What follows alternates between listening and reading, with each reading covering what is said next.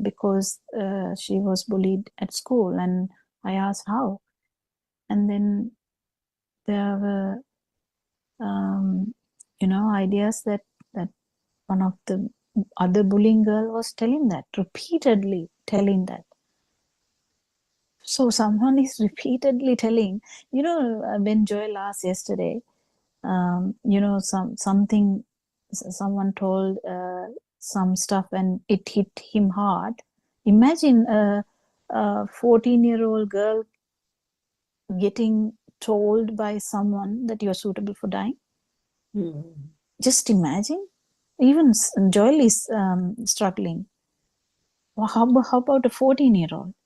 How can she understand this, all this, how the mind works? Nothing. They just like dumbfounded, and they can't comprehend what is going on, and they finally start believing that word. That's how actually the that power of manifestation, I would say. That's really weird.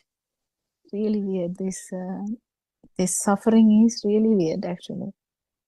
I mean, that law of manifestation or visualization is all part of that law of attraction, but fundamentally what it means is there is still something that they want to, that they're desiring, no? That is why they're visualizing it so that they get it, isn't it? Yeah, and it's all related to the vibration, not the non-vibration. Yeah, so they're thinking positive thoughts in order to attract whatever it is which they think is out there somewhere. But because they don't know that actually if there is no vibration, you get it anyway. Yeah, I actually read an article recently also, just skimmed it, saying that the law of visualization also has broken down. I mean, it was a big thing in the last few years, It will wasn't definitely it? break down. Yeah, so I think whoever it Because is, no one people can have also stop realized. the dying even. Yeah. Just imagine, I will not die, I will not die, I will not die. Where is the law of attraction now? So there are caveats everywhere, isn't it? Yeah, it's but interesting that volitional formation only bring up your that burning power up. That's all. So you will actually have stuff or not have stuff. You will be craving for this alive feel anyway, because if you have a lot, you'll be craving for them as well as the life feel. I mean, we can't even understand that we are craving for a life feel, let alone the life feel we are craving for. The milk toffee on the table. Just for an example, we are craving for the milk toffee on the table, but we can't realize that we are actually craving for this alive feel. Craving is in such a deep level. So when we understand this Dhamma, Joel, actually you kind of can't crave for the milk toffee on the table. You might taste it, but you will keep understanding. It's just a perception. We discussed that yesterday. Where is the milk toffee? But as far as you actually believe that there is a milk toffee in or feel that these thoughts are real, suffering is there. That's all. Yeah, suffering is there. You just keep understanding that. And no one likes suffering. It's just that due to ignorance we are suffering. As soon as you come to know this, who will like to suffer after knowing that this is what brings all the suffering? Because at one moment or another, definitely you know that there is this body, this system is going to stop. Whether you are 100 years of age, whether you are 8 years of age, whether you are 50 years of age, it doesn't matter. So you have a good understanding about your normal life too. You have common sense. you know that these things are bringing suffering. You know that the illness, you can get any illness. Tell me about it. You can get any illness. So the suffering, you grow older. You would like to be like 20-year-old your form, but you can't. Even though in your mind you are trying to act as your 20-year-old, you're not. So the body is aging. The system is aging. Not the mind, but the system is aging. So law of attraction, what has it done? Only law of attraction or whatever has brought is suffering, because we are trying to maintain our body, we are trying to maintain the everything around us, so that everything will be good, because we are scared about the bad. We are so scared about the bad, we are trying to maintain everything good. So we struggle a lot. We have to have some amount of money. We have to have, it's okay to have money. It's not a big problem, because we need to feed our children. We need to do our responsibility. But if you question yourself, are you actually doing it because of that? Or because you crave living yourself? Because you believe that you are living, isn't it? What do you think, Suranka? All that is to sustain that underlying feeling of being alive. Yeah, that's the thing. That's the thing. That's the basic thing. I told once that I was thinking that everything is, all my defilements must be around kids. But, it's not true. When you go deeper and deeper, you understand, you just like being alive. How? Due to the ignorance, due to the vibration, due to the feel. And what do you feel? You just feel the sensory organs, but you feel like you are there. That is the burning we are talking about. That's what Aranwansi also was trying to point out. We don't lose the sensory organs, sensory function. When you keep understanding this Dhamma, that burning goes away, or that additional power, or the power which gives you the ability to suffer. So if you want to actually win the death, you just have to understand that you have never been living. Actually, you have to become that. It's really beautiful Dhamma, isn't it, Suranka?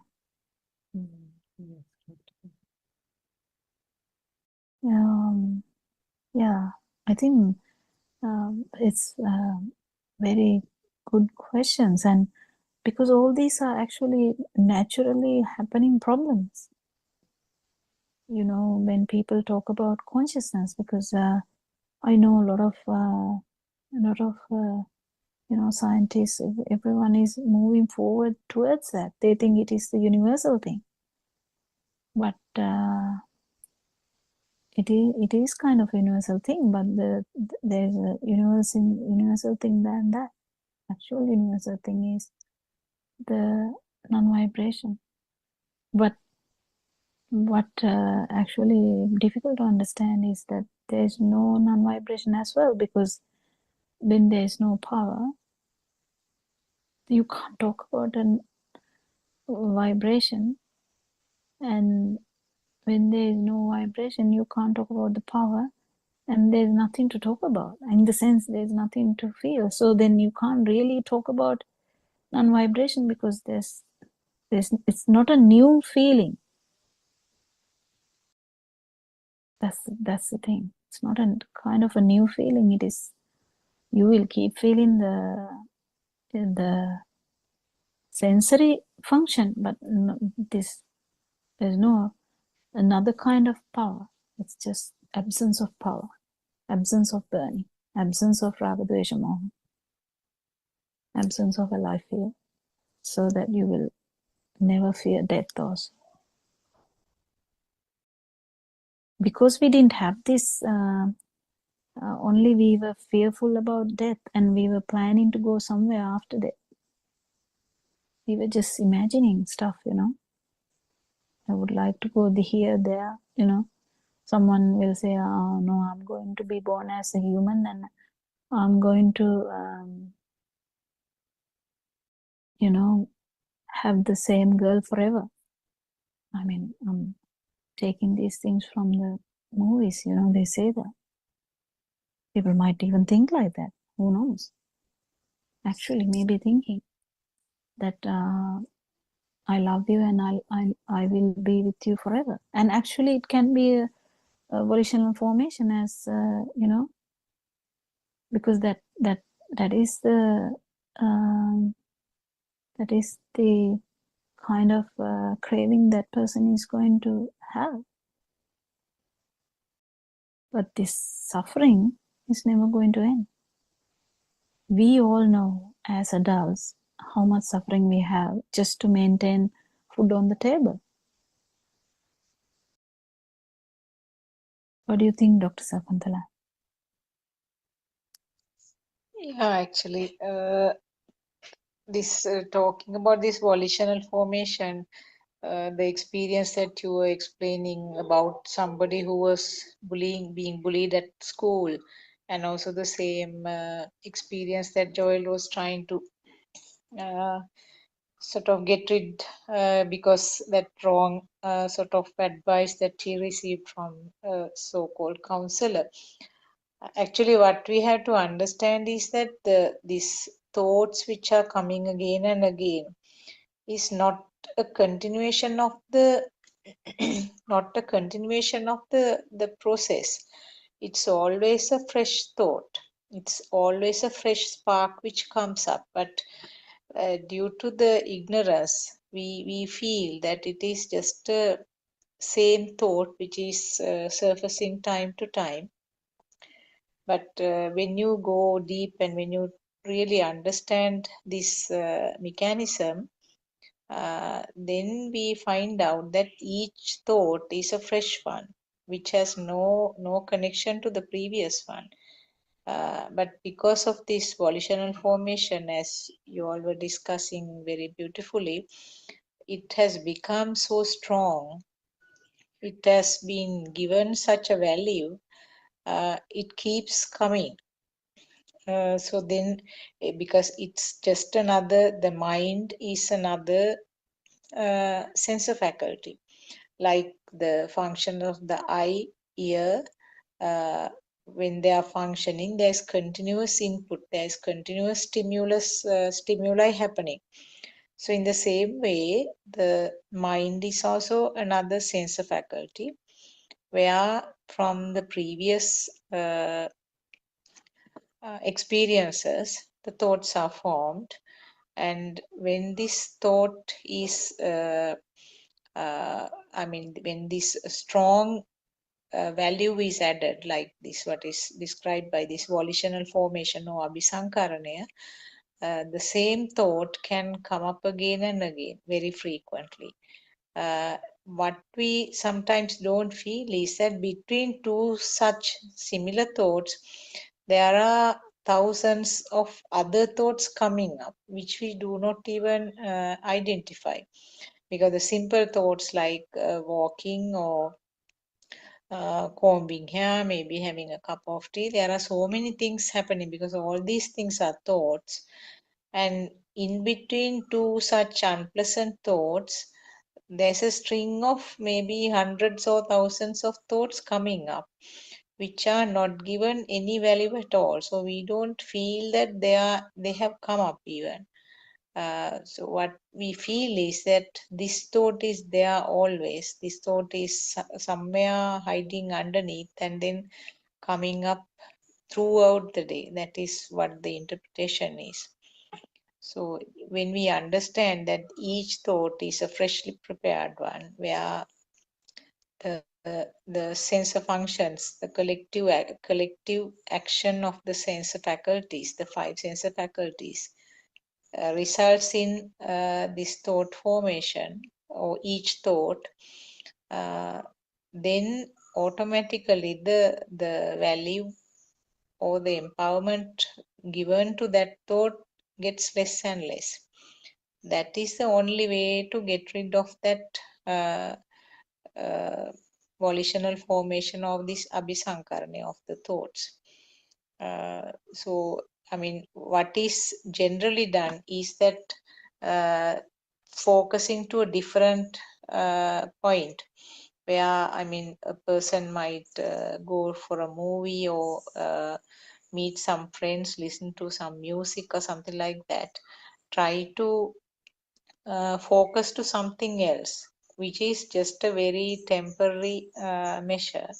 But when you realize that each thought is a new one, each thought is freshly done one by this mind faculty or the mind sensor, then you become actually a non-judgmental observer of that. Actually, there is no observer as such here, but non-judgmental observation occurs automatically, and then that the power of that thought becomes less and less, isn't it? Yeah, actually. Mm. Yeah, this understanding Dhamma, actually, understanding is one thing, and if you can feel this also, you will definitely feel in one stimulus that how this is the case, that at one point it's only one thought is also you can understand, because the breaking of this cycle also you can feel when the alive feel is gone. So what we call the start of the path is also at the same point where you feel the disappearance of the life field, but still maintaining all the sense of faculties. So that's the beauty of this Dhamma. And yes, Joel. Another thing I was just thinking when Dr. Sakuntala was talking about the thoughts, when I read the book, it says about sihiya, awareness. So, Yeah. in terms of awareness, can we come to can we just say, can I believe that if I someday or someone that I will be aware of this suffering and come out of it? Can I believe that? Believe word is actually in the thinking process. So the we can believe anything. Believing is in the thinking part, but actually you have to feel this. So the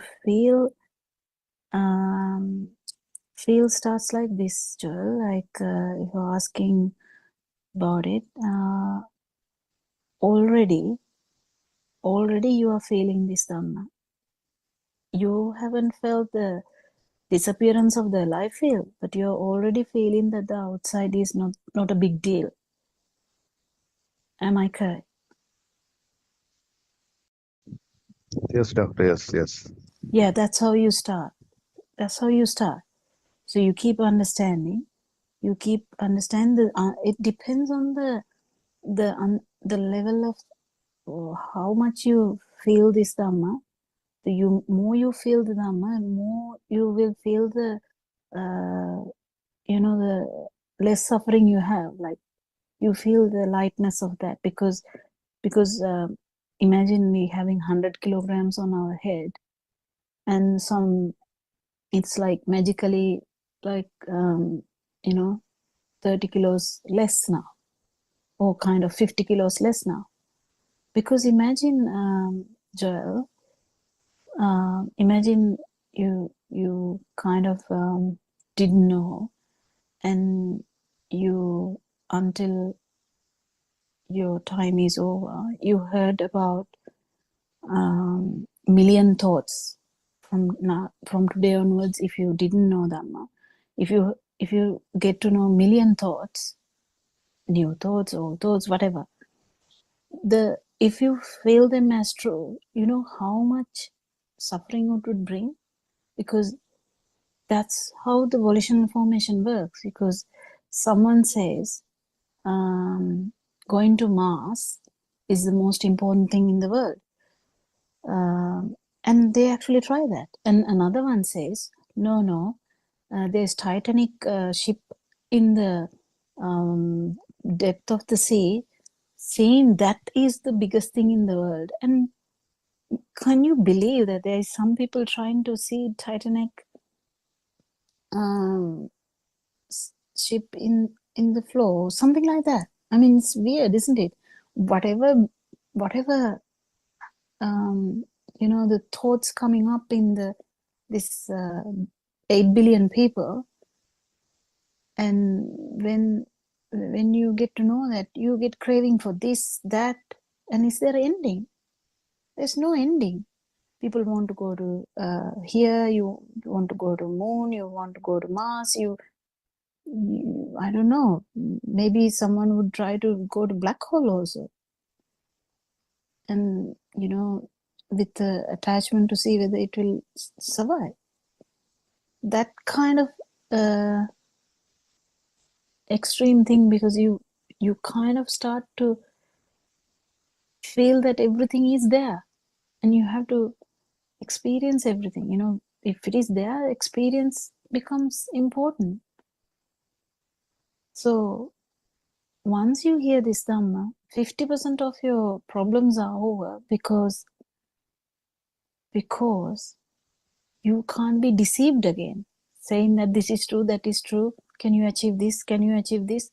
A child who is so light, children are so, they play beautifully. What happened to that Joel who was running around with so much happiness, no trouble at all, doesn't care what he wear, doesn't he care what he is eating, doesn't care what is in the feet, what type of shoe, sometimes there is no shoe, and doesn't care whether it's raining or heat.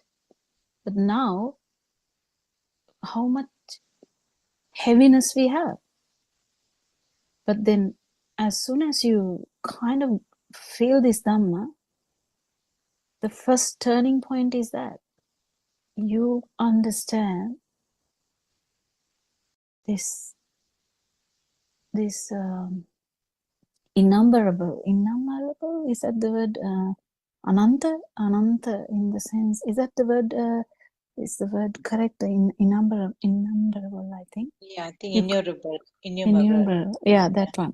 So that you can't number them. So there's so much perceptions that we can have.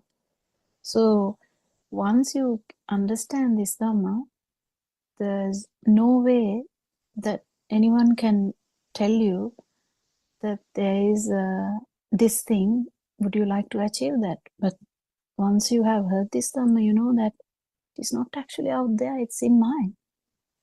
So that's how the Dhamma starts to make you feel lighter, because that's the starting point. And it doesn't stop there though, because you keep understanding that even that perception, okay, it is in the mind, yes, but even that perception is not true. It's just arising from the sensory, because there is sensory organs, it's just a production of sensory organ. Imagine, Joel, how much suffering would dissolve, how much lighter that would how much lightness that would bring, isn't it? So that's how the path starts. Another thing, Doctor, I would like to ask you, like when you said this sensory faculties, you said you feel Dhamma, right? Kind of, Doctor? yeah. Yeah, if you feel Dhamma. So nowadays, like when I go for a walk or when I do something, when I catch something, I know the eye is catching it, and it's an illusion. So I don't believe that.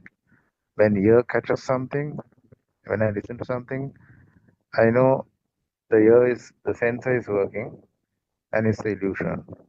Like that book says, when eye pulls you to one side, you go to that side. When the ear pulls you to another side, you go to that side. When you want to touch thing, you go to this side. So all these cravings have reduced in my life, and I could recognize all these illusionary things are coming up in the mind. And as you said, 100 kilos of weight has lost to, I think, 10 kilos. Thank you so That's much. good. That's good. That's good. That's I good. love it. And one day I want to be a childlike person without any worries, without any suffering, but just be that childlike person as always, as Yeah, the but book Joel, says. there's a thing now when you understand Dhamma, there is always someone who wishing for that. You know, we wish for that beautiful state. We wish for that, but in in when you go deeper and deeper, you would understand that wish is actually is also from that burning, and even that will be gone. That is the beauty of this Dhamma. You know that when we crave for something, there is always suffering, and we now crave for the cessation of suffering. That's how it starts. That's fine, but we keep understanding even that is the kind of the another form of the self vibration. And when you understand that, you kind of drop everything. It's like if you drop all the suffering aspects of your sensory organs, there's there's nothing to talk about, is there? Like, yeah, that's kind of the liberation. It's an imaginary one when we talk about this, but this is something you can feel, Joy. And you are actually, that's what I'm saying, you are already in that path, and you just keep understanding. In the beginning we have a kind of a drive towards that, and that is thinking that it's a better place, you know, it must, cessation of suffering must be a better place. What actually, even that thought power is also going to go down. Did you get that, Joy? Yeah, like that first time I told I had this floating sensation, and Yeah, doctor, you said don't. It's just a thought. It will just fade away. After we ended the session, it just faded away. And I was thinking, where was that feeling going? Where did it go suddenly? Everything is yeah, just for it's like a spur of the moment kind of thing. Everything yeah, happens, and then yeah, it just fades away. So the more I realized that, actually I had a shoulder pain because of stress. It's not there now. I was healed. I'm not joking. I'm serious. yeah. And thank you for this, man. Thank you so much, Aryan and Manse. Thank you. I think Aranwanse has joined. Maybe is it time now? Oh no, we have kind of We have 20 about minutes. 11 minutes, I think, yes. Yes, Theron Sane Aranwanse. Actually, yeah. So this as that's why so I have told you, like, I heard this Dhamma a long time ago through YouTube randomly, and I have kept listening, and well, definitely there's like you said, definitely suffering is going to go down. At one point, you will the this the craving and the aversion, how much it is going to go down, how much less you are delusional, you will start to feel this truth more and more. And even the craving for this Dhamma, or craving for this anything like saying, there must be some place like Nibbana, there's nothing like that. Actually, this is only cessation of suffering. So as you said, even the 10 kilo, the 100 kilogram, the minus 90 kilograms, is if there's any 10 less, 10 there, even that 10 is going to get dissolved with the understanding of that even the senses are just the sensory function will be there, but this power is from the delusional aspect of thinking that there is so beauty of this Dhamma is the tranquility you will feel, and other thing is you will feel the if the thoughts are not true, kind of whatever the thoughts, if you keep understanding these perceptions, this dream is not true, you might actually awaken from that dream, and you will feel that, and the being awakened from the dream is as you said, just has to be felt, and it's not that difficult if you can feel them. I'm not sure whether Aranyansi is going to talk, but anyway, it's being very good to understand this Dhamma, the life pattern. When Dr. Sakuntala said the responsibilities haven't changed, but the suffering is not there. That is the main important thing. The responsibilities are still there, but suffering is not there. So sense faculties are working, but suffering is not there. There are few things that you wouldn't attend as normally. There are, the way you talk might be different because you won't indulge in, unnecessary talk, because you're not trying to, it will just not naturally come, it's not something that you would stop. So you will naturally not harm anyone because you know that it's a perception. Anyway, you don't feel that because it's not there. When this self vibration is dissolving, whatever associated with that self vibration is going to dwindle less and less as well, because the anger, the fear, the shame, the guilt, the jealousy, what else, whatever the words you have, they are all part and parcel of this self vibration. So when the self vibration is going down, the whatever these words express, because these are the way the words are there to express some feelings. So these are going to not be there. And finally, what you will end up is with the feel, where you will feel every being, everything. So kind of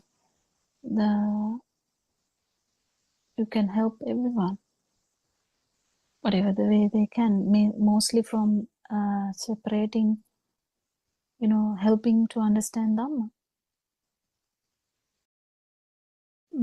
Anything else to add to that? I think, we may. Just briefly, I thought of mentioning this. Joel mentioned about the shoulder pain. Now, any of these pains, now you said I had a pain. So that actually has two components now. As long as there is a physical body, we are bound to have discomforts and illnesses and pain. So that will not be prevented by Dhamma. But there is a mind component to any pain, where this pain is tagged or attached to myself. It's happening to me. That mind component is the one that you can get rid of. Then, actually speaking, you can tolerate the illnesses or the pains better when you understand this process. Isn't it, Dr. Gopila? And also there is some pains which are brought by mental health. I tell most of the time, a lot of people, it's a vicious cycle. You are mentally down, your whatever the pain is going to get like exacerbations, like it's going to be if it is like out of 10 out of 1 pain, you will feel it like 10 out of 10 pain, because it's kind of, that's how it is. You know, all the hormones are going to change. When your mind is so heavy, all your systems are going to change. All the hormones are going to change. It's all one way. But when the burning is less, we know this all the time. You know, when even temporary burning is less, people love it. That's why they go for, you know, hikes. They go for meditation, whatever. You know, people go for them because it's even temporarily that less burning is really good. But this is nothing like that. This is kind of we are not planning for any temporary. We are actually learning the truth so that the burning will anyway go away, and we are not trying to get rid of burning here. That's the beauty of it. We are not trying to do anything at all. We're just learning the truth. The ignorance is going away. That's all what is happening. So we are not putting so much effort into one thing. If you push too much effort, definitely there is suffering. So definitely there is vibration. But here, um, everyone is just trying to understand Dhamma, yes, but that's all. So this vicious cycle of the sensory organ field feeding the mind and bringing up the suffering is going to stop. So some problems are not a problem anymore. So imagine, you know, one person one day talked about having claustrophobia in a Zoom meeting. So when you have claustrophobia, that person's worry was sitting on a dentist chair and feeling like can't breathe. But imagine you keep understanding them and you understand this a life field is the problem, and there is a state where there is no life field as well. It's kind of, you're not scared to die anymore. I mean, it just happens. So, you know, okay, you get the feeling like you are going to suffocate because of the fear. Even if you get that fear is not there. You know, you might feel it, but the fear part is not going to be there. That is the thing. So whatever happens, it's like a insurance which we never had before, isn't it? That's kind of an insurance that we never had before. When you say that, it's kind of a bit artificial, but it's just an example.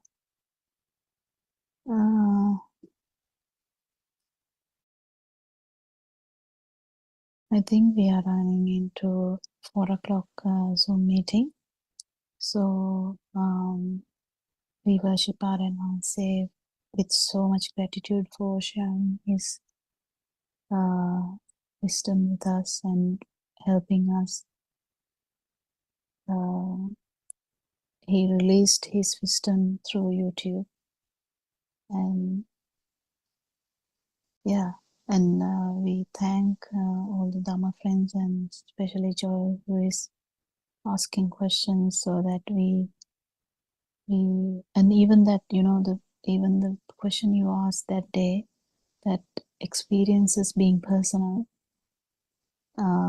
such a deep question. I didn't go much deeper, but I felt the depth of it, and it was so good to, you know, even though it is too much to go into that detail, that none of these experiences are personal. That's a beautiful thing to understand. None of these experiences are personal. Thank you very much. May Triple Gem bless you all. Thank you. Peran Sanai, Dr. Thank you, Hawkins. doctor. Sanai.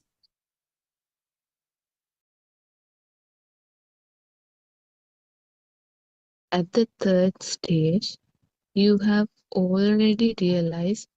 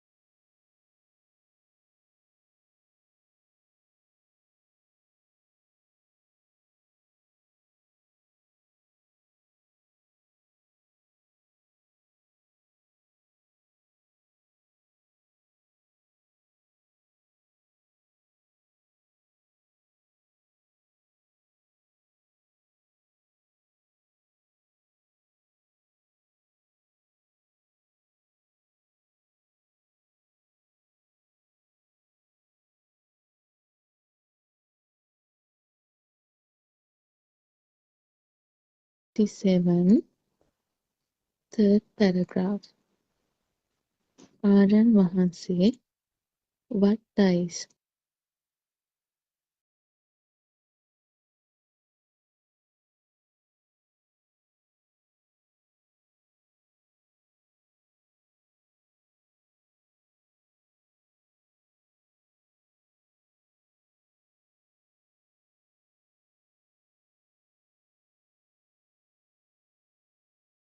I want to, as an example, we can say someone wanted a PhD. And then you feel it's difficult and you just give up. That's not the kind of giving up we are trying to say here. Actually, the truth is that letting go doesn't happen in that way. Letting go happens with the knowledge that there's nothing to let go. So in that context, because just imagine, I want to let go money. Just imagine, we will take the example as the money. I want to let go money, or I want to let go my son. Then we keep realizing, what am I trying to let go? Because you're trying to let go that something that is not there. All the perceptions are like that. Every perception is like that. So the understanding the truth and applying it practically is this. And not actually, it's not like, because when we say give up, the letting go word is already taken. I can let go, I can let go of money. Then I can let go of money in a way that the perception will be still there. And I'll be some people, if you take this as an example, have you ever heard people boasting about giving up? People can boast about giving up. I gave up this because I understood that it's not needed or something like that. We can boast about giving up too. But this is different, completely different. You keep understanding that giving up process was actually a wrong thing that we were trying to do or achieving in that case. What is there to achieve? Is there anything to achieve in that case, or is there anything to give up? That is the thing as yes and no answer too. Like, is there the chair or is there no chair? Isn't it? Yeah, you can continue. I just wanted to add that because it just crossed my brain. That one is very, very, very true, because so people might say I'm giving up every commitment in my life, so regarding my children and my parents and so on. So in that case, he might be having certain thoughts of giving up things, so he has a thought that has been become realistic. Yeah, basically he has something to give up. Give up, yeah. When you start, when you start understanding this truth, you will find there's nothing to give up. So give up is not the thing that you intentionally do. So it will automatically happens because it automatically drops. So even though we say it, so we can't say the things. So it happens. So as you clearly said, the truth should be seen very clearly. So how much you see the truth there, that will gradually make you to feel that you are so relieved or relaxed. So that is the feeling that I think that you can have. The only you can get the relaxed sense of relaxation, I think. So it is not the relaxation that can be achieved through giving up the things externally. So that is Yeah, why. in another way, Ravi, if we start eating something you like, just imagine as ice cream. You will go on eating ice cream. Just imagine that it doesn't fill your tummy. But if you go on eating ice cream, you will get bored anyway, isn't it? Yeah. You can't keep eating like that. So that is not the letting go we are talking about too. Exactly. So it is really this letting go words. So these words are all biased. So these, whatever the words that we use are biased and doesn't give the real truth in this. But I know because like whoever who is in this forum has listened to them for a long time, so they will understand what we are trying to say. But I want to give it to the world. So like what we are trying to say is, when we understand that all the perceptions are just perceptions which are like constructs, they are actually mental constructs, and they're actually not kind of there, but they are manifested, yes, but they're actually just another vibration like everything else. And the beauty of this is, beauty of this is to keep understanding there's no self as well. The self-perception, we keep understanding, because we keep understanding that there's no chair. We keep understanding that it's a mirage, yes, but the self-perception has that effect too. So we shouldn't forget that bit, because that is the main essence of truth, isn't it? Yeah, you can continue. Yeah. Yes, it's very true. So in most discussions, especially in singular discussion, we usually hear some parents say that I don't have such attachments with my, now I don't have such attachments with my children and so on. So again, what they're trying to do is they're trying to memorize things in the true in the Buddha's philosophy. That means again they think it's a thought. So if you take the parent or a husband or children, so they are made up of sound and form. So there's nothing to be taken then as real, and they also think it in another thought. So that thought has become a real thing for them. So I think this should not be happen, because once you realize this Dhamma, every thought become uh, invalid, I think.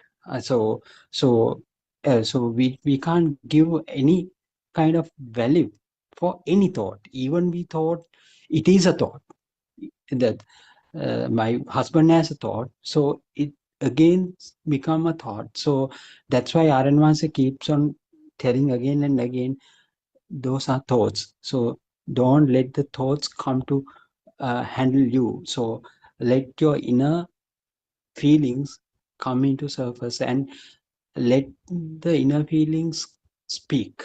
So that's why I think it has to happen, because once you become very thorough with this Dhamma, the feeling of the nothingness in the sense that is not the nothingness that we used to talk. So it is a nothingness.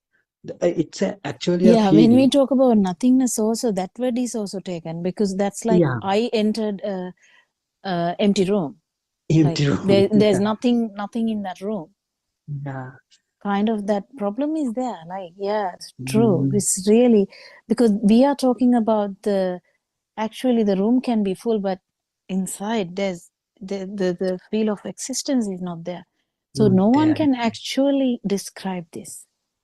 No one ever would be able to describe this, but Lord Buddha did in such a way that he was trying to say, and the Aranwansi is actually trying the same thing too, like keep reminding you it's not the nothingness that we used to know, it is the nothingness in this side.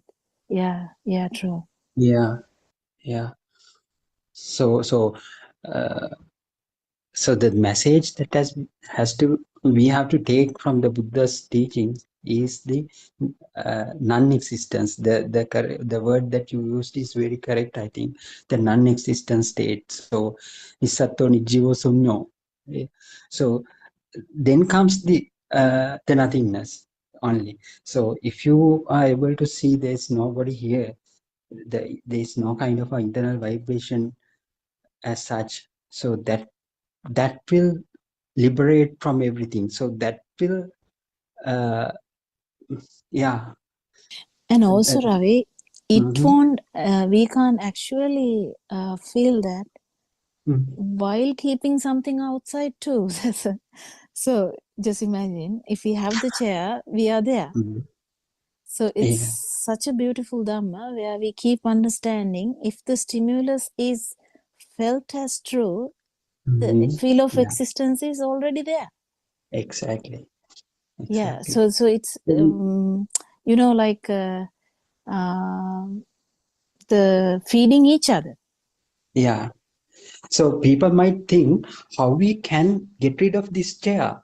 So just thinking of the chair as it as another kind of a thought, so that won't help you to liberate from the chair.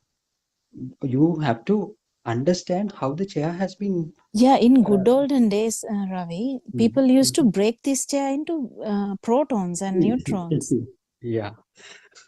and Again. say that there is no chair. Mhm.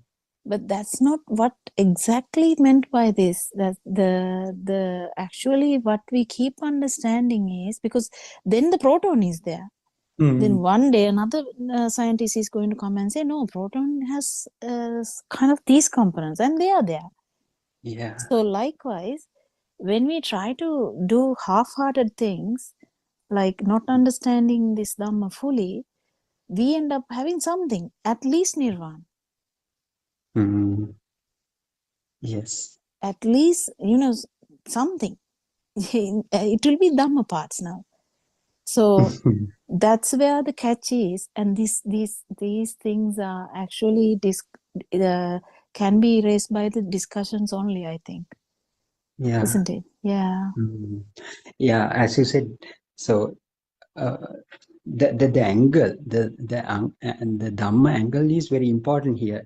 So if you can break up this chair into certain pieces up to the level of the atoms, protons or neutrons or whatsoever, so that won't help you to understand this Dhamma.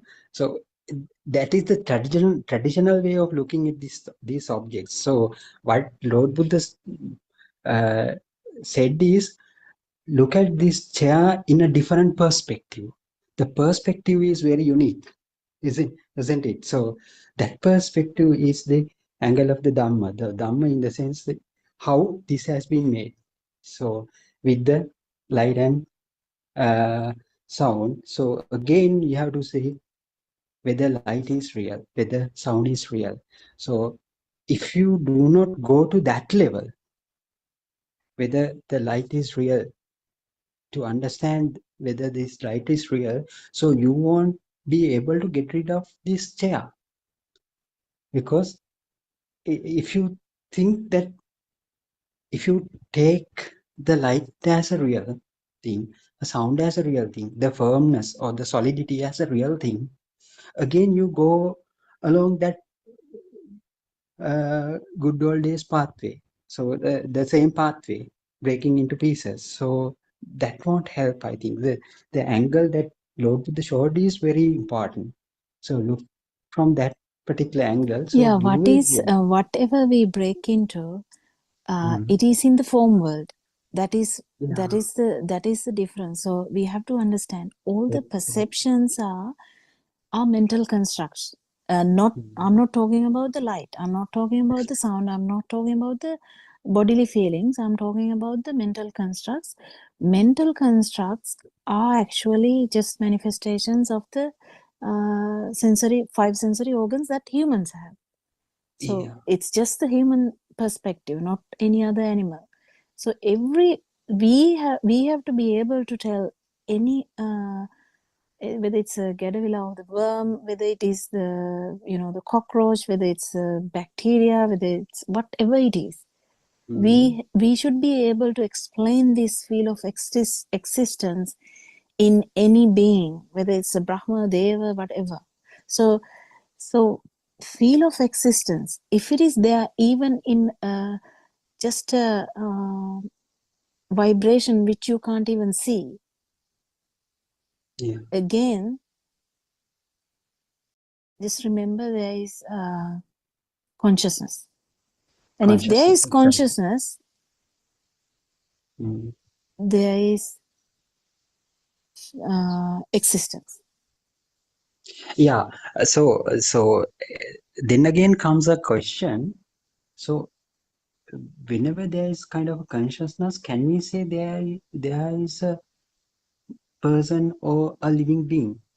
No.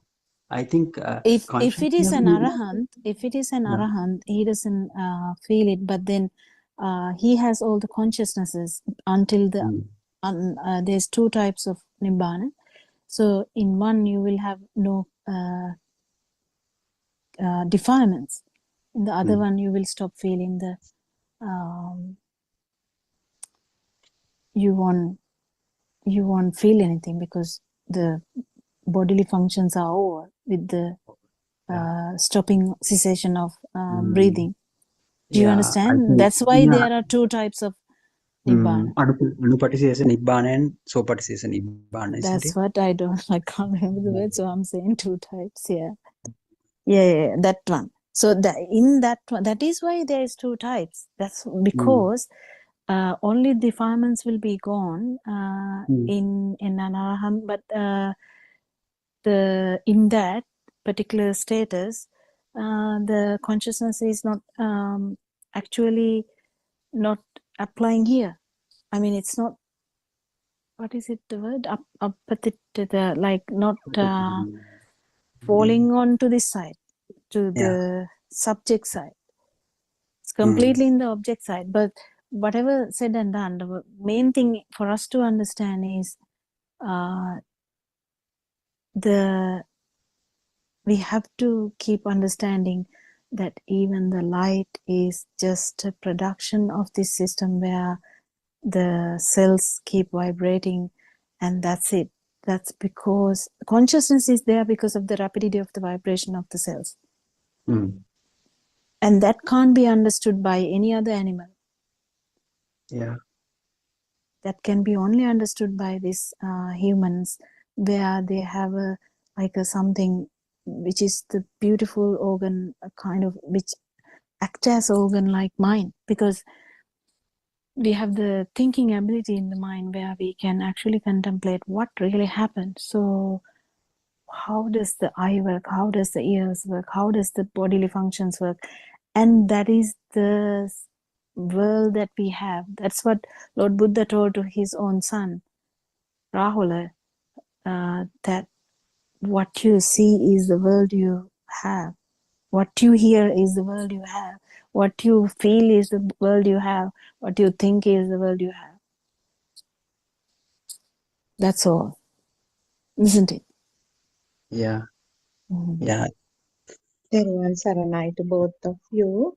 Dr. Kokila, may I ask a little clarification? When you said the consciousness is on object side, it's oneness you meant, is it? That you asked yesterday whether that you become the shoe. When you saw the shoe, did you become the shoe? Is that the point? That whatever the consciousness that is liberation from the duality. Actually speaking, it doesn't. If you think about it, it doesn't fall anywhere, because you keep understanding that both sides are. So just imagine, we actually understood that the shoe is not real, yeah, and then we understood that this side is not real too. So where is it going to fall? Yeah, that's right. It's not going to fall anywhere. But the way practically how you feel is that because until you breathe, there will be some form of perception which is very, very minute. So in that sense, because until you breathe, there will be happening of, the perceptions will be happening, because you continue to have bodily vibrations, eye vibrations, sound vibrations, and mind vibrations. It just keep happening. So, but the thing is, it doesn't fall anywhere in that case. When we talk practically, what we are trying, it's actually a way of telling that, because the perception is still there. It's a practical way of telling that, but actually it's not falling there. It is not falling that way, because we have taken that off from that side anyway. Don't you understand? So when we start, outside is not real, that part is already solved. Do you understand or not? Yeah. That got it, Dr. Kokila. I just muted because there are disturbances from outside. Because Yeah. when we keep understanding that the outside is not real, we are not again going to say that the outside is sorry, that we keep was very understanding clear. outside not real, then No, I then just asked about this appatita it is something to be felt. No, so it is very difficult to say, but what I'm trying to I say got is it. it is not going to fall anywhere, because we have already we don't have any attention towards the outside anyway. Yeah, when we hear the words this mentally, if we try to see it with this mental image, it doesn't work. I got it, Dr. Kokila. It doesn't work. Yeah. Okay.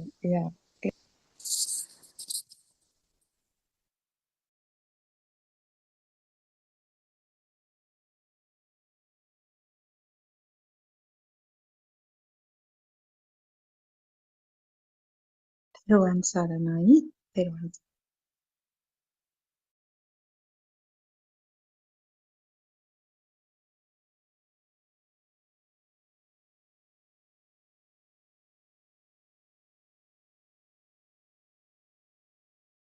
Yes, Ravi, do you have anything to add?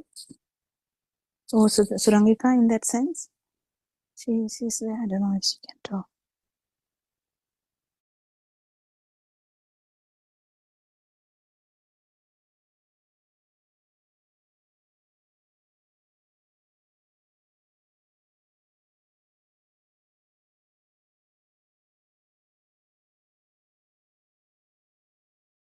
Someone can join if please, is it possible? Yes, Ravi. I think, Dr. Kokila, the main thing that we have to understand in this Dhamma, what we are trying to understand is there's no doer here. So that's why I think to the question that Sudharma asked, the receptor is not, will be there. The person who is receiving end will be not there. So that's why we are actually clearing the objective part and coming to the subjective part and understanding there's no subjective part either. Yes. But then because the breathing is there, there would be some kind of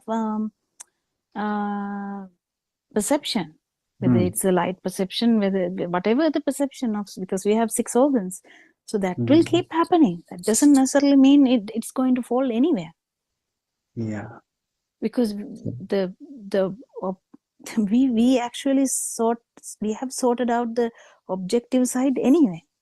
We can't actually sort the subjective part while keeping the objective part. Do you get it? So we can't actually understand that there's so actually this is very important. We can't experience non-self vibration while maintaining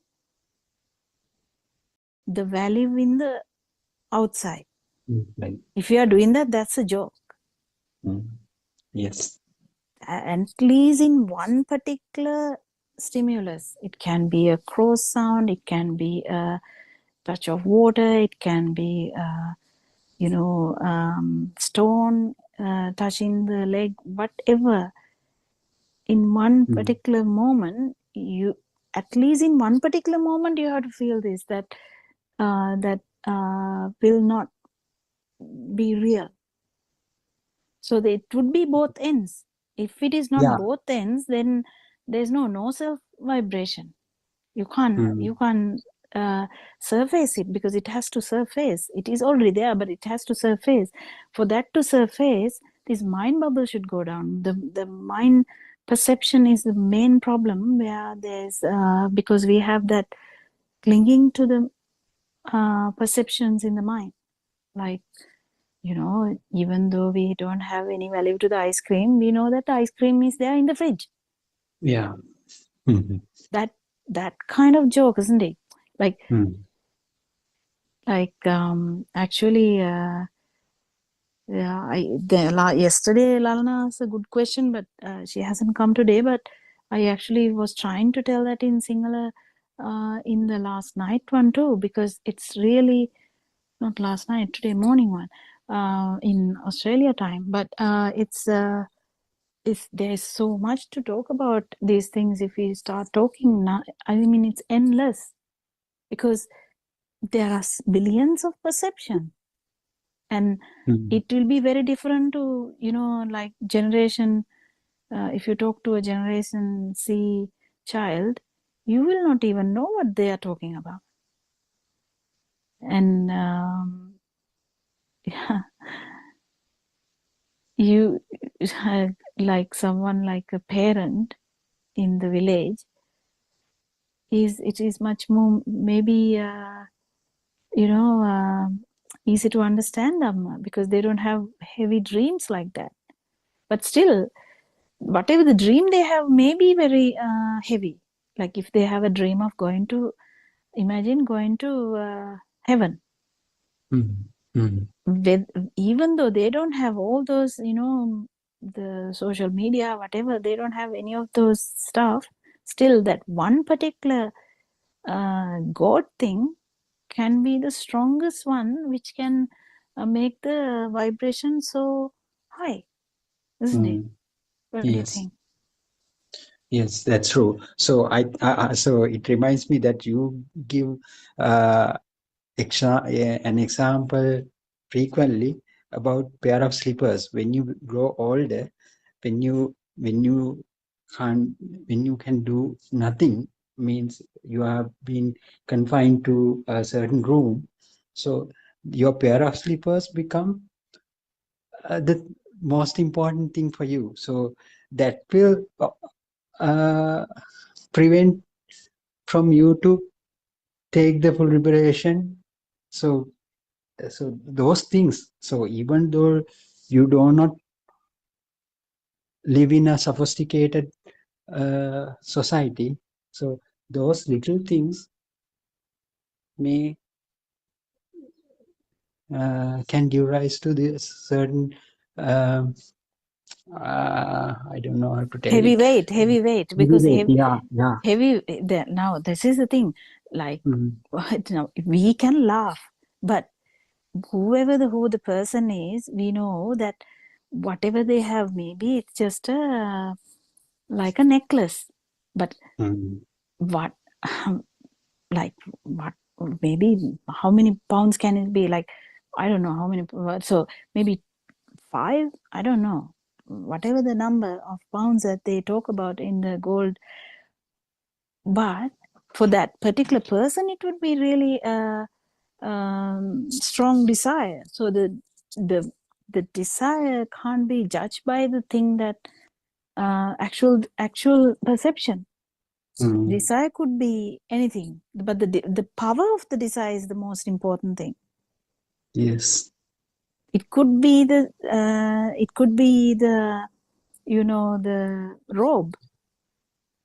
It could be the robe for the monk. In Lord Buddha's time, that was the example. It could be, as you said, the pair of slippers. It could be your gold necklace which has not been worn forever, and it is outdated, it is ugly, no one is actually even going to wear it, and but still it is in the cupboard, and that keeps coming back to that mother's mind, whether it will be safe, will someone sell it, will someone can I give it to the temple, will temple look after it properly, will someone steal it from temple, oh my god, we can say so many stuff about that.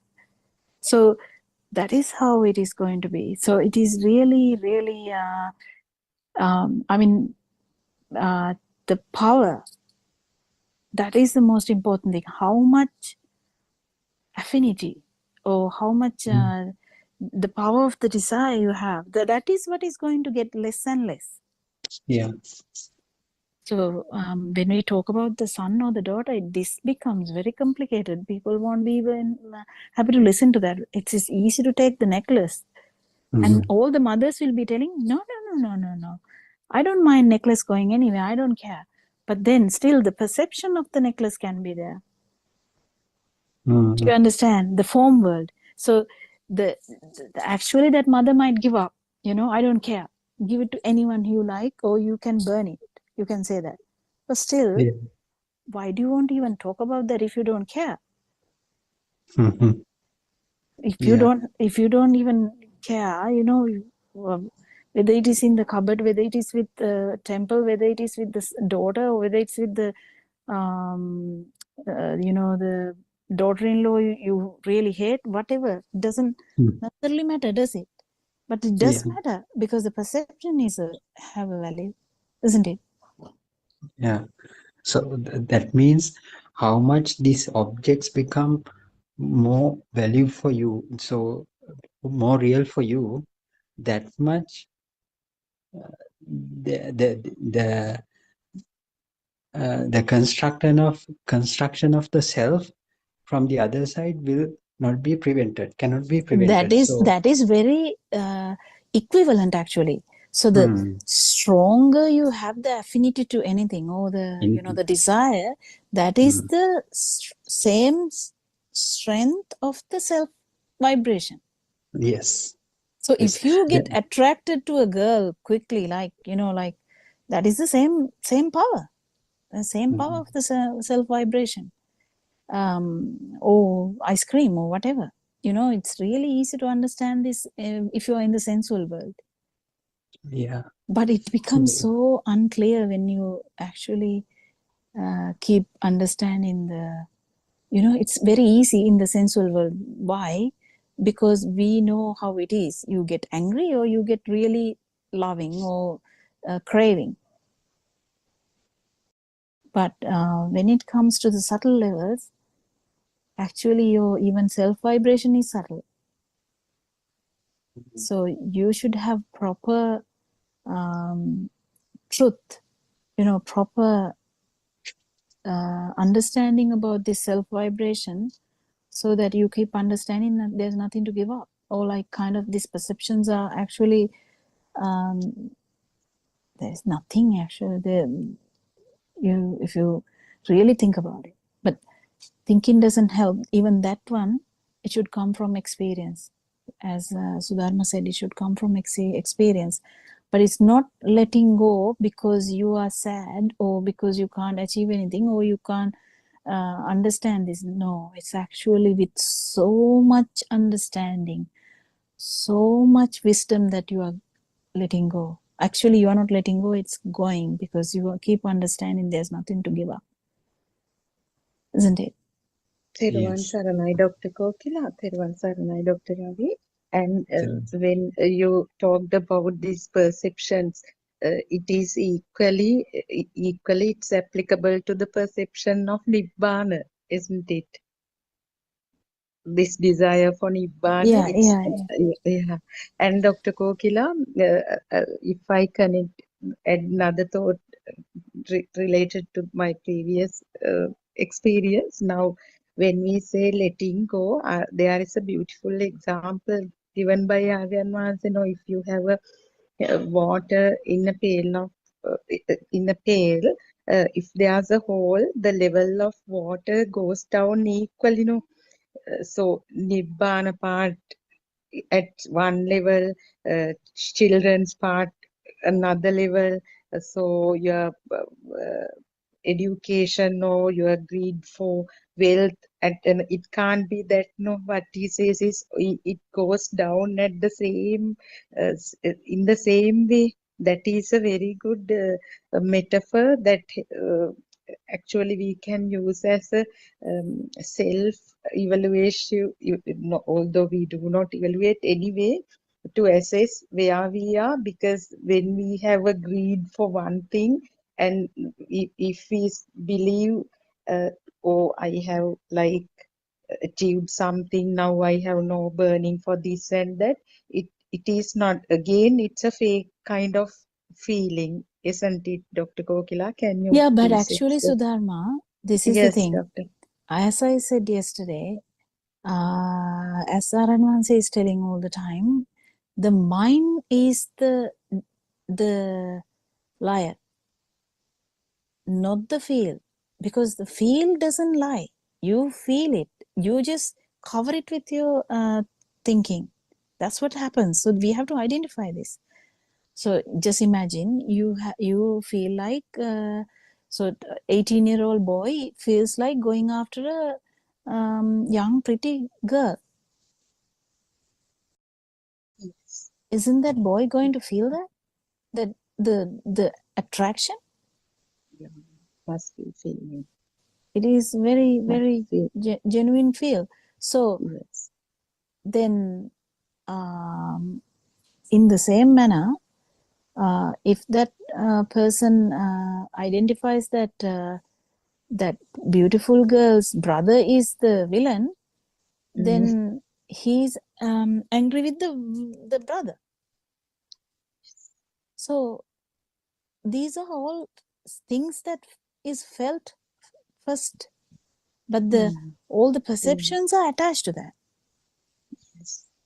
kind of, but the feel is there. So that's why you have to actually feel these things rather than actually think about them. So that's what Aranvansi is trying to tell everyone. Just feel it. Forget about thinking. Just feel it. But at the same time, it is the message for everyone who knows Dhamma properly. Because if you don't know the Dhamma, you can just feel it. You know, you will be like, oh yeah, I felt this, I felt that, I felt this, I felt that. It will be never ending story. Because you will die telling that. Yeah, I felt that, I felt this, I felt that. So it's a never ending story. But this is for someone who is fully aware about Dhamma. The truth that whatever the perceptions you have is not real. The self-perception is also happening because when there is a perception or the stimulus is real. So we keep understanding this duality. We keep understanding how it happens, and when you actually penetrate the mind, you will understand that even the whatever the stimuli, it's according to the stimuli. Don't forget that, because if the stimuli was a cross sound, that will be the ear vibration. So you can't understand with the cross sound, you can't understand the eye vibration. You can understand only ear vibration. So likewise, you will cut the mangosteen, or you will understand what really happens here, because the non-vibration arises when even the rapidity of the the eye is understood. It's just another light is just another vibration, that's all. So in that, when we feel that, all these questions actually get resolved, because you keep understanding how you arise, and also how you will not arise, isn't it? So there's no confusion anymore. Yes. Yes. Whether you will feel it in 30 years or 60 years or in whatever the seven bow, I don't know. What the main important factor is to identify the non-self vibration and how the self vibration occurs. This the difference. I think that is the main point. After that, whatever the perceptions, there will be very strong self-perception. Now we very well know, even in Lord Buddha's time, Vishaka had a really strong bhavasanya. Like she had bhava tanha. Like she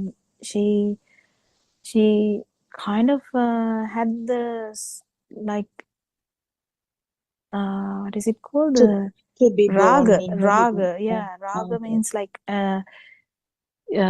becoming these, like, how do I say that, the stimuli are true to her, in the sense not in as wide outside, but the perceptions are so strong still. So that's why she didn't actually let go any of other things. She died as a stream enterer. They say, yeah. So that's what I'm saying. So we need to keep understanding that that's how it works. It doesn't matter whether it will happen today or tomorrow. It doesn't matter. But the main factor here is keep understanding that how, I think Aran Wahanse did a beautiful sermon last night, Andolnaatmaka Deshana too. From beginning to end, I think it's a really good thing, because some one of was the very beautiful. Yes, because the new, even not new, it's really important for the new listeners also. It's really important because some of them are only listening to Andolnaatmaka Deshana.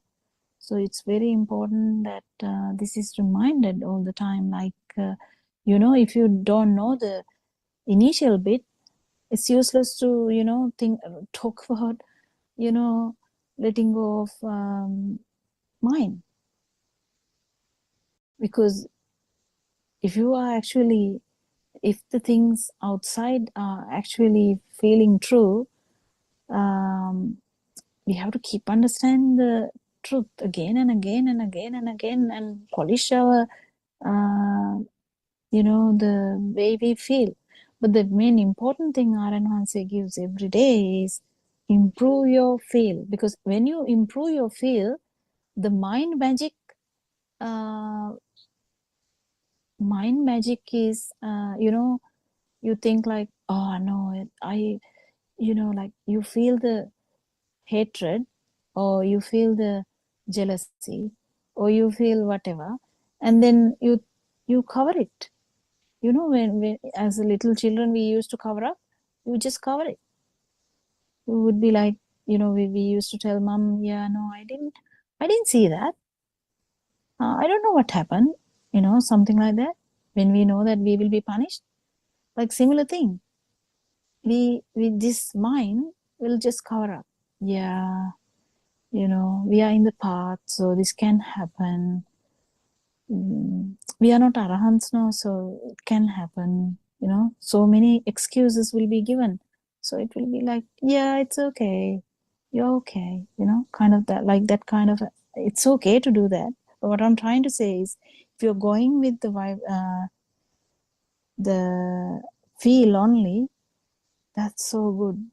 That's the most important thing. Actually, I cannot express my gratitude to you in words. These are actually coming from my heart, because every day I don't know how much effort you make to convince things, and then and there certain realizations happen, Dr. Kokila. Theruvan Saranai, because for all your efforts. Yeah, to do this. And why I am telling this is now this is done in this global language, no link language. So person anywhere in the world can come, and because I made lot of realizations in these English Zoom discussions, I mean, from the day that I joined, when Dr. Ravi was handling it, because so it is clear, even despite the language, people can experience this. It will be self-evident to people if they follow this for some time. Therwan Yeah, Saranai. yeah. So that's why Aranwanse is pushing us every day, reminding us every day, what do you feel? And when we ask that, even some others are shocked. What do you feel? I don't know what I felt. Yeah, you don't know because you kept thinking about it, not about it. You kept thinking, masking everything, what you feel. Usually, actually speaking, from the childhood, we are masters of not feeling, because every time we feel uncomfortable. So we mask it. We strongly mask it. It's our actually it's our plan to mask it, because it becomes so uncomfortable. But now here in the path, we're actually trying to not unmask it again, isn't it? Yes, how much effort we made to hide our true nature when we attend a party, when we attend the wedding, and social events. All of them were burdens for us. No?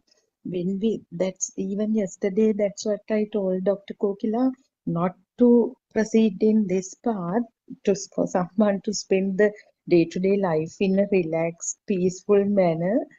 This Dhamma definitely helps that also take it. I mean, so it is an added advantage for someone, actually. Without any tension, we can do this when there is nothing in the thought, when we understand that reality. So, what is there to be add value to kind of feel pain or feel stressed, get stressed or have tension or be in a competition. Or, so getting rid of all those nonsense itself is immeasurable, no, for someone forgetting the path of Dhamma to spend a peaceful life also. Therwan Saranai, Dr. Kokila, I think it's 3:59. Yeah, we will stop today and we will continue Dhamma discussion tomorrow. Thank you, Shani, for starting the discussion. It's so beautiful, and you're doing it really well. And we'll continue discussing tomorrow. And I hope everyone will join us to talking about this beautiful Dhamma in English medium. Thank you so much. And Aranwanse, we worship Aranwanse every day, and I'm so grateful to Aranwanse. Therwan Sanna, everyone. Namaskar Vivadhan Mahalse, Therwan Therwan Saranai to all Saranai, of Therwan Saranai, Sudama, thank you very much, Shani, and Therwan Saranai, Therwan Saranai, Dr. Ravi, everyone.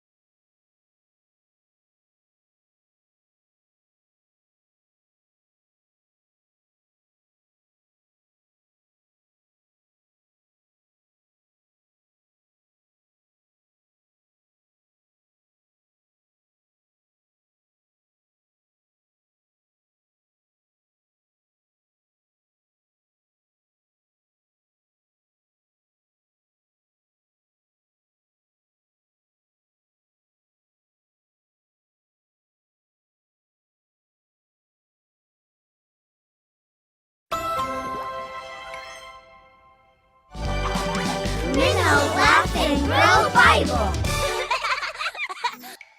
Did you ever hear about God's 3 promises to Abraham? Yes, I have. Well, maybe kinda. Well, no. Well, a long, long time.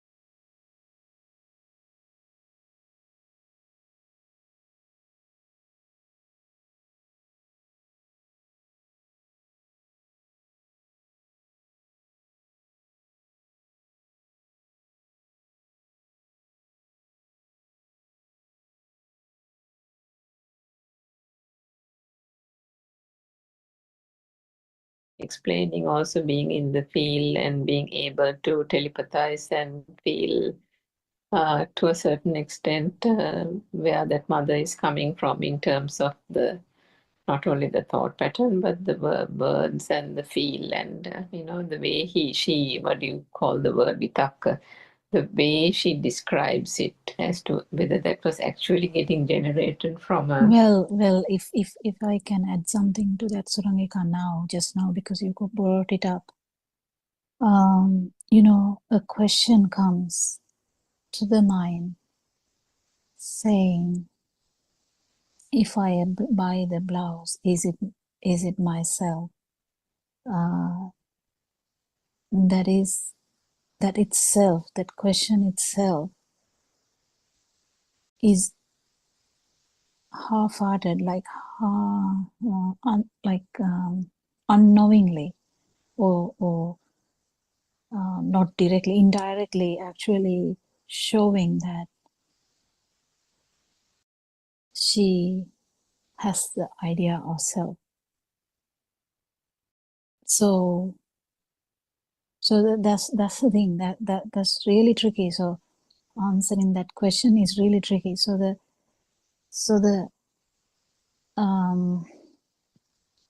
answer is really right when you say no, but at the same time you have to, I think, explain a bit more that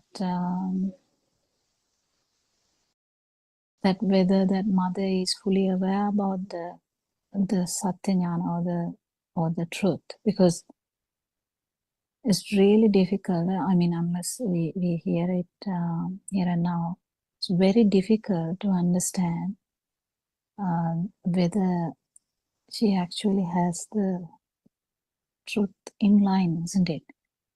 It's very difficult. So the answer is no, because there is no self in whatever the way that is. Because whatever the way, there is no self. But the problem is, You can't get that defilements are message there. too early, isn't it? Defilements are there. I mean, the self-view can be broken. But when the question comes in that angle, then doubt comes whether the self-angle is really understood. And this comes to the question I got in Australian Zoom, the sing-along.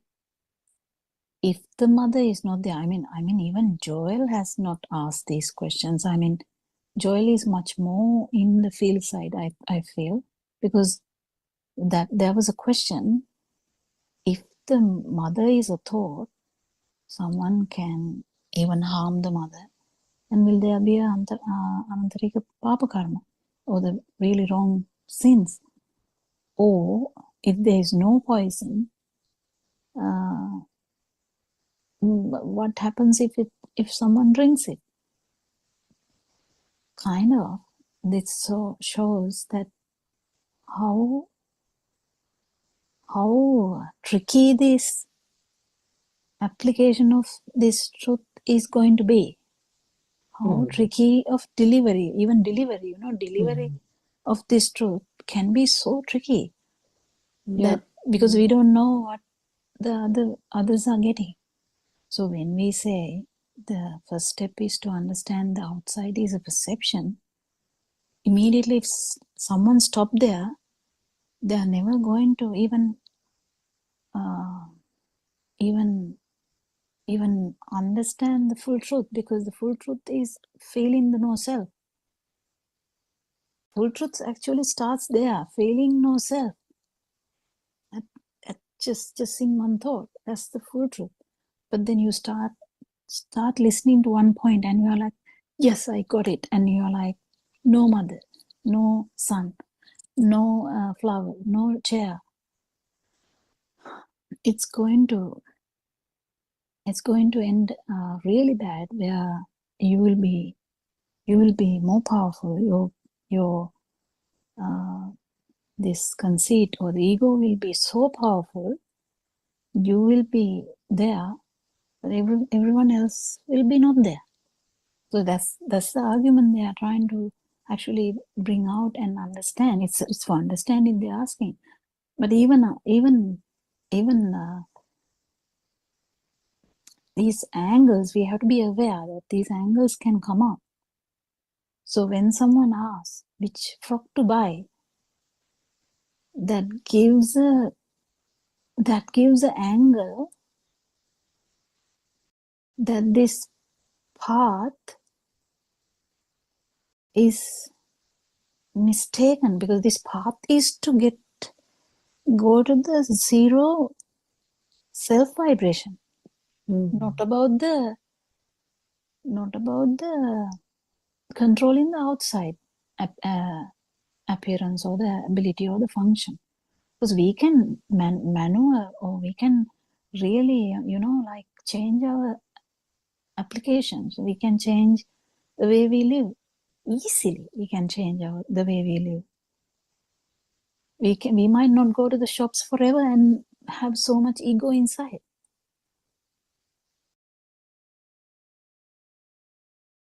Well, there are people who are living as clergy, or the monks, or the venerables. They never go and buy things. So they go for alms.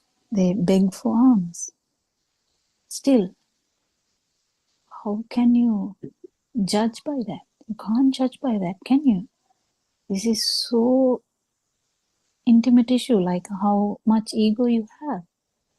So if we lose the plot,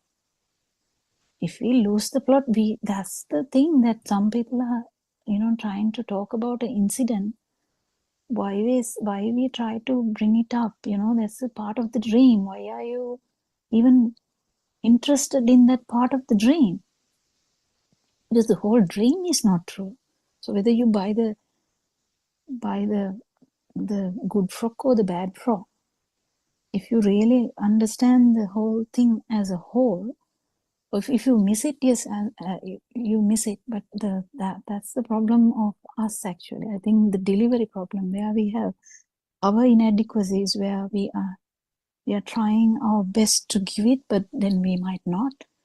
And when the delivery is going to be faulty, the understanding may be faulty. But it happens to everyone. I mean, we may try our best, because it's according to the field we go.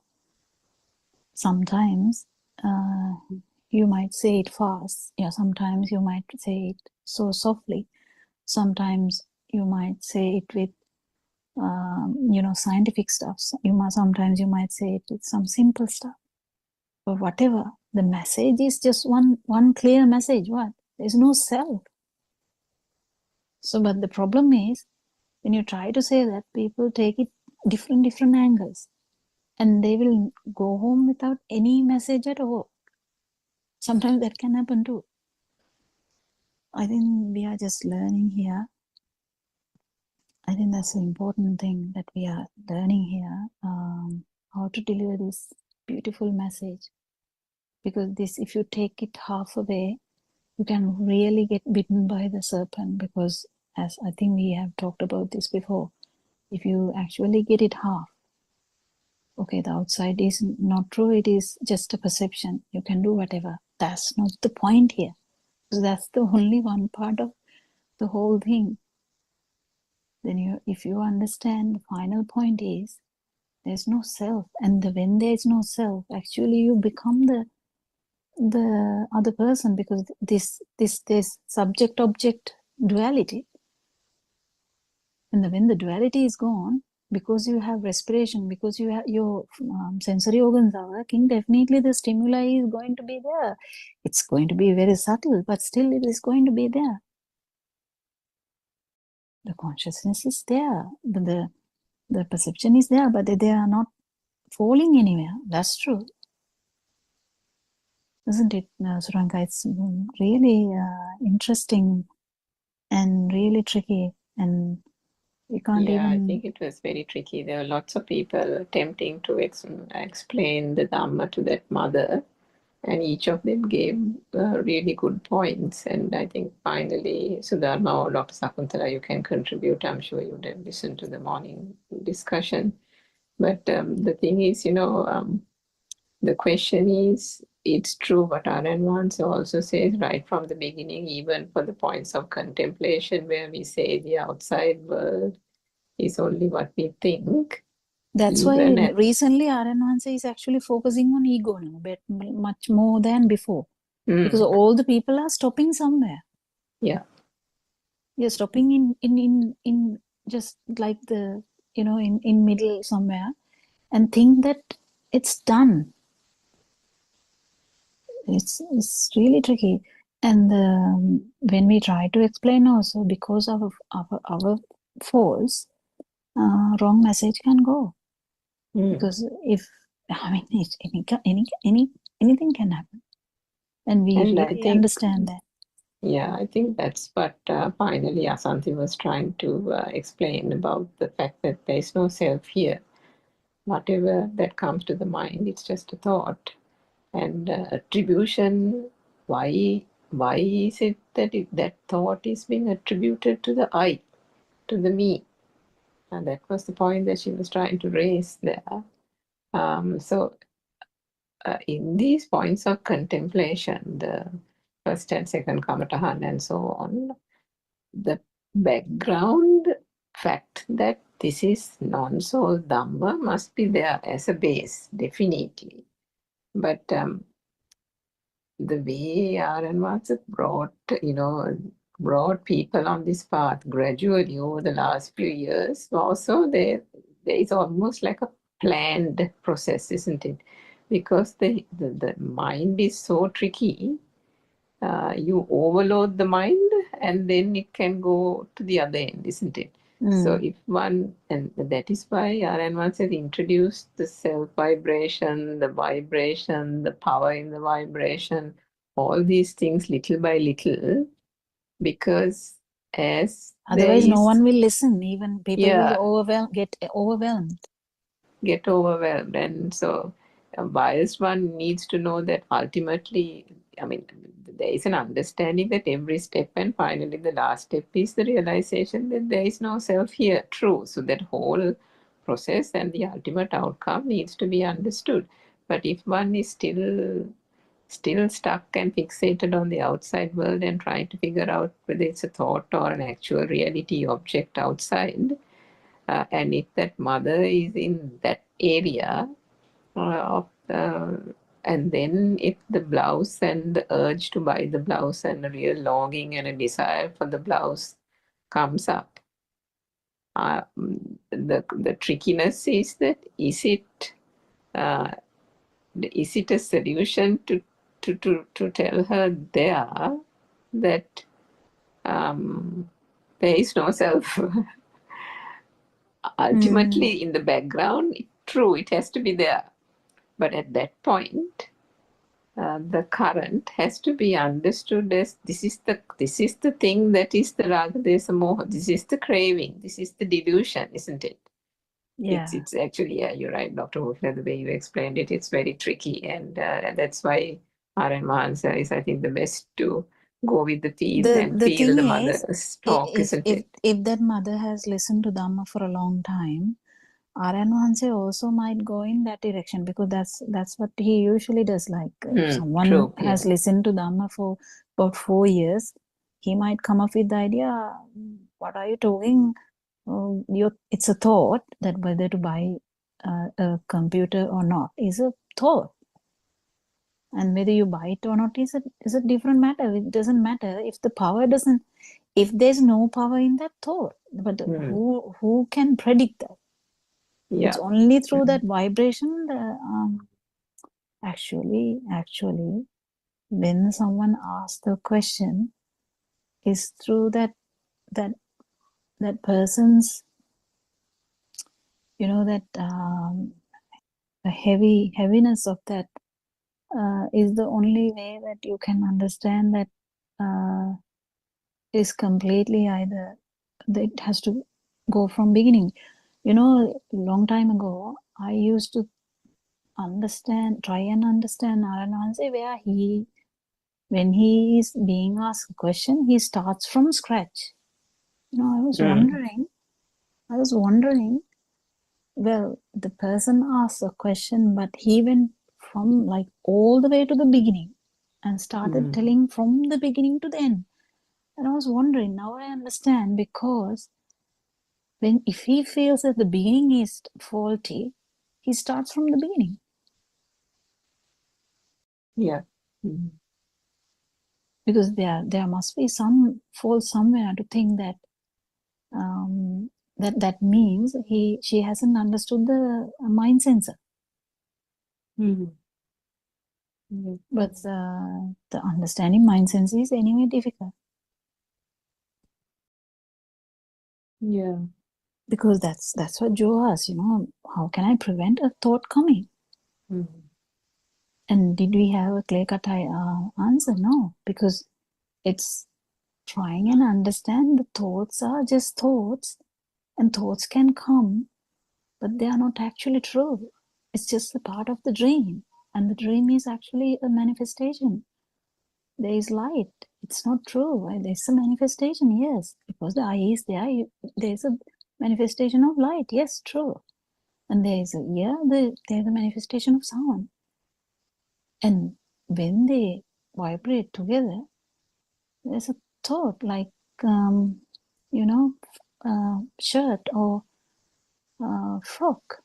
And now we are scratching our head and trying to understand which one to buy. That's not the point. Point is from the beginning. Even the light is not true. Yeah. Yes, sir. Go ahead, Dr. Okay. Yeah, when the light is not true and the sound is not true and the touch is also a manifestation of this skin sensor, that all becoming to become a chair or like a frock or shirt, this whole dream becomes like a it's kind of a joke, but we live in that. We are not angry with the angry with the this dream. We are not despising the dream. We are not even getting attached to the dream, because when you go to the other direction, you're like, if the mom is there, why should I look after her? That's not the point. It completely ruins the point. We are trying to get rid of the power here, not anyone else's power. You can't do that anyway. So when your power is zero here, you will be looking after everyone anyway. How can you harm anyone if your power is not there? How can you hurt anyone like that? How can you blame anyone? If you're really blaming someone, it's just to get that vibration to non-vibration. Otherwise, would we like even talk like that? No, there's no need. I mean, imagine shouting at a kid. Yes, we shout at a kid to tell them if they are not listening, don't jump from there. So what's the problem? Is there a big problem in that? There's no problem in that. You're shouting from like very high note. You're telling don't jump from there. So what's the big problem? Is there a big problem? No. But the thing is, if the problem is whether that person is fully aware or fully not aware about this process, the full Dhamma. But the question itself shows that there is some lack of understanding. It depends on the question, actually, how it is worded. Yeah. Actually, It's a very careful path to traverse, isn't it? I think we'll give the room for Joel and or also to ask Aryan the Hanse question. says some people's vibration are so low, they come to the Zoom and we kind of misunderstand them. But Aryan Hanse says no, that person's vibration is lower than the preacher. Isn't it like a situation where that person who is talking should be able to feel the the vibration, whether it's higher or not. But the best person is Aryan Hanse. Yeah. Anyone can add anything to that? Thiruvan Saranai, Doctor. Thiruvan Saranai, Surandika and all Dhamma friends. Aryan Hanse Namaskara Karami. Yes, Miss Surangika, I actually left before that lady asked that question in the morning Zoom, but later I heard what they were trying to do was to convince that there had never been a self. And Aryan Hanse also says, as you all said, that if you think it was the self, then it was the self. If you don't think it's just the system, it's the system. So as both of you explained, it's very important to know a bit about the person's understanding and the vibration, the level, as Dr. Kokila mentioned. So Aryan Hanse, of course, he does this chit-chat thing, no initial, so he can feel that the level of the person at once. So he gives he goes to the beginning or whatever the points that should be explained, he does that. But other presenters, of course, have that problem of catering to, hitting the, I mean, giving the best answer for the person. But here, I think this lady also has listened to sermons for a long time. So what Asanti was trying to explain is like there had never been a self. Same thing, and others also did. And Dr. Kokila, we meet a lot of such ladies in these face-to-face practical programs also. So there is a danger now if we try to say it's the system to someone who has joined the who has listened hasn't listened to sermons to get this message, the philosophy, It's a yeah, danger everywhere because it's most of the mums may have not actually felt the non-vibration. So we never know. So the doubts are there. So until the doubts are there, this problem can go on and on. So that is the risk everywhere. And when we say that, that is what the question was that was in asking me, Australian Metmal thing. If the poison is not there, how come person die after having the poison? If the mother is not there, what are you thinking about? Anantariya Papakam. So but these questions are indirectly trying to lead to the other side, putting the Dhamma to the outside. yeah, So and there's a risk, and always tell, no, this is a system, this is the system, this is the system. But only that self knows, only that person knows how much vibration you have. Yes, Sudha.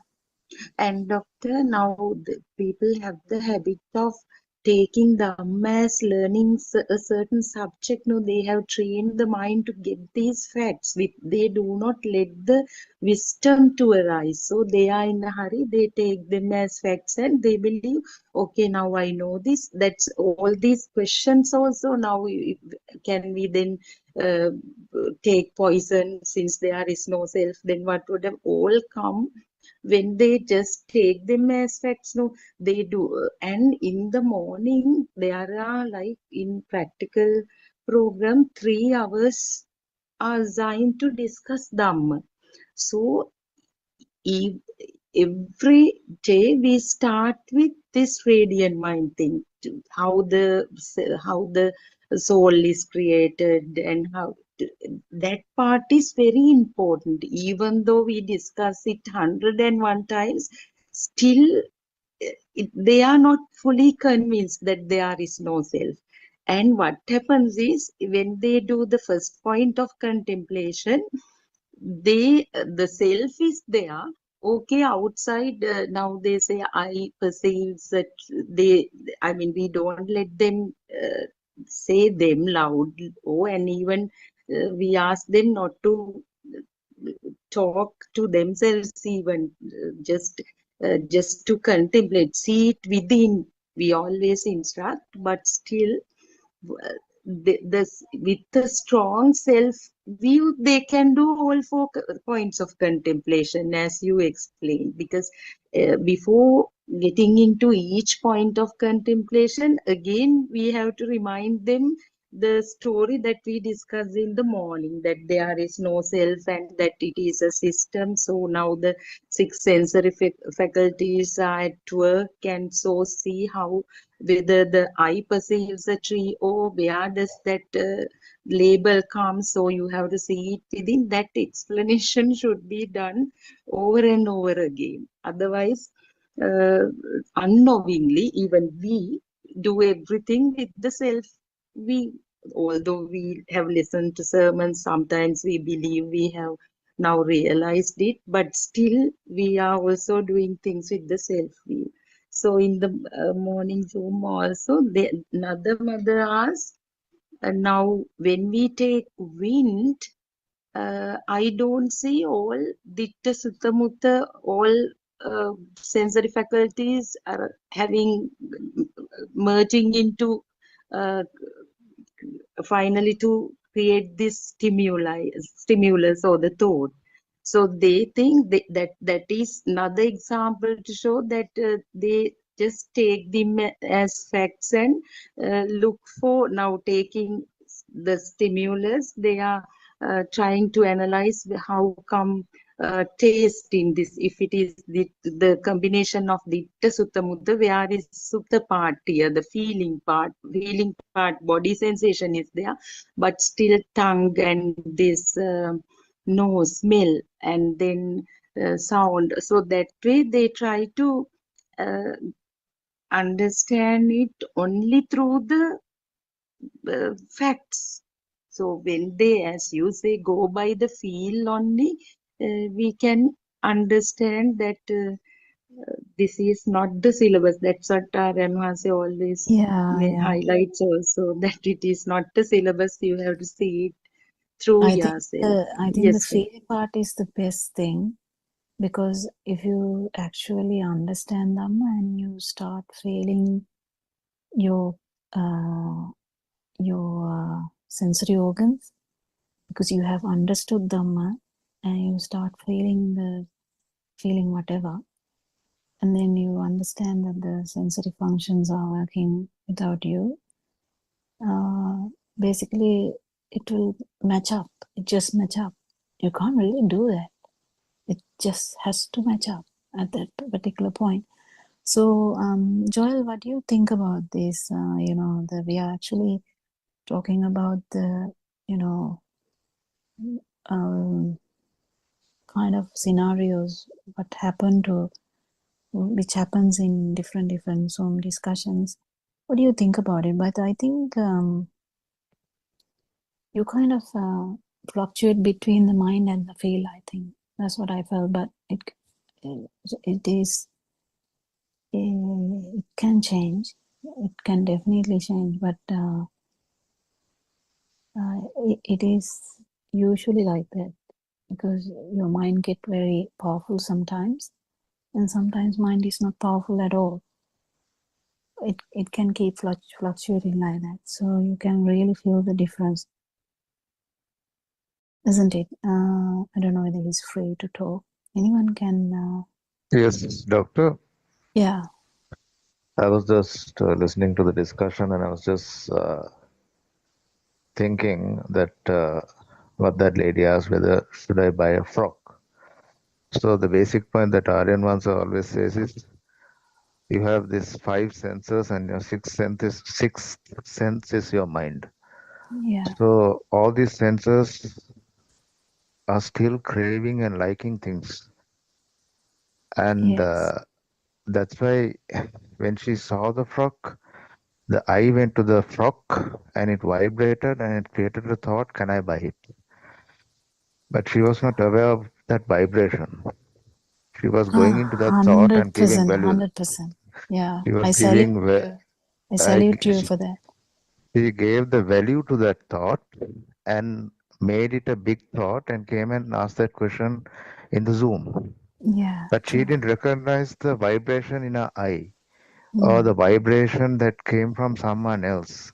Even a person next to her can say this frock is nice, and that sound that came to the ear with the eye went as a thought, and she wanted to buy it, and it changed as a craving. So if we can,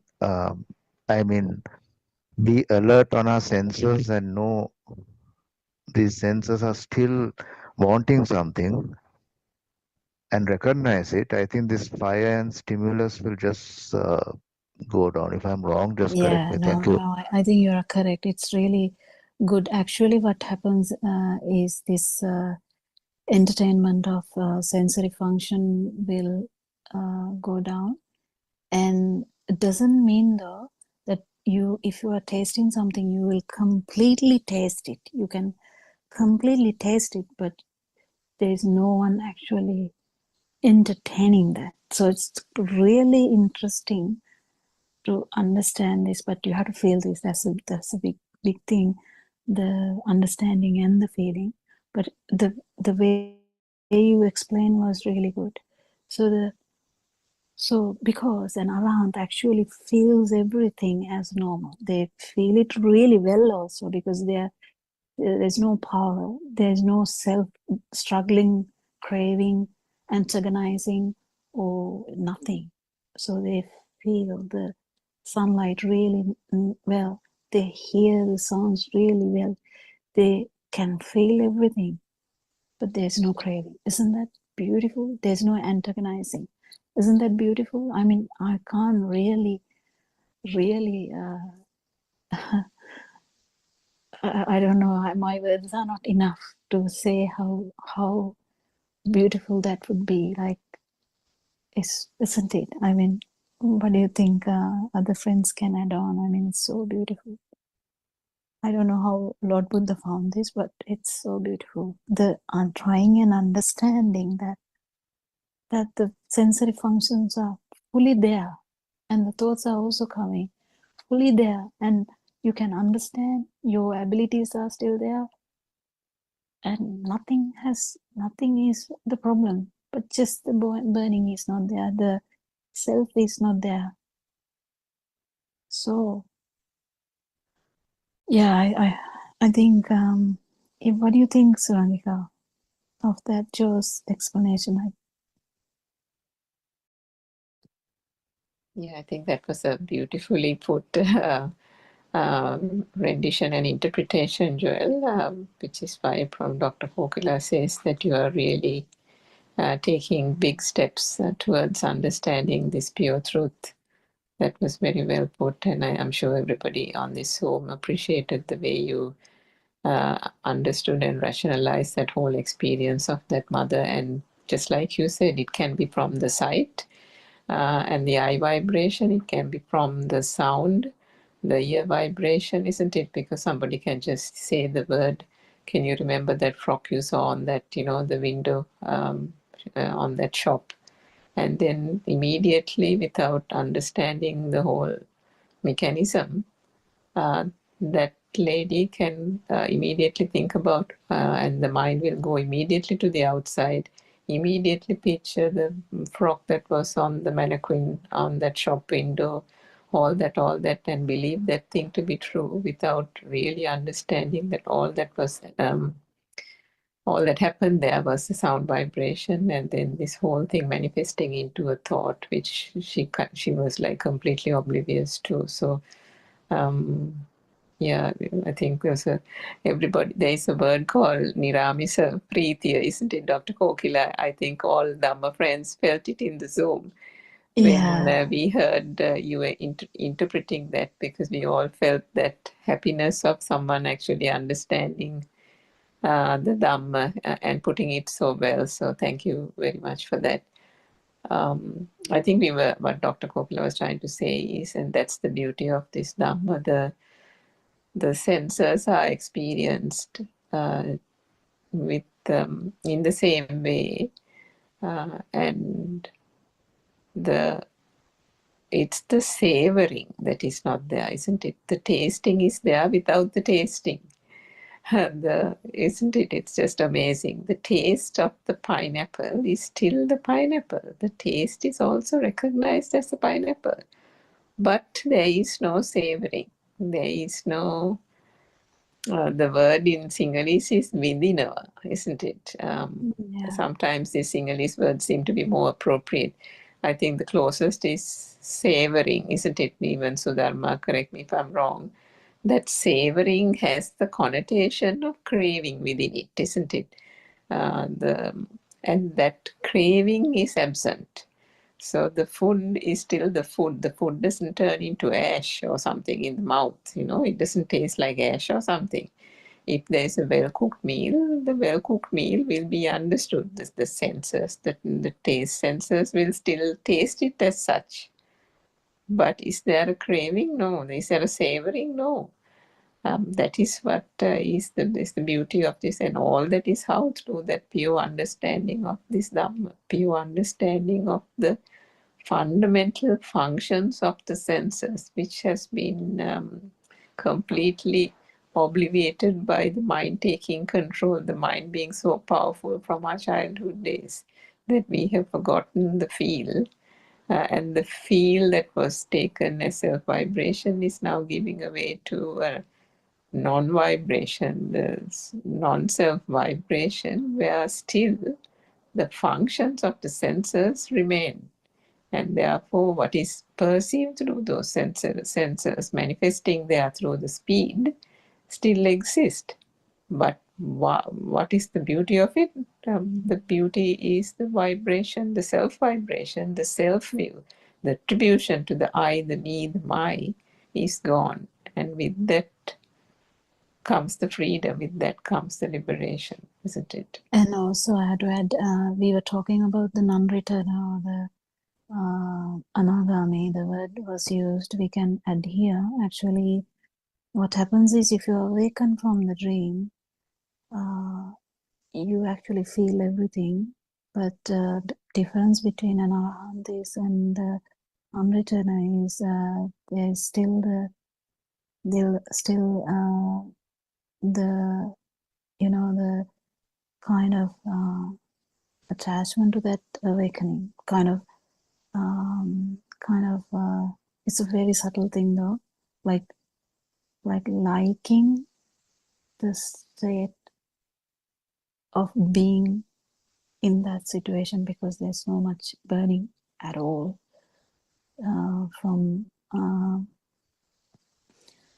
so that's how subtle this part becomes.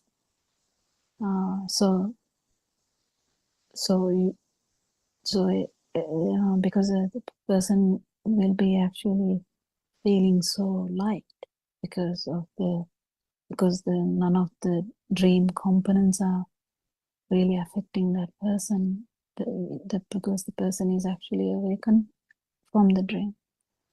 But still you feel something, you know that something is the actual liking, the not liking, you can't even use that word because it's a feel, like feeling the lightness itself has that particular very minute kind of craving. So you can understand how this gets so minute in the end and how rare an arahant would be. It's so beautiful to even think about that, but thinking doesn't help. Imagining doesn't help because we know that we have to actually be with the normal friend and try and understand what he's trying to teach us. And more you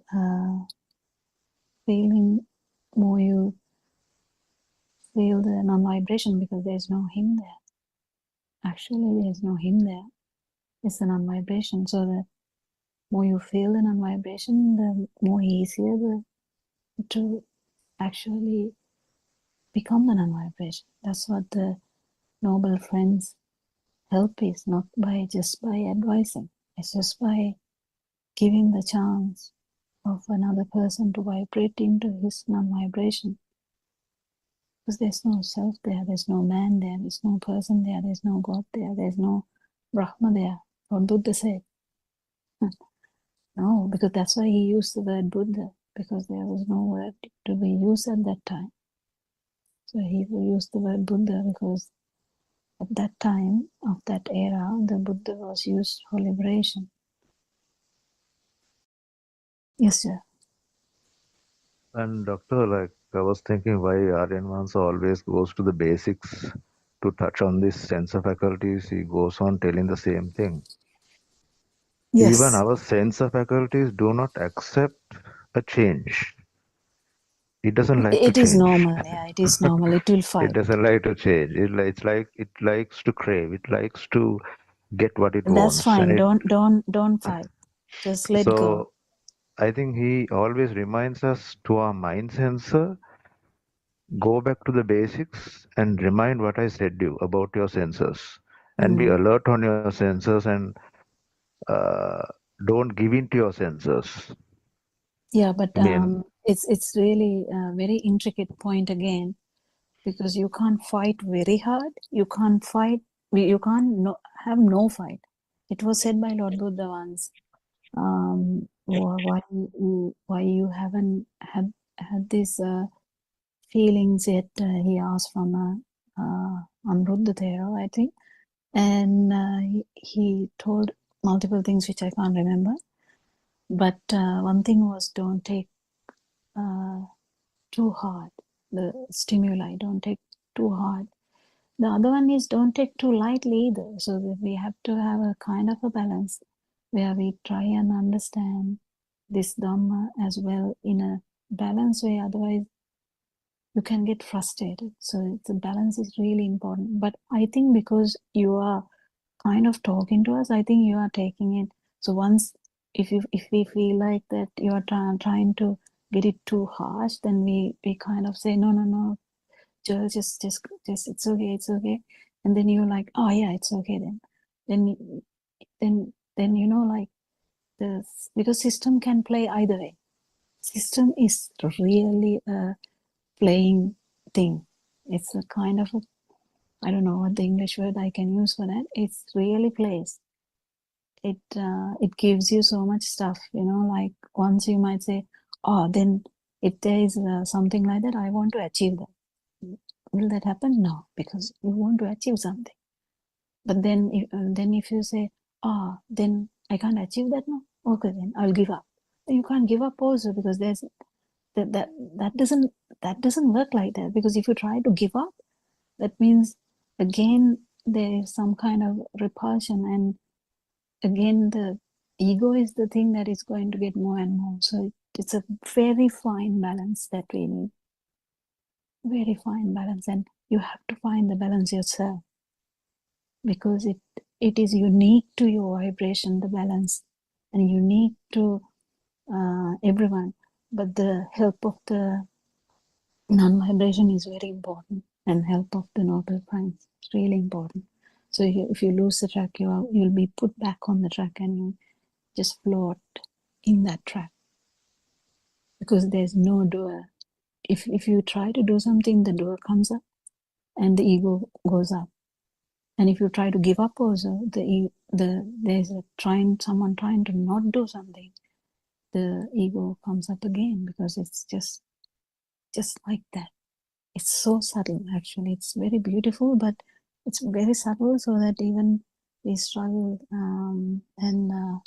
yeah, we can do what we can do. And I think Saranai, Doctor. Yeah, Now, Sana. when Joel said that Aryan Hanse always repeats, the basics, because he knows how difficult it is for us to fully understand that it is a system, not a person, because we have somehow believed that there is a person from the birth, from the day that we saw the self through a mirror. There was a self for us. So that's why he is constantly reminding that it is a system, and the mechanism also he explains. And the other thing, Dr. Kokila, now an awakened one also, we can't, now if we take the same scenario, that lady goes to buy the frock, so we don't know whether she has understood Dhamma, or whether she has fully awakened to this, or a new person. But at that very moment when she is going to purchase it, another lady comes and picks it up. So then only the person can realize whether the external world was real to me or not. So if a fully awakened person feels as if the one who just bought it and happily withdraw, with nothing to withdraw, just it won't matter at all. But for a person in the mundane world, it could give a kind of shock. Oh my God! Or check whether there are other dresses of the same design or something. So then only we can understand the level of burning, or the value we have assigned to that thought. So it's a very beautiful. Even that changes, Sudharma. Even that changes. Just imagine if you see Aryan Hanse going to a shop and ask for a white shirt, and the shirt is not there in the real size or something, and he asks, "Can I have this size?" And there's one like imagine it's not linen type of thing, and then he asks, do you have this, because the polyester ones are not really good for this, sometimes the heat or something like that. Just imagine. And can you actually keep looking at that scenario and No. to judge? So it is really, you can't really judge by any of these activities that there is self. So you can't really tell in that way, because it's unique to that person, that whether the person feels alive or not. If Yes, it's an doctor, arahant. that person only knows that, no? If now when you Yeah, face you such a can't judge by situation, outside. exactly. If you can come back without any burning, of course, we can still, I mean, So the see that burning has different meanings. So meanings. that's Yeah. the problem here. So the final burning is this, we call it burning, but it's So really subtle, so subtle. subtle. Yes, because it's a alive wheel we are talking about. So when there's no alive wheel and just the I'm talking about an arahant. We are not talking about just the path. People are in the path. We can't really compare that to an arahant. But what I'm trying to say is a perfect example of an arahant. There's no alive wheel, so you can't really say anything whether he is shouting, saying Puchapotila. You can't really say Lord Buddha has fallen into the defilements again. You can't, because there's no alive feel. So this is the problem of this whole thing. If we keep judging by the actions, if we keep judging by the words, if we keep judging by the thoughts, it's really difficult. No one can actually feel it. I think the only I think Lord Buddha is the best in feel. So who has mastered the feel would be able to actually say whether the person has the non-vibration or the not. So the non-vibration is so subtle. Low vibration is okay. Low vibration you can say. I mean, what we can really understand is if someone's vibration is above us, we can understand that. Low us, it can be tricky, isn't it? Yes, sir. Okay, very beautiful. I Thank you was so just much. thinking that we haven't heard from Dr. Sakuntala. Do you have anything to say? Actually, that story I didn't listen. I couldn't complete That's okay. That's okay. listening to But that. did you listen to us? And yeah. That story about that incident. Actually, I must congratulate Joel because he's catching up the things so fast. I mean, he didn't have any his background on this subject was zero, I would say, compared to us who have been listening to this for years and years. But he's catching up the points very quickly. So as he said, the person going to, I mean, the lady's sensors were functioning, and the eye vibration and ear vibration, whatever which worked there, and they are the mind sensor. As a product of the mind sensor, she would have felt liking also. And as Surangika and as you all explained, that if somebody came and sort of took that away, and if that was the only frock from that design, and if that lady lost it, missed the chance of buying it, then you should be able to identify the fire which would have come. That is the point where you can differentiate uh, the stimulus becoming a thing. And otherwise, I mean, having a likingness or having sort of a desire to buy it alone cannot decide whether it The is a desire defilement. word itself Well, is the correct. word may not be correct. Yes. The desire Because word even, is yeah, I very know, strong, because strong, yes. because we can't have desire without self. Yeah. Even Lord Buddha's stories, we have heard that he had certain things that he liked and the things that he didn't No, like. the thing is, he told Mhm. this forest is so beautiful, but the problem Yeah, is, that's right. as I said, he can say that.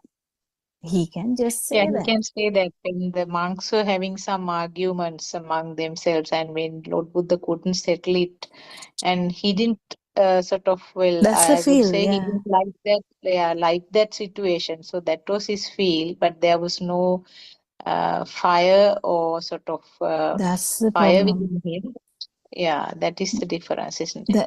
That's Yeah. the problem where this alive feel is coming to the thing where we need to kind of, the understand, because the it's not even something we can understand. It's something you have to feel. That is the whole thing, because with a life feel like in something and without a life feel like in something is completely different. Yeah. So I So think it is something that is felt to the system, isn't it? Because no mind sensor outside action, no is outside that's action will indicate exactly what has been going on in that system, the level of current. the mind sensor specifically can be happy or can be sad. Mind sensor functions would be there, but we have to understand there are some which will vanish. The Masurukama, what do you call that? I don't know. The what is Masurukama? Stinginess. Stinginess will not be there. The what are those specific ones which will vanish? Like Jealousy will not be there, isn't it? yeah, there are several things that vanish early in the path, and then slowly it will come to the. I mean, it will just until you awaken from the whole dream, or be aware that every stimulus is just a perception, and the perception is not true level. When the whole dream is not true, that level there's no much to consider at all, because it's not true to them.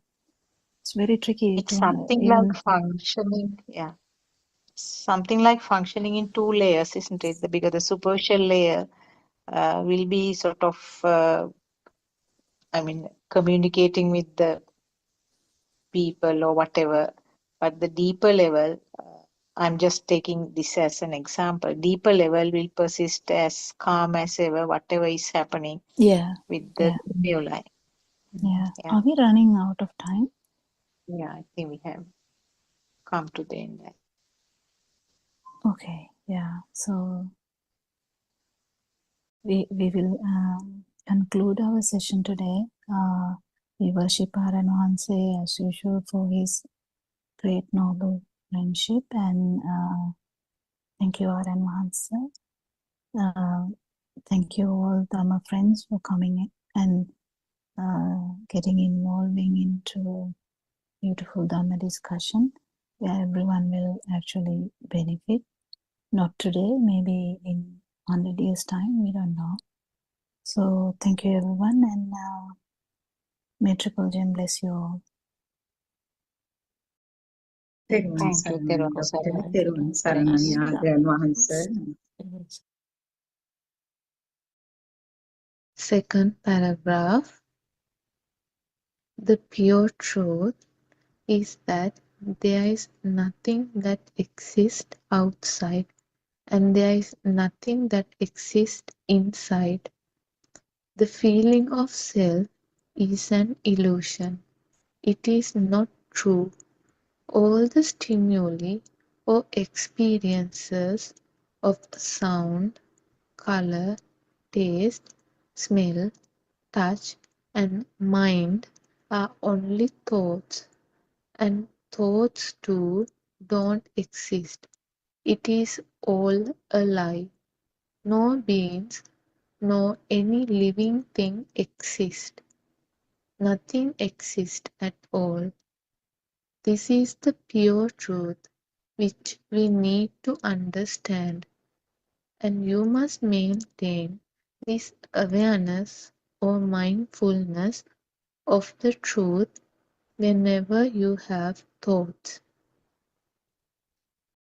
Once you have realized the pure truth, you will be able to feel your self identity arise in a thought. You will be able to recognize it. That is wisdom. Being aware or being mindful is wisdom.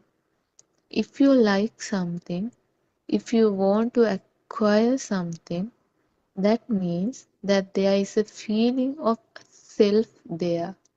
This means that we have to watch ourselves or be mindful of ourselves. We have to focus on ourselves, not the outside. We have to always be mindful and constantly check if our I-ness arise. We have to see if we have a feeling of self-identity. If we realize that our self or our I-ness exists at some point, then we have to compare it with the Dharma, the pure truth. Then we have to question ourselves. If nothing exists, then how is it that I feel that I am here? If the pure truth means that there is no body and nothing exists, then we should not be feeling this me concept. If we accept a thing as true, then the self concept is also made instantly. If we believe that a thing exists, an illusory self is formed instantly along with the thing, then we also can say that it, the thing, is also me. If the pure truth means that there is no body and that nothing exists, then we should not be feeling this me concept at all. If we accept a thing as true, then the self concept is also made instantly at that very moment. It would also be the same thing if we say the thing we believe exists is also me, or even if we say that it is me. Mehenin Mahanse, I understand that there is nothing outside Honorable Sir. Aran Mahanse, from the way you said it, I feel what you are saying is that there is no outside, but there is you, who is the observer.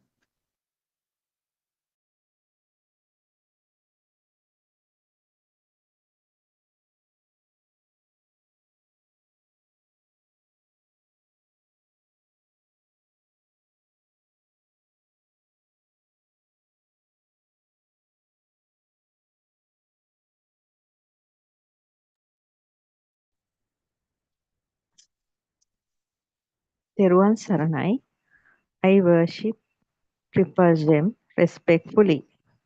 Also, I pay homage at the feet of our Kalyana Mitra, Buddothpado Aryan Mahanse. Teruvan Saranai, Dhamma friends. This is the time to talk about true Buddhist philosophy. Lord Buddha revealed 2600 years ago and again awakened fully by Buddothpado Aryan Vahanse, showing a very clear, steady path to overcome cycle of samsara created in human mind. I am presenting now the self-translation of true Buddhist philosophy, that is Darshana Samapattiya, preached by Buddothpado Aryan Vahanse 5 years ago. This is the continuation of Sermon 4 of Buddothpado Aryan Vahanse from yesterday. There are no Arya Pudgala, pure-minded persons. Arya means seeing the truth of each and every occurring thoughts and intention. Where you meet Arya Bhumi, pure land. Truly speaking, Parijanati, having realized these thoughts, who redeemed from the mind will not accept any names made out of conventions. In the words of the vocabulary of talking languages, man-made sufferings and enjoyments according to conventions are included. The person who is suffering, enclosed in the languages, prone to sufferings and sadness, fallen into pain and pity. In that suffering, is he happy or sad? This illusionary world with wrong views, each and every being, animals, humans, in this karma bhumi, lusty land, without this realization, will be fallen into the suffering. Then, what is the truth of this world? The truth is, at the point of instantly arising and fading mind, the vijnana dhatu, consciousness element, become useless. No no room for any wrong view. No intentions are occurring. Only the nature is there. The nature is the action mind. Shunyatavaya, nothingness, is in that action mind. In that shunyatavaya, nothingness, no objectives, no conventions, no names. Therefore, animitta samadhi, animitta ceto vimukti is here. It should be seen. The seeker who sees that through wisdom is the person who redeeming from all these sufferings. That seeker is on this whole world. For this seeker, there are no house and property, sons or daughters, nothing. He has only the nature. This seeker possesses everything in this world. He owns the whole world. He cannot be enclosed into a thought. If he is not enclosed into a thought, his wisdom cannot be seen by anybody. If somebody is having a wisdom to see this seeker's Yathabhuta Jnana, true and pure wisdom, that is only an Arahant. The nature of that mind is Arahant nature. The nature of that mind is nature of action mind. Cannot impose anything to the nature of action mind. There is no self. If so, that person should be dead, or he can be seen in a body. If somebody imposes a name on him, there is nobody like that. In that Arahant nature, there is no self. This story can be described this way to the knowledge, but the reality of this is very subtle fact. Actually, here is no existing mind. According to the described nature, what is in that? There is nothing in it. How to understand it? Difficult to understand. The place where no extremes and wrong views, the place where is Anidassana Vijnana exists, described in Kevatta Sutra, presented to the Sati Bhikkhu, who talked about samsara, where non-stop birth and death happening after death. Very solemn lecture. Lord Buddha said that I am not describing a vijnana, consciousness of non-stop birth and death. The lecture there is not even sun and moon presented in the Lokottara Bhumi, transcendental land.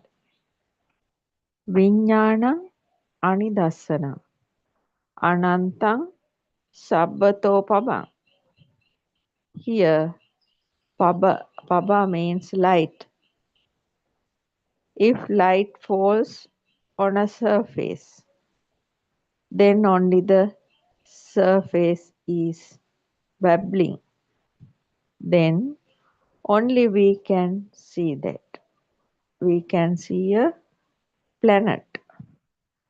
When the light fallen onto it and when it is babbling, if there is no planet, if the light in the space will not fallen onto a surface, cannot see that.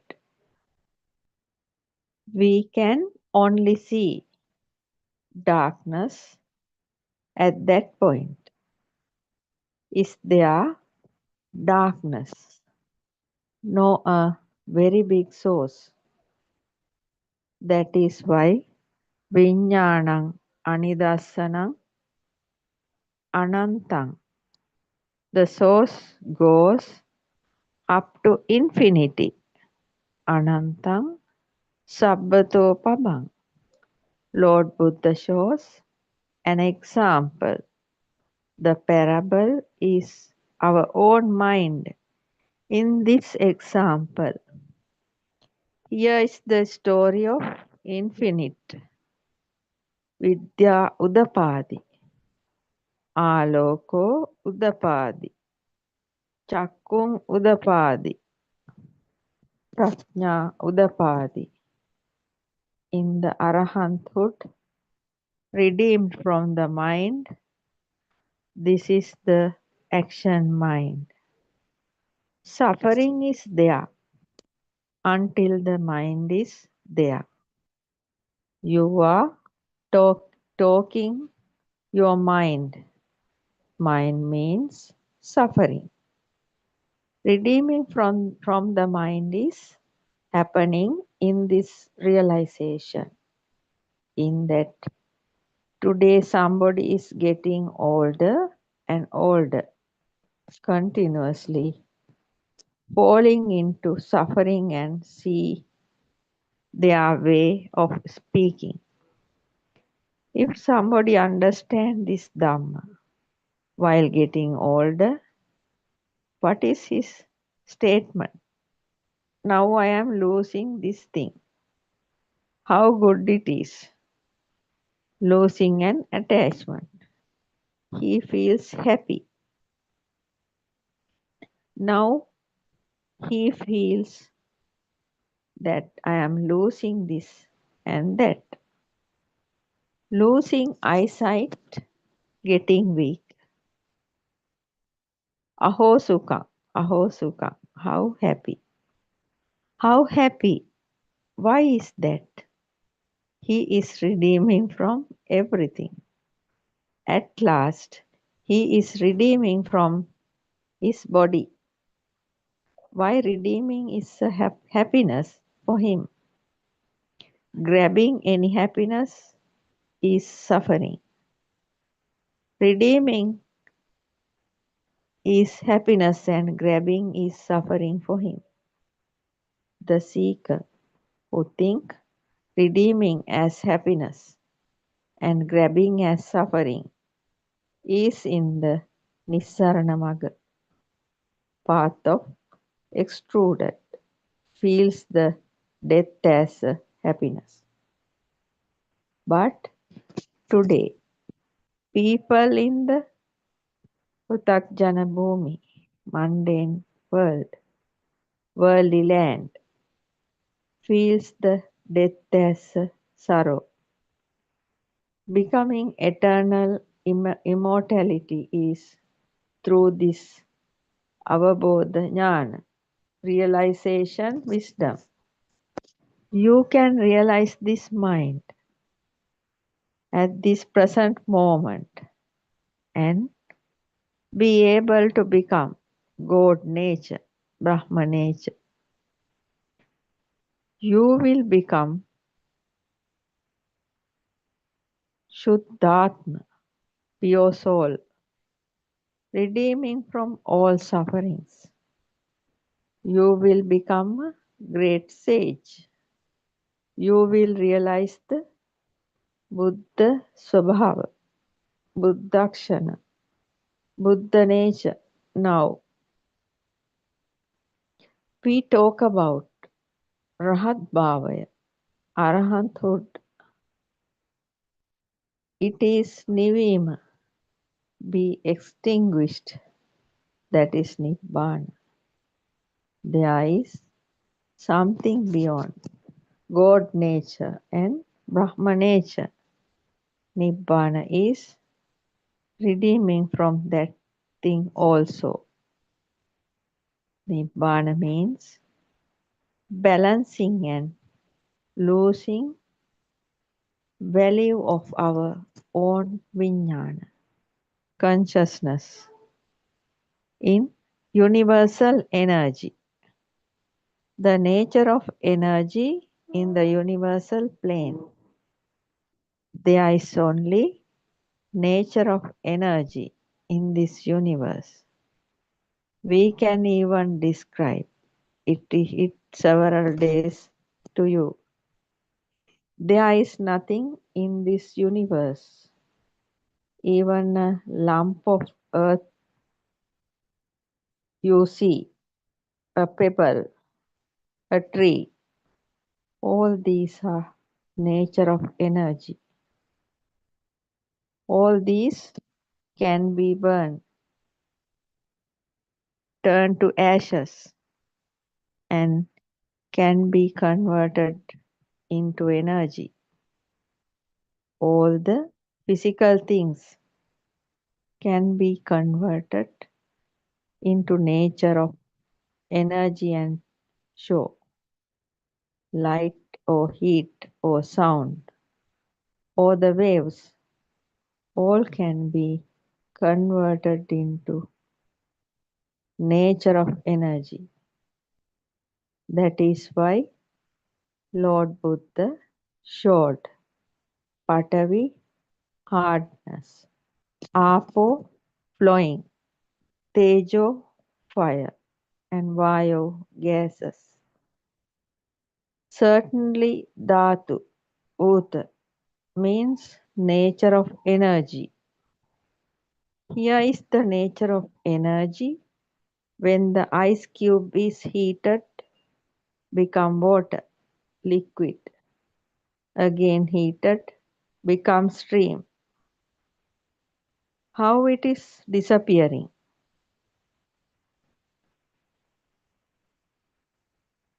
Become steam. How it is disappearing? Only the energy, becoming the nature of energy. There is nature of energy in this whole world. Then what about the mind? Mind is also a nature of energy. Then this body will be disappearing by becoming ashes and dust. Then the mind is otherwise it will be lost. The mind energy is being zero through the realizing wisdom. But the body can turn into energy by burning to ashes. But only the universal energy, this planet Earth, according to Sapta Suryodgamana Sutra, Lord Buddha preached, there will be 7 suns appearing and this planet Earth will become ashes or lost with the heavens. There is a big meaning in this story. When the ghee is burnt, nothing remains. Like that, nothing will remain. Only the universe. What is in the universe? Only the nature of energy. Nowadays, scientists are also proven that only the nature of energy exists in the universe. Through theoretical physics, they described something called dark matters, particles in some energy level. They show it as a nature of energy. They say the planets are formed by combining that and thickening according to them. All these planets and planetary objects in the universe are formed by that way. This is a universal theory.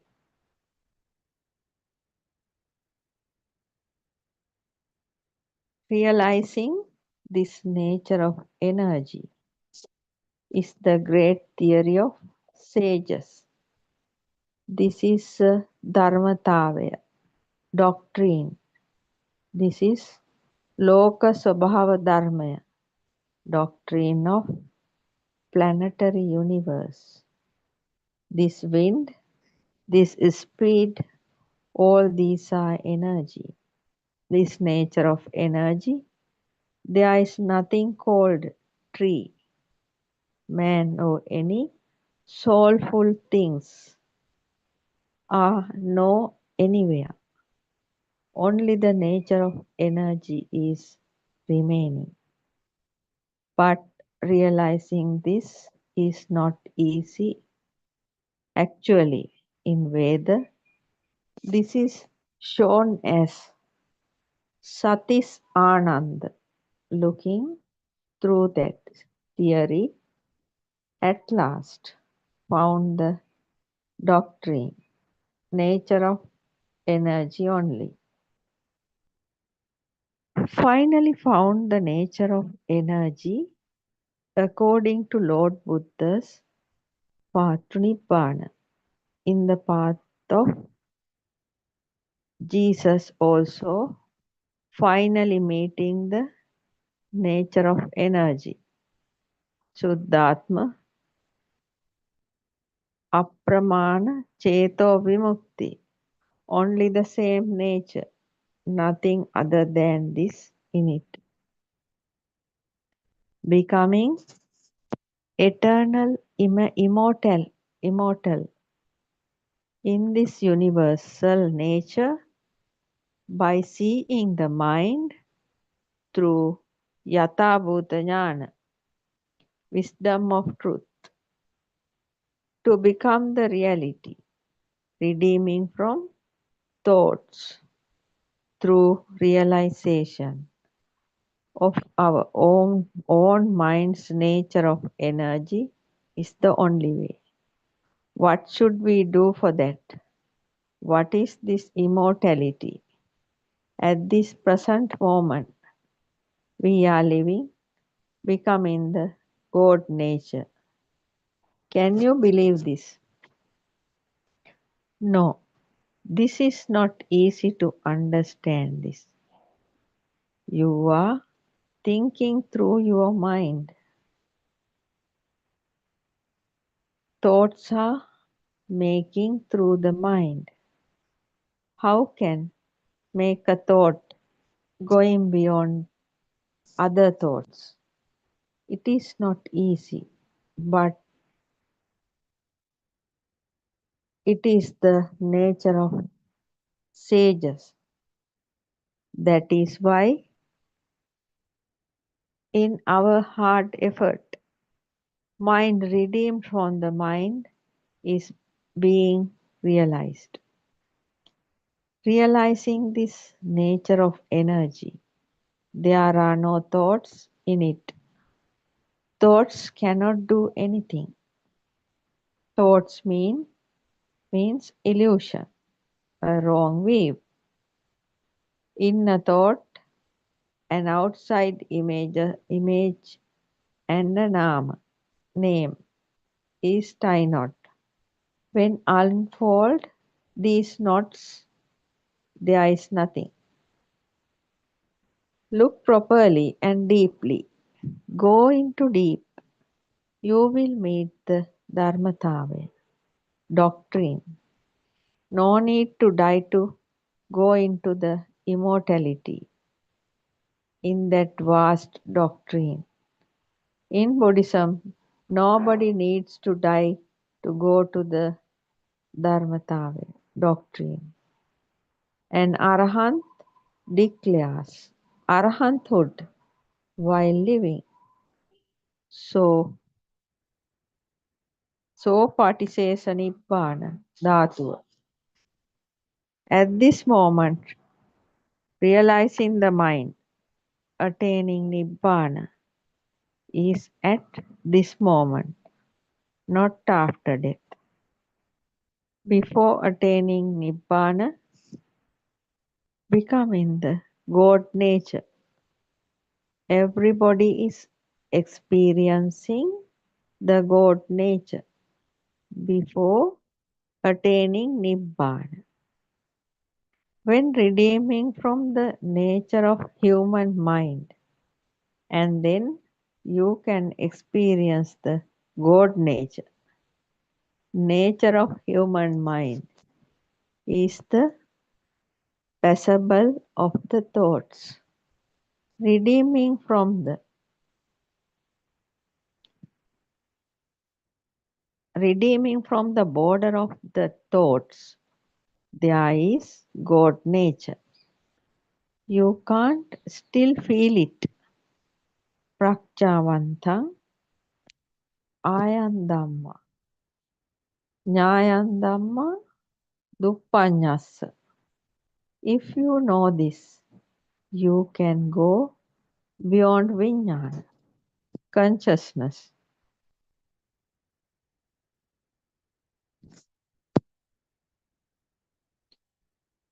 Here the prajna, wisdom means see in the reality of thoughts and going to Vinaya Loke Abhita Domanassa. What is happening there? What is God nature? What is Brahma nature? That is Arupaya, imageless world. What is Rupalokaya? What is Kamalokaya? Lusty world. Where you are going searching pleasure. Where you are collecting goods, making children and struggling, building houses and property and struggling, searching for vehicles and struggling, searching for jobs, searching for money. What for? Searching pleasure. What are the animals doing? They are also searching pleasure. Humans are also having the animal nature, that is helplessness. Human beings are having a great jnana, wisdom than animals. He should find the absolute truth of the world, that is his great nature. Searching for pleasure is not his duty. What he will find in the absolute truth, there is no end of running behind searching for pleasure. When giving up that, he will find the God nature. In that God nature, the whole world is his. He will own the whole world, and he will become eternally immortal.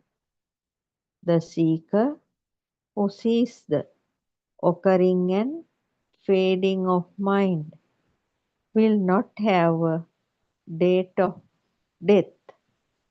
Death will become a lie to him, an illusion for him. There is no death in this world. Body materials falling to the ground and becoming the ground is not death.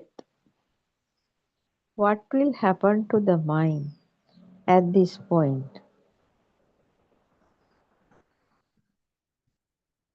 Is the mind die? No. Mind is eternally immortal. Why? Showing a samsara cycle of birth and death. Why there is a story like this? If you see the mind, realize the mind, you will become eternally immortal. The place where thoughts does not occur. You will meet the eternal immortality.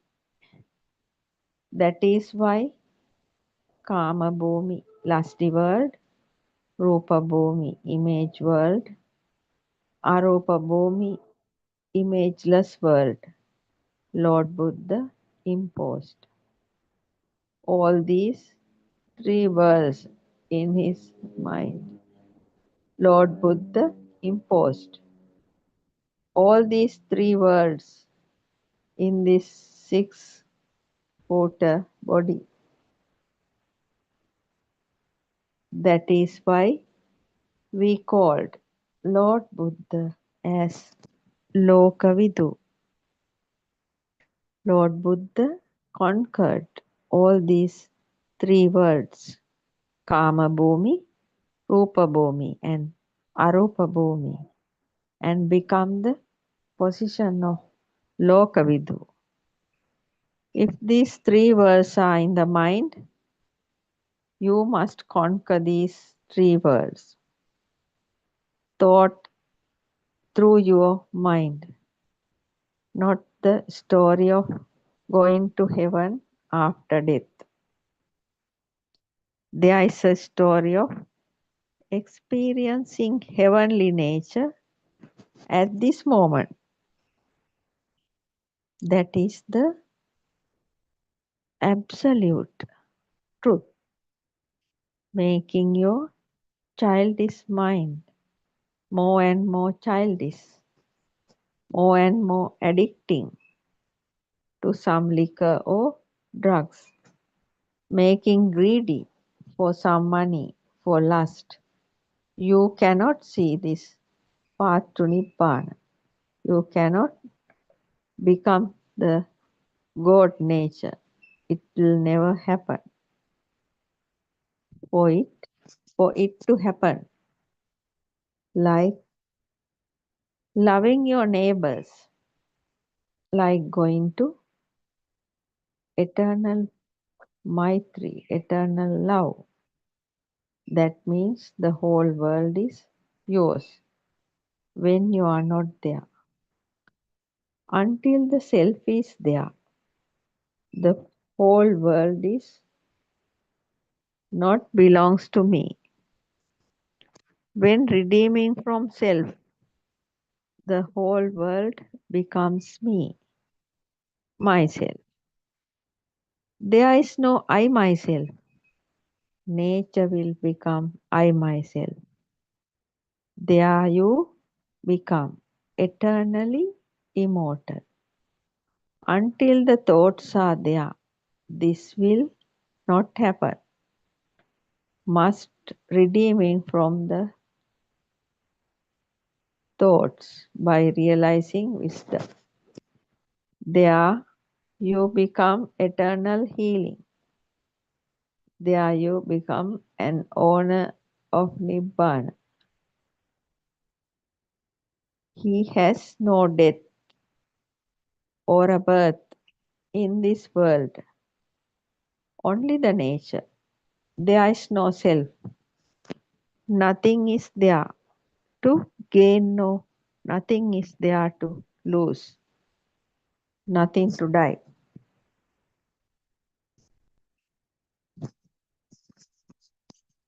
This great Nibbana, this great comfort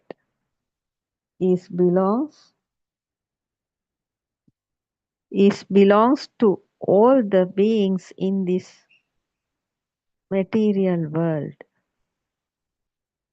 from whom you listen to and know this message. He is the Kalyana Mitra, redeemed from all the attachments and wrong views. This simple, open, without views or extremes. This Sammaditthi, right view, you must see through wisdom. All religions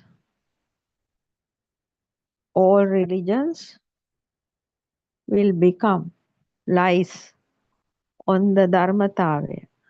Doctrine becomes true. Theory of all religions become one in the seeker who sees this truth. He has no story of religions.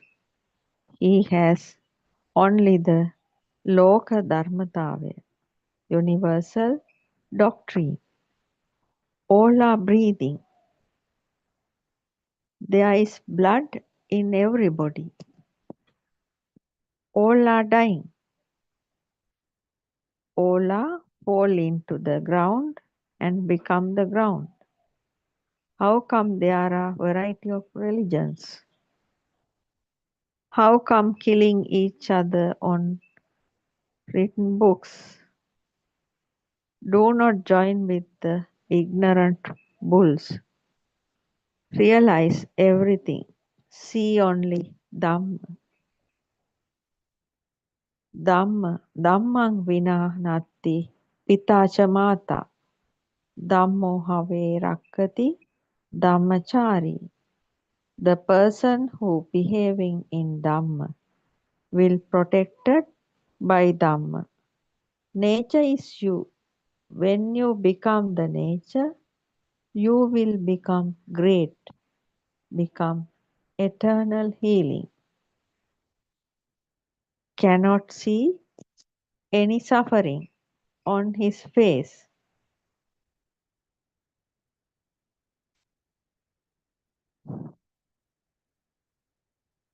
On the person who become eternal immortality. Cannot even see from his posture.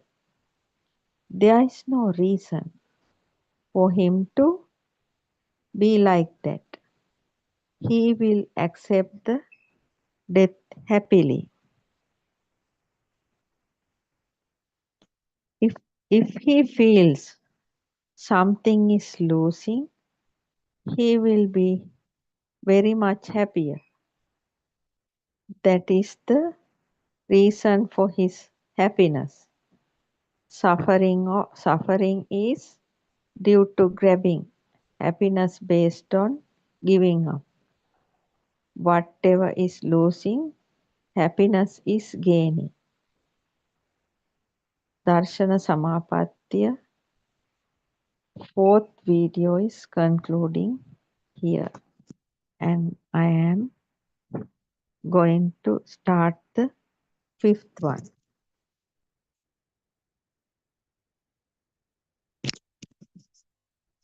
තෙරුවන් සරණයි. මධ්‍යම ප්‍රතිපදා. Middle countermeasure is meeting at the point of redeemed from Nama and Rupa image. Also meeting the Arya Ashtangika Margaya, eightfold path. If you are a seeker who is certainly practicing the path to Nibbana, you must have a good knowledge about this. Satya Jnanaya, wisdom of truth. That means you must listen to Dhamma through a Kalyana Mitra, enlightened master, and know it well. This Dhamma is for the seeker, Sutavat Arya Shravaka, who is having Parato Gosha. Once Lord Buddha said to Ananda Thero, Anandayani, this Dhamma is depending only on Kalyana Mitra, enlightened master.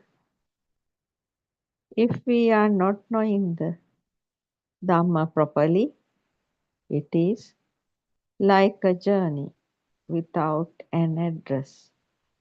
We do not know where we are going, what is happening to us. There is a saying in rural vocabulary. If you know the path, you can go to Kataragama. If you are not knowing the path, you will be getting lost. Without knowing Dhamma, Just sitting on a meditation posture and meditating samatha won't do, cannot achieve Nibbana. Lord Buddha explained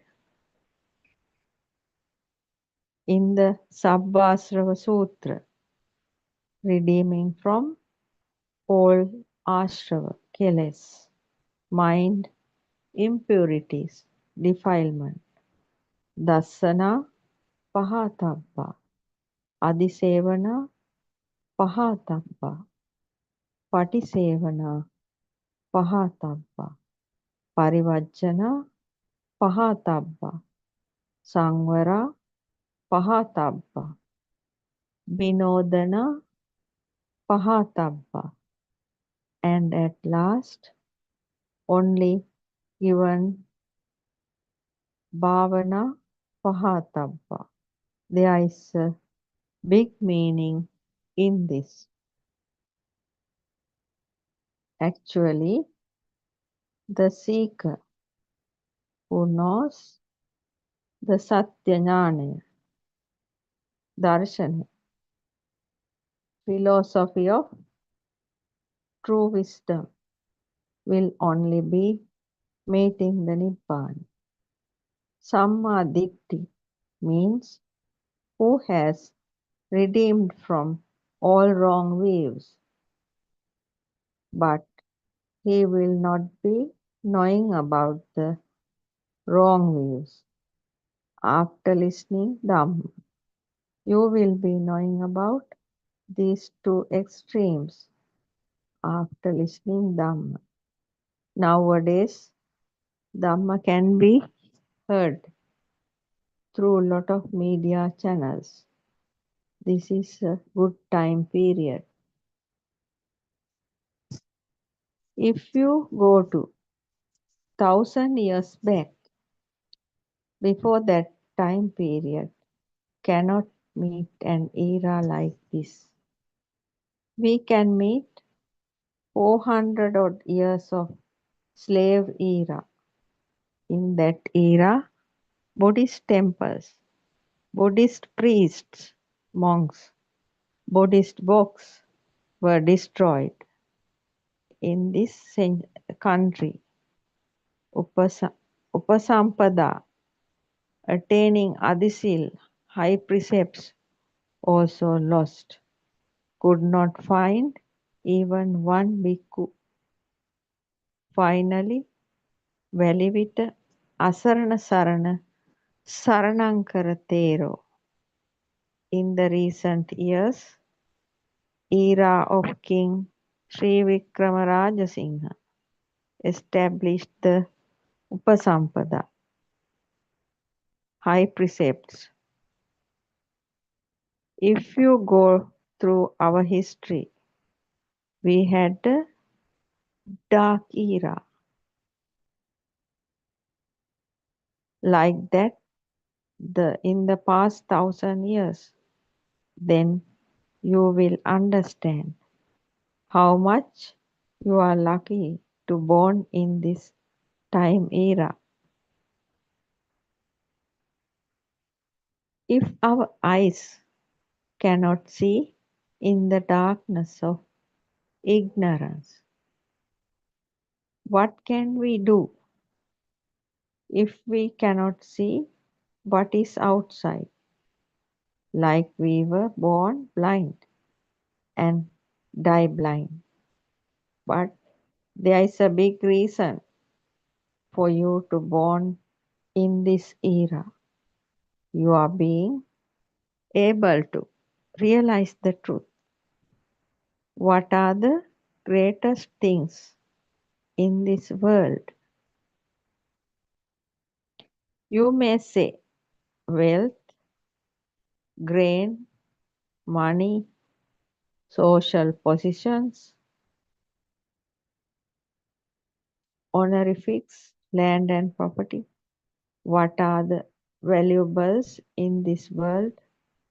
Can we take them at the time of leaving the body?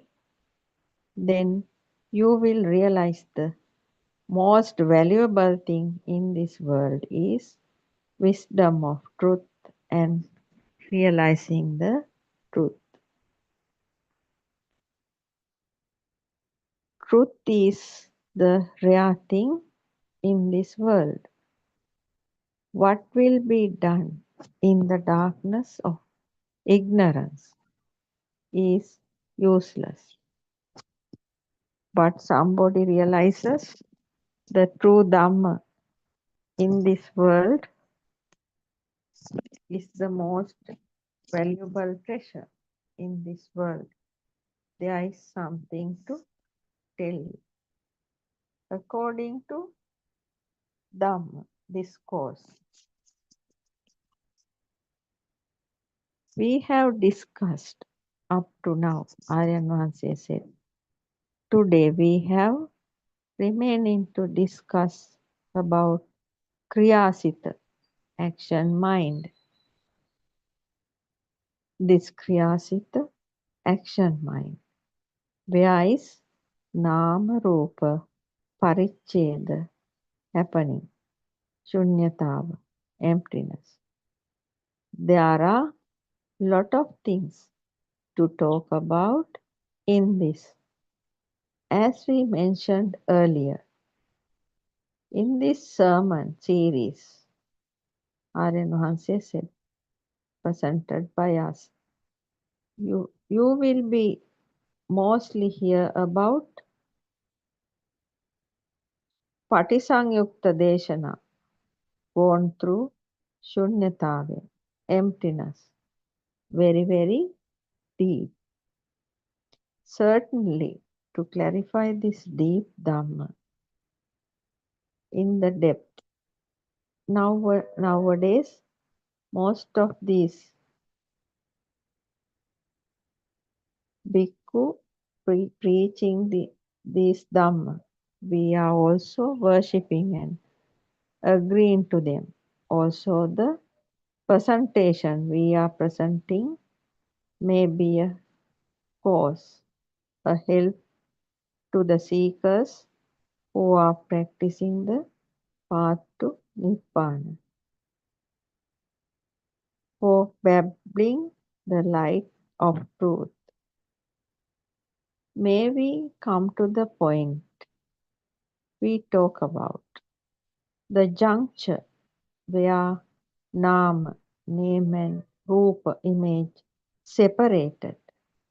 Nama, name and Rupa, image, does not tie knot. The point where Nama, name and Rupa, image, tie knot and making thoughts. If you are a seeker who is practicing this path, you must be having experiences. If so, you have less problems. But for a newbie, these facts are very important. This action mind, there will be a place where no room for your intentions. When this realization is occurring by negotiating with the signals. Signal means past memory.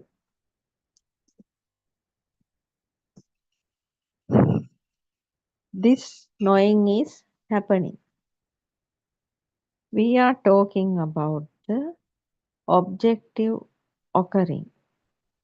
Where is person? Where is person we are talking about now? This person is in the mind, nobody else. If you can see something, that is you. That is self. Self means mind. If you can hear a sound, that is mind. That is a sound mind. You are in that sound mind. Sound is you. No self beyond the sound as you. What you see is you. The mind is you. The taste you feel is a mind. The smell you feel is also your mind. Identify that. There is nobody as you before that. The mind is you. Only a occurring mind. That is all. This is happening within a moment. This is deep. We don't feel it. We feel somebody is living continuously from the young age. Somebody born as a young baby, developing into adulthood, becoming old, and then dying.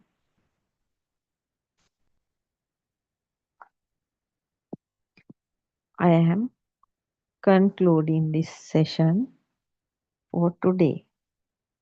Therwan Saranai. I worship Triple Gem respectfully. Also, I pay homage at the feet of our Kalyana Mitra, Buddothpado, Aryan Vahanse. Therwan Saranai, Dhamma friends.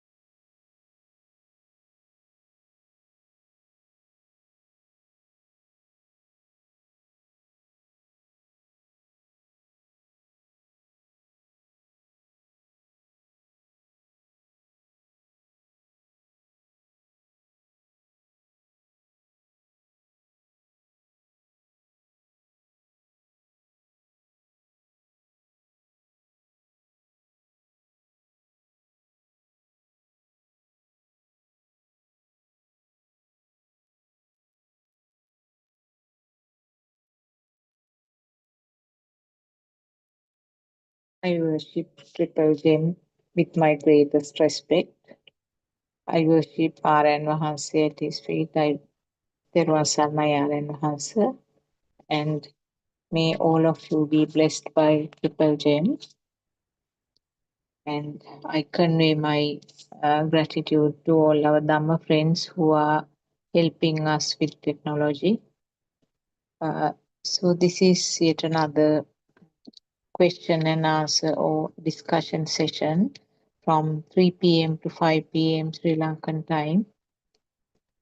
And this is a part of this Buddothpada PeoTV English channel where around the clock you can listen to a Dhamma sermon made by different people, different Dhamma friends. So you are very fortunate. We are fortunate because we have this opportunity to do these sermons under the guidance and supervision of our R.N. Mahansi, our noble friend.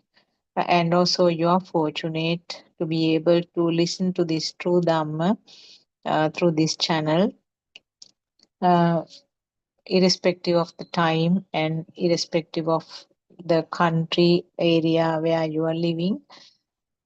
So this was a great effort, a major plan of our R.N. Mahansi, our noble friend, in an attempt to give this true Dhamma to the world, to the people who are looking for Buddhism or the true Dhamma. Actually, it's a great opportunity because nowadays we tend to hear lots and lots of sermons and lots of meditation programs are taking place in different parts of the world. And so many discussions, so many sermons are happening. But you have to be careful actually.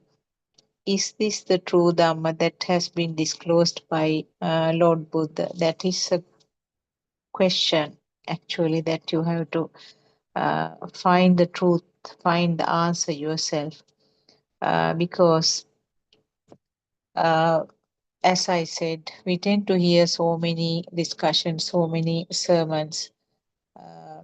But when you go into the deep detail of those, we realize that it's not the true facts that has been disclosed nearly 2,600 years ago by Lord Buddha. There have been lots of mixing up and influences of the other teachings, other beliefs has changed actually to the original teaching. So this is an opportunity actually. What was revealed, what was disclosed by Lord Buddha is coming back in simple terms, simple words, and with newer examples and newer metaphors, so that it's easy to follow. And also, not only to hear, I mean, you can discuss, you can join this session from 3 p.m. to 5 p.m. Sri Lankan time and get your queries clarified. We will try to do our best to give the best possible clarification or explanation. So we will start the session. I can see our friends also have joined. Therwan Saranai to all of you. There was no book reading today, so we can start on any topic of preference. Therwan Saranai to all of you.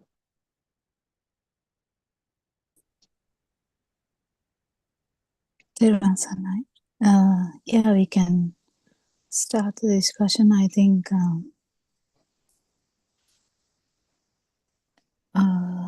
anything is possible.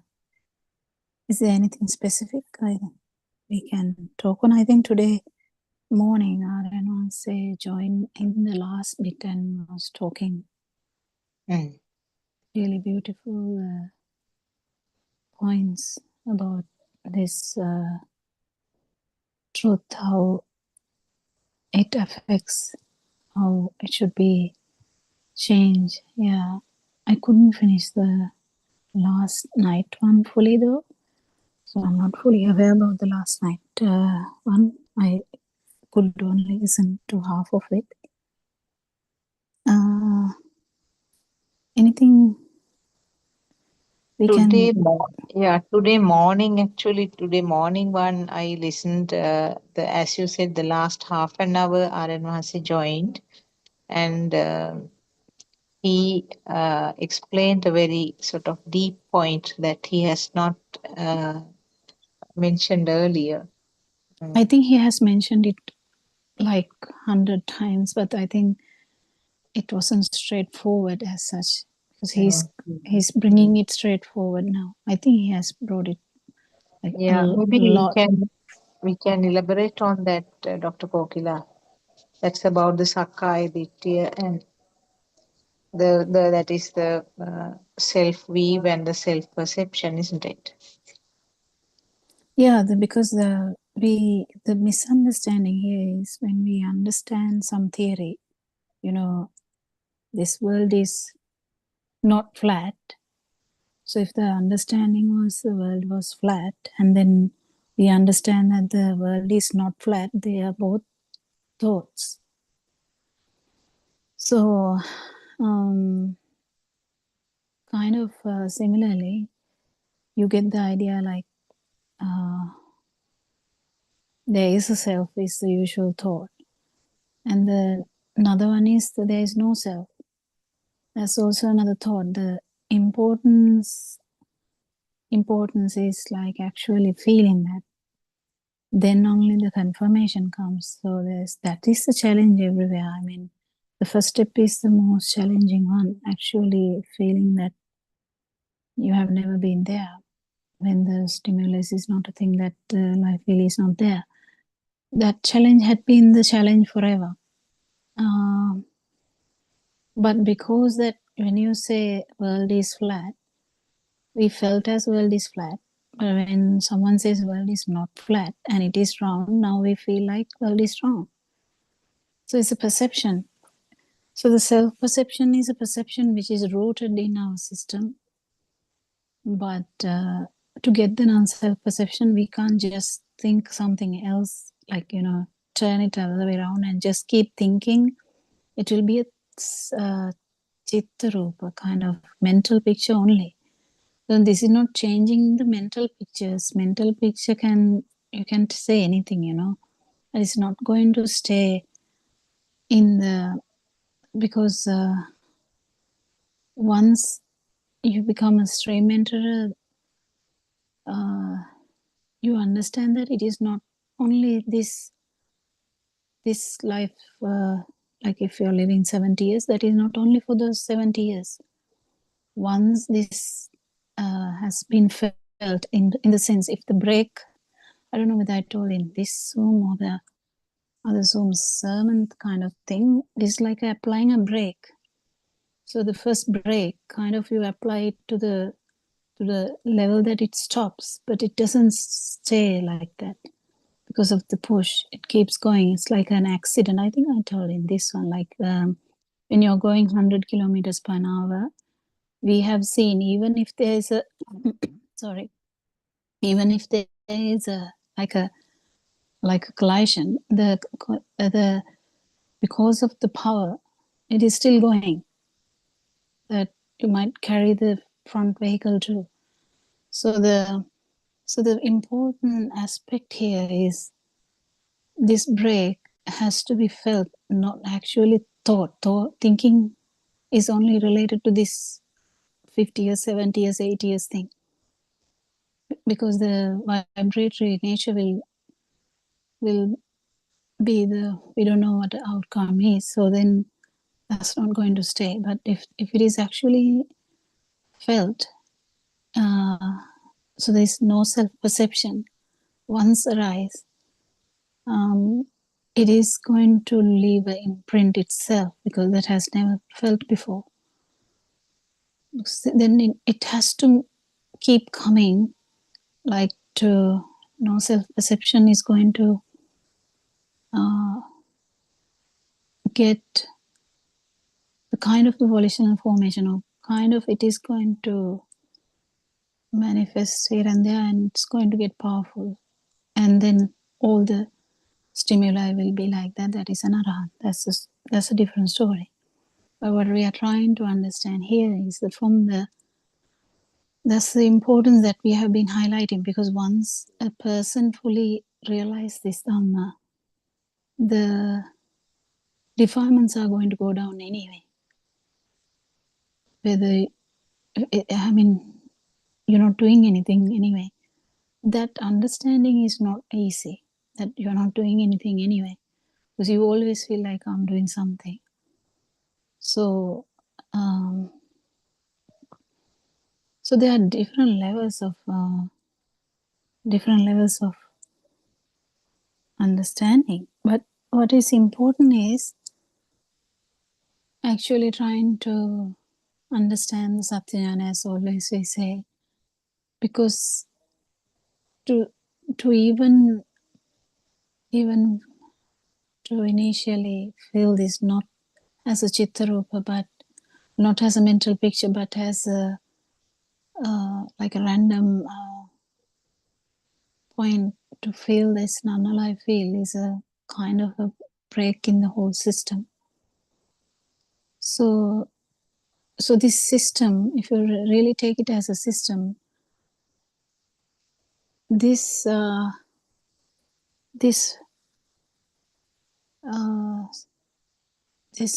do you call it, marga chitta or the phala chitta, this specific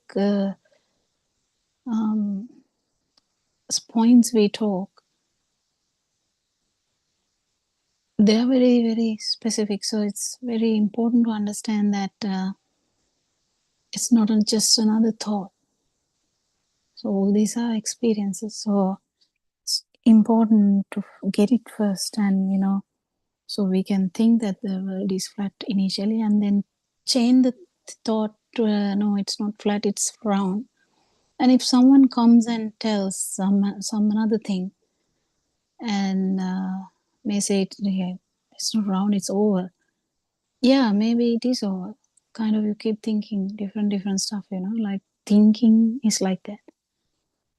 So thinking can change. Thinking is always changing. Anyone can put another thought to your system and you start believing that. Really difficult, isn't it? Someone comes and tells, you're bad, and you're like, really, am I bad? Okay. And it keep ringing in your ears, and it comes in echoes. You're bad, and you're bad. Then if it is like a 12-year-old, 14-year-old girl, or in that case even a boy, this is going to stay forever. Like they're going to judge themselves. They are going to have the problem, like it might end their lives also. So this is how things happen. So you just have to seed the plant, and then everything changes. The thought. Someone might actually do it purposefully, but someone might do it accidentally without even thinking. So thinking can't be trusted. I mean, thinking is actually, it's not true. But we have been trusting our thinking. That's why Aranwansi says at one point, if AI or any system sends a message, this is the end, and that will be taken very real. And this is everyone who is slave to the mind will be ended. They can poison you easily. Just someone has to look at you with a glare, and you are just shaken, aren't you? Just someone has to say, you are the worst person in this world, and you are shaken. So the hearing, the vision, the touch, the thinking, anything can change the whole perspective. So the understanding this Dhamma is very, very crucial, and understand how these thoughts are not real. And when understanding the feel, even feel is not real, it's just the outcome of the sensory function. It's all Satyajnana only. But getting this straight and really feeling that thinking has no power here and let it go. It has to come very slowly. I mean, it will come fast to some people, but it can come slowly. It doesn't matter. But realizing that these thoughts are nothing, even though they come in anyway. So the Lord Buddha actually told Bahir. Bahir was the famous person for understanding Dhamma within shortest time. So Bahir came and stopped Lord Buddha on the way. Lord Buddha was going for alms round, and Bahir stopped him 3 times. Lord Buddha 3 times, and first time Lord Buddha said, no, this is time for alms round, Bahir. And second time also he said, this is time for alms round, Bahir. But then he kept begging to say something about the truth, because he said, this life might end. Lord Buddha, please tell me the truth. And he told in 4 sentences. And whatever you're seeing is not true. It's just a manifestation of the eyes only. Whatever you hear is not true. It's actually a manifestation of the ears only. The touch, sensation, the taste, the smell, everything is described as mutta in Pali. So that also talk like that's only the sensory function only. Viññāte viññāta mattam bhavisate. The viññāta is the kind of consciousness in English, but in that all the consciousnesses, all the mind consciousness also, you can take that at the thought.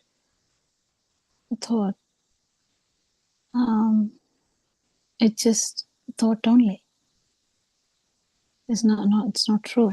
So if you take even the consciousness, it's just not true. So, and that was only there because this system is there. There's these 4 things, yes, and it's okay. But just understanding that he understood it within those 4 sentences, because he had been practicing for a long time about this. It was his bread and butter, even though he didn't fully get it. Bahir didn't fully get it alone. So as soon as he heard this, he changed, and he actually realized that. So we have heard this multiple times. We have heard this maybe 1,000 times. Aranwansi has done 10,000 sermons, more than that maybe now. Still we are struggling. So it's this time, our practice, our tendencies, prior tendencies. So that if the entertainment of the sensory organs are high, or if the mind is very strong, this truth is difficult to sink in. Especially the mind can actually reject it in the first time. And even though if it doesn't reject also, it can take time for the mind to actually fully get this, because this is kind of understanding the mind, using the mind, or actually fully realizing the mind is not actually true, using the mind.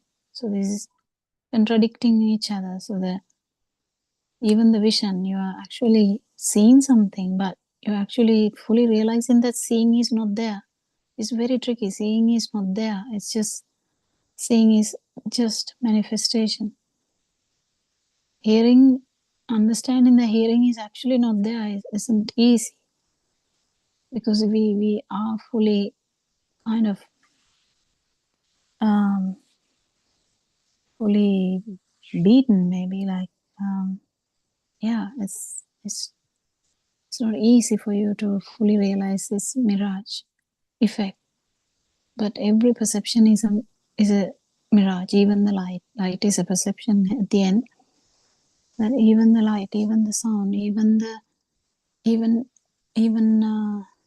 whatever the perception that we talk, even these words, even what we talk here, they are all kind of manifestations, but we are trying to actually understand through these discussions that these manifestations are actually not real.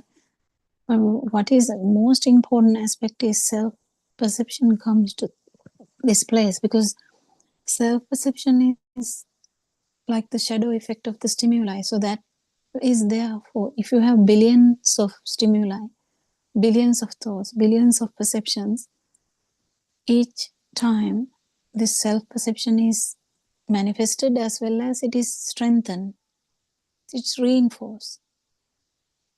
So you feel you all the time.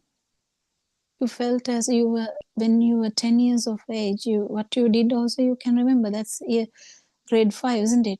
Can you not remember grade 5? Some things you would remember, not everything. What's stuck you so much will be, you can telepathize again. It's not actually remembering, it's actually synchronization of that vibration now. So if you have faced a storm, there is one of the experiences that come to this system, actually a storm, and then as soon as there's a storm now, that will synchronize to the storm that you faced as a child. But that's not a problem. It's actually the synchronization effect. But if you know the magic, it's not going to be a magic. So until your last breath, this magic, that this manifestation is still going to happen. If you see someone and you realize that's your old friend from school time, is that any problem? No, it's not a problem. But that's how this synchronization works. And you see someone and you just realize that that is your enemy, that is still the same thing and brings you so much agony. That's the same thing. There's no self here, it's just the synchronization effect. And also, the self-view is like imprinted. It's very strong because every fraction of a second there is a stimuli, and every stimuli, this self perception happens because it's a mirror image of the stimuli or the shadow of the stimuli. So then it is reinforced. So the self-view is reinforced throughout, unless you hear something like this, like this Dhamma.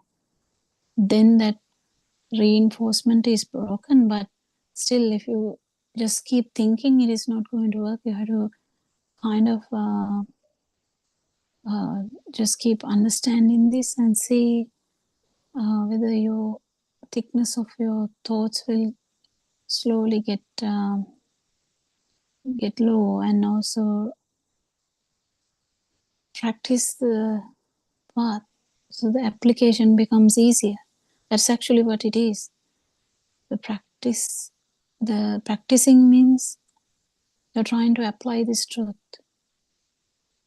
because that's not easy. That has never happened before in the vibratory nature of this self.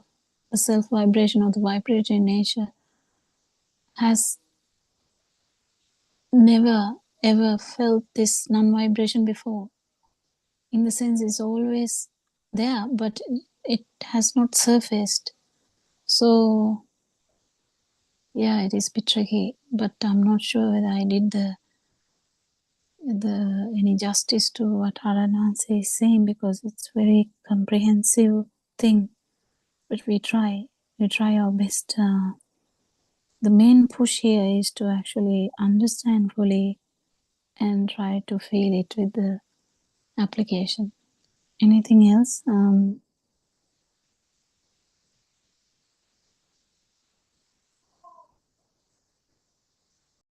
Yeah, he also mentioned that in different levels now, a person who has reached the Sotapanna state, that means that wrong vision or the incorrect vision of this about the self is gone. That means a thought. As a thought, it's not there. And he said something like this. He said the things are happening, and but there is no ownership to that.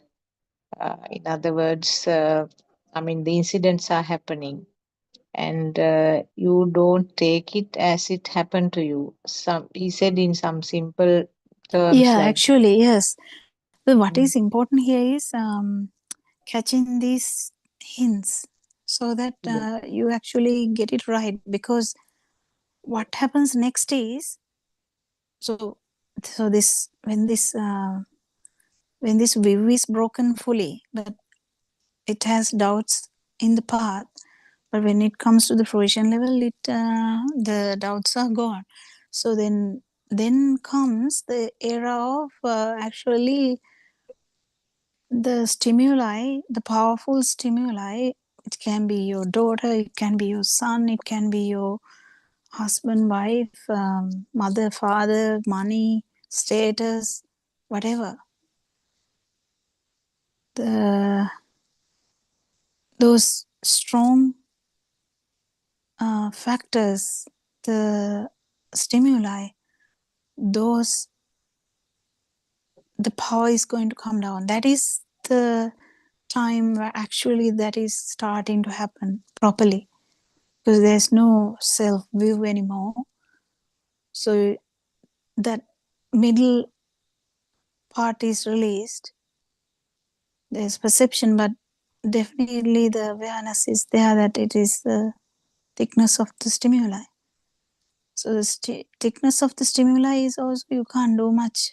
It's through the truth that it will slowly go away. What is the truth? That because the self-view has broken down, there's no attribution of the sadness to anyone. So the sadness is also going to go down because it's not into the level of the child or the young adult or the older person. It is like, when we talk about the little baby also cries. Little baby's smile is so beautiful, isn't it? So that kind of reaction would be there. It's normal. But there's no self-view. But the thing is, there's a self-perception still, because the things are still a bit real. It can be getting less and less and less and less. But there are some factors. It can be mother, father, whatever. When it comes to like status and stuff, it is very difficult to understand even. If it is your mother or father or family, husband, it is easy to realize. But then if it has become your own status or own, the ideas about this should be the way of living or something, then it's very difficult to even understand that is a driving force here. But this path, the next level, comes to the actually picking up these really hidden things that gives the power, the stimuli. That's the next level. So when you fully realize this, when these defilements are going down, that means you don't really interact with the perception at all. It's about the feel. Then it becomes actually the super happiness or the tranquility slowly coming up. That's what the two parts. But none of these things will matter if the self view hasn't shattered properly. That's what Aaron was just trying to say today morning, isn't it? Yeah, actually, he gave a beautiful example also. I mean, very simple to understand. He was saying about the funeral. Do you remember? I don't know. He said, now, if it is a funeral of somebody else and compare that with a funeral of a family member, there's a great difference for a person in the mundane world. So, what he said was, it becomes the same, whether it is your family member or a distant relative or whatever. I mean, somebody who is not close enough. The way you feel about the funeral is going to be the same. So that, Yeah. yeah, that was a beautiful example and easy to understand. To understand for any person. Yeah, So even it if was, it's your last breath or the other person's yeah, last breath. that's also same. Yes. Yeah, because if it is our last breath, we are like shivering and Shattering. shattering. Mm. Yeah, it's devastation. It's, if you feel like this is my last breath, but then it becomes just an incident. So this the how beautiful this Dhamma is and how deep this Dhamma is, but it's not that bad. I mean, it's not that difficult. It's just we take things so seriously and start thinking. It's better to just let it happen, but study this fully in the beginning, and then let it happen. But let it happen also. There's a lot of application points. Application should be very in a lot of wisdom should be there. I mean, if your wisdom is lacking, that is because you haven't actually delved deeper into this. You know, if you are a teacher, before teaching, just imagine it's a literature space that you're trying to teach to the student. How deep would you go and try to think like what questions would the children ask, what aspects give rise to this, this William Shakespeare's some things are really deep, isn't it? So you're trying to dig into that. Sometimes our mothers will not pay that much attention, even if the person is a teacher, and that might take this so superficially, and that is not going to help. So the feeling deeper is a different thing. Thinking superficially is a different thing. Yeah. Yeah, but it is an art also. That's the thing. So no one can really judge how the art is going to come. I think it is going to happen according to the system itself. Understanding a human's feeling is a masterpiece, isn't it? Some people actually can do that. There are some people who can feel the other person without right vision. Yeah. So we have to be very careful in interpreting these things. He's a good person. Someone can say he's a very good person. He feels everything, or she feels everything. And she's so kind, she's very good, everything. But what matters is whether the right vision is there or the wrong vision is shattered. If this is not there, the good person or the best person or whatever the feeling person, it doesn't necessarily mean anything, because that's just this lifespan. Because there's potential for fire anyway. Potential for fire is never going to go away unless it is fully realized. The non-form level, that's the risk we always have. But to get to the non-form level, one should actually know that there's a non-form level or the field level. So that's the application is in the 4 stages of contemplation, or the four levels of practice. Yes, Surangika, do you have anything to add? I don't know whether she had the time to. She was busy last 2 days.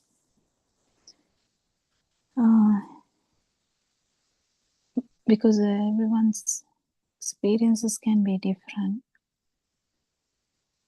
Is it Surangika? Dr. Kokila. Yeah. Yeah, I try to listen as much as possible. I did listen to this morning's one, as Dr. Sakuntala said.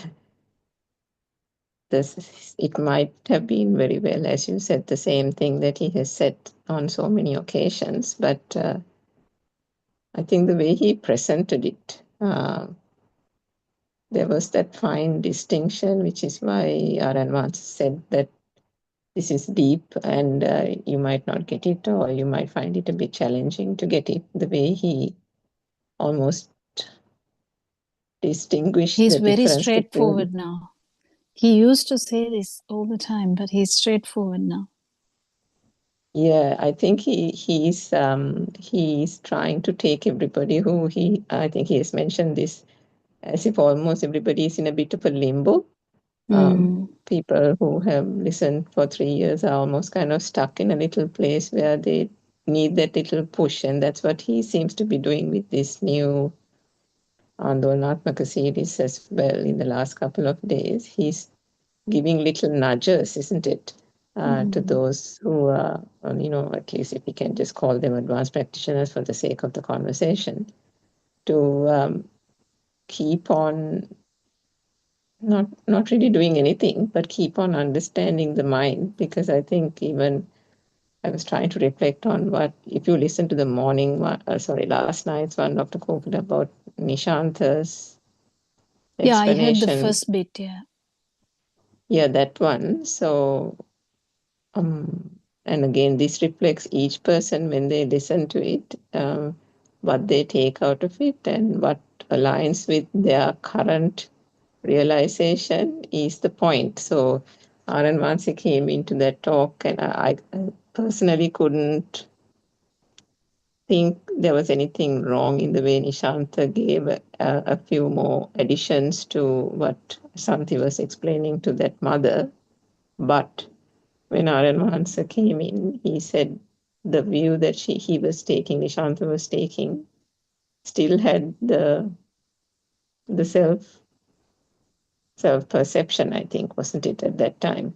And that, all that needs to be seen or understood is that there is only this moment, this breath, and this moment, and that was not coming out in the way Nishanta explained I think it. I have tried to actually bring this up multiple times in this Zoom too, because we have only this one, and R.N.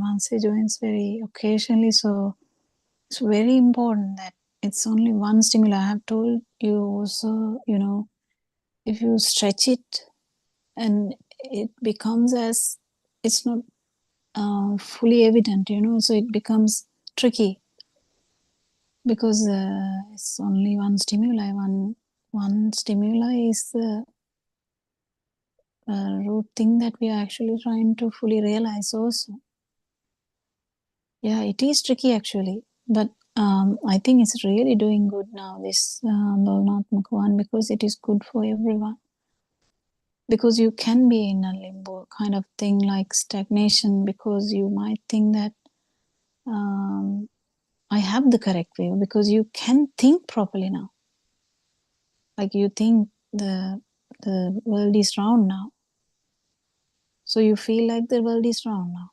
But if someone actually came up and said world is not actually round, something else, we will be scratching our head, because we can just keep changing our vision, changing our thinking pattern. This is not what our advance is expecting from us at all. It's actually trying to beat the whole sansaric journey. This is not that easy to beat the whole sansaric journey. Even for a fraction of a second, it's not that easy. But if we stagnate, because now we know 2 by 2 is 4, so then we kind of taken it for granted now. 2 by 2 is 4, so you feel it as true, isn't it? If someone says 2 by 2 is 6, you will be like, no, it is 4. So as this no self talk can happen in the same way, and you are actually convinced that there is no self. Yes, that doesn't necessarily mean it will leave an imprint, because once you are dead, in the sense this 50 years, 70 years, whatever time you are going to live, thinking is, who can trust thinking? So the thinking is just in this human system. What happens to the underlying current? Underlying current is continuing. So this is a fight that is only humans can do also. And to get the best out of this human system, because human system has this beautiful stimuli which has these 3 levels, where all the 3 levels will be understood. No other animal or a god or a Brahma can do that, because there's no 3 levels in that. Because all the 3 levels should be realized to actually not get trapped in any level. So the most problematic level is the non-form world. That is the vibratory nature, of this self. In the sense, no, it's even wrong. This is a problem. These words are biased. It is vibration. Vibration itself is misunderstood as self. So this is the trying hard to actually correct it, to fully realize that the alive feel is not there when the stimuli is not there. In the sense, not there, when the stimuli is not a thing.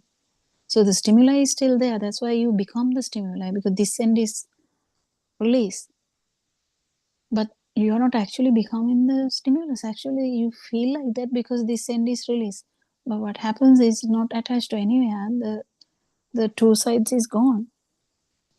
So it is bit tricky, and it is bit eye-opener for everyone, so that if they will continue to improve the Satya, I think this is what is, I think Aranvans is going to do.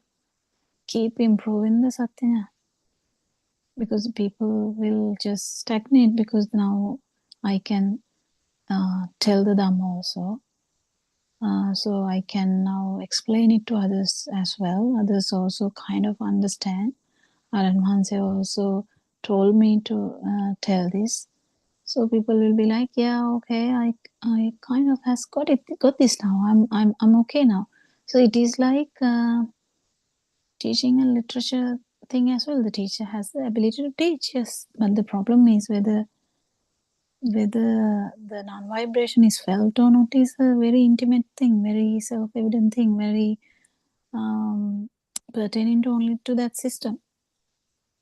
That only Aranvans can actually solve that problem, because I don't think anyone else would even listen to anyone else, like kind of would not like to listen. So he has the whole responsibility kind of thing now in his, I mean, I don't think he takes that as a thing, but he is doing that now. He's appointing everyone to talk about Dhamma. He's appointing the Zoom meetings at the same time. He's saying, can you understand this bit more, So people are like scratching their heads. Okay, then haven't I got it yet now? Like, then this is the push to feel better, feel more, and get into the non-vibration, non-alive feel. Then only it will leave an impression or imprint of non-self perception. Because non-self perception was never there before. If it was there, there's a very rare chance of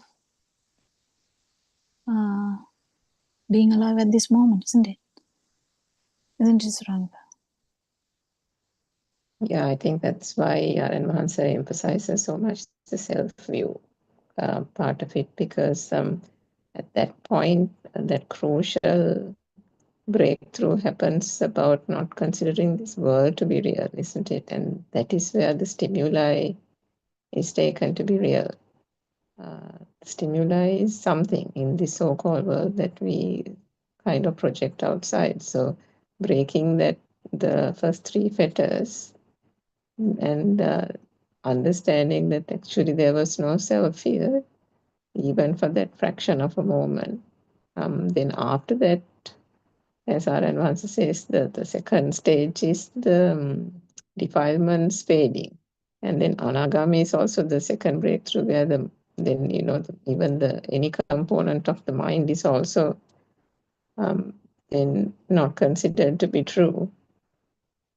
So that distinction that he made this morning with regard to once the self-view is gone, the self-perception part, which then starts dissipating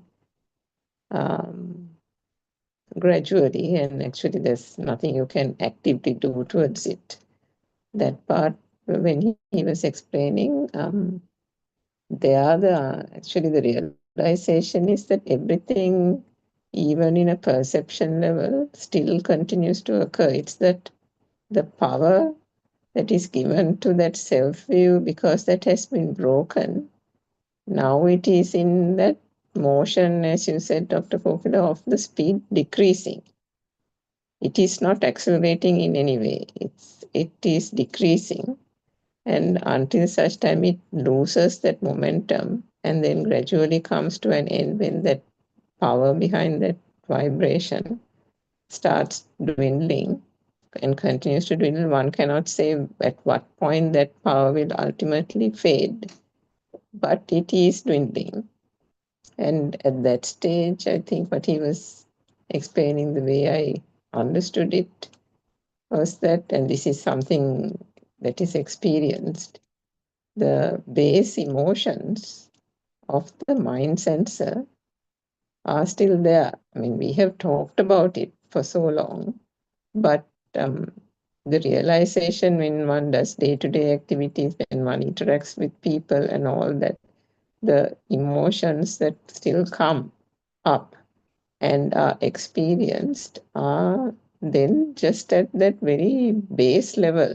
The emotion attached to the mind sensor when those thoughts arise as one interacts is still there as part of that thought and the feeling that gets generated as a result of the thought.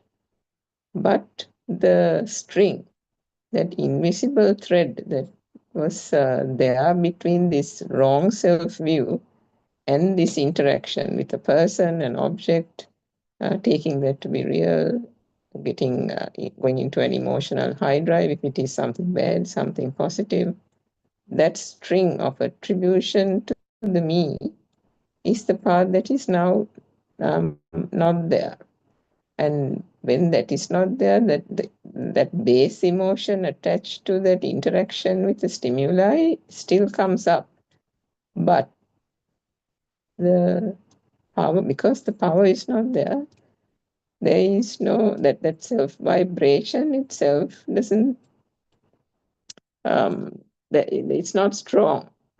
And it's almost as if it's that objective interaction, isn't it? The entertainment of the stimuli is missing.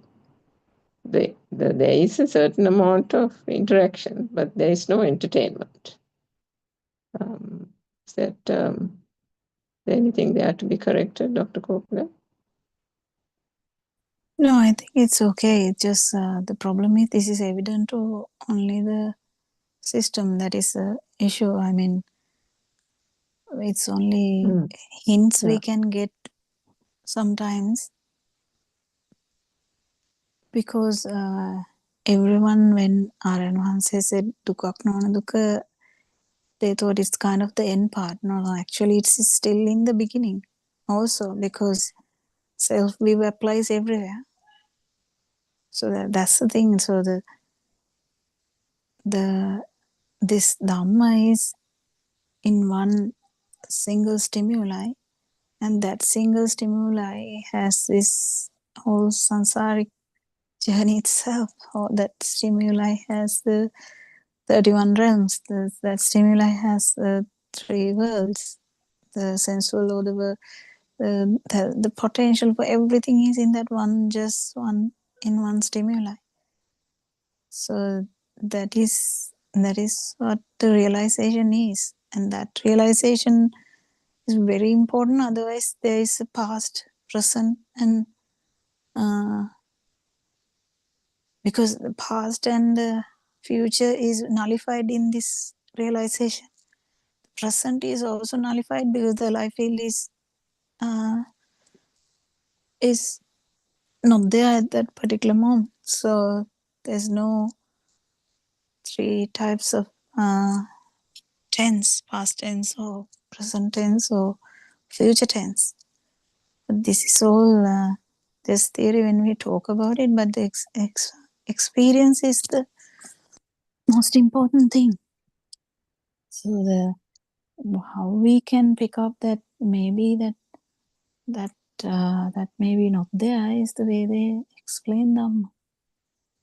So it is also random, you know. Sometimes you might talk really similar to Aranwansi, so that it will be felt as okay, this is the same thing Aranwansi says. Some only randomly Aranwansi can pick up that it is not the same thing. So once he might say, "Oh yeah, you are really good," and again after 2-3 years he might say, "You are still in the self view." So the person might be like, "Oh my God, what happened here?" You know, kind of in really can get really disillusioned, really discouraged. Disillusion, yeah. Yeah. So that is the thing. So be ready for anything. Be ready for anything. Just be ready for dissolving this vibration, which was the reason for the whole suffering. So when this self view is broken, there is no way that this break is if this is the first break, it will break to the point that it will stop. That means it has to pierce through the whole 3 levels. It has to. So actually that means you are actually experiencing Buddha status in that particular moment.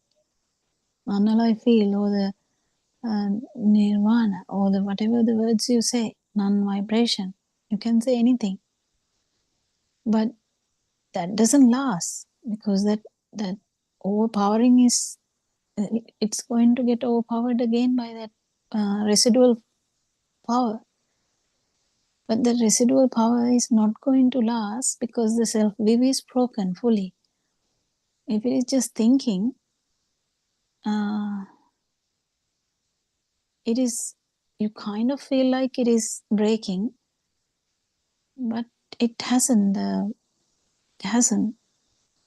So we feel like we are breaking, but we are not. So that's the thing. And understanding fully this perception is very important because perception has this underneath level. So, you know, when I say the example I took, I think in the sermon, the ambulance. So you haven't seen the ambulance, you haven't touched the ambulance, you just heard a noise. There was a ear vibration. But this, you completely feel now this is ambulance, and you clearly kind of feel that it's alive, kind of feel that it's there. This is the thing, this alive feel is comparable to that feel that it is actually there, the ambulance. But if you actually break that thought, the stimuli, ambulance, where was the ambulance? So it's a sound you heard. A sound had this thought, beautifully constructed in these 5 sensory organs. Yes, I mean, I call it beautifully just to, it's just I think that word comes too much in this. So I will, so what I'm trying to say here is 5 sensory organs, if they are working together, the ambulance thought will synchronize immediately when you hear that sound. And when we do that, when a child is fully aware about that sound, and then the child says, "Oh, that's the ambulance, mom, isn't it?" Yes, we think that the child has fully grown now, like child is fully, okay now. Yes, he's okay now. He has studied that. Yes, he has the perception of the ambulance now. What is underlying there? When you feel that the ambulance is actually real, there's something else happening also. The self-perception is getting reinforced. This we never knew. But you can actually feel this if you actually apply these things. So have you ever, you just heard a noise, but directly the ambulance came. It's okay. It is the normal thing. Even Aran Hanse knows it's an ambulance. Even Lord Buddha knows if the ambulances was there at that time, he will know that it's an ambulance. So what's the big deal? No, it's not a big deal. But what is the most important thing? It's not true. It's a manifestation of the 5 sensory organs. It's very difficult to come across, When it comes to your child or something, child is opening the door and you're like, oh, my son, everything goes out of, it's the whole Dhamma is gone. That's the real important thing here. How strong these perceptions are, that is where your point of contemplation would be, the karmasthana would be. But this is very important to feel this. Like if the child is standing in front of you, how real you feel that. That's like the funeral, How real. Now the child who is like 2-3 years of age will play underneath the mother's corpse. But at that time, what we say is that child doesn't know. What about Aran Hanse? What about Lord Buddha? He will walk behind Suddhodana king's corpse. He walked behind. Was that issue? No. Why?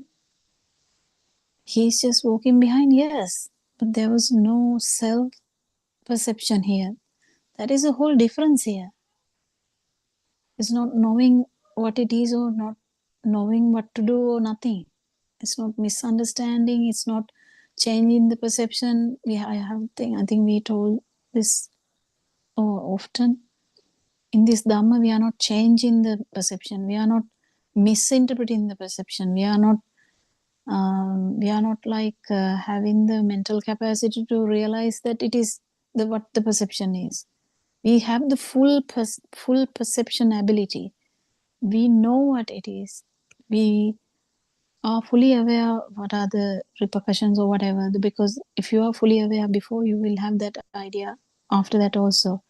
But what is absent here is the self-perception. It's very important. That's where Aran says challenge is how to get this into the other systems, that the challenge is about the self-perception, not about anything else. Yes, child. Hi, doctor. Hi, my friends. I just want to ask, stimulus it's another word for triggering? No, stimulus is the chair, or the mother, or the school, or the Sri Lanka, or USA, or whatever. That's the stimulus. Or if you now in that example, you heard a voice, you heard a noise, and that is the ambulance. That's the stimulus.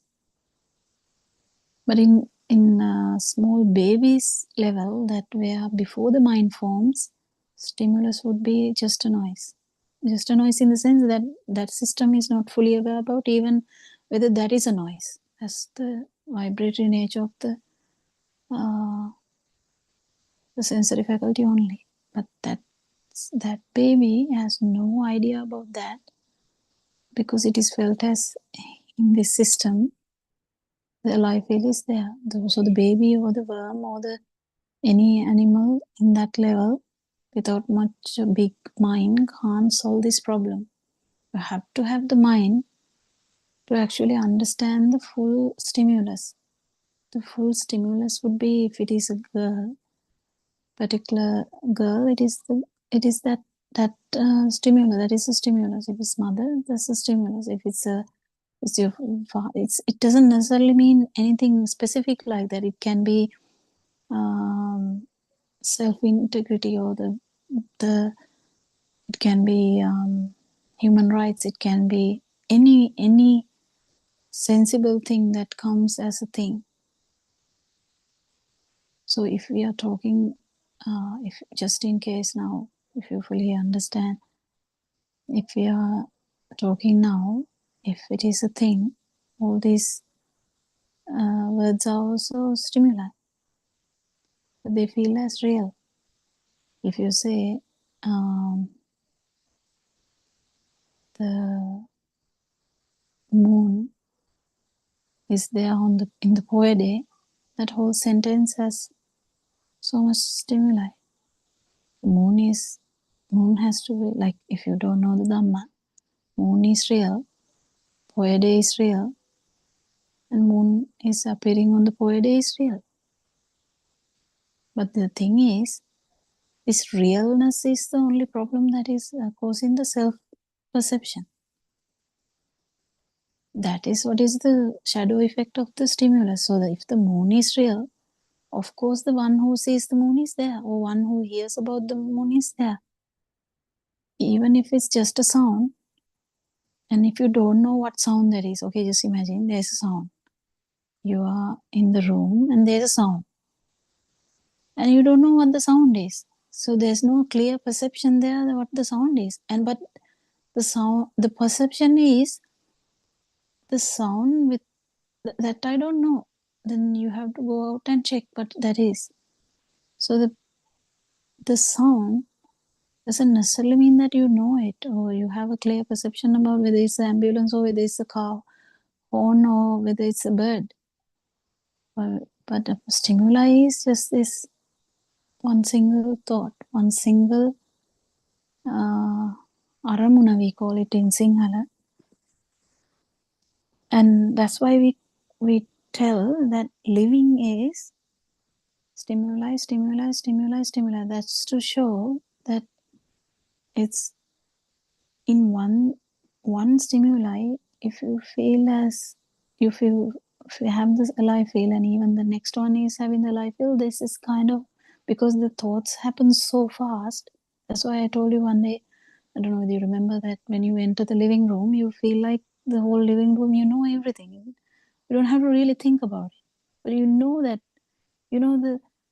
that's the perception level. You're not even attracted to any of that. You just know the dream is there. You're just in the dream.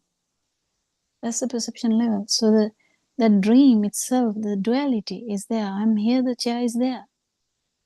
That's the perception. That's the thing that we are trying to understand, how this duality came.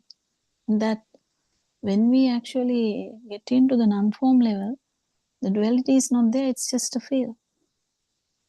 When it comes to just the feel, even that you have to realize, that you have to know prior to that experience, that it is just the function of the sensory function only, the ear vibration or the eye vibration or the touch receptors vibration or the nose or the tongue.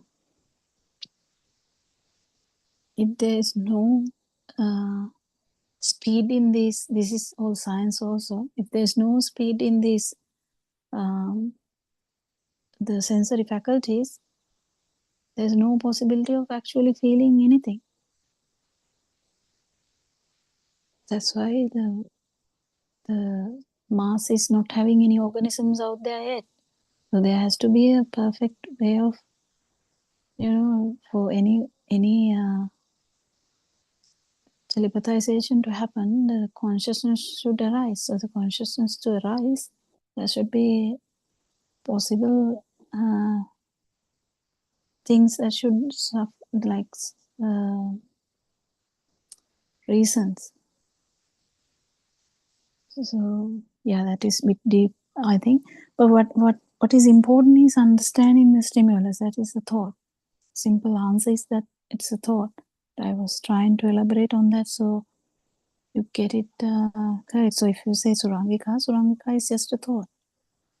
But the thing is, when it comes to I, that means self, it is more than a thought. It feels so real, isn't it? Like the example I told, just imagine Dr. Sakuntala is inside the house and I'm just telling an example. I don't know what many of these things happening, but suddenly the child tried to give a surprise and front door opens and the child is there. So just imagine,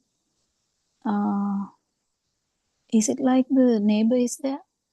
So imagine the neighbor also opened the door and suddenly entered. Or someone else did that. Imagine it's actually a thief. I mean, I don't want to say that, but what I'm trying to say is, so see the life feel that gives you. This is really interesting if you actually study this. How these stimuli are giving you different levels of vibration, and how come that is like that. That is actually because of the view that you have that it is my son and this is a thief and this is a but an arahant will also know, because Lord Buddha specifically knew that it is Yasodhara, it is Rahula. Yes, there is no misunderstanding. What is lacking there is a self-perception. That means this is not a thing to him. Like it's okay. He actually, Rahula went and asked, Lord Buddha, could you please give me my, what is Dayada? I don't know the word for that. What is Dayada in English? Maybe inheritance. Hmm? Is it inheritance? Oh, yeah, maybe. Yeah, Please yeah. give me my inheritance. Then Lord Buddha just gave the hand and little Rahula just came with the pinky, like holding the fifth finger. So that was the inheritance. And Lord Buddha actually gave the inheritance, yes, what? The no self Dhamma. So this is the thing. So even today morning, Aranansa was beautifully explaining this, whether Lord Buddha had any burning when Lord Buddha went, because there was a problem with all the relatives of Lord Buddha were slain. He actually could prevent it twice. He prevented it twice, and the third time he just told all the relatives, just be ready and think about Dhamma. So first time, if someone is misunderstanding Lord Buddha, might say he has the self-perception, that's why he went and tried to prevent the slaying of the relatives. No, it was just if he can do something, he just tried. That's what it is. If you feel like you can use your whatever the basics you have about whatever if you know to drive, that driving ability is not vanished just because you have understood Dhamma and felt the Dhamma. No, that's not how it is. This is all about not having the self view, not having the self perception, not having the self vibration. It's just one thought. But the problem is, this thought is the mirror image of the stimuli. This is the tricky part. This one thought is the mirror image of the stimuli, because there was never a self. This self vibration, self perception, self thought, or the self view is not true at all. It's just a shadow effect of the stimuli. But to actually feel this, you have to feel when the stimuli is actually not taken as true, when the power is not there, the life feel is not there. There's the only possible way that you fully realize this Dhamma. Joel, do you have any other question about that? No, doctor. Like, I understood what you said, and I was just thinking if there's a person who is taking psychiatric treatment, and if he listens to this, can he get out of the psychiatric treatment? Yeah, 100%. But the problem is sometimes with so much, if it is so much delusional thoughts, maybe not, because, delusional thoughts can make you to have a suspicion about everything, isn't it? So you might have a paranoia. So the paranoia might overpower the ability to listen to Dhamma. That's the importance of having an open mind, like a really open mind.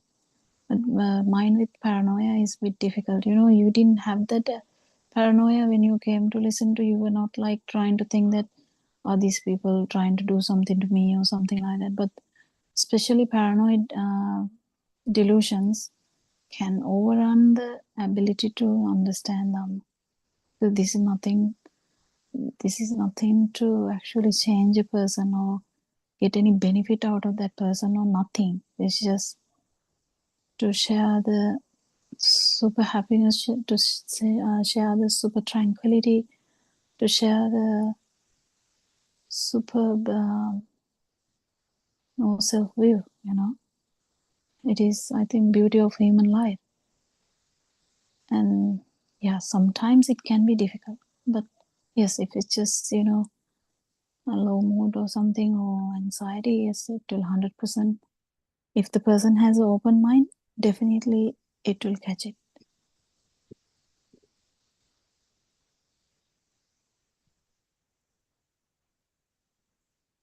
Yeah. Yes, doctor.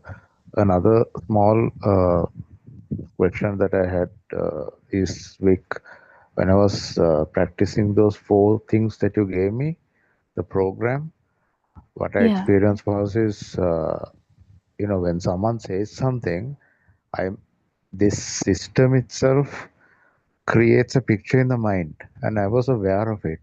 Is that normally first 2-3 days? Does it happen like that?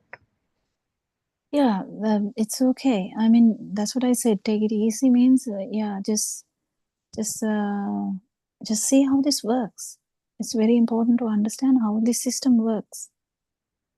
And that is the realization it will come to you that this system works. I mean, until last respiration, last breathing, the system is going to work anyway. If you ever had an idea what a waterfall is, even if you see it in a photo, or even if you hear the waterfall sound in a movie, or even if you are in the kitchen, if someone has put the film and there's a sound of a waterfall, it is a sound of a waterfall. That's how this mind works, the synchronization.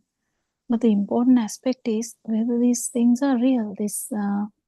Whatever these thoughts, whatever these stimuli, the interpretation of all these stimuli are because we have these 5 sensory organs and the ability to form a mind, ability to form a thought. This is unique to humans. Actually, human defense, the defense in the sense that for sustainability, all the animals have a defense system for sustainability. Like why a lion has that kind of appearance and that kind of power, that kind of teeth and all that is to just persevere, just to live, isn't it? So the sustainability is the factor in this whole system. And the humans have this mind. That's why they have the ability to think and actually build a cave or build a house and close the door so that the animals can't enter. Animals didn't have that ability. But animals also might have that ability because as soon as they are threatened, they climb the tree. You know, they have perceptions. So someone is coming behind me, definitely this is harm. So the adrenaline comes in and they are on top of the tree. In a fraction of a second, they are on the top of the tree. So but the thing is, that's how the system works. So the human might do the same.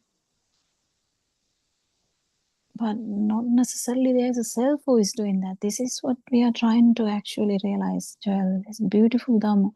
So the system works, yes, but one moment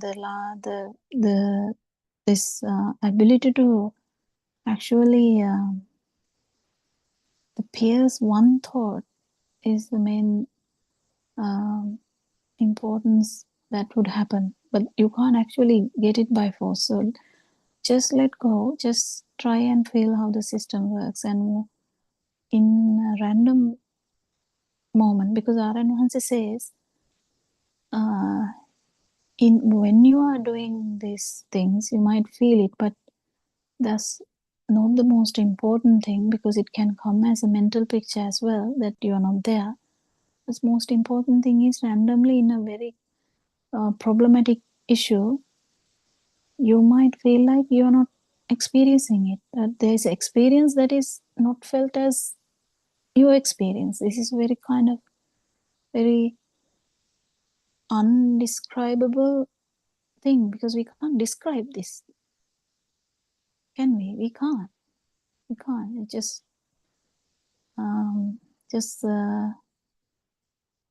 there will be a moment that you actually feel this non-alive feel, because alive feel is just the norm. That's what you feel anyway now. You feel that the chair is there, I'm here. Yeah, that's how it is. That's fine. But when you fully realize this, still the chair is there. Don't forget. Still the chair is there. But the perception has changed, because the self-perception is not strong anymore. So it is getting slowly diminished. The non-self perception is taking over. So the mind bubble is actually, it's happening. The same thing happening. Someone is talking, you get the idea that it is mother. There's some sound, you get the idea that it's the ambulance. That's fine. But what is happening is when the power of that thought that it is actually real, the ambulance was so real to us. I mean, as a medical officer, I would say ambulance is the kind of, if you work in the emergency, that is kind of bread and butter, like we are ready, kind of. That's the perception we get. So, but that's the thing. So still, if someone who has felt this Dhamma will be ready, yes. But without this self-view, that's the first one to go. That's the self-view. But this has to be experienced in at least one stimulus for you to fully realize that there was never a self, to break this pattern of self-thought, self-view. So it's interesting to experience that how this system works. And your research is not over. So continue the research, continue the application. Don't take it as a very big thing. Be as a child when the Joel had no problems at all. Yeah. Another question, Doctor, can I ask? Yeah. I don't know whether I asked this question before, but I just want to know about this piercing the thought. How do we do that, Doctor? Don't try to do anything. Just keep understanding Dhamma. It will happen automatically. I mean, you can't really say that. But application of this Dhamma is the same thing. Because I said about the noise of the ambulance, yeah? So if this is very undescribable, but if the ambulance thought has no power, directly it will go to the sound level. if the ambulance has no power, but that has to happen, so it's useless to talk about it. It will happen. It just has to happen in the more you understand Dhamma. If it is pertaining to sound, so it can happen in any. It can happen in the touch sensation. The touch sensation also it can happen. You know, someone actually told about this a long time ago. She touched the phone, and the phone aspect didn't come, but she went directly the mind. She didn't have that mind part of it, and directly that she felt it, but then she got scared because she hasn't felt it before. So then the ability to actually entertain the non-self perception wasn't there, because the self perception is so strong that the ability to actually appreciate that it is just the touch receptors only wasn't there. This is just the function of the skin only that is there. It's not a self thing, nothing at all. But you can't really do it by force. So it's useless to know, but you just have to know that it can happen. Piercing a thought or piercing a stimuli is as same as Yathabhuta Jnana and something else. What is the other word, Surangika? I think it's Yoniso Manasikara. It's probably penetrative insight, maybe. Yeah, penetrative insight. Yeah, that thing. So the we tell in different words. If Aranwansi comes here, he will be like saying it in a very natural, very simple way. He might ask, Joel, what is bothering you? That's all he might ask. That's the specific thing he might ask. We avoid asking those things because it is too much sometimes. So we kind of let it go and slowly, get these things right, so that the most bothering point would be the most powerful thing that is actually keeping you in this limbo, this mind trap. But it's okay, because it's fine. It doesn't necessarily mean anything. It's just fully realizing this Dhamma and actually doing this research, doing the investigation about these things. As you said nicely that you felt this is actually happening. Yeah, that's good. See, then you really understand that body is not you, the mind is not you. That's what I'm talking about. The Aranwan says Dhamma is, I mean, I have no words to even appreciate him, because it's you can't use words. I mean, it's endless. And how we can understand how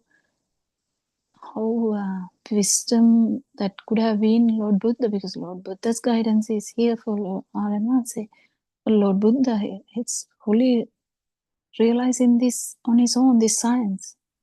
And he has talked about all these science in his language. So this people who are struggling to look at this in a lab and trying to understand this quantum physics and everything, still far behind from Lord Buddha, who understood this within this one thought, fully realizing everything within one thought. That's the thing, beautiful thing. So the program is a creation of Aranwanse.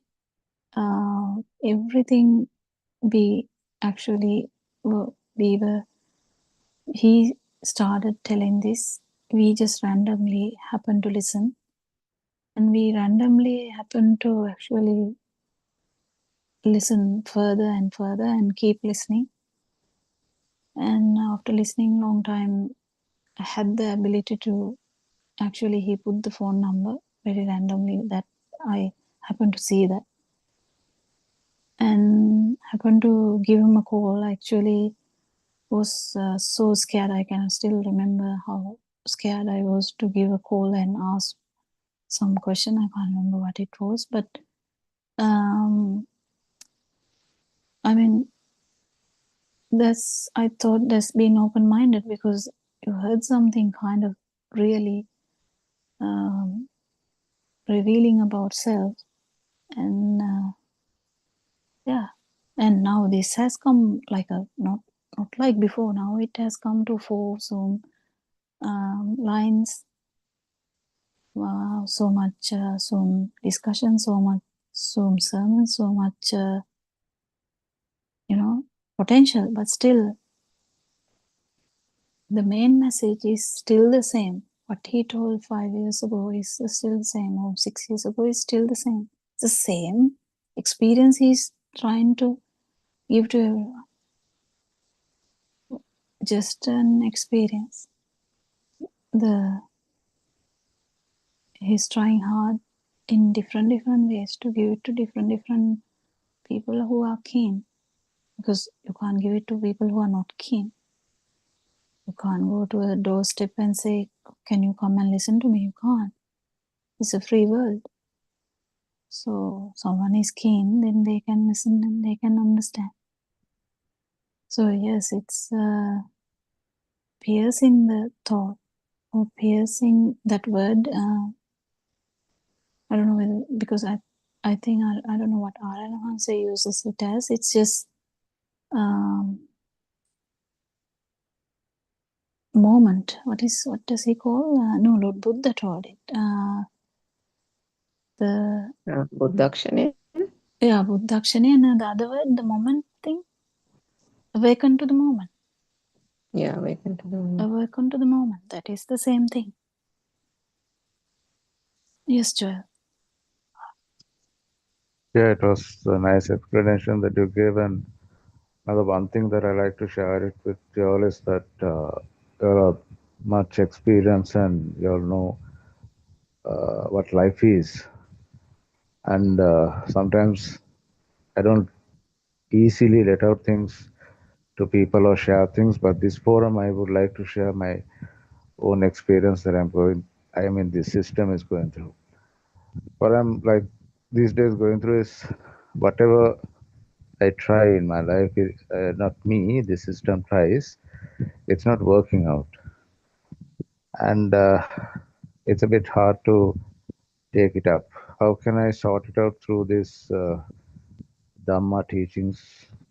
Can you just help me on this? Yeah, so you want something, but it's not happening, isn't it? Yeah, it Yes, is very doctor. natural. It is very natural. I mean, how can I say? I want early retirement. I can say that. I want early retirement. That sentence itself shows some anticipation, isn't it? Anticipation is there.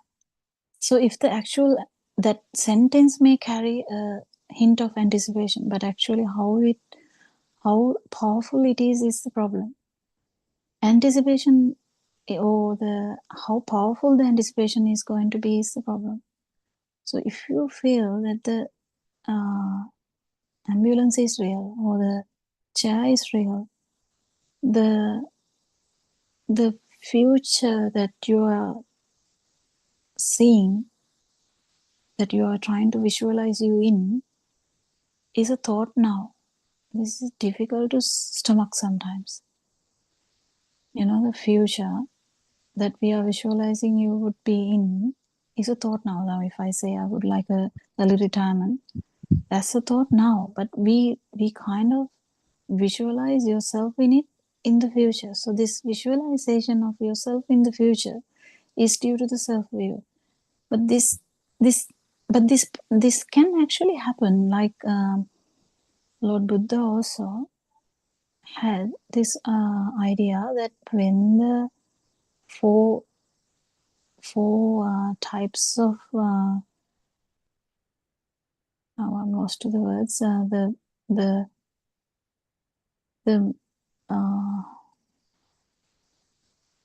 What was the 4 things that Lord Buddha wanted? The Gihi Pavidi, I think Bhikshu, Bhikshuni, Upasaka, Upasika. 4 things. I don't know how do you say that? Monk, the when male venerables, female venerables, and the how do you say Upasika? I don't know. He had a kind I of think idea. those Yeah. who have taken robes and those who haven't but are listening, but are on the path of the Dhamma, no? I don't know if there are particular terms for it. Yeah. Yeah. So the kind of he had that that should be fulfilled. So that's kind of a thing, but it has no power. When the self-perception is not there, or the self-view is not there, when the self-vibration is not there, that's an arahant. But at least if the self-view is not there, this thought will come, but you're not taking it as your thought. The system, it's happening that, as you said, you felt that system. That's very important, because you feel that this system is doing something. Yes. That's very important. The system has a perception that Joel should be like this in next 1 or 2 years. I mean, it's not only you, so don't take it too harsh on yourself. That's what I'm trying to say. So this is kind of any human being has a visualization of a future. So when we ask from mothers, they would say, some would say, they come and sit down, and if we question about, do you have any advanced care directive, or that is called like, do you have a plan for your death? They are like, it is a very normal thing here, but they are like, I want CPR. I want to try in the last minute or so. I want everyone to try. Someone would say, no, I don't care. I don't want to live like a vegetable. So you can off everything. I would sign that paper. So any of these thoughts, they are not in right vision. So they can take any stance. They can say, yeah, I don't want to be a vegetable. You can switch off the machine. Someone would say, no, I don't want this machine to be switched off. Switch it off when I'm dead. And you confirm the death. So there are two aspirations, two visualizations of yourself you in, and this is going beyond that. Someone would say, I had a experience with a gentleman. He was like 89 or something, and he had the idea that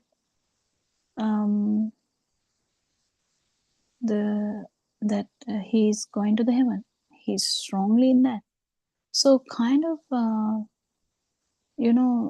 there are views, that there are visualizations, imaginations that the future would be like this.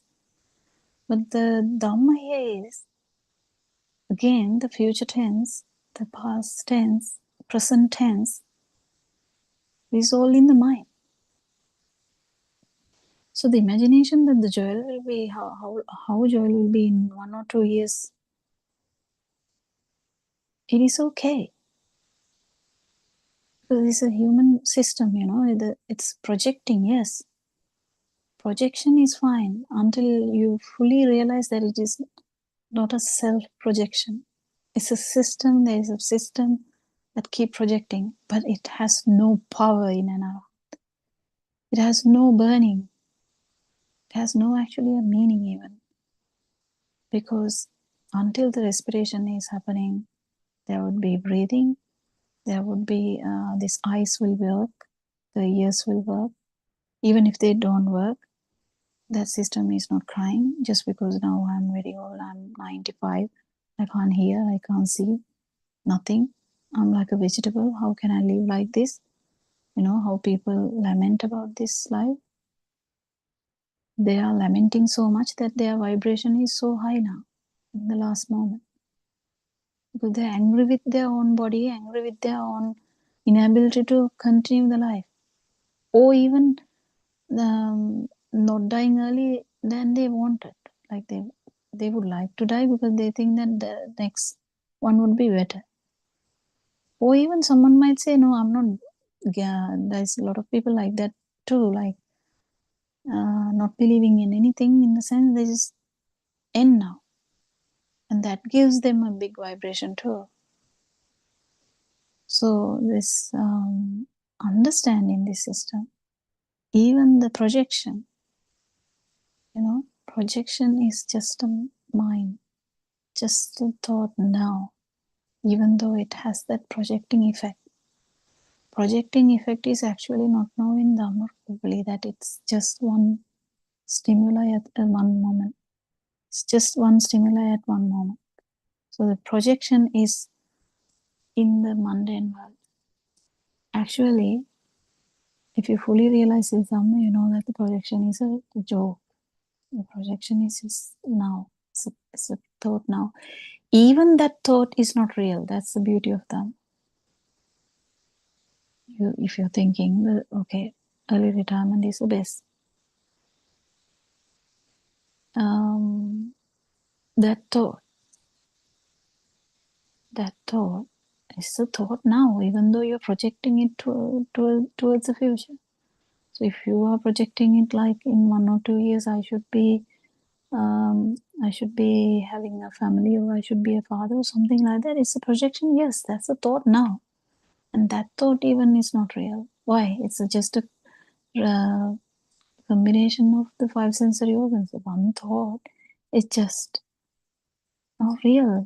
Is the ambulance real? Ambulance is kind of real if you take it as real, but it's just a mind. It's just a thought. It's just a perception. Perception is like a current. It's actually, mind is like a wave pattern. It's like a wave, like the light waves, like the sound waves. It's like a wave. It's a mind wave.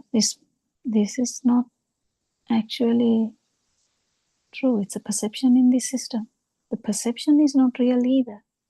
That's the vibratory nature of the sensory functions. If you really fully feel this, actually the actual that thought will be pierced, but it is difficult to fight with that thought at this moment. But if you fully realize Dhamma, you will understand the thought that this should be like this is pertaining to the self, because this should be like this never was there in the child's mind. Child who is running after butterflies, or running to the playground to play cricket, or playing in the computer game, doesn't matter. I mean, I'm taking examples from this side too, like from nowadays children. Even if they are touching some colorful thing in the iPad, because a lot of mothers are giving the iPad, that child is not projecting what is going to happen tomorrow, not let alone not projecting even what is happening next minute. So they are kind of really in a good place in that way, but still the potential for suffering is there. Why? The self vibration is there. To fully realize this, the actual defilement should happen, in the sense the thoughts should arise, and that should have the self view will automatically happen. Self view is something hidden, because this is the shadow effect of the mirror image of the stimuli. So if it is the idea that is bothering you, that this should be like this, it's okay. But this bothering will not be yours one day. How beautiful would that be? The bothering is there, but the bothering has no owner. So the bothering also will go down, because when there is no owner, what can the bothering do? What can the suffering do? What can the happiness do even? What can the ear do? What can the eye do? What can the touch do? What can the smell do? What can the taste do? I mean, they are there. It's okay. They are there until the respiration stops, isn't it? What do you think, Joel?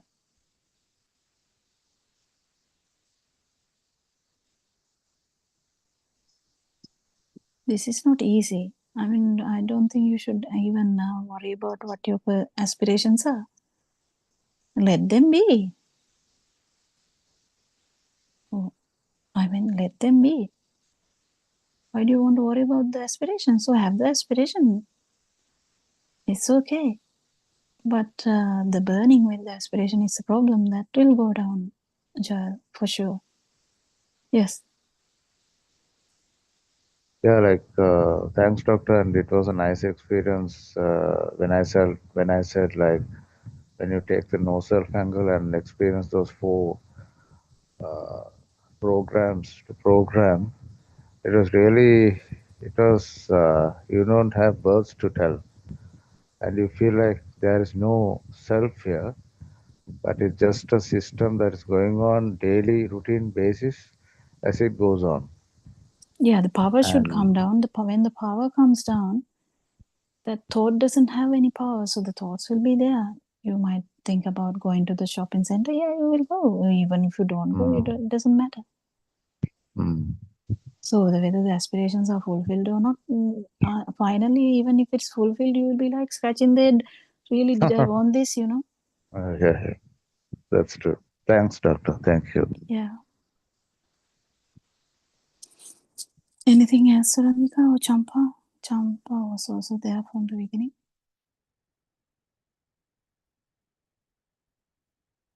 Anyone can add something? Yes. Maybe Suramika can add something.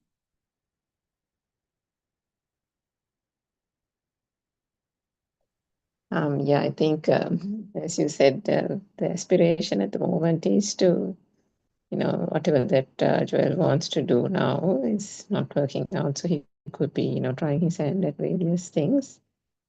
And so that is the thing that, again, it comes through a perception, isn't it? Because we have this perception again that if you try once or twice, it should work. And then you might have another perception out of, past experiences coming here now as a perception arising that maybe 5-6 times at least it should work now.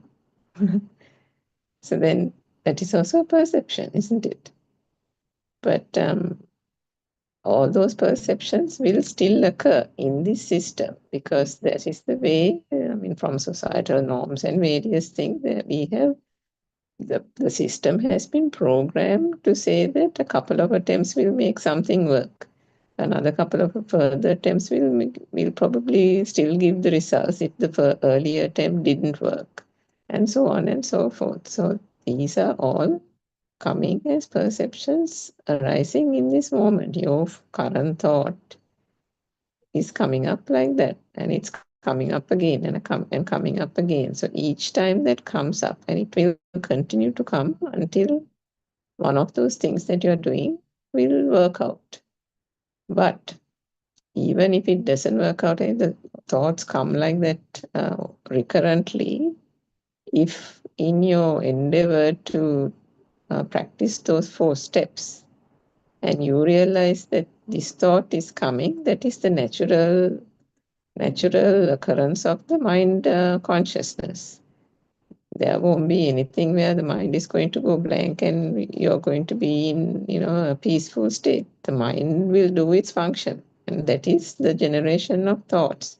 Just like the eye function is the light, the ear function is the sound, the mind function is the generation of thoughts, i.e. perceptions. But now through the exercise of understanding the mind, i.e. the thought occurring in this moment, you are doing the spade work. You're doing the drilling down. As you said, you wanted to clarify what is penetrative insight. What do you mean by piercing the mind? Piercing the mind is piercing the stimuli or the focus of the thought in this moment. So in this moment, if you're getting a perception that nothing is working, that's just a thought. Understanding that it is just a thought arising in this moment. Next moment, say, for example, your father says to you, let's go watch maybe a rugby game in the nearby park or something. like somebody's son is playing and let's go watch a rugby game. Then that perception of nothing is working out is not there, right? Now both of you are getting into a car or something and going, and maybe for the next half an hour, you are enjoying the rugby game. So where is that so-called thing now? That was then just a perception, wasn't it, arising? And that as long as the rugby game became real and you're there, then that is the perception there. So similarly, when you're coming back home, if your father said, let's get dinner from somewhere, then the dinner is the thing. Or the finding the place where to stop for to buy the dinner is the perception at that moment. Like that, I mean, I just told very simple milestones, but in between, everything is a perception. The getting into the car is a perception. The driving is a perception. Maybe putting the brake on is a perception. All these things are perceptions. Turning into the roads, identifying the name of a road, so on and so forth. So if we understand that all these thoughts that are arising are just perceptions, but ultimately it's only one thought that is entertained in this moment. That is the only thought. But what is the word? Sit parampara. Sit parampara means in English the thought process.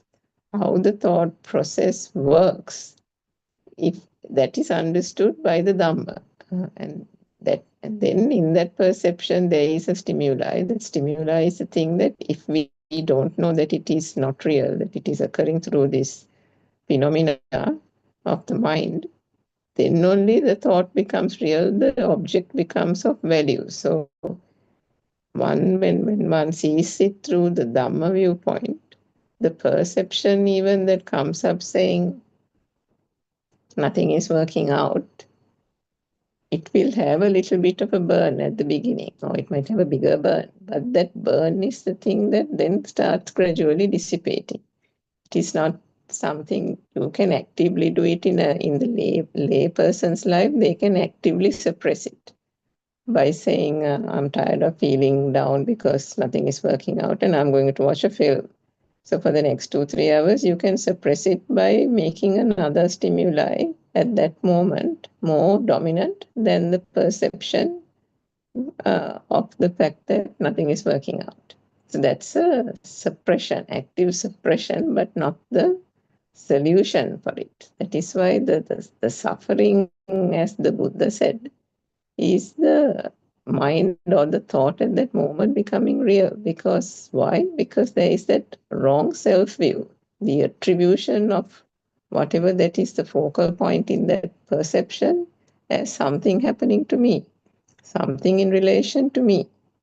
And with this Dhamma and those 4 points of contemplation that you're practicing, one understands that these stimuli are occurring. As long as the sensors are there, the stimuli are occurring.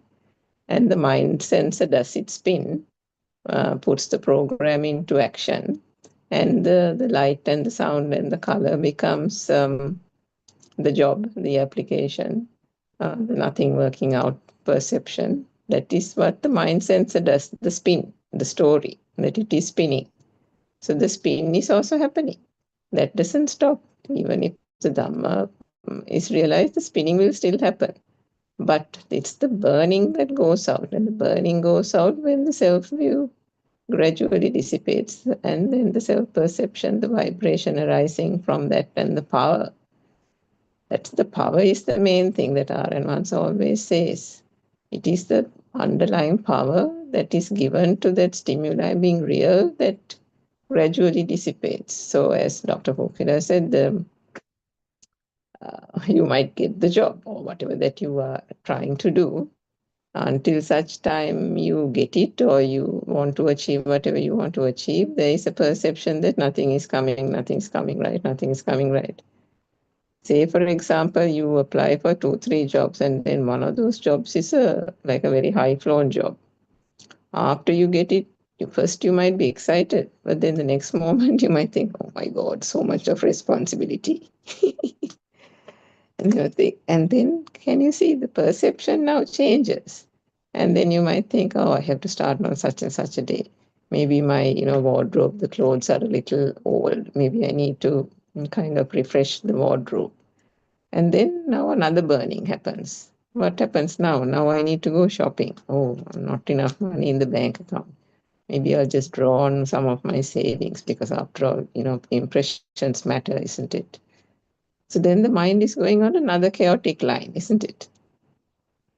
So this is the way the mind sensor works. It's always spinning a story, always, what is the word, Abhisankana, always magnifying and kind of turning things around and drawing from past perceptions and thinking, oh yeah, now I need to make a good impression. First day of work, my colleagues, all these kind of things. So these are just perceptions circling around, and everything is coming at this moment like a stimuli. So still these things might happen. As the Dhamma is realized, it doesn't mean that you're going to say that you're going to wear dowdy clothes and go. No, you will still go and you'll have a look at your wardrobe. You might try to kind of understand whether these maybe they're a little old, maybe I need to refresh some of those things. Those thoughts will still come. But will it have a burning? Will it have a stress underlying that thought? No, that is the thing that starts gradually dissipating. So it's amazing. And the more that those practical steps are realized, Joel, I think that's great that you're doing that, because that is where the key is.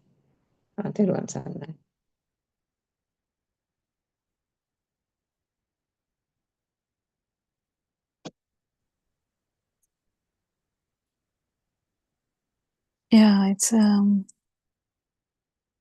it's all about actually Satyajnana, or the truth side, which we try to explore all the time. And more you kind of feel it, as when Joel said he felt the system. It's very important, because the more you feel the system, the more you realize that it was never your plan. I mean, even the planning, because you make a plan of tomorrow I'm going to do these things. Was that your plan? But that's what we felt, wasn't it? That was the view we had. But that planning is coming from all the perceptions we have. We get an idea.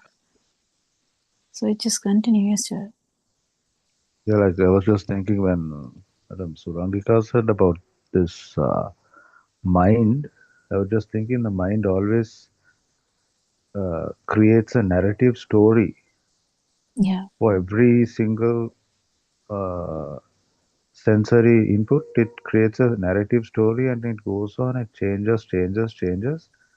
And that speed is, I don't know how to tell it in numbers, but it's so speedy that you can't stop that. Yeah, and also this speed actually is slow. It slows down now. It slows down because when the self-view is broken,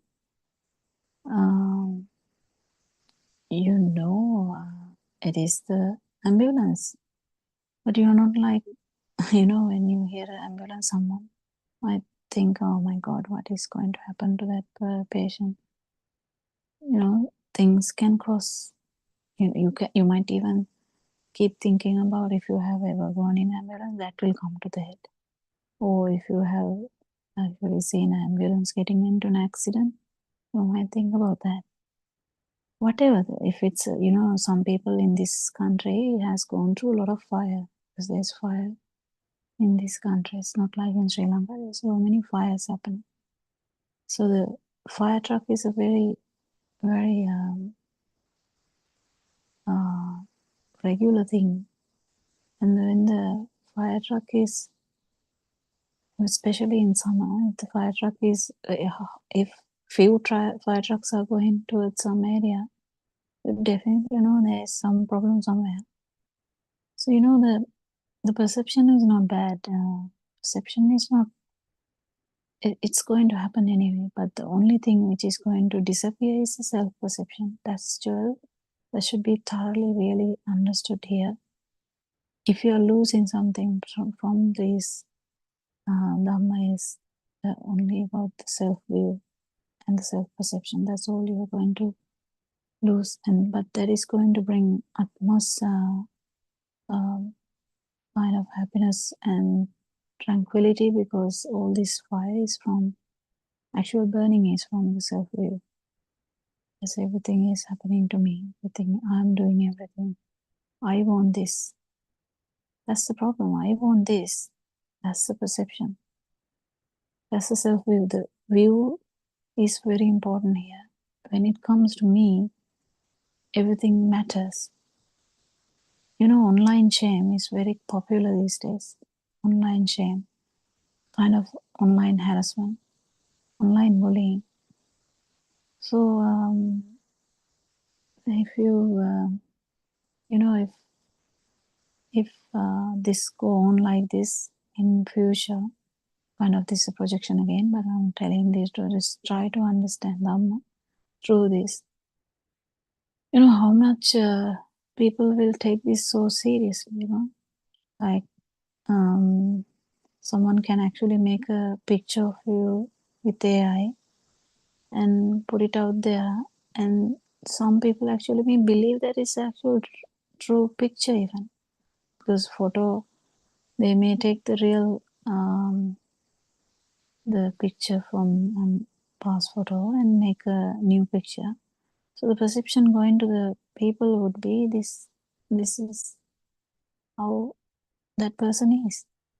So that is the, now what is the perception that the actual person who is getting bullied would get? Oh, what a shame. What a shame. Now how can I go out? They are going to get trapped inside a house because they feel like everyone is watching them.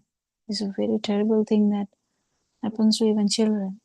And we deal with this kind of very often. So this self-view is destructive. Self-view is actually the reason for the burning. That's what Lord Buddha found. He said there's no I, me, or mine. It's just another view. And it's not true. This, but just by thinking about that doesn't help. You have to actually feel that too. That's the challenge. But if you even fully understand this is much better, because then you enter the path.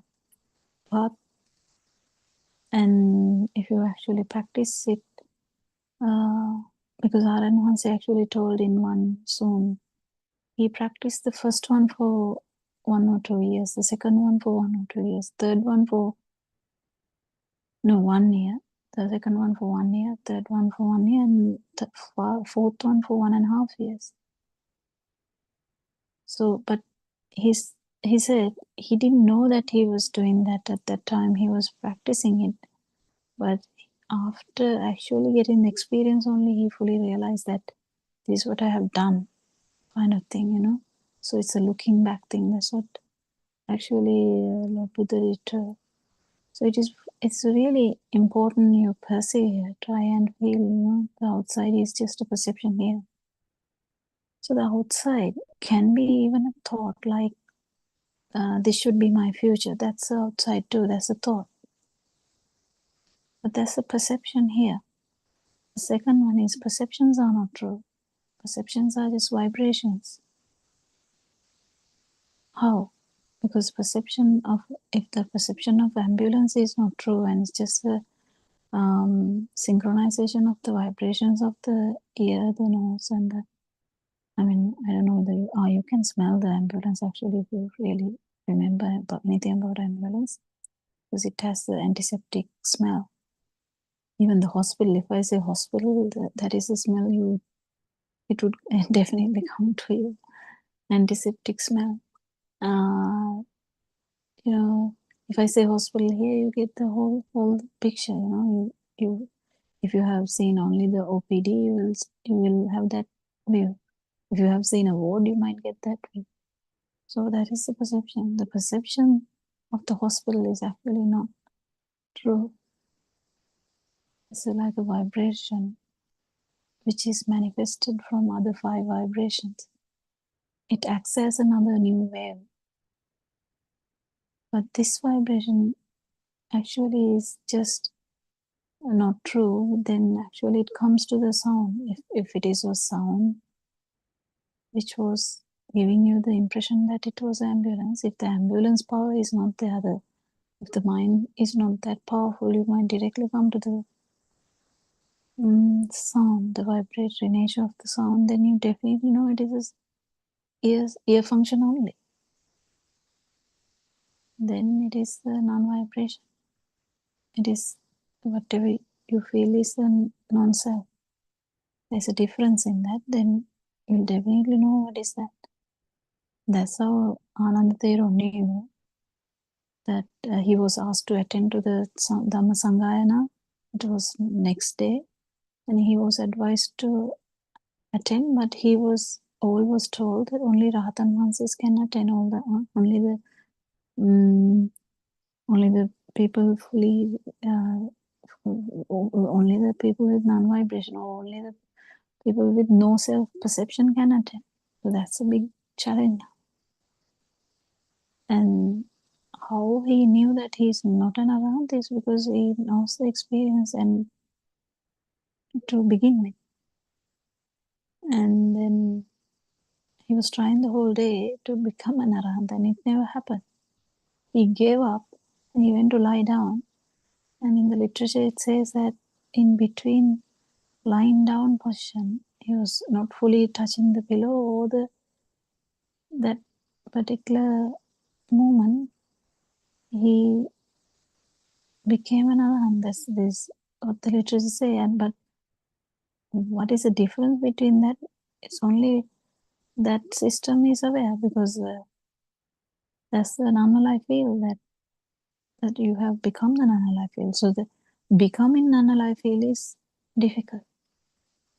But actually feeling it in the beginning is very important to at least know that is the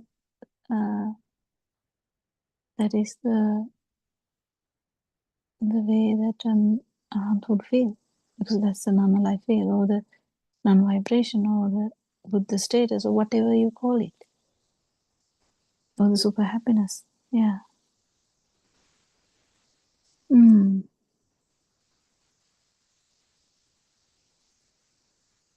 I think we are running into Suramika's sermon as well. I thank you everyone for coming for the discussion, because it's so valuable when actually someone is asking questions in keen interest to actually solve the problem.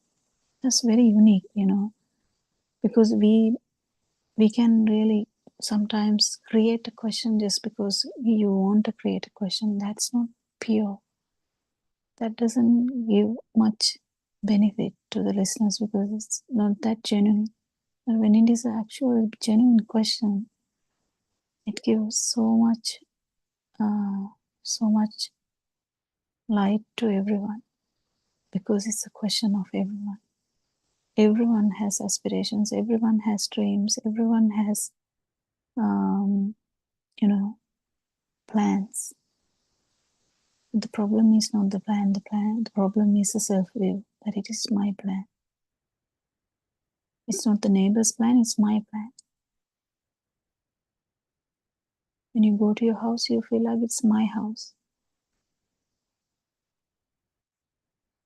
But after realizing this Dhamma, also one can go to the house without any problem. You know it is the house. You're not having a memory block. So thank you, Aranvansa, for sharing this truth to everyone, trying to share it every day. He's trying so hard, and we worship you for that. We salute for that. And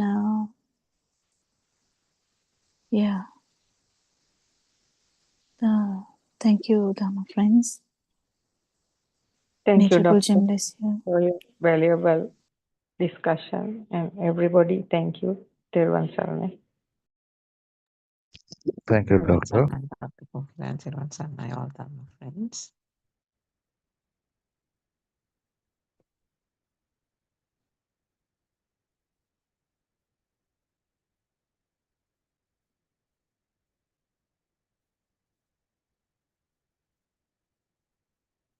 Everyone's Saranai Dhamma friends. So let us continue with the talk for the next 1 hour. So what just concluded was our 2-hour daily Buddothpada English Zoom discussion, which takes place between 3 and 5 p.m. Sri Lanka time.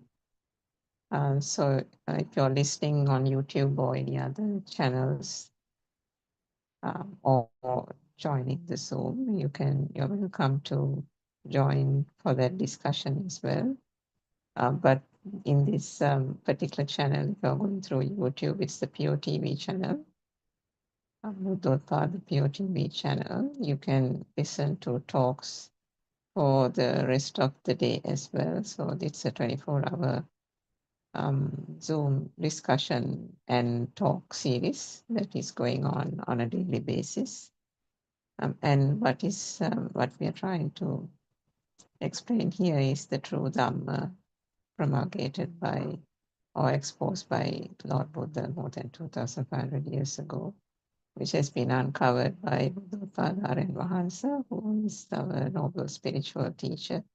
And it is under his guidance and direction that practitioners of this Dhamma, those who are on the path and trying to realize this Dhamma, are engaging in this very worthwhile discussion of various Dhamma points in a bid to be able to make it clearer to our listeners and to clarify any points of doubt that you may have in your own understanding of this true Dhamma philosophy. So there is no different thing called the true Dhamma philosophy, really. It is just the truth of this so-called existence that one has or one thinks that one has. And understanding what that is and understanding where this suffering comes is the main core aspect of this Dhamma. And the explanations that are being given is also in an attempt to make listeners out there understand what actually is suffering.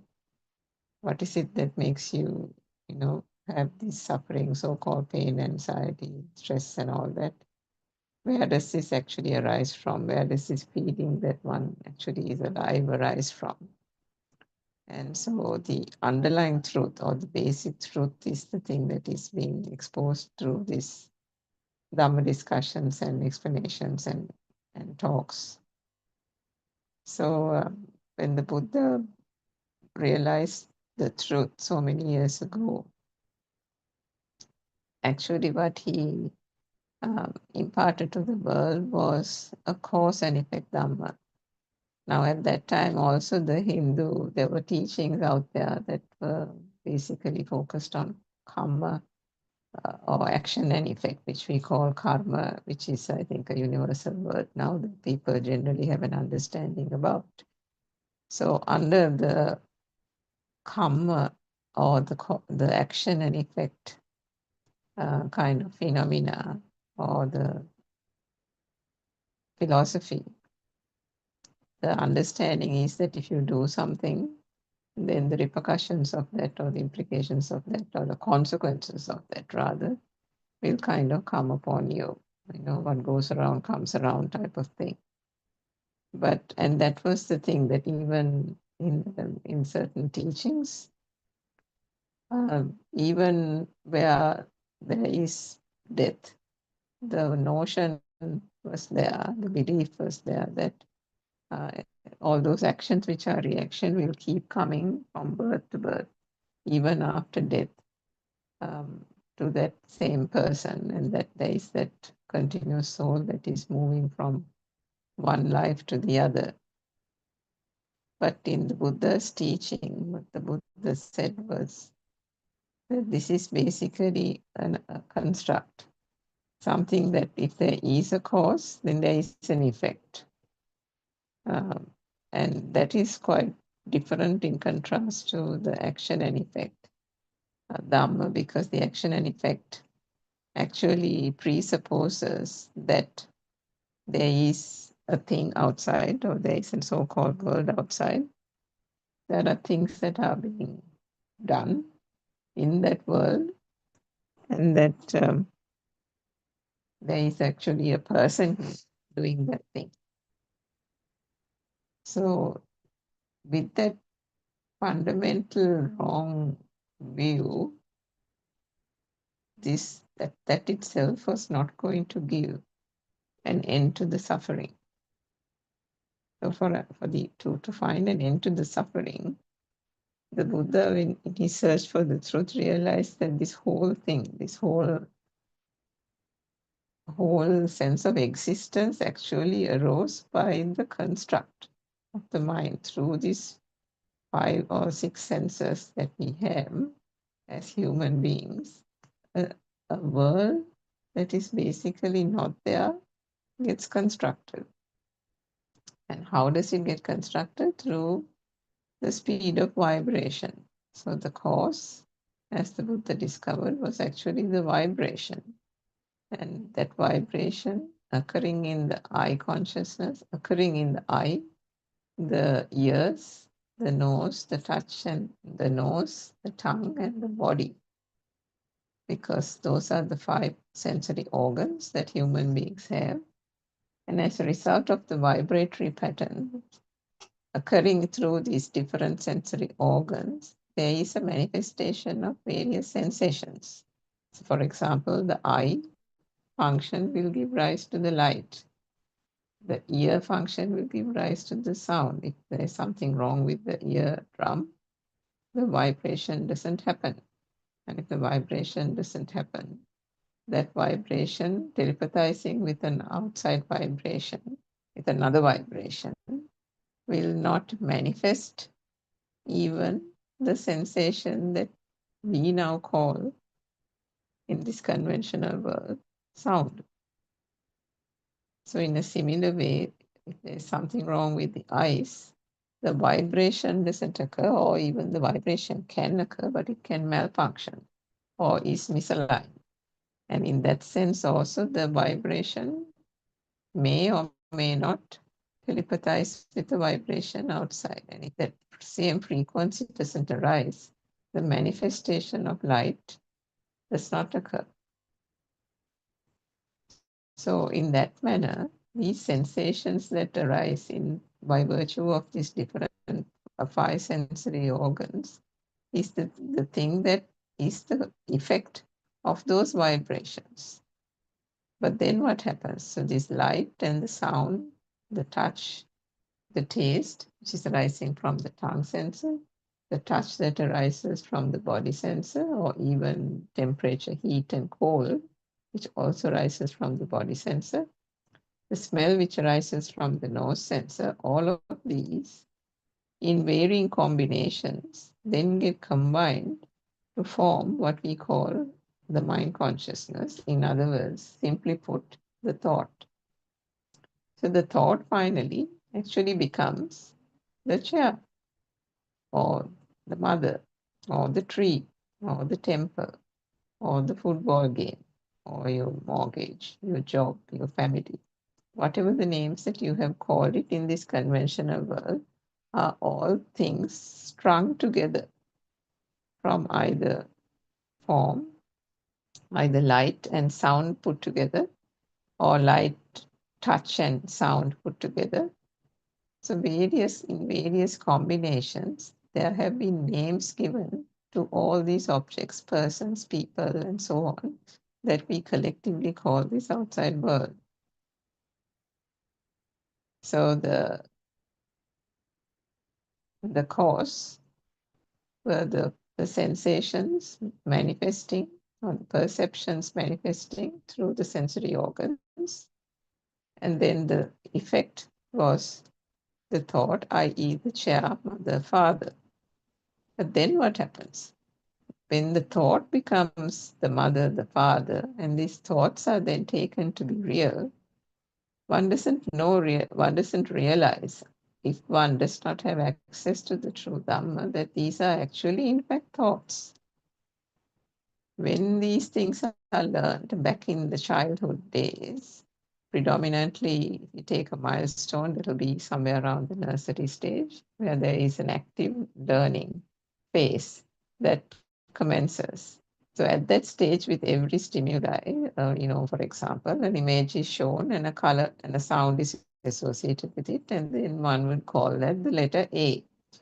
So in that manner, the ABC, the alphabet, various pictures are shown in the classroom, and the child learns gradually various objects, persons, and various things like that. And gradually, this with the reinforcement of a sound with a image, reinforcement of a smell with a sound, always a name is associated with it. A name is associated with the touch, and then we would call it solidity. A name would be associated with another, some kind of sensation, and we would call that bodily sensation like liquidity or temperature, heat or cold, and so on. But each of these, even to that extent, is given a name. And it is through the name, by the association of sound, that the reinforcement or the learning happens that, that sensation is called cold, or this sensation is what is called heat. This is the sensation that is called touch, meaning hardness or whatever. But the body sensor, the skin, has the ability to directly experience things like heat and cold, and has a natural reaction to that. But irrespective of the reaction, the naming of it, the perception that arises out of that, is a creation of the mind.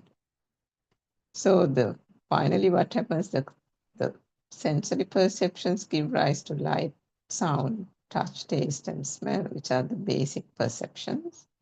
But then those combined together forms the apple, forms the alphabet. ABC forms the perception of mother, forms the father, the tree, the alphabet, the orange, the school bag, the school teacher, the classroom, the friends, and so on.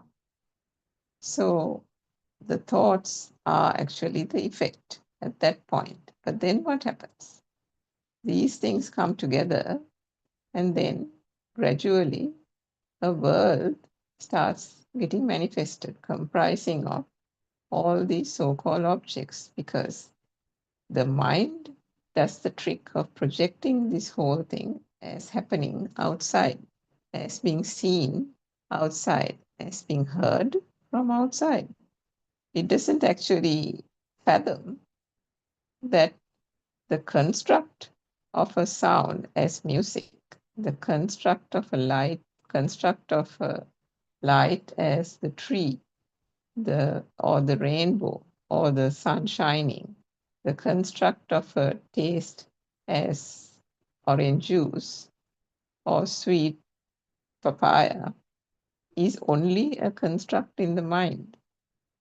It doesn't happen like that. The belief and the misunderstanding that occurs in that moment is that these are actually existing outside, that these are objects and persons, whether it's mother, father, school, teacher, or objects, that all these things exist outside. So with that misunderstanding and wrong perception, gradually a world existing outside is the thing that gets understood, again through ignorance.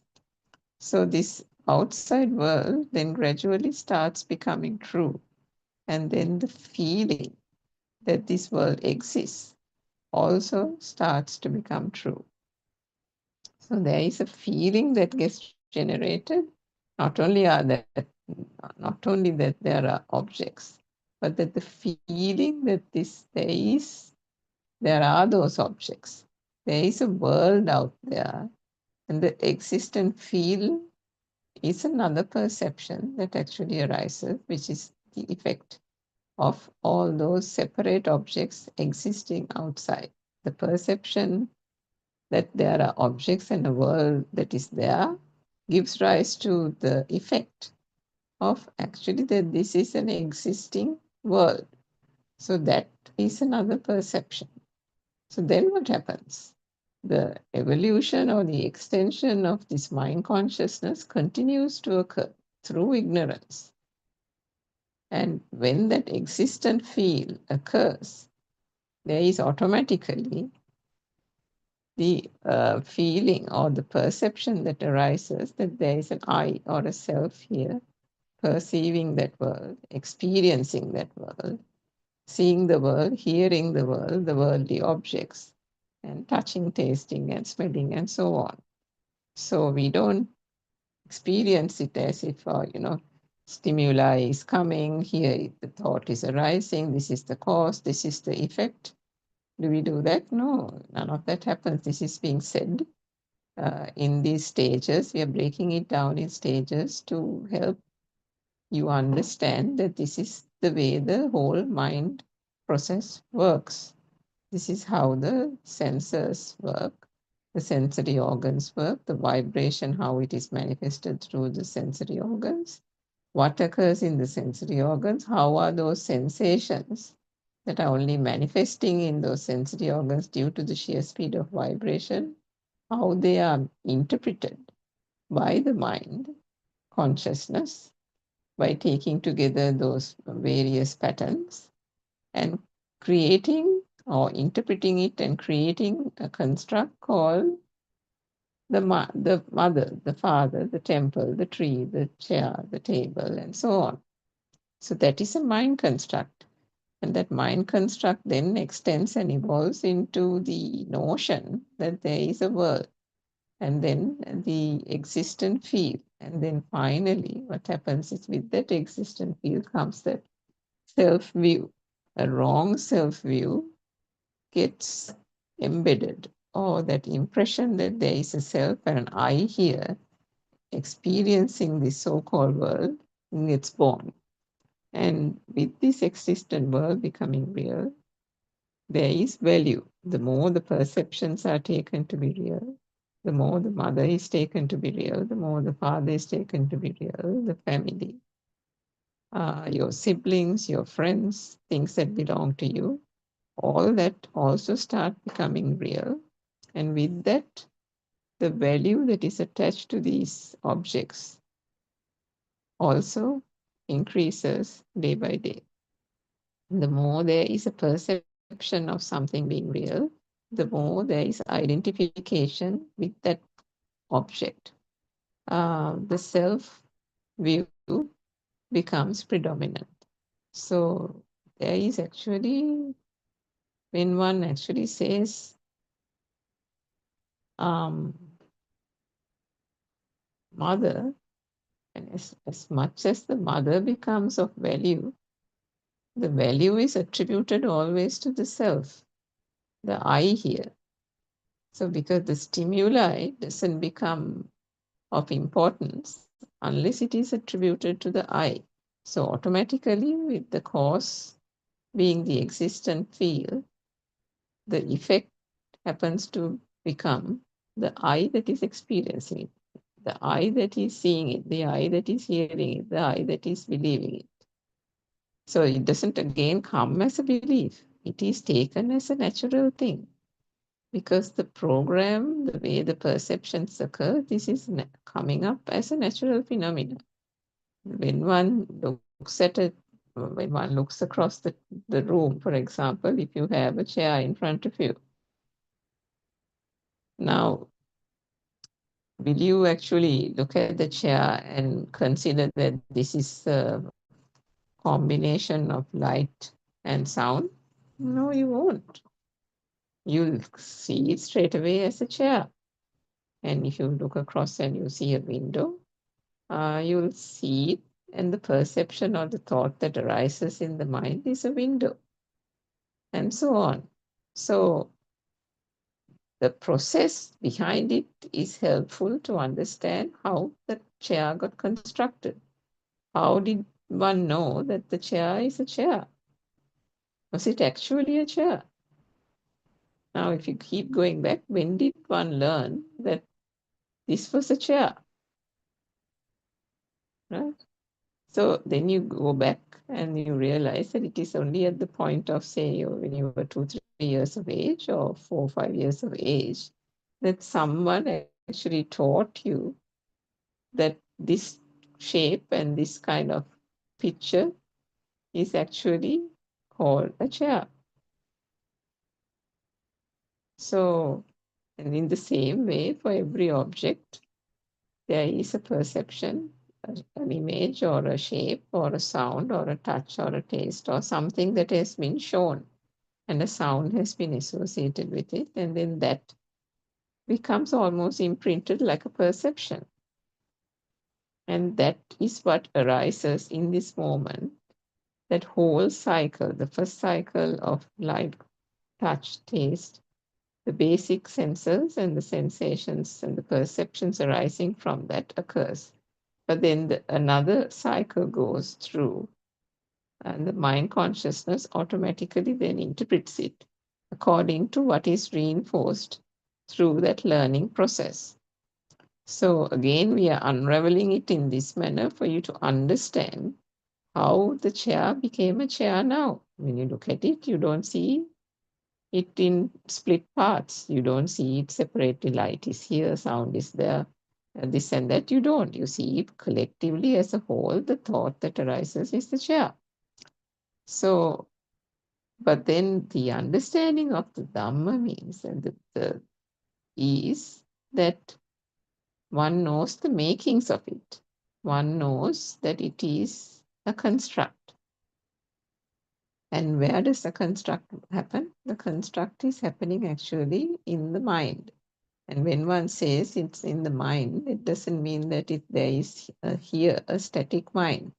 Because if one looks at the chair, that is just one thought in this moment. If one turns the head and looks out on the right, maybe there's a window there, and then at that moment, the thought is a window. If one looks at, one hears a sound, and then the thought arises that, oh, that's the sound of a vehicle going past the house, then at that moment, the perception or the thought is the vehicle or the sound of the vehicle. But can you see that the vehicle going past the road, going past my house, all those are in fact words that are basically learned, isn't it? The baby in the cot didn't know vehicle. The baby in the cot didn't know going past the road. What is road? Going past my house. House going past the actual active sense of the meaning of going past my house. All that, everything is basically learned. So all this is part of the program, isn't it? All this is part of the perceptions that are being taken, constructed, and interpreted by this mind. Now, the Buddha, what he discovered was that there is actually no experience that can be obtained from what we call the outside world, and what is actually just getting internally constructed in the mind. That is all. And that too is limited to the sensory organs and what that generates as manifestations or perceptions. And that's all. So if we take the ear and the sound that is discerned to the human ear, you know, or you may know, that we can hear only something between 20 and 20,000 hertz. But does that mean that that's all the sound that is outside? No, because even we have learned that there are, for example, dogs can hear infinitely more of a range than human beings can, which is why they can almost sense certain things, or they prick up their ears before you can even hear something. You must have experienced this yourself. They can hear sounds that we haven't heard. So if we don't hear the sound, We are not perturbed, are we?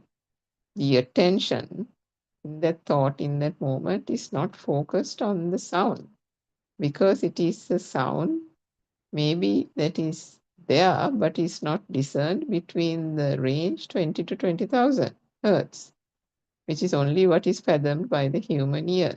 But if it is beyond that, the dog pricks up his ears, but the human being is oblivious to it. So, can we then say that the world of the dog, the world that manifests to the dog, is the same as the world that manifests to the human being? No, we can't. So, what about other animals? Each of these animals have different senses, sensory organs. Some have ones that make, light, the sensation of light very bright for them. For some, it is different. It's turned upside down. The owl is able to see in the night, but not so much in the day, which is why owl is like a nightly creature. So is the bat. So then can you say that the world of the owl and the world of the bat is the same as that of a human being? No, you can't say that. So what actually occurs, and we understand through this Dhamma, is that there is no experience that is there of the outside world. The only experience that is there is what gets manifested through these sensory perceptions. But then someone will say, but what's the big deal? Yeah, we know that that's what happens, but we are content with it. We are happy with it. We've got this human body, and that's fine. So, this is what it is, and animals have that, and so everything is fine. But what is the issue here? The issue is that the Buddha tried to addressed the cause of this suffering. The suffering that is inevitable in this existence, whether it is a human's existence, whether it is other creatures' existence, any living being is destined to have suffering. And suffering is coming through various ways, like birth and death, and this endless cycle of decay, death, old age, and sickness. All this is arising if there is an existence. If there is an existence, that is the feeling of actually being there, being alive. That alive feel generates, as we explained a little while ago, arises from that sense of existence. And that sense of existence also, if everything was generated through perceptions as a result of vibration, then everything, including the feeling of existence, is also a perception, isn't it? Because if the perception of light and the perception of sound, touch, taste, and smell didn't occur, the perception of mother won't occur. The perception of a chair won't occur. The perception of a father, the teacher, the classroom, the alphabet, what has been learned, education, degree, job, whatever that is important to you, whatever that is not important to you, whatever that you think is part of this world is all perceptions, isn't it? Because if it started off with perceptions, could it be anything other than perception in the next round, in the next round, in the next round? As this mind continues to evolve and spin a story, the story is made up of all these sensory objects, considered and given names to differentiate one from the other in order to be able to kind of have this human existence. Society needs to continue. So there are, in the conventional world, various names, concepts given to various objects so that each one is distinguished from one from the other and the other. But in doing so, what have we done? What has happened to this so-called existence? These constructs of the mind have been treated as real. And with that treating of it as real, purely through ignorance, not knowing this whole phenomena and how it occurs, there is then a belief that those things exist, and this so-called self-view, the duality, then is created. And with that duality, unfortunately, comes that wrong self-view. An I that was never here is created. A self that was never here is created. And with that self-view getting stronger and stronger as the worldly objects become real, the existent field becomes real, the self-view becomes stronger and stronger. And then what happens? All these things that are there around you becomes my world, my mother, my father, my parents, my job, isn't it? And everything is attributed to the me, to the self. So the importance that you give to yourself, to your identity, to the things that are around you, say your family, the pain and the anxiety that comes when something happens to one of them,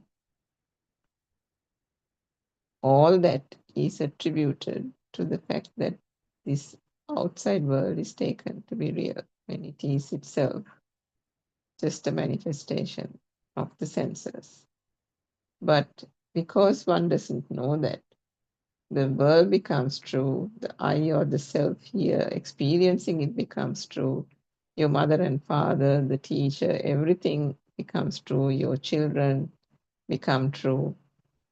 And each and every time these objects are taken to be true, the value that is there attached to it becomes thicker and thicker. The perceptions arising from those objects are thicker and thicker, which is why things that one had perceived over and over again, associated over and over again, becomes of more value to one than, for example, an object or a person that one has not encountered earlier. Which is why, otherwise, why would, for example, something happening to one of your children give you a burning sensation or, makes you go into hyperdrive? And something that happens to, say, a child that you hear in school or somebody else's child that you read of in the newspaper doesn't bother you that much. How did that happen?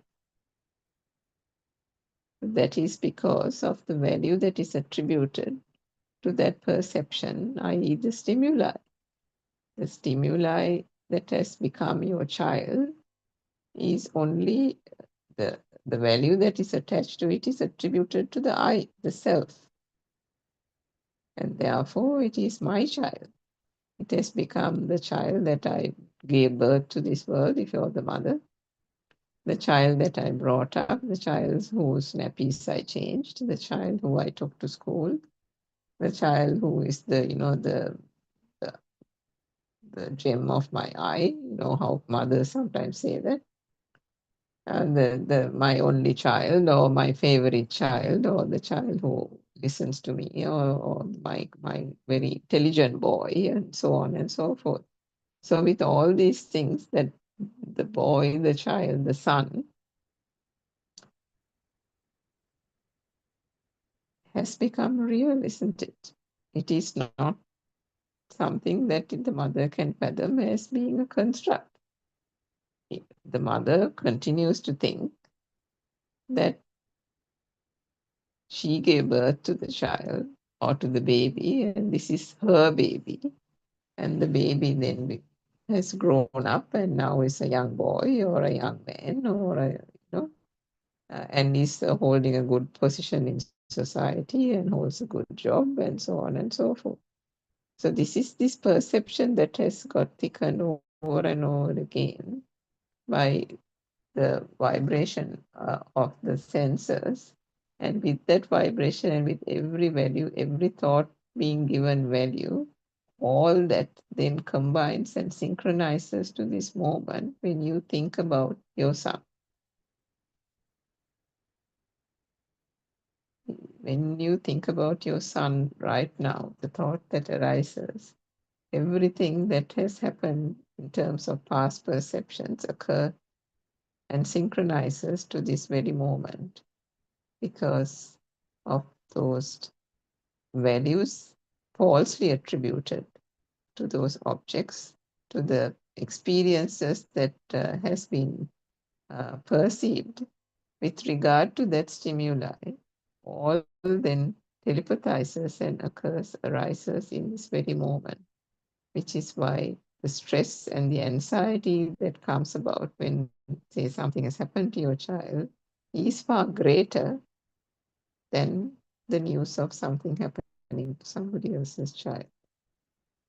So the Buddha, when he found out this cause and effect Dhamma, and the realization was actually, so when we keep going from cause and effect, starting from vibration, so the vibration, the underlying power behind it, there is always an underlying power. It is the power underlying the vibration, that then gives rise to the manifestation of light, sound, touch, taste, and smell. But then we broke it down to understand that this is the way the various sensory organs actually manifest it. But ultimately, what is learned is not light, sound, color, touch, and taste, and smell, and so on, but the chair, the mother, the father. But in every one of those perceptions, underlying that, or the cause of it was, the primary cause of it was the vibration. And the vibration itself has an underlying power. So every sensation that is felt from that point onwards, from extension to extension, from evolution to evolution, from the feel that arose out of the sound, from the sensation that arose out of the light manifestation, from the feel that arose out of touching something, like touching your child's arm, or touching your mother's arm. The sensation, the feel, the love that you feel towards your child, the love that you feel towards your mother, the gentleness that you feel towards your mother, by that little touch, is all arising from that perception and the value that has been attached to it through not understanding that this is the way it happens. The burning sensation arises out of the value that is attached to it. If there is no value, there is no burning. The burning is actually coming from that underlying power. The stimuli is the thing that is basically the thought occurring in this moment. And what is called as existence is a series of stimuli. Each stimuli that is occurring in this moment. There is no never-ending existence of stimuli, but it is the stimuli or the thought that occurs in this moment that is perceived or experienced. But when one drills into this whole process, the understanding is there, the realization gradually occurs that there is nothing here of substance, nothing to be taken except these various sensations or sensory perceptions coming together to form these constructs. But it is only a construct. And when it is understood as a construct, the self-view starts gradually dissipating. The value and attachment that is given to these objects, to people, even to these so-called precious things that you have held near and dear to you all your life, all these are taken or seen in a different light. Because the application of the Dhamma is there, the application of the truth. There is no other thing called Dhamma separately. The application of the truth to what is perceived, what is discerned, what is experienced, then gradually gives a light gives an understanding about those things in a totally different way. Because what happens when the stimuli is broken down and analyzed as having nothing of substance in it, then the I or the self that got created as a result of that stimuli, as a result of the perception of mother, the father, also starts breaking down, also starts losing its importance. So, and then with the value degrading or the value lessening, that is where the power that is underlying that vibration is also reducing. But the crucial step in the Dhamma, in the process, is the realization that actually, when this world is not considered to be true, when one understands the truth behind these worldly objects that were taken to be true forever so long, when that breaks down, the duality that was created wrongly out of pure ignorance then breaks down. And the self-view breaks down. And then the doubt that was there about the so-called world and the self and all these crucial aspects, which together forms this whole sense of existence, the impetus and the fuel that then is taking this being, we can call it that, or the vibration through different cycles of birth and death, which is called samsara, is then broken. Or the power behind that fuel, or the fuel actually that powers that whole vibration to move. Actually, the vibration doesn't move, the vibration then telepathizes to another vibration. The ability to do that requires a power. And when the self-view breaks, the self-perception underlying that also starts fading in importance. And what is then attacked? What is attacked is the vibratory power behind that wrong self-perception. So if we consider the few examples with regard to how this happens, so in the previous Dhamma discussion, we were talking about, or another Dhamma friend explained about, I haven't listened to that talk that she referred to, but she referred to an ambulance and the perceptions that can be generated by merely the word ambulance. So now, just like we mentioned the chair, the table, the mother and father, the ambulance is also a word, isn't it? A perception. Now, different people can have different perceptions about the word ambulance. So depending on their experiences, each one can have a different interpretation. But when we say the ambulance, it's an English word, isn't it? But if we say ambulance to, say, for a tribe in Africa who doesn't have any understanding of the English language, would they actually get a mental picture or a perception when the word ambulance is mentioned? No, they won't. Because that word or that sound has not been associated with them in any manner prior. So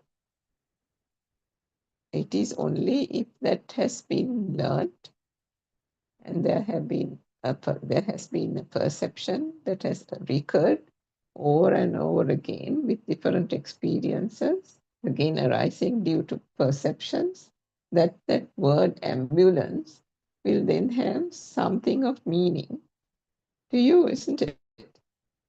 Now, for example, if it's a doctor, the doctor would have a different perception of the word ambulance, quite different to other people. So for a doctor, it can mean that if they are, as the Dhamma friend in the earlier discussion said, as a doctor in emergency, working in the emergency unit, the ambulance can have a whole different meaning. It can mean that they have to be ready to accept patients. It can mean they visualize the ambulance or visualize the ambulance coming from that particular hospital. It can mean that they will visualize the paramedics that are attached to that particular hospital, and immediately the name of a paramedic who always comes during a particular shift might come to mind. The picture of that person might come to mind. The name of the person might come to mind. The picture of the image of the ambulance itself might come to mind. The image of all the things, the instruments and various medical equipment that is inside the ambulance may come to mind. All that. But all that was mentioned was maybe the word ambulance. Now, how did all those images, shapes, lights, colors, and things come up? The instruments, the medical equipment, the name of the paramedic, the picture of the paramedic, all those came to mind. So can you see that all those are just perceptions, isn't it? These are all mental pictures. But everything that has been perceived prior comes up through synchronization in this very moment by the mere utterance of the word ambulance. And that is perhaps the perception of a doctor. In that moment, all those perceptions come together to form one perception, one vibration, which is the ambulance. Now, occurring in this moment. Take, for example, someone else, some other person. They might think that if they hear an ambulance going on the road, they'll think, oh, yeah, some person has, had a heart attack or something, and they might sit in their lounge but think that, oh, hope the poor soul will be okay, let's pray for them, or something like that.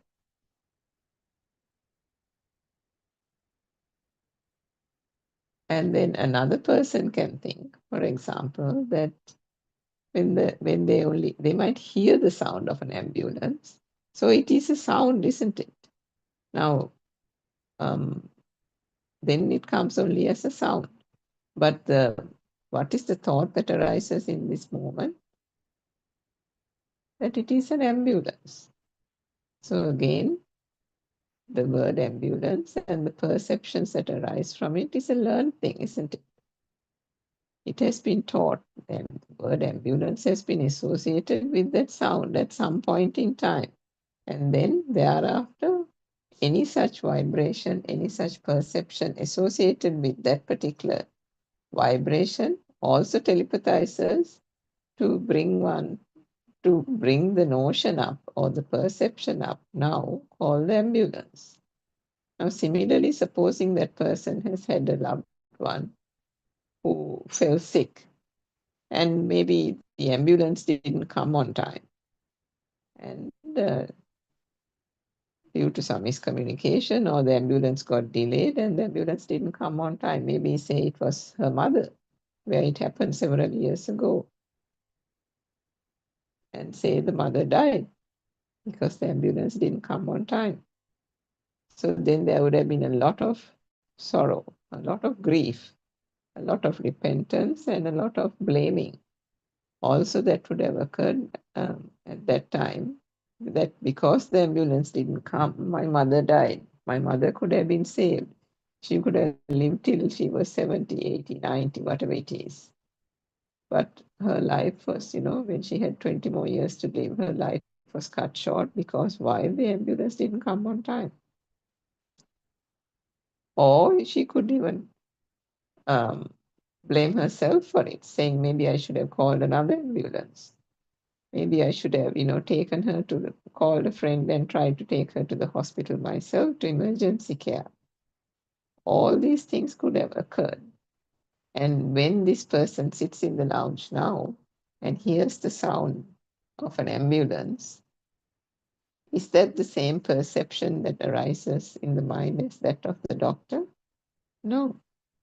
Is that the same perception that arises than the earlier person that we talked about in the lounge, where hearing the sound, that person thought, oh, a poor soul is in trouble, maybe he's got a heart attack, and hope that poor soul gets the medicine on time or gets treated in the hospital on time. So are those three perceptions, are those three thoughts the same? Are those three experiences the same? No, it's not, isn't it? It's clearly different. So how did that happen? If the ambulance was real outside, then it should have been the same thing, isn't it? That occurred in everybody's minds. Everybody should have had the same view about the ambulance, if the ambulance was actually there outside. But how did it have different perceptions? How did it give different experiences, different emotions, different senses of suffering and pain? One person had a sense of duty, the doctor. One person had a sense of almost equanimity.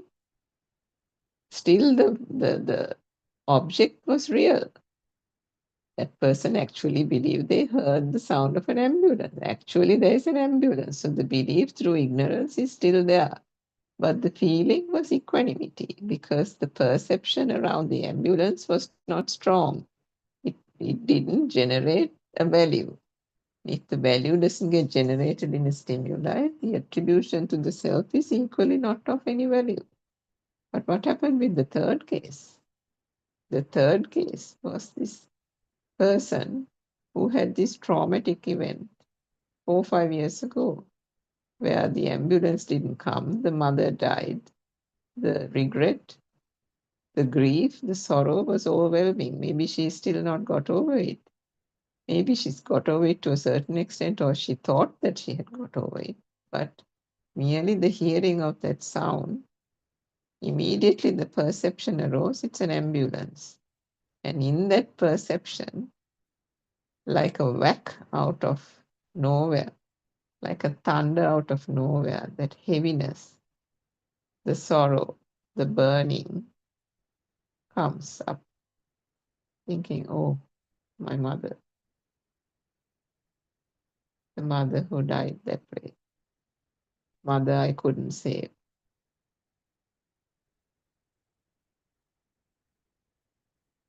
So what happened there? The mother had become real, the ambulance was real, the self and the I who couldn't save her mother became real. The heart attack, the experience, the delay of the ambulance, all that became real. Isn't it? Isn't that suffering? Each time stimuli is considered to be real. Each time this feeling that those things are there, the self exists. If the notion of objects being real and the world being real is true, or is believed to be true, then there is invariably the I or the self here experiencing it. But when this whole concept of the mind and the mind construct is fully understood end to end as a process, this so-called world that we have created also starts breaking down. The I, the we that we use in a common sense in order to actually explain the Dhamma is then understood as non-existent. The self is there only if there is an object, a stimuli. The stimuli occurring in this moment is only what is considered as existence. The I is born in the thought. The object that gets created or perceived is also in this thought, nowhere else. If the thought doesn't occur, there is no object. If there is no object, there is no self identifying with that object. If that object is not there, or if the object is not considered to be real, the existence, the field of existence, which is also arising in this thought, is not there.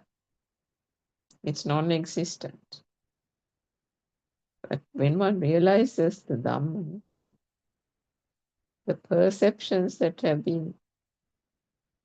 occurred or manifested through those basic sensory perceptions, the perception of a car, the perception of the father, the mother, the teacher, the alphabet, the world that is outside, in a conventional sense, the family, the house around, the family around you, your house, the car, all that doesn't kind of turn into ash.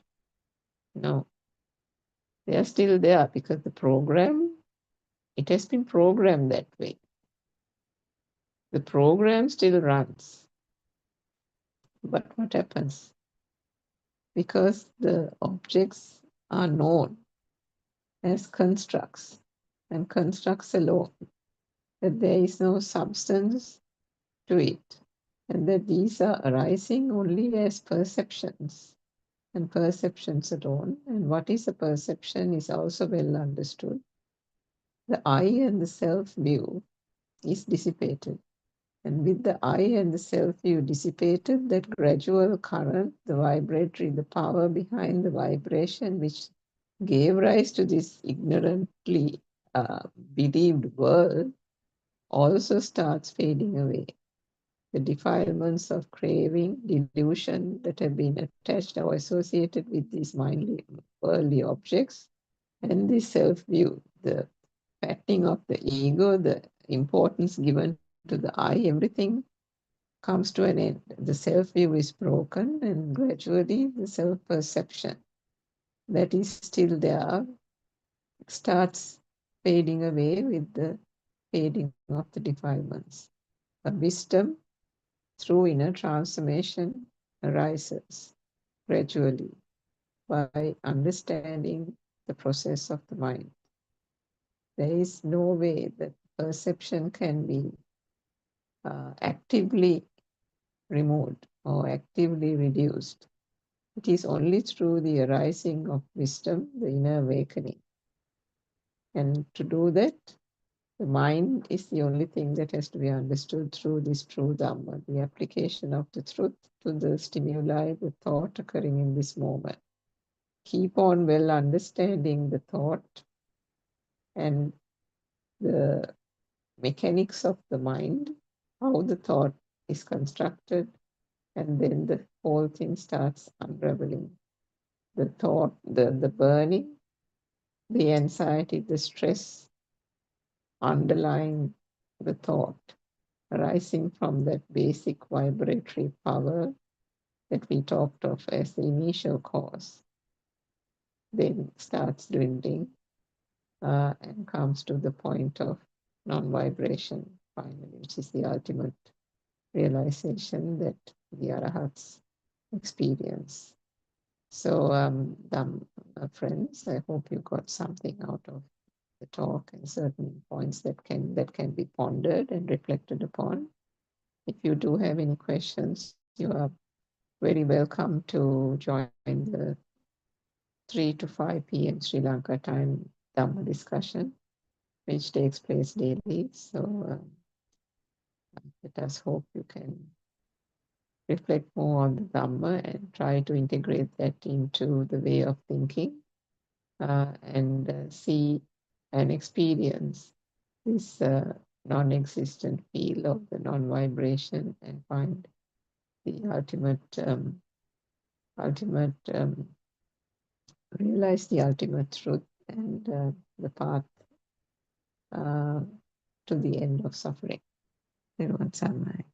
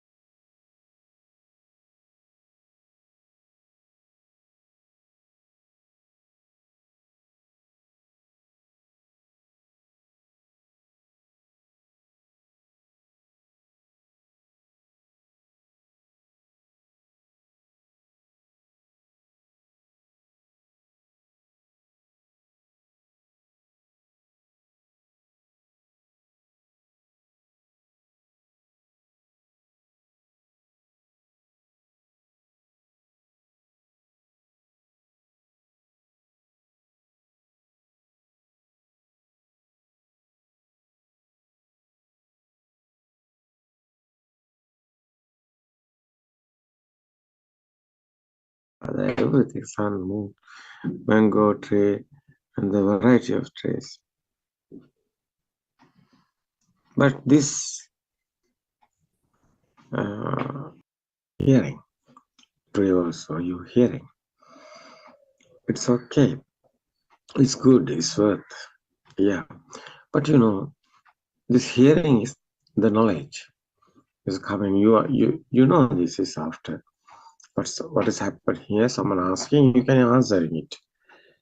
But you know, this thinking is a knowledge. Thinking is not real.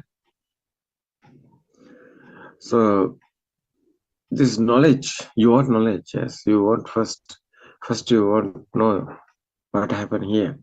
You want to know the truth. So that is why it's a Buddha's time also, 2005 days ago also. They find the truth. What happened here? What is the death? What is the birth? What is the living? Living. Well, I feel. How is coming this? How is the senses of creations? So senses of creations is sense of creation is the effort is this your world. What's your world? Your world have everything, no? Chair, table, mother, father, everything, sun, moon, mango tree, and the variety of trees. But this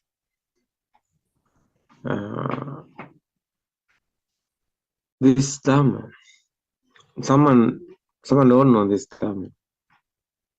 So people, you also, everybody have this experience. Is sometimes coming is dislike, sometimes coming ill will, hatred, raga, and this is Buddha's word is a moha. Raga desha moha. So raga desha is the always continuing. Moha is avidya. You don't know the truth, you are in moha. What is this? This very word. This the Four Noble Truths we discussed before. So, right vision, right thoughts, right speech, right action, right livelihood. So, right effort. What is this effort? Is samavaya. Right mind, mindfulness. What is this? Samavayama, samma sati, samma samadhi. That's awareness is here. So right consciousness is the final effect. It's a nothingness. It's not no anything is there. It's your mind ending. What's the no? Mind is normally working, but not powers. That is time. So Varna Samvedi, Varna Patti Samvedi. Yeah, that's a. So what is Varna? Varna is colors. How is colors is coming? Eye creations. Color is a sound only. Yeah, that is why it's the baby's kindergarten time. Given the sound, everything. But teacher showing the picture, and this is very interesting. How is this thoughts value is coming? We explained this 2 days ago. How is this alive feel is coming? How is this value is coming?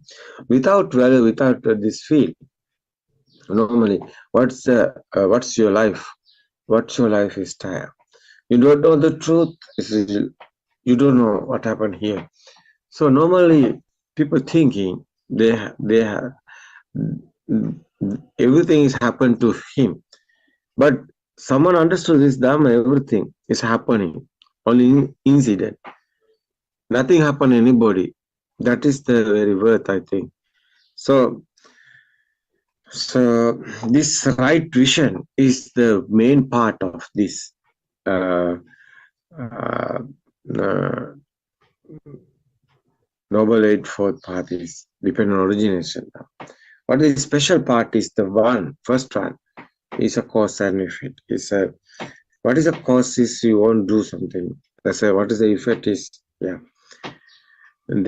is the effect. Cause and effect is the very word, I think. So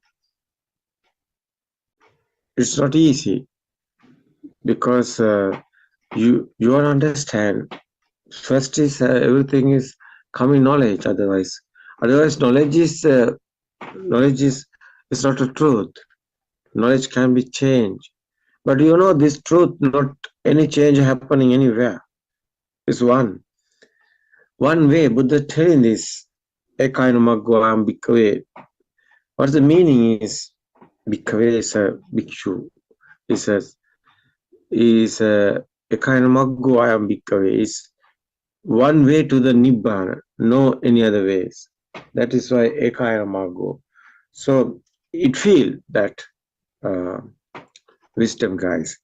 What is the wisdom guys? Is someone know this our thoughts are not real. It's an illusion. We are living in our mind. We are thinking everything. So this want to be verified, very clear. But it's not clear. Somebody is going speedily, other points starting. But it's not bad. We are not talking about anything. But it's not real. It's not original. So what is the real? What is the original? You see, you. Who are you? You sometimes how you understood. So most of people have ego. That's ego is given pictures. There's a given there's ideas, pictures. So someone is believing these thoughts, mind. That is the sadness thing, because something can be happen. But someone understood this first.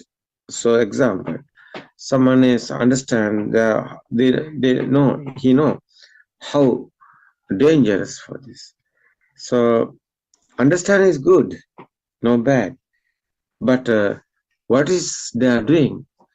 They are doing wrong thing. No? Because everybody won't understand first is mind. So Sri Lanka here, our monks today have this problem. Somebody, so we can hear this YouTube. So others Dhamma discourses. So no more guys telling the non-soul Dhamma.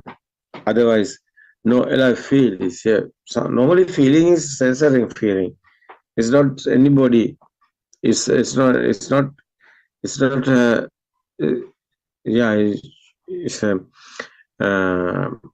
very worth, I think. So that normally that's how your lifestyle is going. How's your what do you think about that's your this Nibbana way, Nibbana path. So first is the knowledge is a Satya Jnana. Everybody know now this. There's a Kruta Jnana is the second one. Is a Kruta Jnana is the third one. So Satya Jnana is there's a Buddhist philosophy. What is Buddha explain this word? What is the truth is here? That one is a Satya Jnana. What is a Kruta Jnana? It's a Kruta Jnana is a practically experience. You can get it. It's no doubt about it after that. That is why it's a Kruta Jnana. So many people is a Kruta Jnana try to doing. Yeah, it's okay. That's you can try it because you stimulus are coming, thoughts are coming. You can realize this one real or no. So someone understood it's not real. It's illusion. It's our mind. So it's a sound and forms and other five senses of feeling is there. No any other. These are together coming. That's the thought. So we explain this. Every thoughts have value inside, like a magnetic power, like electric power. So this type of this rhythm of going everybody, that's lifestyle. People talking about the they have birth, they have death, they have that's a death. They are thinking everything. They have birth, they have death, they have alive somebody. That's the existence field is given this. So existence field, otherwise the existence is chair, table, kindergarten time, that's a little baby. So he know that's now after chair, table, mother, father, everything is like a data. It's okay. But it's interesting is it's interesting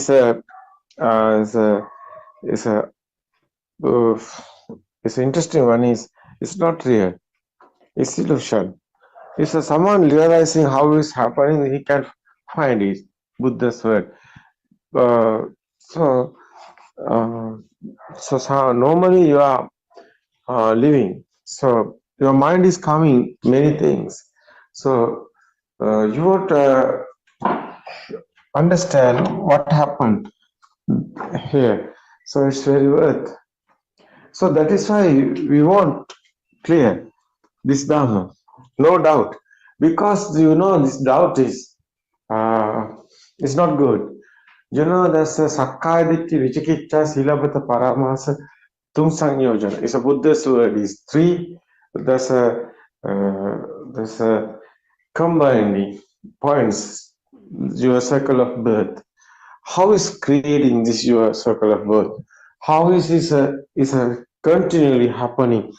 That one is the Sankara, especially. So you can see, you can realize today how is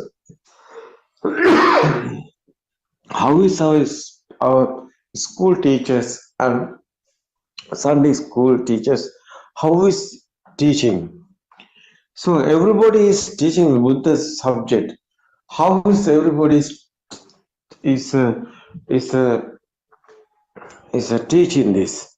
So they don't know otherwise truth. How they are given perfect real. How they explain others. How this kindergarten, that's the age that as a Sunday school teacher or your school teacher, how is explain this Dhamma? Someone asking how is became a Buddhist, how is happening that? So how many people can given this answer, this question? I know this monks also struggling. They are struggling because that's a karma bhumi. They are teaching others karma bhumi. They are not talking about the mind creation. How is our mind is coming? So it's I think it's a huge misunderstanding. But whole this world, our world, I think most of people like this believing after they are thinking they are going heaven or death. That is why they are making everything, their house and everything is doing because they won't know the truth. Otherwise, they want life. They want this life keep because you won't understand this Dhamma. You won't end in this circle of birth. How is you are doing this? You won't know the truth first. That's not only the Dhamma, not only the word, not only the any other type of subject. It's a real. It's your story. Every story is there. You can understand. It's very worth, yeah. So you have encourage. You want to encourage. You want to. That's a Buddha's word is the virya. Saddha, virya, sati, samadhi, prajna. Panch indriya dharma. It's a Buddha's word is 5. This Panchindriyadhamma is Sada is Satya, is a truth. Sada is a truth. Someone understood this Dhamma. He know the truth. He have that. That's a peaceful mind. That is the how is this coming? Does he have anything? Because he understand everything is sound and firm.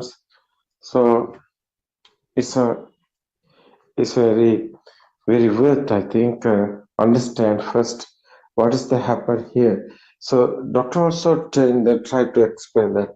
So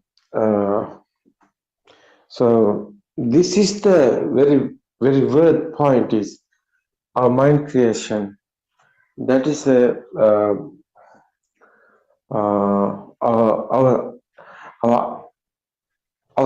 these senses, eye, ear, nose, mouth, skin type, these senses working. The senses only understand. So how is light is happening? How is sound also happening? How is this skin sensor, the hot and cool? How is happening? How is this? So you see, the unbelievable one is it's not outside anywhere. It's your mind. It's only the thought. Thought is not anywhere. You're thinking. This one is very special, everybody, to understand.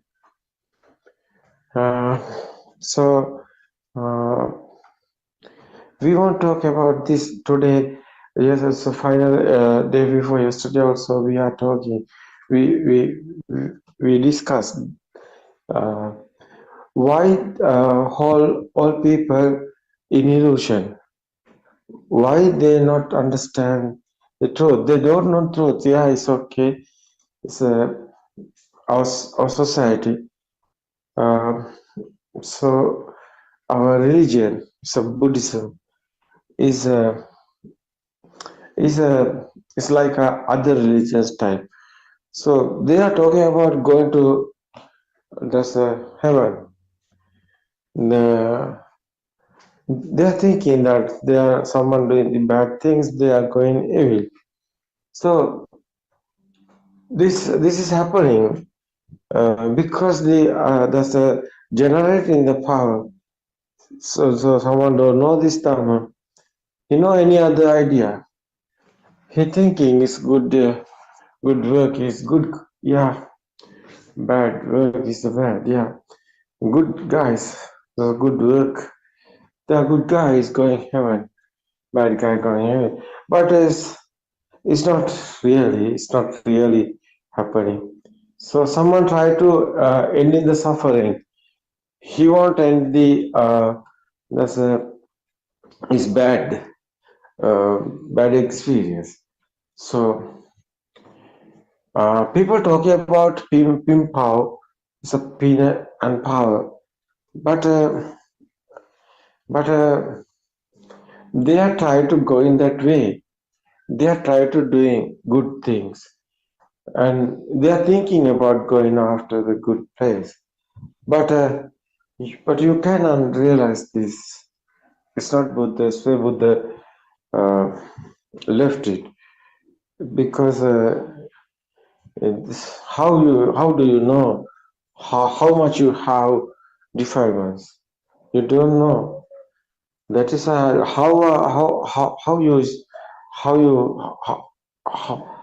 do you know you are doing? No, there's a many dana.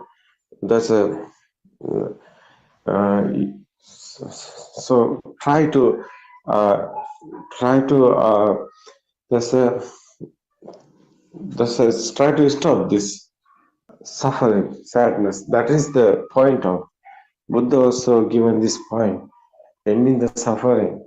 So suffering is there, something is here, something is not in here, nobody is here.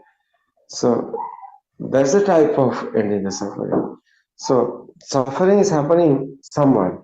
So there won't somebody suffering is it won't be experienced. So you understand this Dharma, you are not in here. It's a process, it's a system. Every time is creating the one thought is the happening. It's not real. So this is understandable. So someone understood this Dhamma is okay. Karma boom is over. Action and effect Dhamma is on. So real is the coming in front, the cause and effect Dhamma. Because that illusion is over. So that one is the avidya, is a illusion. So it's very worth, I think, understand our sense of creations. Sense of creations is given this different ones in this world and everything. It's your inside is senses are creating. Your inside is power is generating. Otherwise, automatically is happening. So this power is going. This first is your vision. Want to be right? Bad ideas, guys. So more today also, like a Buddha's time. So not easy to explain the truth because how much you get in this, because you have experienced bad experience, the wrong experience, wrong vision you have. So but you don't know it is wrong. You're thinking it is good, but it is not, because that way someone is doing something to find the nibbana, but he's going wrong way. How is happening is not happening. That is why we want to talk about it. It's a very worth our story. It's not a syllabus. We want to verify. We want to clear this. So you can read that Tripitaka, the Buddha Jain Tripitaka. So there's a sutra, there's a Pali, but single meaning sometimes you realize be careful, because so sometimes you can't see that, but you know this Dhamma, you understand. So someone understood this Dhamma. So that is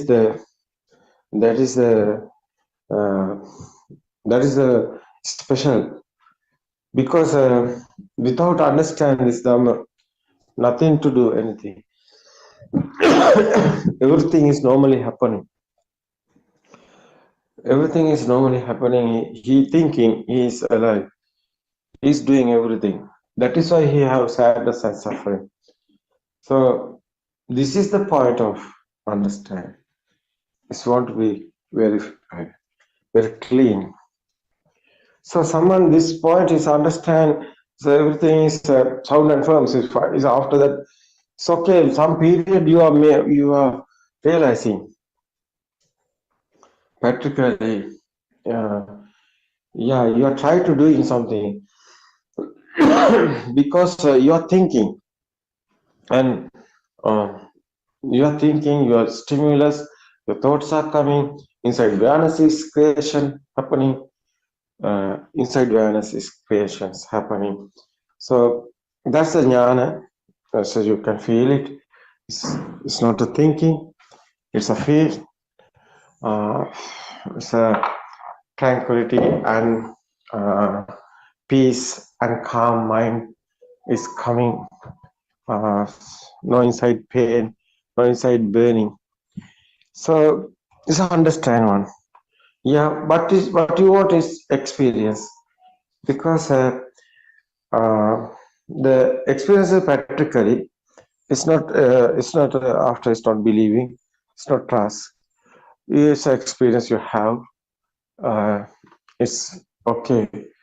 That is a type of confirm what is that happen here. So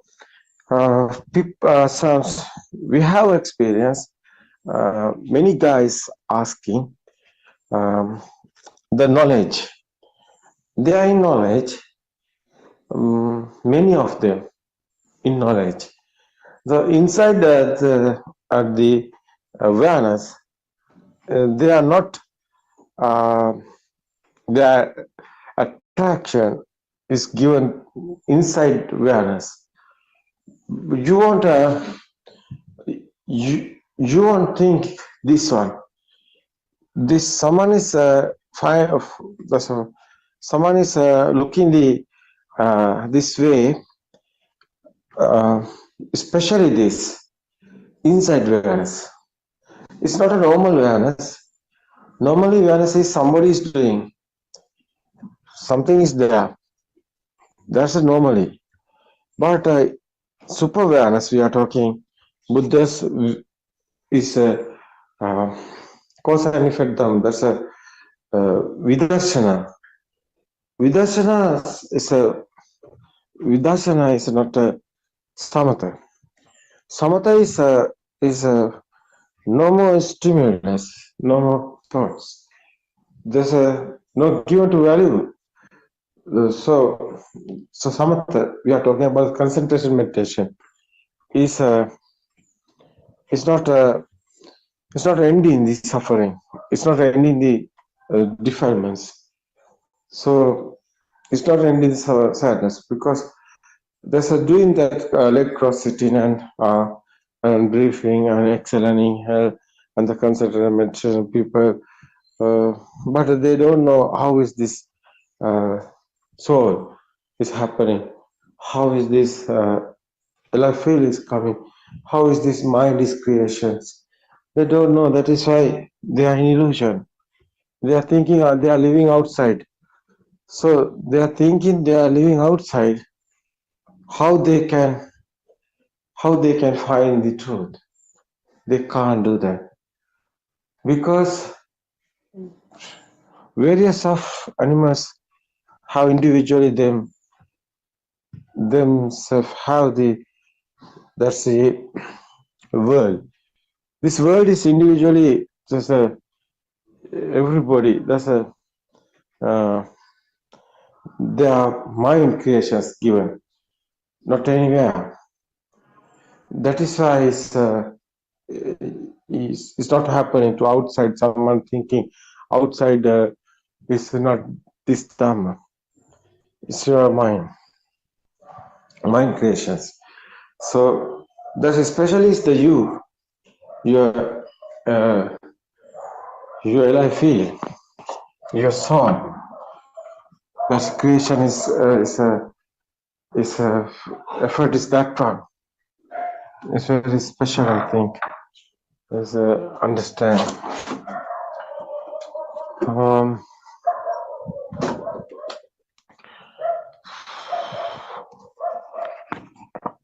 The true Dhamma. The true Dhamma is talking about the truth. Dhamma is Buddhist philosophy. Most of them talking about Buddhist philosophy. But what's the truth? What's the real truth? What's really is happening? It's very worth everybody. So this I won't tell in this inside awareness. That's a super awareness. It's very worth. Because it's a jnana. Otherwise, Buddha's telling it's the jnana. How is jnana is not a thinking. Jnana is not a thoughts. Jnana is your inside is we are not talking about the normal awareness, because normal awareness is somebody won't thinking. Somebody think something this chair or table, or someone is thinking that chair is a chair. There's inside is awareness is coming. Yeah, there is not chair. It's a sound and films. Normally it's people. Normally everything is normally is happening. But inside meditation is normally is everything is happening, but your inside is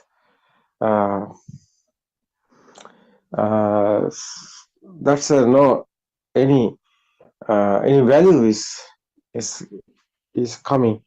Every these thoughts no values. That's a understand. Finally, is coming this. What is the truth is somebody won't understood. So it's very worth. This is the point of I want explain this. That's a super awareness. That's the Adhigata Samadhi, Buddha's word. How is coming? That's a super awareness is a normally is everything is here. Nothing happen anything. That is why. So that's a Buddha's word is Nisato Nijo Sunyo. It's a Buddha's word is no being, no living being, nothing existent. That's a these thoughts are normally here. Otherwise, you can see, you can hear. Mind sense also working. So everything is normal, but there's the insight. Not anybody is here. That's only the actions, creations. No one is doing otherwise. Nobody is here otherwise. It's a system is working. Mind creation is the working. That's the that's everything is normally you are doing. You are cooking or something. You are at home. Day-to-day activities is going, or someone is doing the job, or something doing. That's everything is you can do. There's no problem. Anything. Yeah. Nothing happen. Nothing change anything. But your inside is not value is coming. That's the ending suffering. It's very worth. That one is how is coming. That's understand one. First, you want to know the truth. This is special. So, I like someone have question or something. So this non-soul Dhamma and the cause and effect Dhamma. So more people in action and effect, but it's not Buddha's word. But they can't understand this because there's a case is the books. There's a Renkai Chandramala Theros wrote books, Havandi Nibbana. So they are not that books haven't cause and effect Dhamma. They are talking only the action and effect. So they are given this our society to action and effect Dhamma. They are always talking about action and effect. It's a silly point because nobody is here who is the action and effect. But they are thinking they are in here.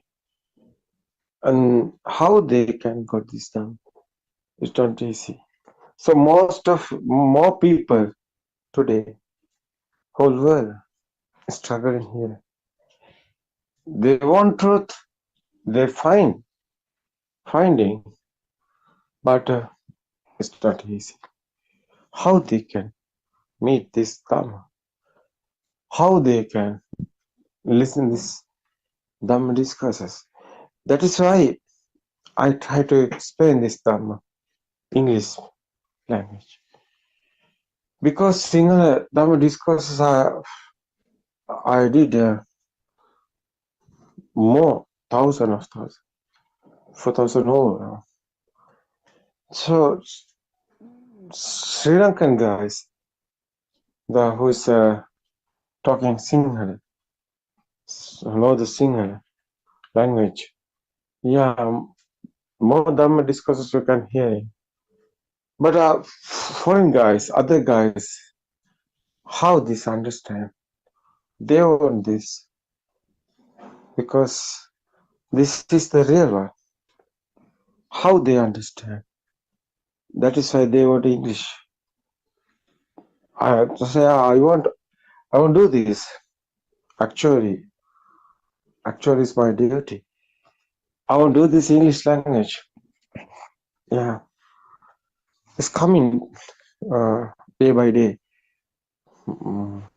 Yeah, so I'm trying to explain is my side. So your side you have, you want to encourage. You want this your side have. So especially is the Sandhitika Dhamma. Is no one can give an easy. Because your inside is crowd becoming the truth. It's a experience. You want experience otherwise. So someone can join with me and discussion what is how is the cause and effect and how is the action and effect done.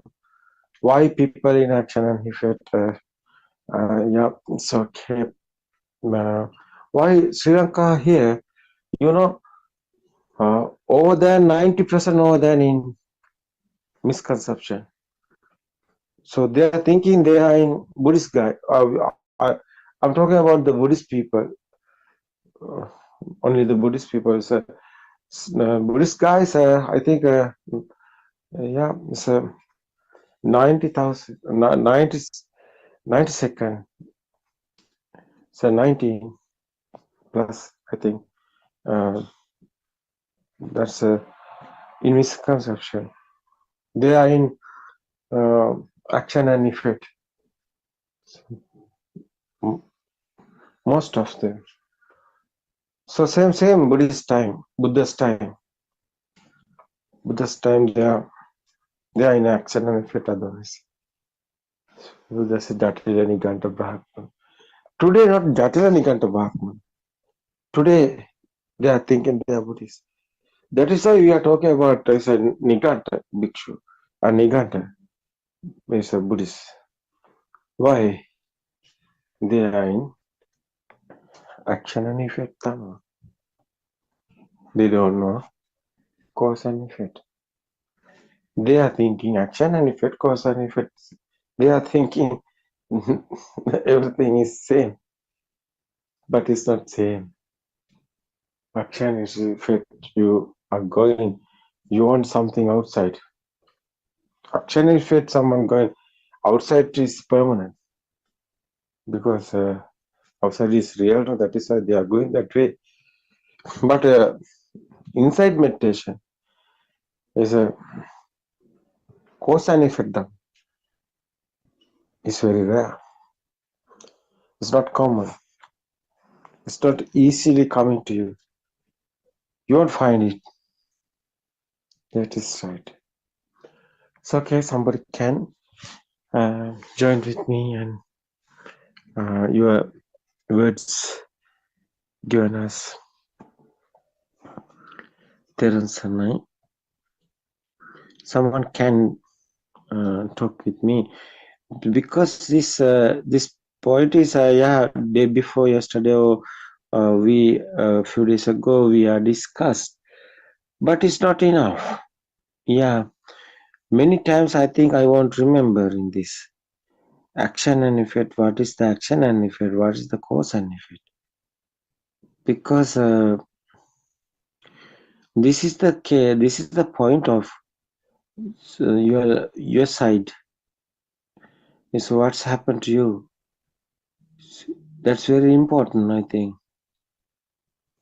It's a good thing is you don't worry about anything. Everything can be happen to happily. It's a good one. Because I feel my feel is like that. So this era is very valuable in Sri Lankans. So other countries have some problems the same time, especially the next year. So they are thinking their wrong vision. So they are going that way today also. They are making many weapons and they are making them very so this is destroyable items, weapons also. Very destroyable items. It's if you want again and again think about it. So especially is the action and effect them. So you remember something example is so your baby if you're married is okay. your baby is coming to you with you sometimes office. So you're thinking this example.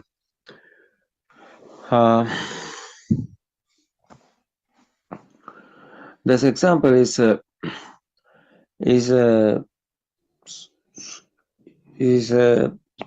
you. So normally that's a silly mind is it's okay. They want to end in this suffering. So it's okay. The Buddha's time is also same no. They want to end in suffering. But how is happening? How is happening end in suffering? So you have really this world is real. You thinking this world is real. It's not happening. Suffering is here.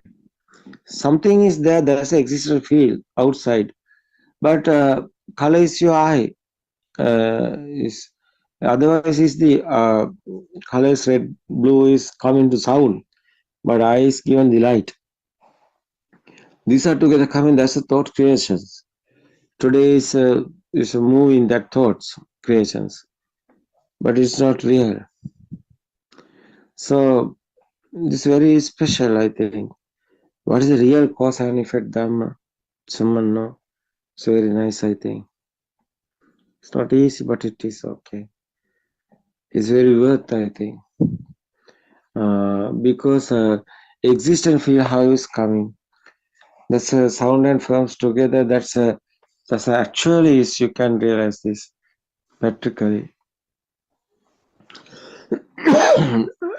That's example like this. That different type of tuning pork. One time touching, there's a ting and tongue is sound is coming. There's the other side someone is there. There's a tongue is coming. This is a type of yeah. So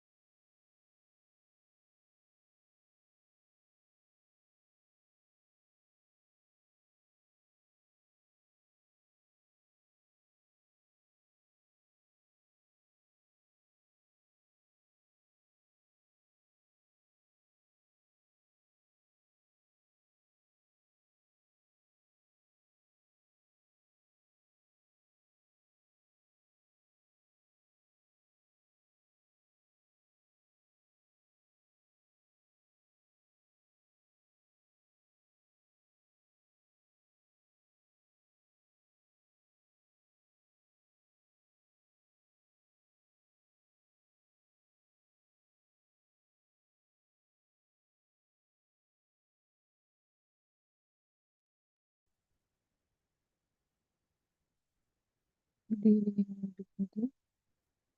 Teravasan Mahatma. Teravasan, all Dhamma friends. Let's continue our Dhamma discourse.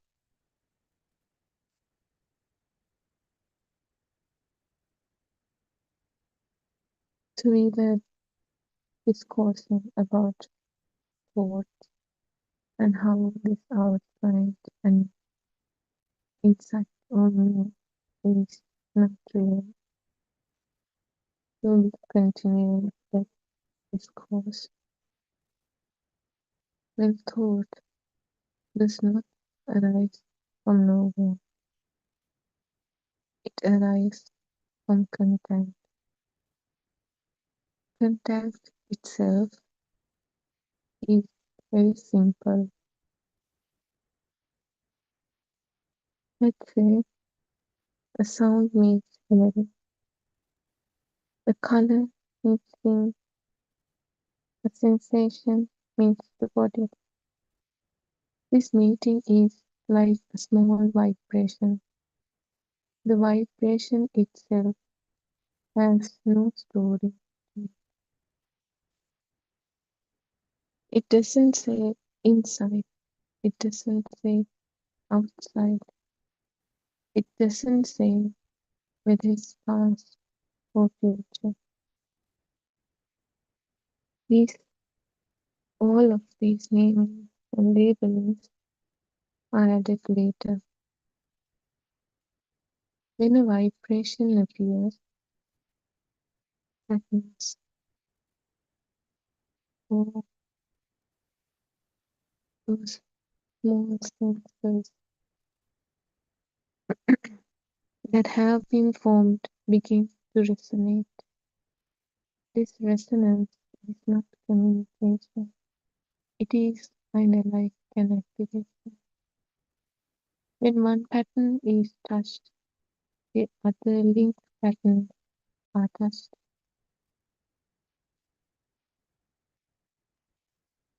In another way, this touching is experienced as a single thought. Because it is experienced as one event, it feels like a complete object, but it is created from the mind consciousness. This completeness is made of many small activations occurring together. Thought has a lot of sensors, not just a sound, but also color, taste, touch, every sense that we can get from our six senses.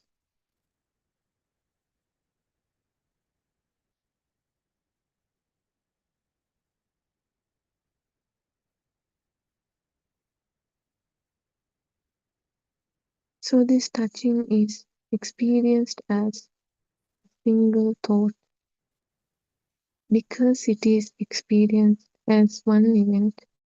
It feels like a complete object of mind. But this completeness is made out of many small occurrences. This is how the thought forms. A sound touches, or your ear creates a sound vibration. The sound is only a vibration, a wave. That vibration activates patterns linked to similar sounds or activates thought that has linked this sound to.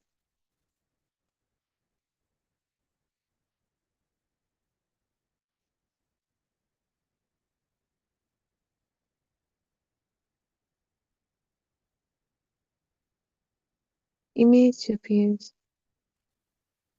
words appears, feelings appear. These do not travel from elsewhere. They are not sent. No one does that. It's a natural phenomenon. They arise because the present vibration touches the already formed pattern, which is a thought. This is like resonance.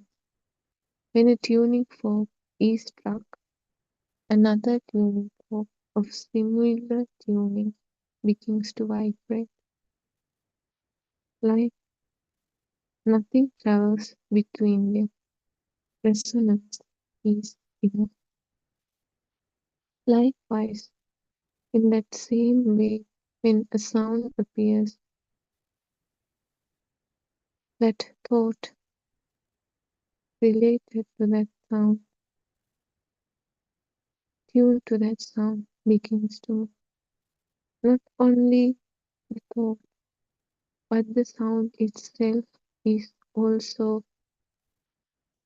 generated like that in our ear.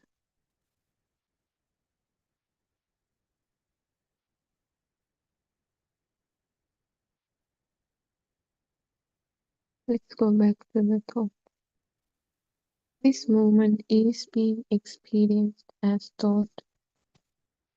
This does not require a memory as thought object being retrieved.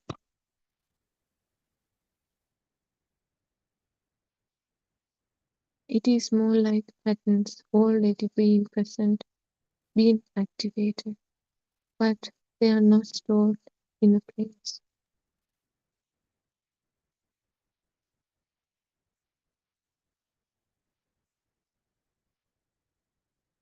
What is called thoughts or mind consciousness is not a thing stored somewhere else. It is the tendency of those vibrations, those patterns to respond in some familiar way. Because these are familiar, they feel like recalling something. But nothing is taken from the past. Only present activation occurs. This is why the past is never found directly. Only present patterns responding now are found. This is why time is not found in contact.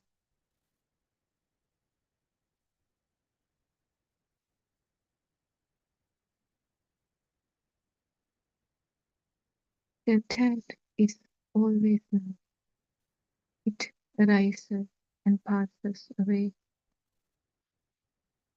within seconds.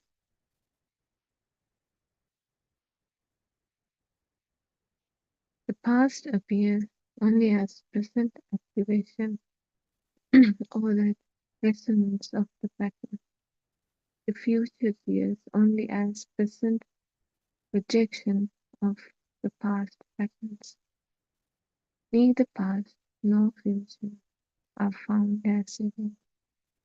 They are just a thought that arose right at this moment.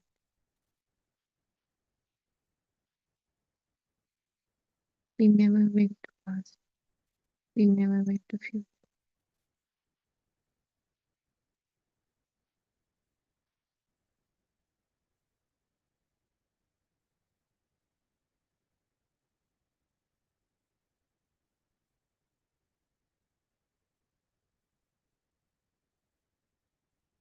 Only present contact and present activation or the vibration are found.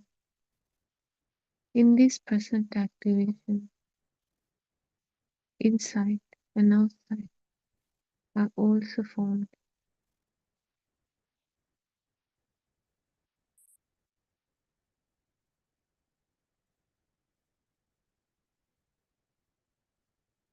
Before thought, There is no inside or outside. There's only color or just sound or a sensation. But this division that one thing belongs to outside and there is me who experience it is made by labeling, by thoughts. Some sensations are grouped as me, some are grouped as world. And there is a person who experiences everything.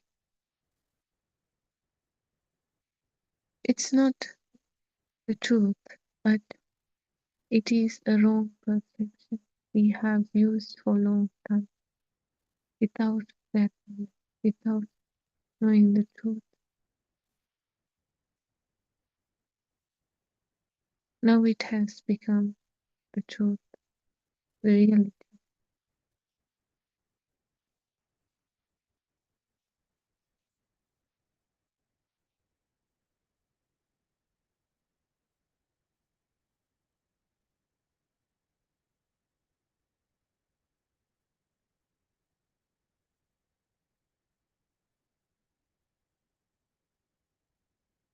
Because these habits are key, used, repeated, it feels natural.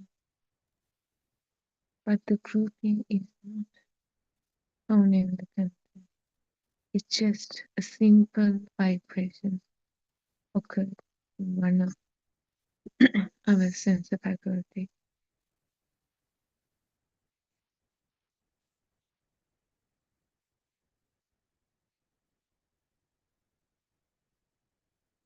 That content doesn't have anything. It's not divided. The division is of a thought. Thought depends on this division to organize experience.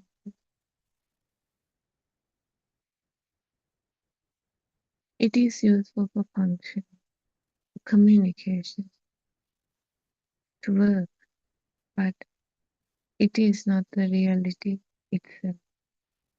It is not true.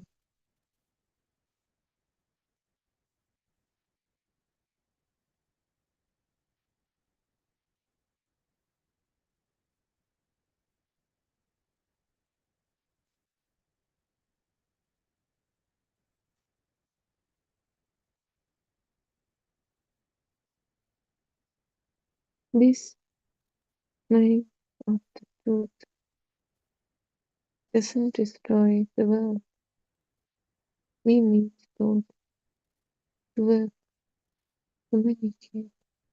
But what happens is it removes that extra belief that the groupings, that thoughts, what we see outside are real. It changes our perception of the reality, what we call real. The thought continues to arise. We cannot stop it because there is no person who owns it in the first place. Patterns continue to resonate. Language continues to function. What changes is the certainty that the world is real.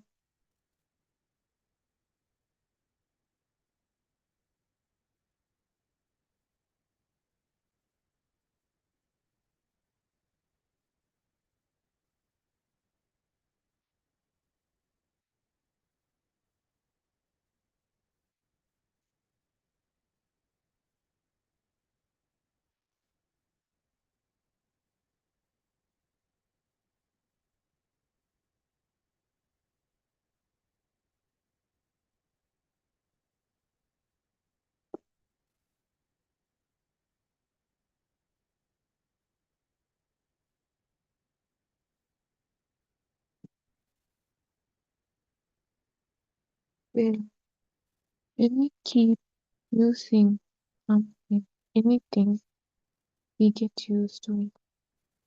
Then it comes natural. That happens with everything, anything. Same goes with the thoughts,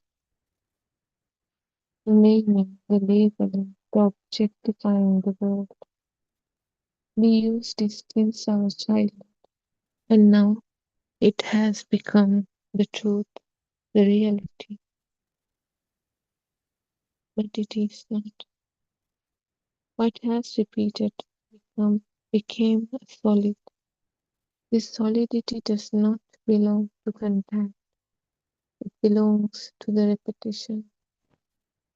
A vibration appears, a pattern or a thought related to that vibration response. Both those vibrations from the sensor and the thought arises and passes away immediately.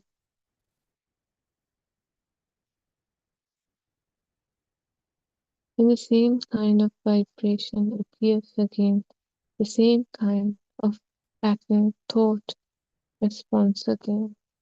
It telepathized. With repetition, this response becomes quick. With quickness, the response feels immediate. With this immediacy, it feels inherent. This is how the construction comes to feel natural. Now we think we have seen something outside, not as just a sound or just a color, but something, an object that has everything in it already.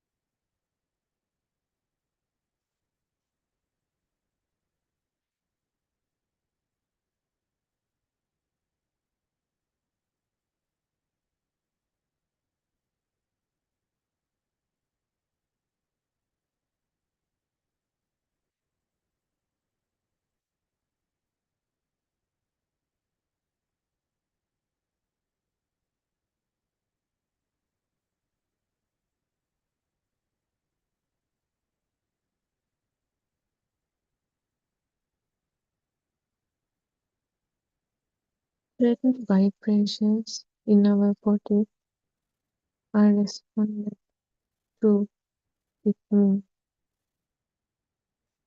Certain images and words are responded to with mind. Its responding is not found in the sensation. It is in the habit of responding. The sensation itself does not say me. The thought says me. I am the one who is experiencing this.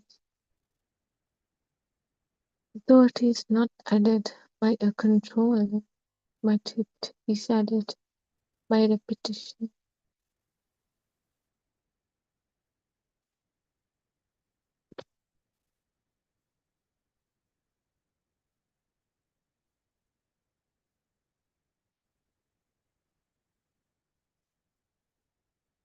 In the same way, the world becomes outside, a real world. Colors and sounds do not stay outside, that they are from outside. The label outside is also added by habit. This habit was trained early. Because it was trained, it was done before. It feels natural, real, unquestionable. But when it is questioned gently, thoroughly, it is seen as a group of vibrations received from each and every instance.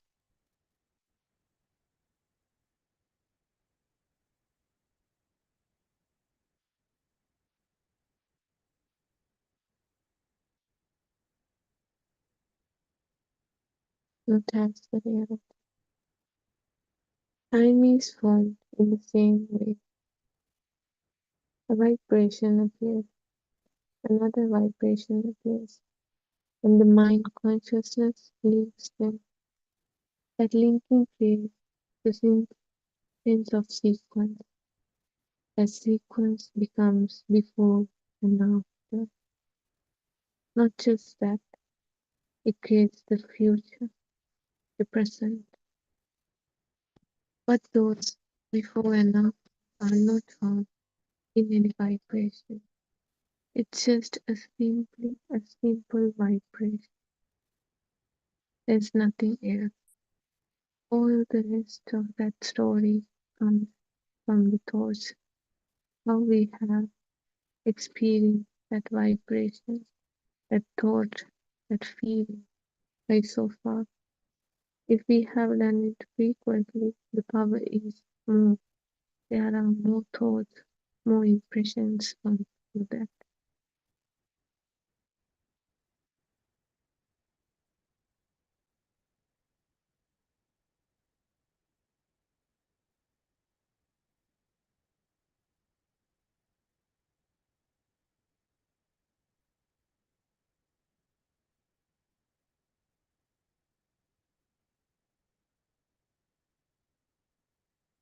Linking is also done by thought.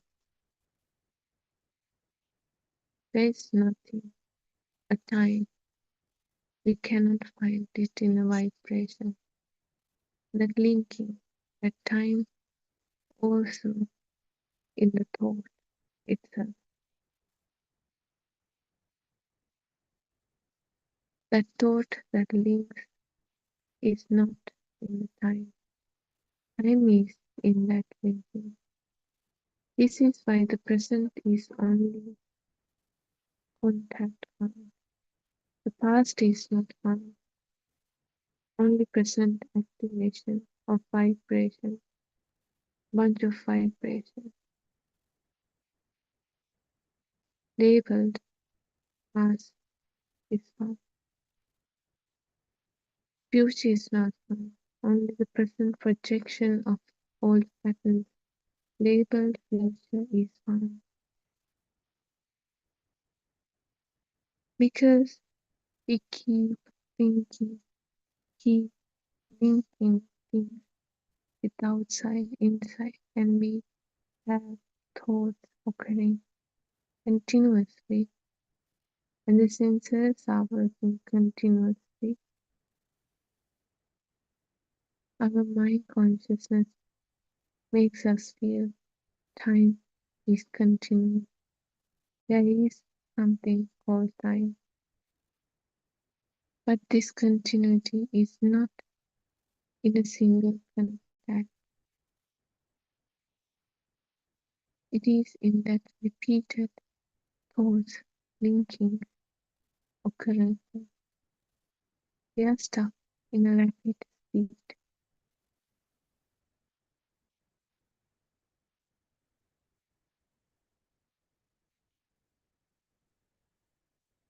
Once we see through this Dhamma, it does not remove this time, this continuity, but it removes this time is not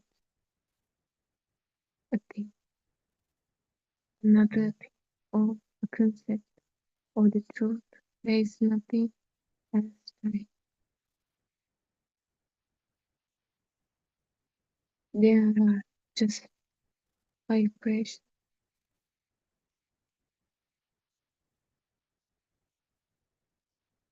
When this is properly seen, our experiences, our burdens, becomes lighter, less powerful. The senses continue, thoughts continue.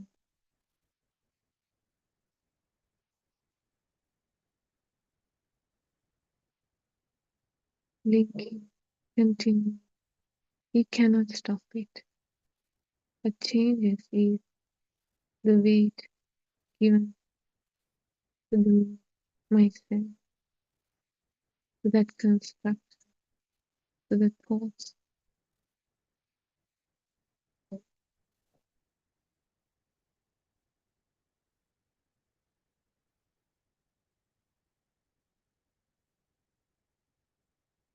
And what resonates is not something personal. What is taken personally is resonance. When a vibration touches hearing, this response is like a pattern activation. The response is not chosen. It happens according to tune.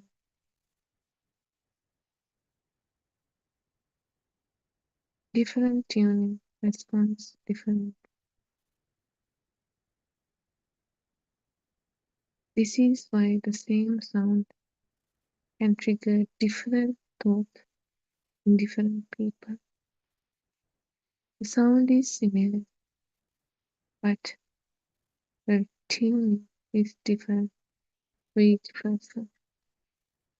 This difference is not in the sound. It is in their formed patterns, their thoughts, how they taken that sound before.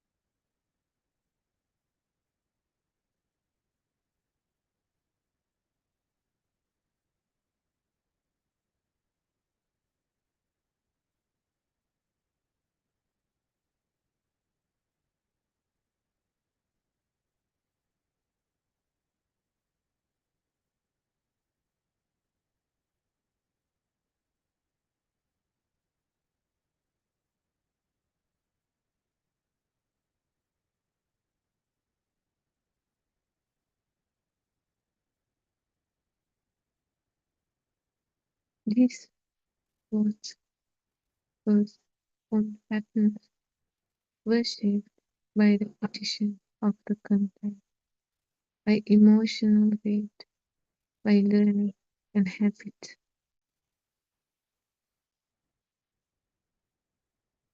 The power we give to those.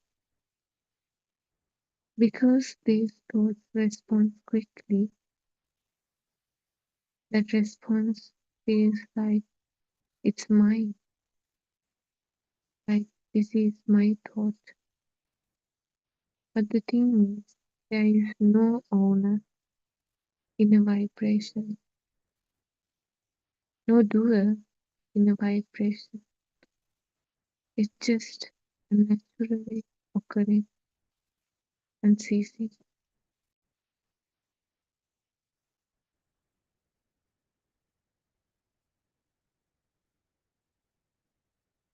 There is only response.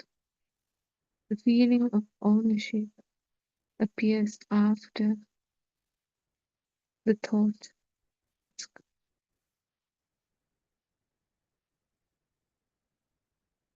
Ownership is another thought responding to a response. This is how I thought is better. First, the thought appears, then, with that, the label I also appears without us knowing.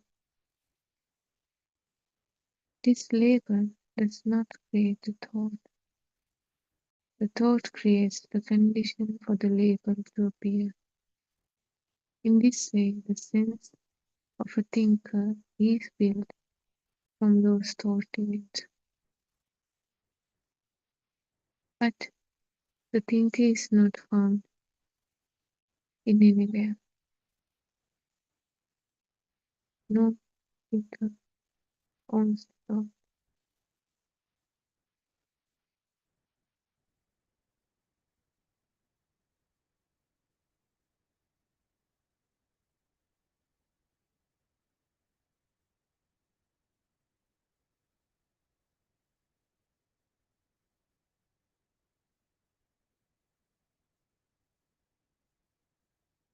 The thinker is found only as another thought.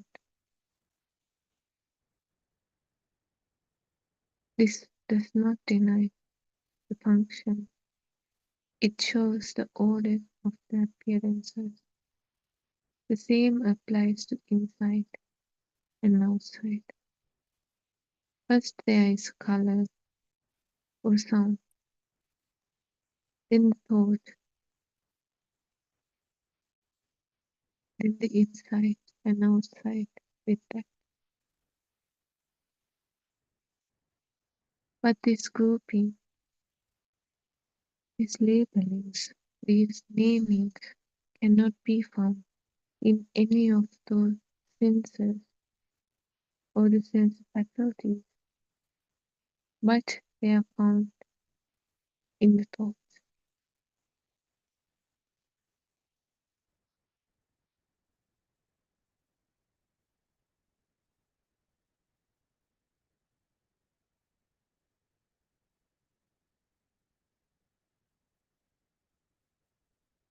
The grouping keeps happening, the thoughts keep happening.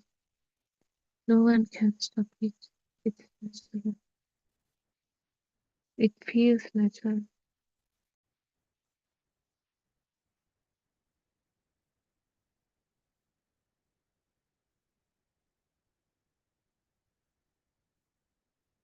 Time is also formed like this by a thought.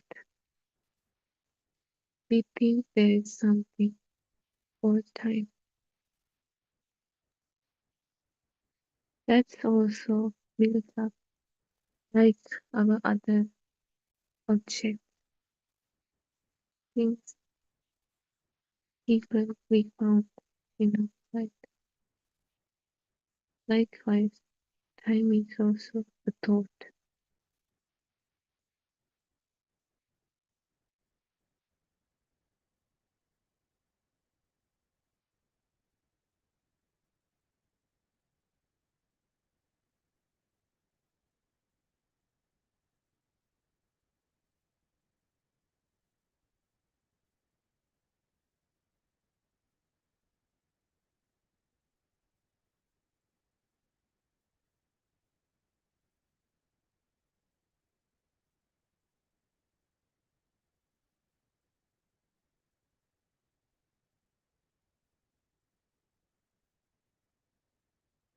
Every vibration is related to a thought. A thought has different colors, shapes, sounds, smell, so that the linking, this linking becomes a live, continuous one.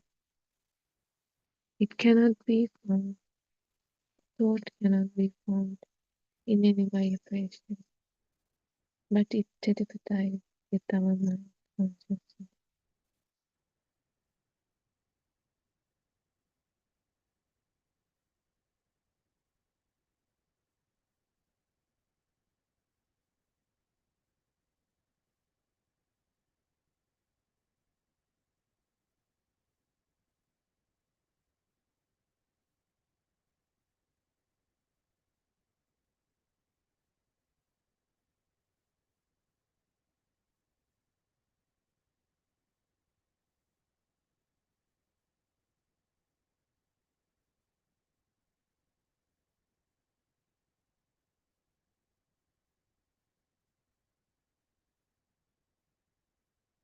Seeing the process does not stop the process.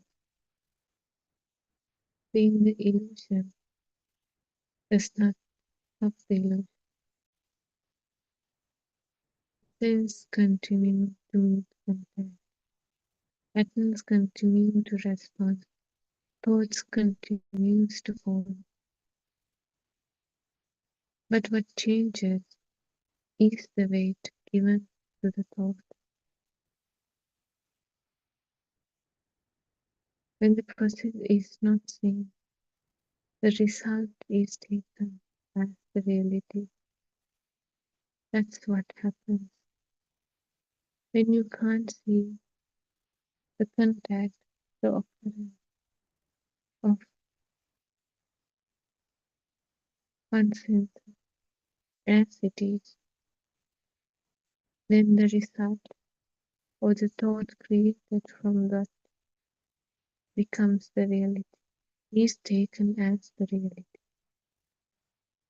When the process is seen, the result is taken as the result, not as the reality.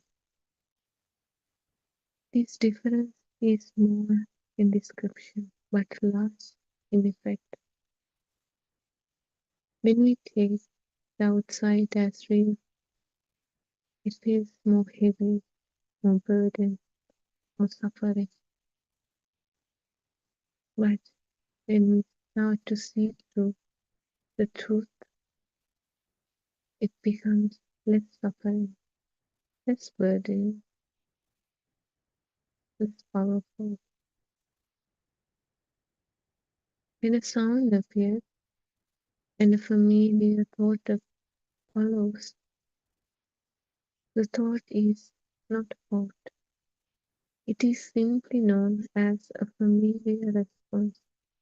This knowingness prevents the response from becoming the truth, the reality, the belief. If you taken it as a belief, that fake belief, that illusion adds weight. Without belief, the response is lighter.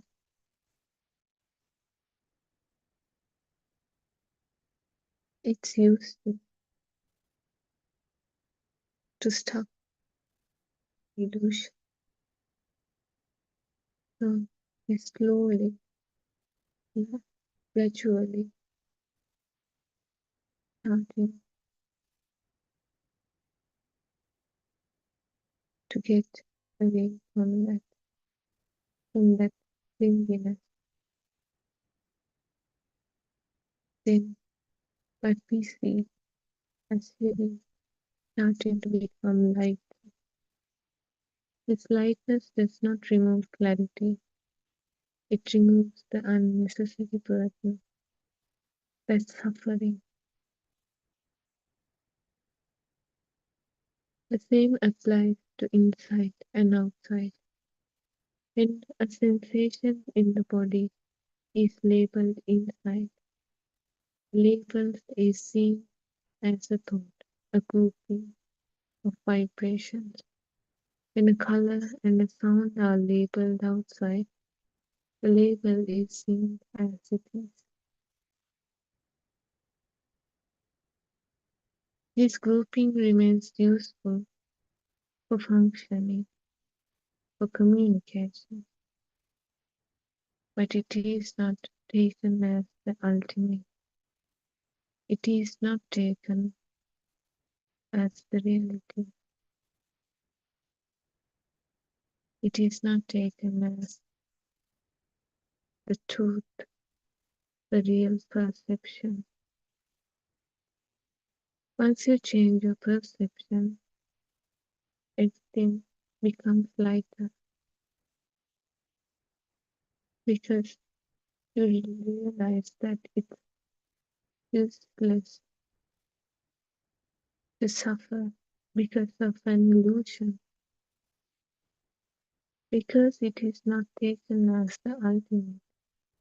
It does not define the experience. Time is treated in the same way. When memory appears, as past, when a thought appears as past, it is seen as a present activation. When an imagination appears as future, it is seen as present activation.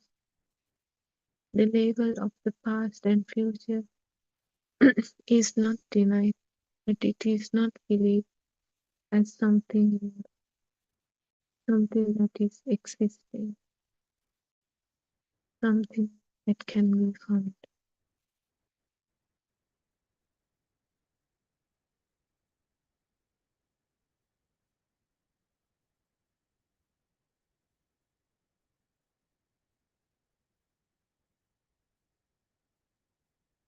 This way of being does not remove planning or learning.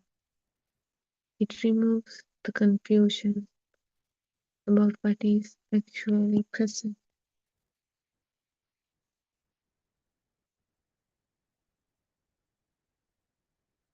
What is present is always contact and the thoughts responses. Contact is simple, response is pattern. It's a bunch of vibrations. It has more power. This simplicity is easily missed because the response is loud, and that's how we were seeing the world all this time. That was our perception. That was our habitual way of seeing the world, seeing a built-up world actually, and taking it as the reality, the truth. When this response is loud, that contact, that simple contact, that sense, that simple vibration is overlooked. Returning attention to that contact, it does not mean ignoring the responses. It means seeing the beginning, just living with the feeling, being simple, not burdened, not suffering with those created illusions, those thoughts. It makes the middle and the end less heavy.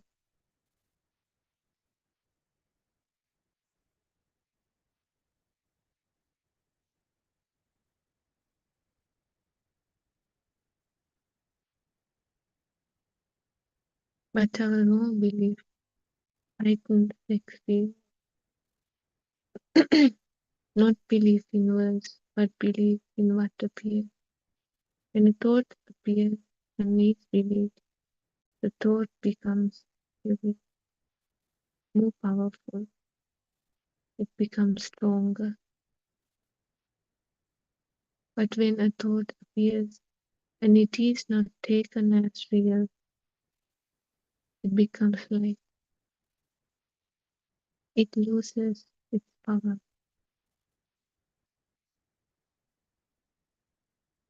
The thought is the same, but the power it has reduced.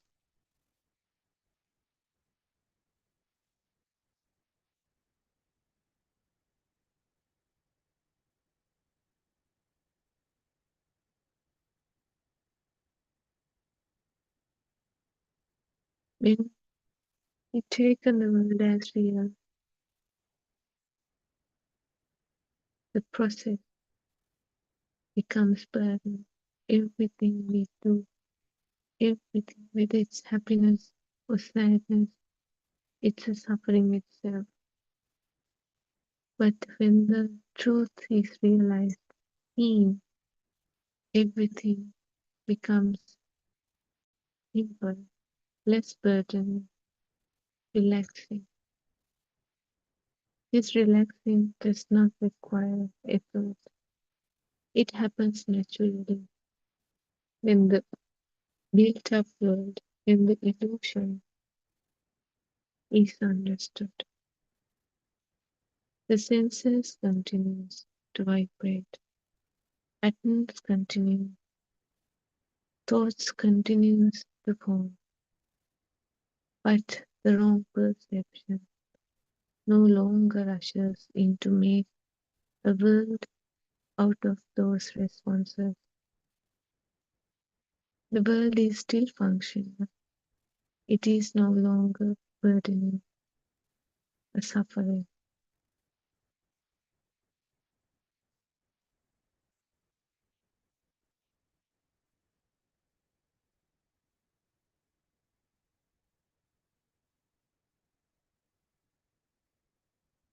We can still use everything. Nothing changes how we see the world, how we have labeled things. But inside, deep inside, we know this is not the truth. This is not the reality.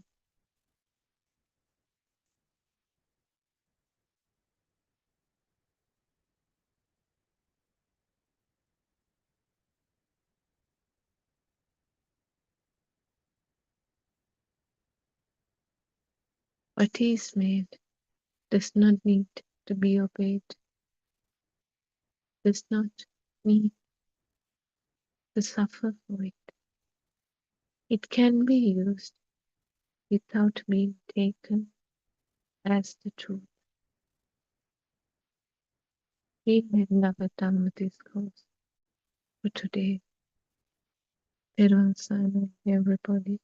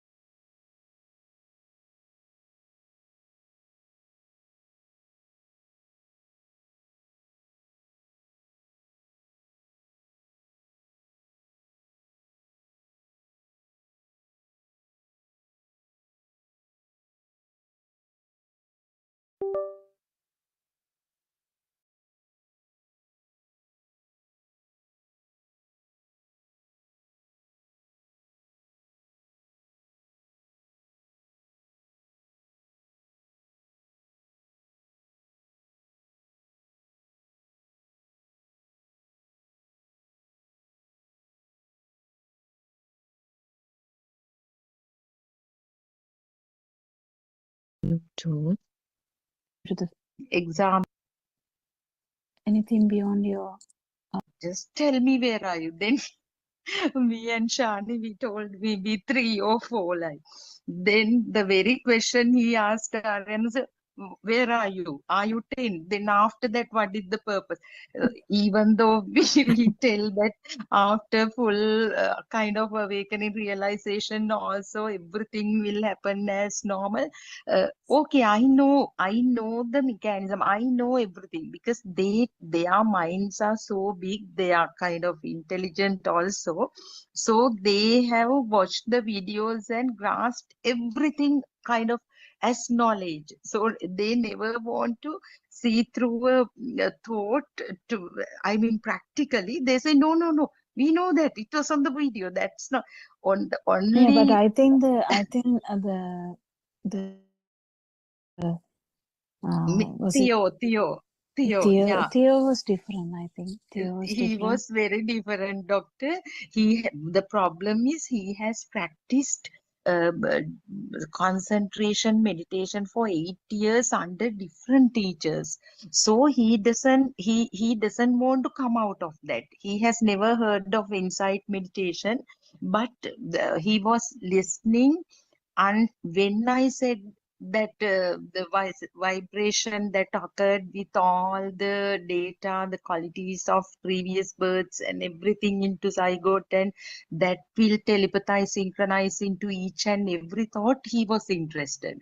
Then, of course, he said, now I am coming back. But by today, when they were leaving, they have I mean, written poems. Even Angie has written poems, danced, and she's asking, you can share it anywhere. I am coming back. I want to meet Aryan Mahanse. After then, she was asking, didn't your teacher tell that I am aggressive? Then I said, no, you were open-minded. That's fine. That's the way. Many people tell that I am aggressive and they always stop me. But you all are different. No, don't you think I am aggressive? Then we said, no, no, we don't think you are aggressive. That's the way that it's very good. We said you went by the feel. Whatever you felt, you asked. That's why. Then she was impressed and she wanted to talk to Aryan Mahanse, and she says she wants to Yeah, I wish explore actually more. I wish they Yeah, come. Actually, it's okay. The yeah, main thing is the open question. If someone is actually asking open questions, there should be some kind of answer. Otherwise, they will just shake their head and they will walk away. So, yes, if our main understanding about this truth is true, if our intention is to give them the real happiness and yes, doctor. super awareness, then we need to like kind of calibrate or kind of synchronize to their wave pattern and just try and understand how to get it down to the level that the understanding level, or even just to the level to listen to Dhamma. Yeah, that's how it is. And one day, like even Joel just started to listen to Dhamma, and one day we never know, he might even get these instincts of how to actually get the root point, because the root Oh, points mainly is like of about the worries would be the losing the loved partner. Sometimes they are the root points. So we can't really understand the root points without actually feeling them, how they feel, what is driving her, how this mind is driving. It's similar to everyone. What is Sudharma being like? What is there for Sudharma to hang on to? Like, what is Kokila hanging on to? Or what is Surangika hanging on to? Like, what is the main thing that against liberation of mind. So likewise, this is the research that we do. But if someone is actually entering, we just have to feel them and help them. And it is easy when our mind is not strong. When our mind is not strong, it's much easy. It's like water. So the water fill in the cup. It's becomes easy so that you feel the other person's fears, because definitely it's a fear of liberation. Fear of liberation comes from various aspects, and one is ignorance, 100%, but there are several other views. It's mainly views, like if someone think about, I need to go to God and then I will do anything. I just want to see the God and then only I will do whatever you're saying. So something like that, like we never know. We never know the underlying reason or the waves that is held in someone's heart. So the getting into that wall is the problem. And when your mind is kind of really thin, it's much easier, and the communication gaps are there because of the language, but still we can. There's nothing we can't, isn't it? What do you think, Joel? Yes, doctor. It was like I was just investigating on this matter called self and the perception I. The self and I has become a big problem to us before we got to know this truth. Am I making sense? Mm-hmm. Mm-hmm. Because we always rely on self and this I perception. And the day we come out of this I perception and this self perception, like Arya once was saying, come out of your mind. That is where you get liberated. And you don't feel about yourself. You don't think about yourself. You just go as it goes. As it is, yeah. And just feel the breeze, but you won't feel the breeze. It's like something getting into your sensory department. Yeah. And even when people speak to you, without knowing you, I mean, you give compassion. You'll be compassionate. Yes. Today, I felt it a lot because not I, okay? I'm just saying when I went to the place I didn't like, I didn't feel anything. I mean, So I just you already spoke. did it. So you Yeah, already yeah, yeah. challenge. Yeah.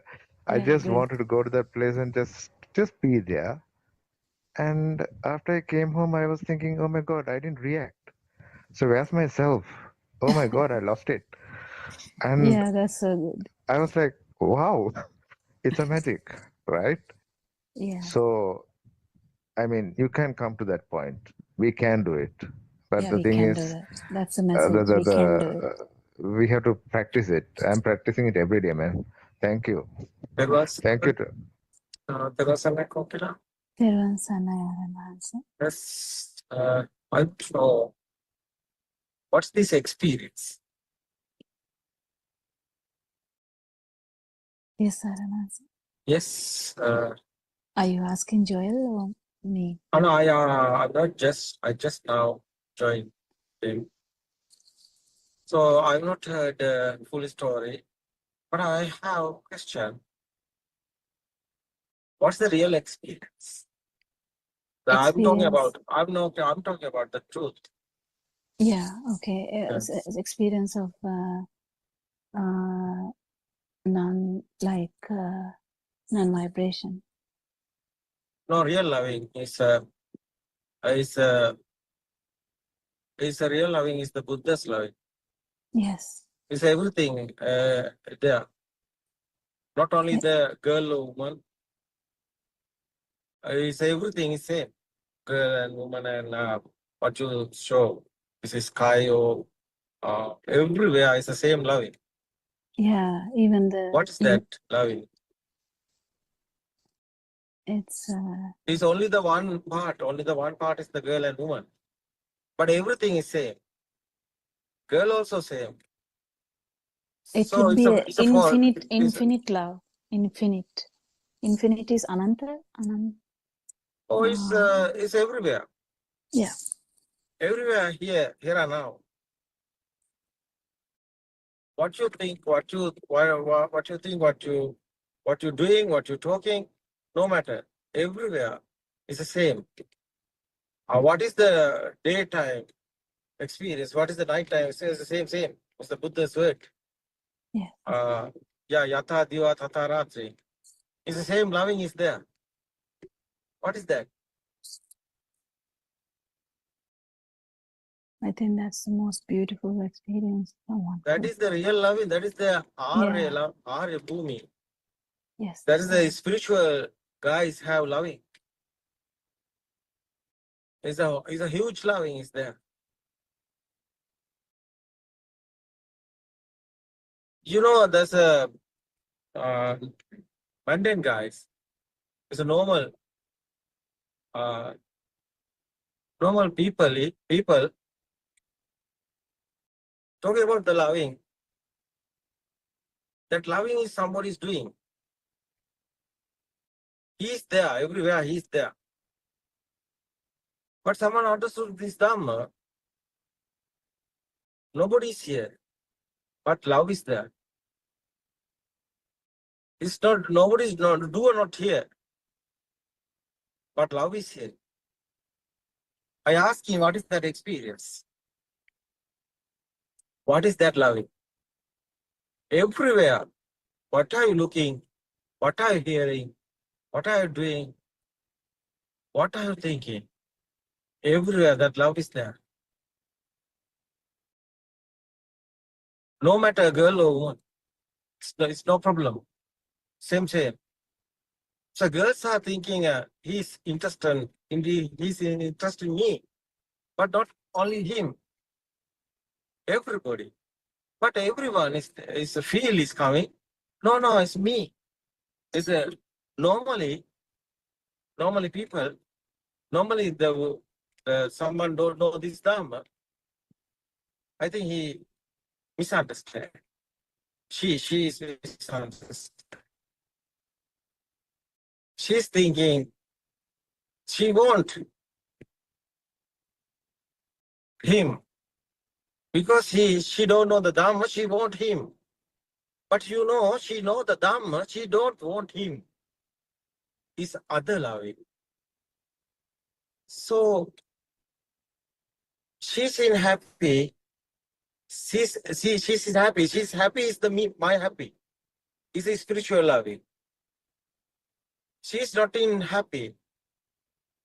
Is my feeling is that one. I know she's not in happy. I want she in happy. She's in happy. Sure, I'm given the Dhamma because Dhamma given be happy to him, to her. That is why I'm telling the Dhamma. Because it's a Mahamaitri is the word. It's everywhere. Here and now. Someone understood this Dhamma, internal transformation is happening. That's the experience. It's a practical experience. It's not a thinking, it's not a thought, it's experience. That is the real love. That is real loving. You know, this Nibbana is a loving. Yes, sir. Yes, because someone became in a Nibbana. He loving everybody. Because he wants happy everybody. That is why he is given the Dhamma. Because Dhamma is the really tranquility, peaceful mind, and loving mind, loving kindness is there. That is why Buddha told, Metta Karuna Buddha. That is a real love. Because that love, he don't want anybody. He don't want marry or anything. Doesn't expect anything back. That is real loving because she won't be happy her. he given the money and everything. Why? He don't want anything. He want only one. She won't be happy. That is the real love. It's not a business. No profit. Nothing happen. Anything. Is your happy? Is your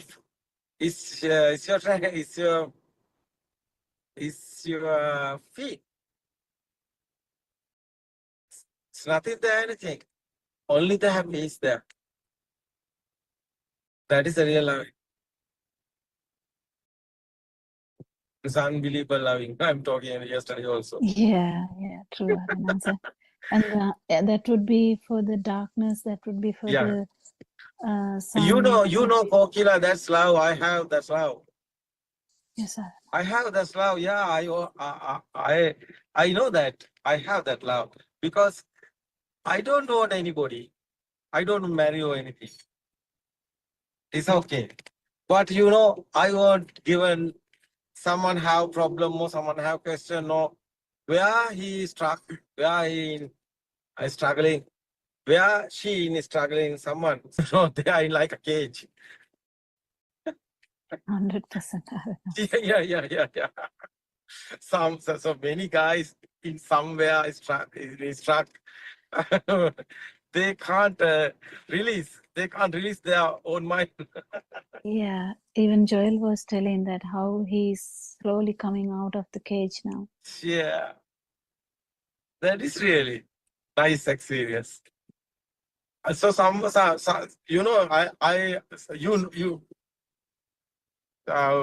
many years you don't know my picture or anything. No. But there is the loving, but it's not a personal loving. No. It's a Dhamma came. So Dhamma is the loving. Nobody, no person. But it's a feel. Nothing there, anything. But feel is nice feeling. Because peaceful mind is how is telling this? No cage is here. Unconditional loving. No condition also yet. That's right. No? It's okay. Yes, It's very nice experience. I will tell something. One boy told me this story. That girl, that she's a loving affair. That girl, hate. It's a how is telling English? What that boy is telling, but he have the feel is loving, but that girl hate him. Hate him. No, how it's telling English. Yeah. Yeah. Doesn't love him But that back. boy is feeling. Boy is telling me. Boy telling me the feel. Loving is there. No anger or anything coming. Yeah. What is this? It's a feeling. It's a feeling. So I told the boy, yeah, your mind is not anything there. Your mind is loving. So that boy, that's a personal loving. That one is a personal loving. But after I explained the boy how many stages is here loving. Yeah. Yeah. After boy laughing, yeah, it's a me there. Yeah, I Must haven't be doing in, that. Yeah. must be in Sinhala language, Aranansa. Yeah. Yeah. How is this? It's okay. It's the story. Nice stories have this type of because love is the feeling. It's not a material. Love is not a material. Love is a feeling. It's a sex or others are is not a it's other one. It's a hormones sexuality is there. But hormone how is coming react feel is there, hormone also coming pick up. So after is there's the sex, that's a raga. How is telling English is a raga, is a romance, no? But after is coming that, but love is not that one. Love is not not a romance. Love is not anything. Sex or others are body system is happening. Body language is there. Body is a reaction, no? It's a material. But love is not a material. Love is a feel. It's a nice experience. It's a nice feeling. Yes, but I think people want to understand what is the body, what is the hormones, what is the sexuality, what is the love. Love is not sexuality one, it's a feeling. But feeling is there, feeling is there. You know, it's a mind given others one. Mind given the business. Mind given something, business. It's a material type. But real one is not a mind. Real one is a feel. I think I don't know. Understood? Yeah. No? Yeah. Mind is doing the business. So many marriages are Sri Lankan. Yes, Business. the proposal marriage is not loving. It's a business type. It's thinking about the property. So others. So it's not loving. So love is a feel, no material, no anything. It's a feel. It's a vibe. Vibes, same vibes, link. That's the real divine loving. But divine loving is not still. That's the case. Sometimes today divine loving is here, but tomorrow we can't say because this vibe is changing. Divine loving also destroyed. It's unbelievable, this talking. So we want to understand because this life also not still not permanent. Anything not permanent. It's okay. Everything is impermanent. That is why we won't understand how is this our mind. Our mind is not permanent. It's impermanent. It's every time is changing. It's happening. How is telling this? So that is why it's a vibration. Is the mind, is thoughts, thinking, everything is impermanent. So we won't understand this or what is your lifestyle is going. What's your pattern? What your thinking style is. You won't understand everything. So after it's okay, you can decide what's your journey. So it's okay. Wow. Someone selecting the partner, marry or engage, it's okay. You won't understand the Amma is okay. It's very important. You can choose the selecting everything. How type of wife or husband you want? What is your way? What is your pattern? What's your rhythm? What's your wave? It's very important. It's very important because I'm talking about the normal guys, normally person. I think how is the lifestyle won't be go because I don't think about everybody won't be monk.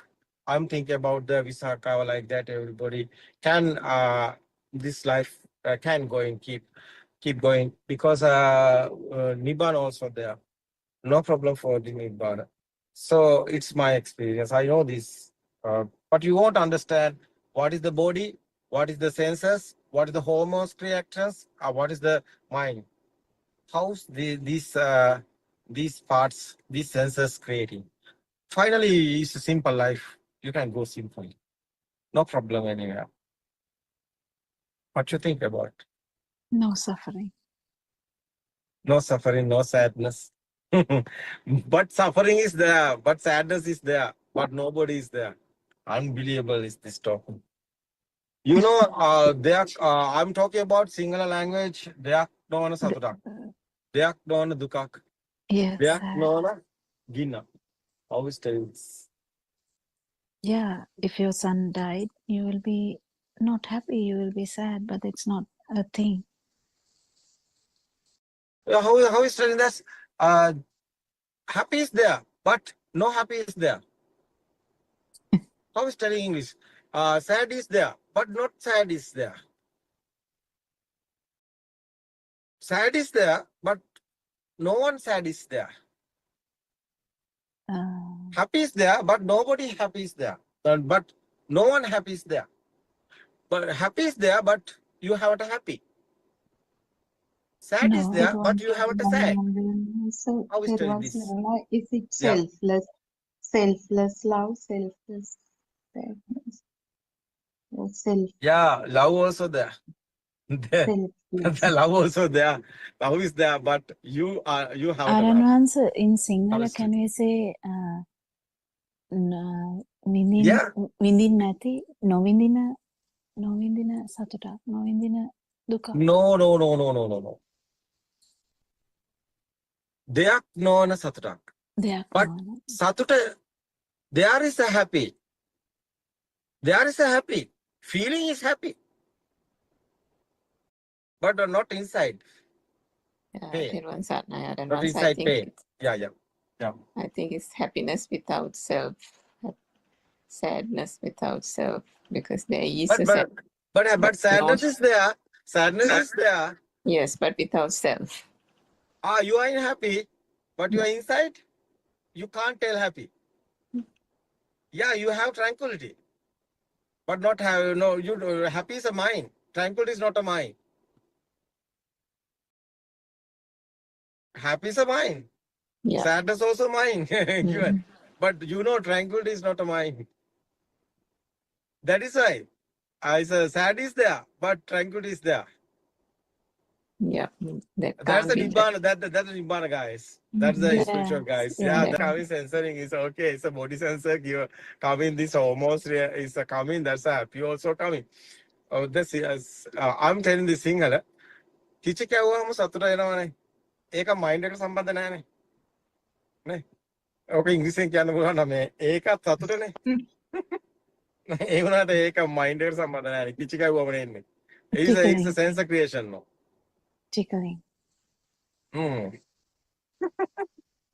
Yeah, that's so true, isn't it, Darren Mansa? Because it's just a bodily reaction. When you tickle, automatically that person starts giggling and laughing, but nothing to do with the mind. It's not nothing anything they are mind. That is it's Dr. Kokila? Yeah. Dr. Kokila? Yes. All these things I'm listening and I'm fallen in love with a person. And that is Aryan and Vansa.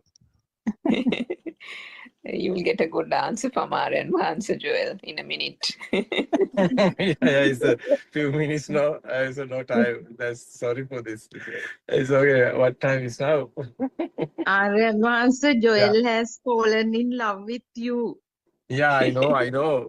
Because he feel me, I think. No, feel. Yeah, it's okay. It's not a person, but it's I think it's a nature like that, no? 100%. It's a feeling. Yeah, it's a feeling. Yeah. Yeah, it's the Dharma and Mansa. It's so beautiful. Yes. Day by day, we are feeling it, and Mansa, so much. Yeah, Sudharma, this time, no any guy.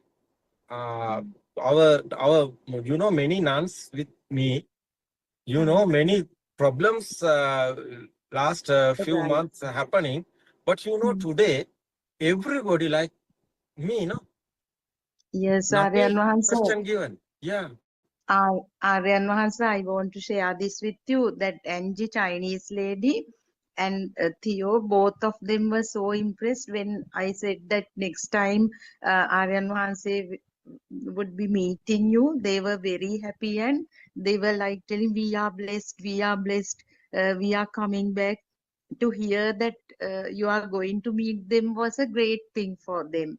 And they were so grateful to you and asking us to tell that they are so grateful and they want to explore more about the truth, as you said, Aryan Vansa.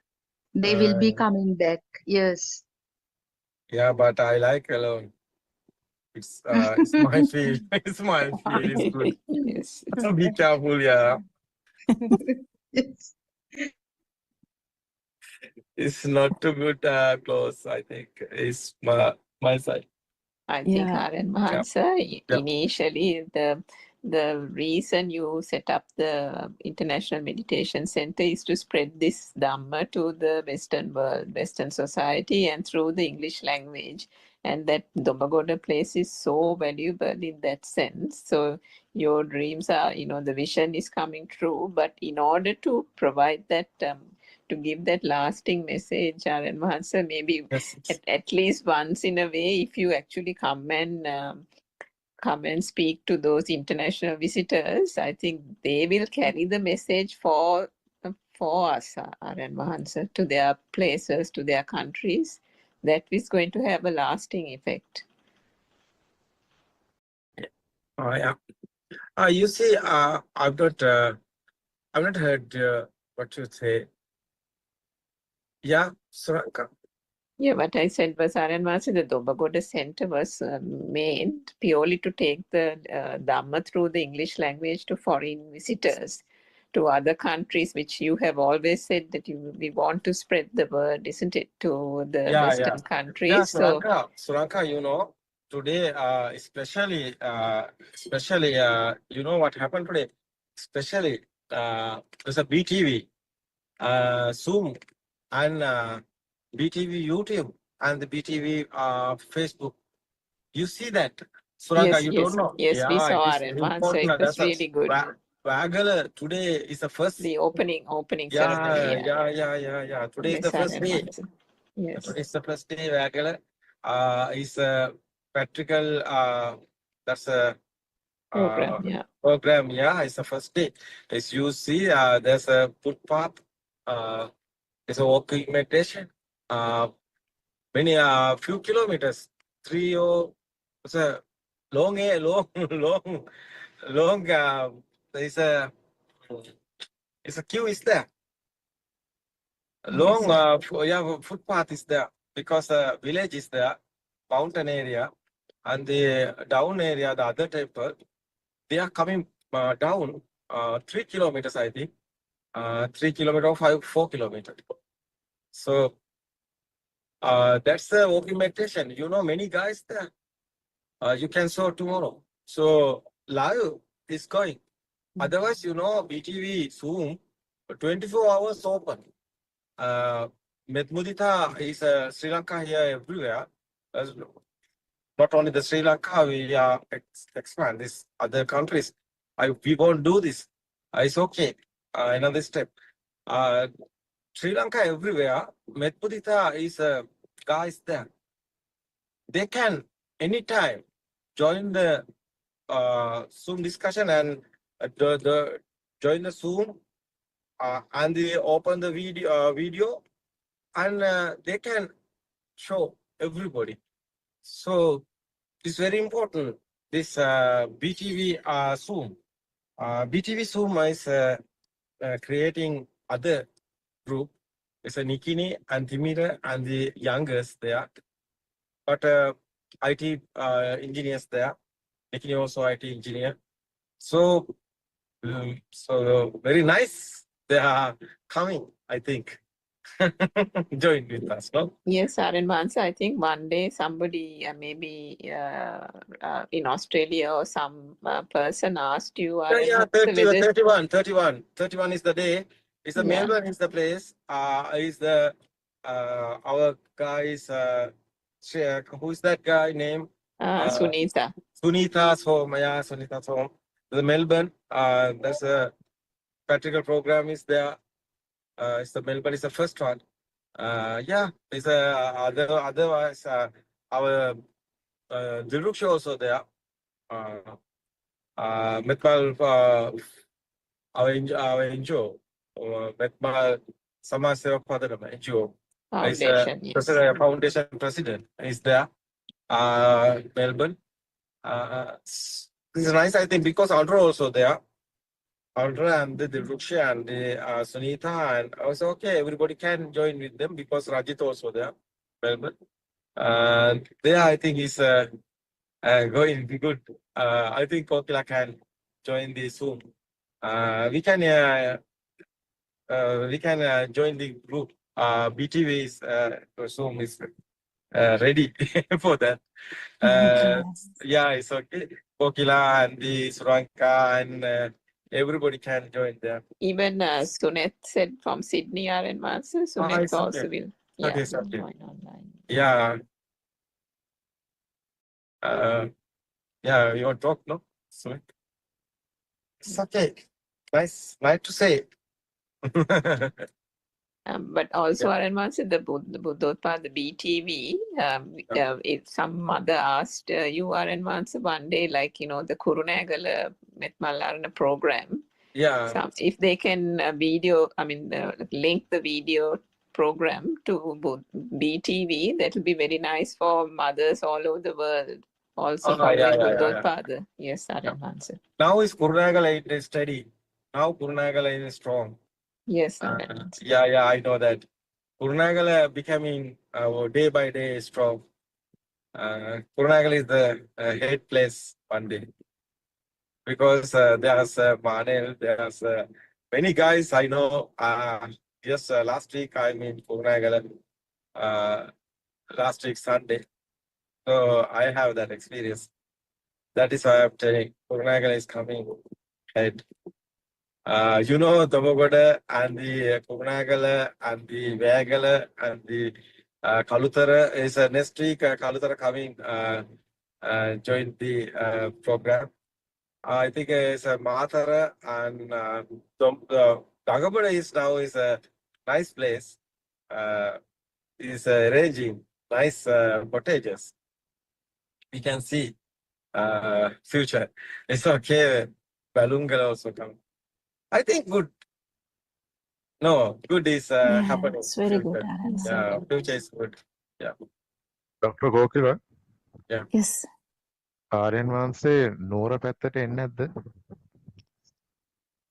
I think he's in Kurunagala. I don't know where he is at this moment, but Wow, what's that? he's asking whether you would come to Kandy. Aryan was last week in Kandy, no? There are Vagala. There's Samadana. What's the story about? I think he wants to meet you, Aranmahansa. So you said you're going to plan another. No. I'm not talking about that. I'm not talking about that Zoom. It's okay. It's okay. One day I'm telling you how you can meet me. I think sometimes your side, your Dhamma is coming strong. That is the time is suitable time is meet me. Because Dhamma is doing this, not me, not person. Dhamma is strong. It's okay. That's qualified. That's qualified. It's okay because of Buddha's word is. You know the Dhamma, you know the Buddha. It's okay. That's the time is. I think it's good meet that person. No person is here. Dhamma is here. That is why I'm telling this. I think you understand this. It's okay. No longer. Sometimes. I don't know. This month is sometimes next month. It's something sometimes happening because I'm always coming Kandy because Sita Kotu also stay here. Our place is there making. Otherwise, Vagal also now is okay coming. And the Balungal also there. Everything is Kandy. Otherwise, another place these days talking about given us. Somebody, I don't know the person, he tried to give us that his place. Many guys are ready to give us the places because they won't happen in this very way. That's Dhamma. Nothing anything. It's the Dhamma. You know? Yeah, power of Dhamma. Yeah. It's good idea. I think, what is the name of jail, no? Jail, where are you? Kandy? Kandy, I was in Animata, but before that I was living in Askiria. Gedigiri Pansala Gedige Yeah, Pansala Gedige next to Pansala. that. So Yeah. Upali Hamdru Yeah. is a well-known person. So I see. basically from Kandy. I So I like to meet you one day as a person because you have when you laugh and smile even that is very selfless. You are not selfish, yeah. and I like that. I don't know how to do that. I'm in that path, but I need time to practice this. Yeah, thank you. Yeah, thank you so much. It's okay, Kokila. I think time is now is over. Okay, Yes, thank sir. you Yes. everybody. Thank you, Jel. Thank you, Suranka. Everybody, I like Dhamma friends. It's nice, I think, his duty. His message was given everybody. Peaceful mind, no? Yes, Rama. Yeah, it's good idea. It's good work, yeah. There was everybody. Tera sarana Thiruvan namaskara සරණයි Rama. ආරෙන්න Yes, විවර්ෂ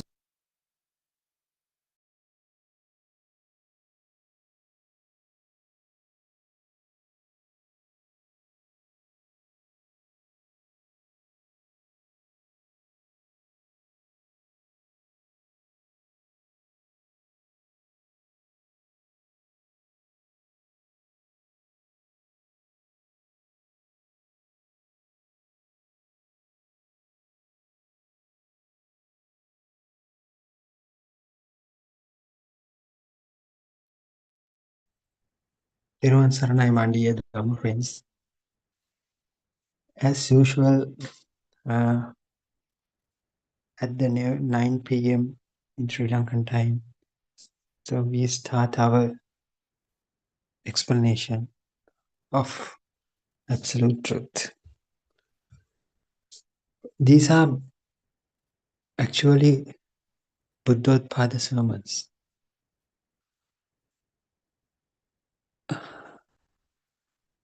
As we before we start, as usual, I must pay homage to our noble friend Buddothpada and Master for giving this opportunity to tell the truth to the entire world through this Zoom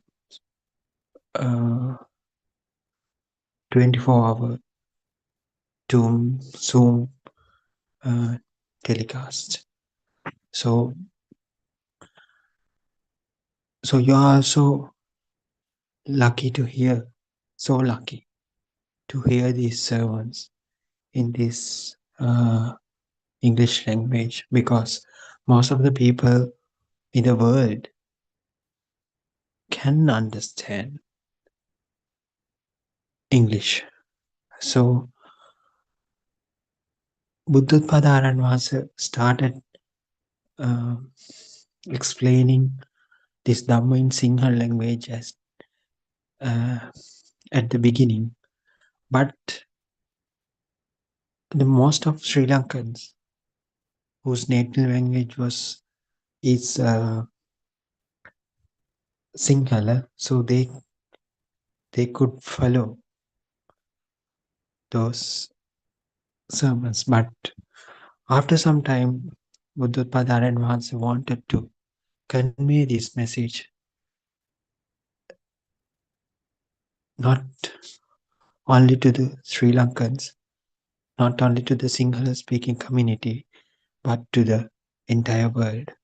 That with that intention, this Zoom was started. So this Zoom is there 24/7. So each and every sermon it telecasts or its broadcasts is a Buddothpada sermon. That means it reveals the absolute truth. Absolute truth in the sense the exact message that has been delivered by Lord Buddha about 2600 years back. Nowadays we hear so many Buddhists, by so many monks.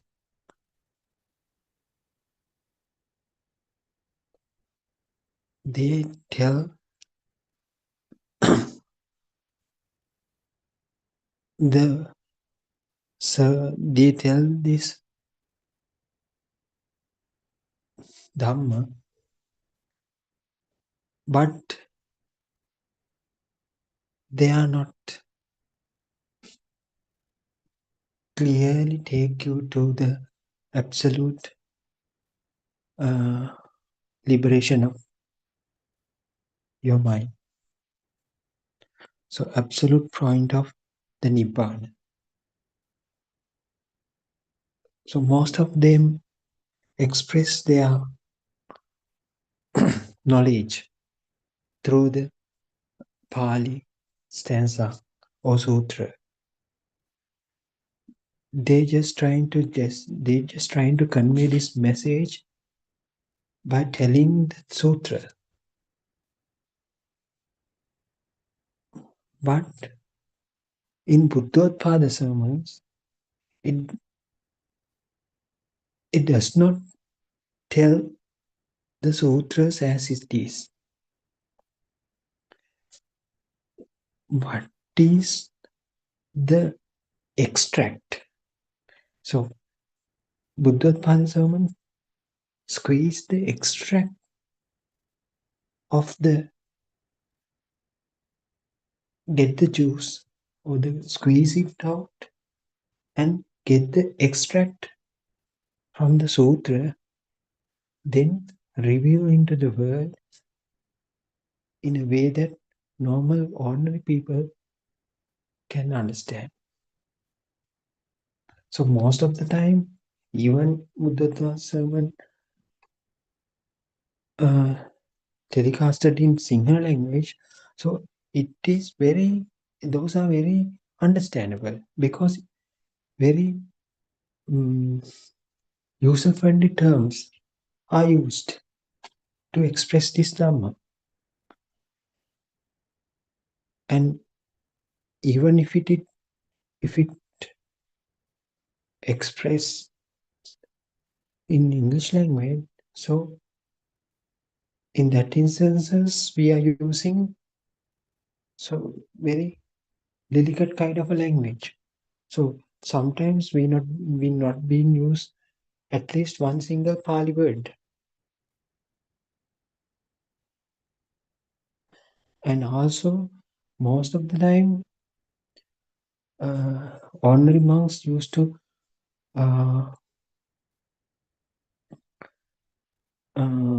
preach Abhidhamma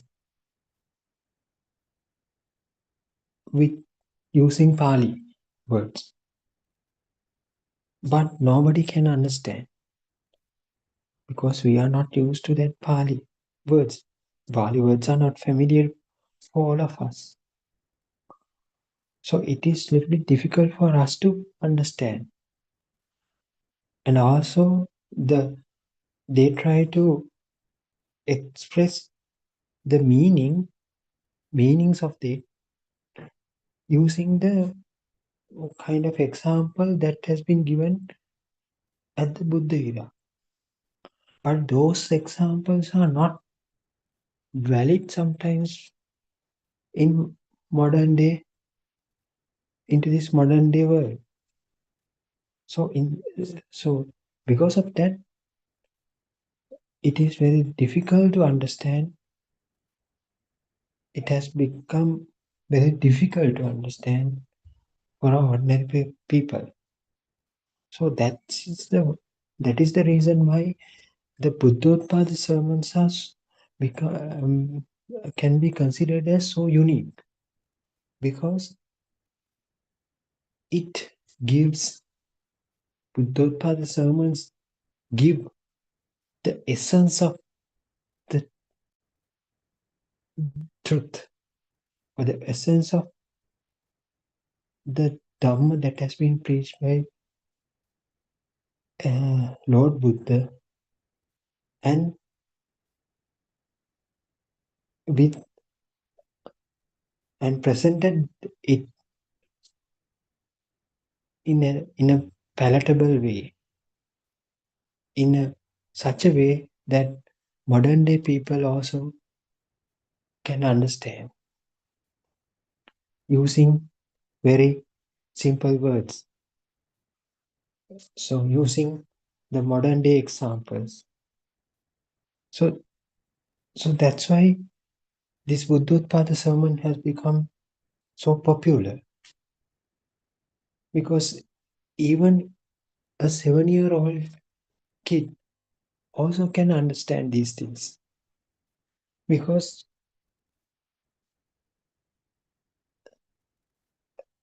in the Buddha era also, Lord Buddha said this message or delivered this message to the 7-year-old kids as well.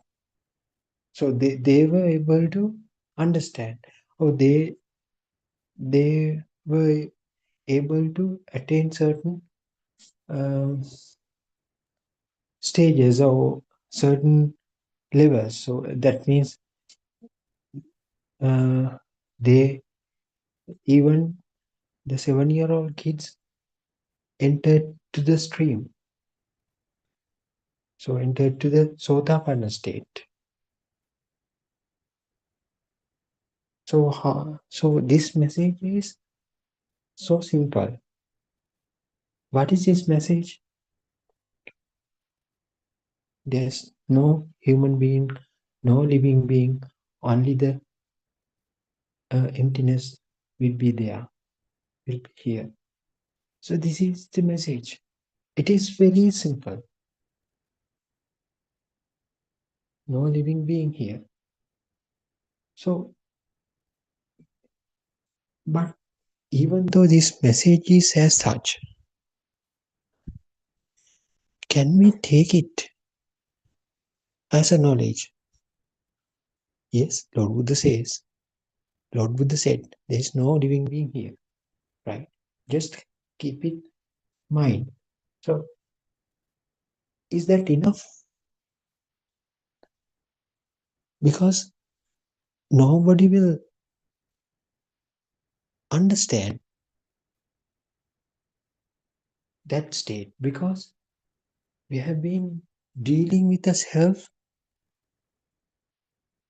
during our lifetime. It make us to feel that there's a person within me, there's a living being within me, and at the same time, after looking at the environment, there are certain creatures, there are certain animals, so they are also living beings. And in the scientific angle, if you take a tree, scientists say, so the trees have a certain kind of a life within them. So scientists say, so the building block of this life is the cell, single cell. Cell is a living thing. So it carries out certain biological processes. So it respirates. I'm talking about the unit of the life is as a cell. So this cell is like a machine. So it does respiration, it does excretion of the waste matters. So it behaves like a production factory, for it generates within that cell energy generation is taking place. So in some cells, in some animals, they move one place to another. So such as algae, such as amoeba. So when those kind of cells are collected together, the tissues are formed. So in that sense, the tissues become a living thing. So it needs kind of a continuous supply of oxygen. It needs continuous excretory method of its waste materials. So we tend to see them as tissues as a living thing. So a collection of tissues will form a living being. So can you ever say, even though Lord Buddha said that there's no living being here, you can't realize what actually Lord Buddha said, because everywhere you see the life, even within you feel that I have been born. Some other day I will be dead. So meantime, I am a living being. So how can Lord Buddha say that there is no life here? So if you think like that, Buddha might be wrong in that. So you get some kind of idea that, so if we think that we are living beings, so what Lord Buddha said is a non-living being. No living being is here. So there is a certain mismatch. So in order to understand what Lord Buddha really said, you have to do some experiment, or you have to do some investigation about yourself. Even though I tend to feel like I am living, actually am I a living being? Yes, that is the research that has to carry out by yourself. So it is named as noble research. So we have the research question now. What is the research question? To find out whether I myself is a living being. Whether I am a living being or not. Lord Buddha said, there is no living being here. It's a big question. So, since the day we have born, we were dealing with the self. My mother is here, my father is here, I have so many relatives, and I also have some friends, so they also living beings. So we raise certain pets in our home, so they are animals, maybe cats, dogs, fish, right? They are living beings. So how can we say that there are no such a thing called a life here? But Lord Buddha said, what Lord Buddha said was, there is no living being here, no self here. So in that case, we have to do we have to do this activity and see whether actually is there a living being within me. We have to do. Then you will realize what Buddha's message was. Buddha's message is correct. Otherwise, you can't believe what Lord Buddha said. So Lord Buddha also said like that. Don't believe because I told you. Just come and have a look. It should be self-evident for you. You will realize by yourself if you conduct this research by yourself in a proper way. So why are you so reluctant to do it? And see, it is so simple. It is so straightforward. It can be carried out using yourself as the sample frame. So, okay, we'll start the research. We'll start to do the research. So, how can we start?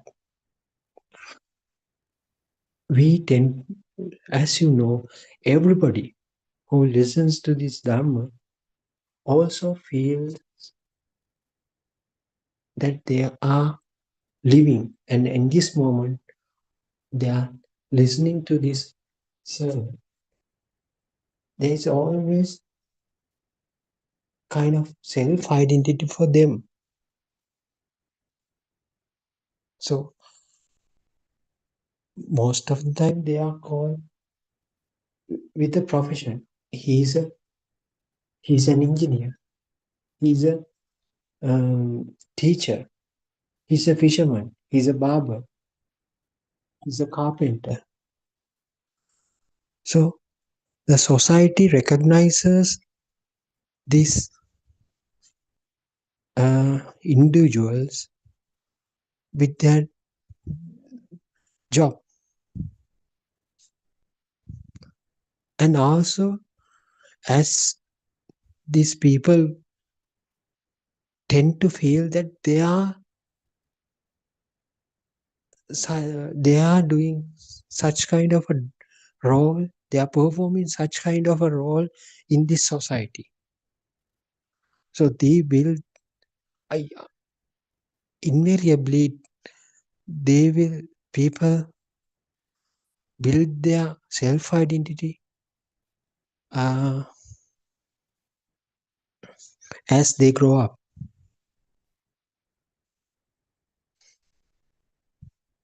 So that is the way how your self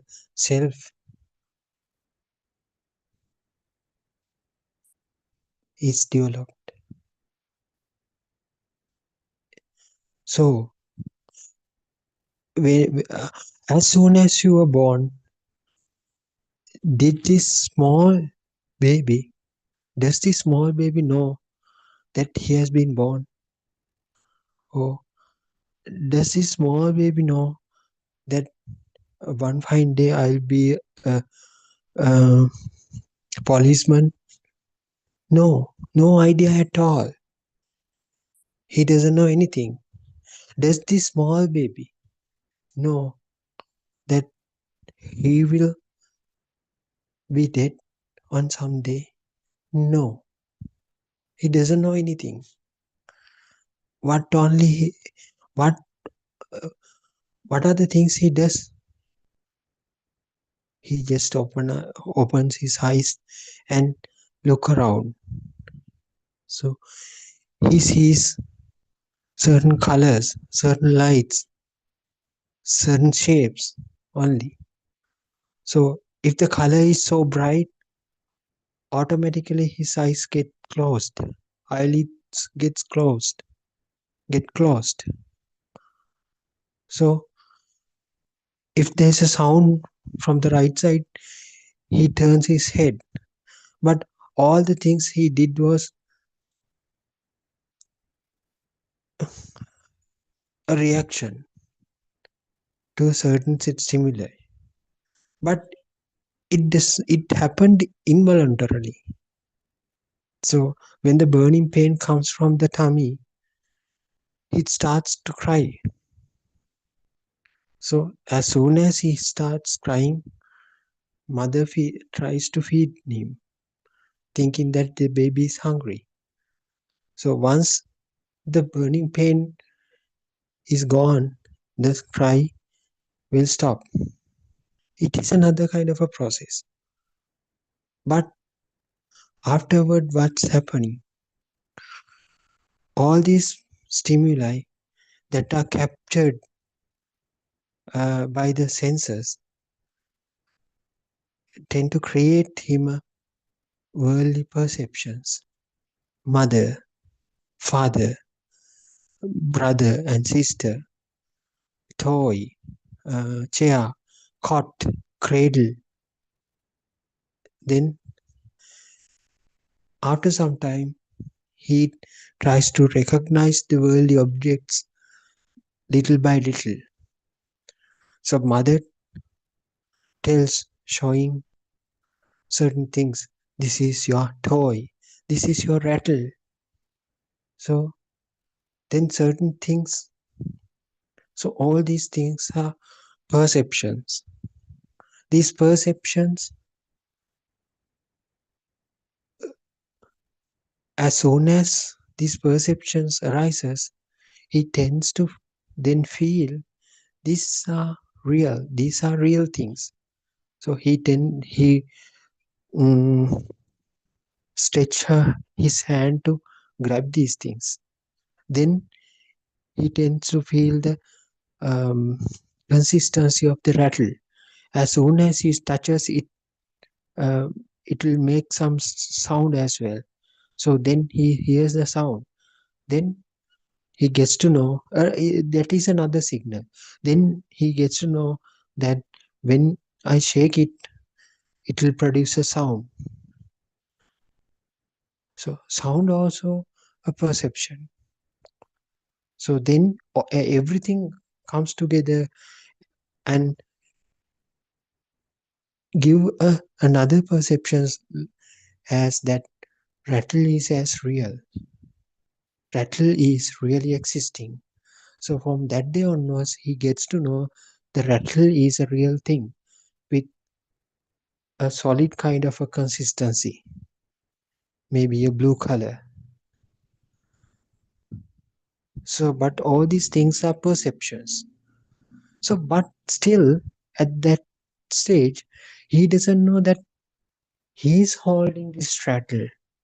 So, he doesn't know that there's a living being living within him as well.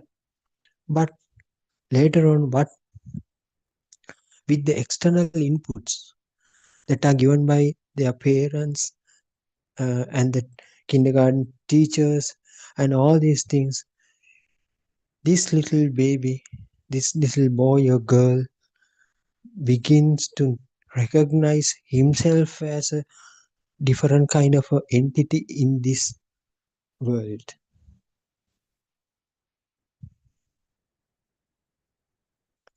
He tends to recognize, he starts to recognize himself or herself as a separate kind of an entity in the same world.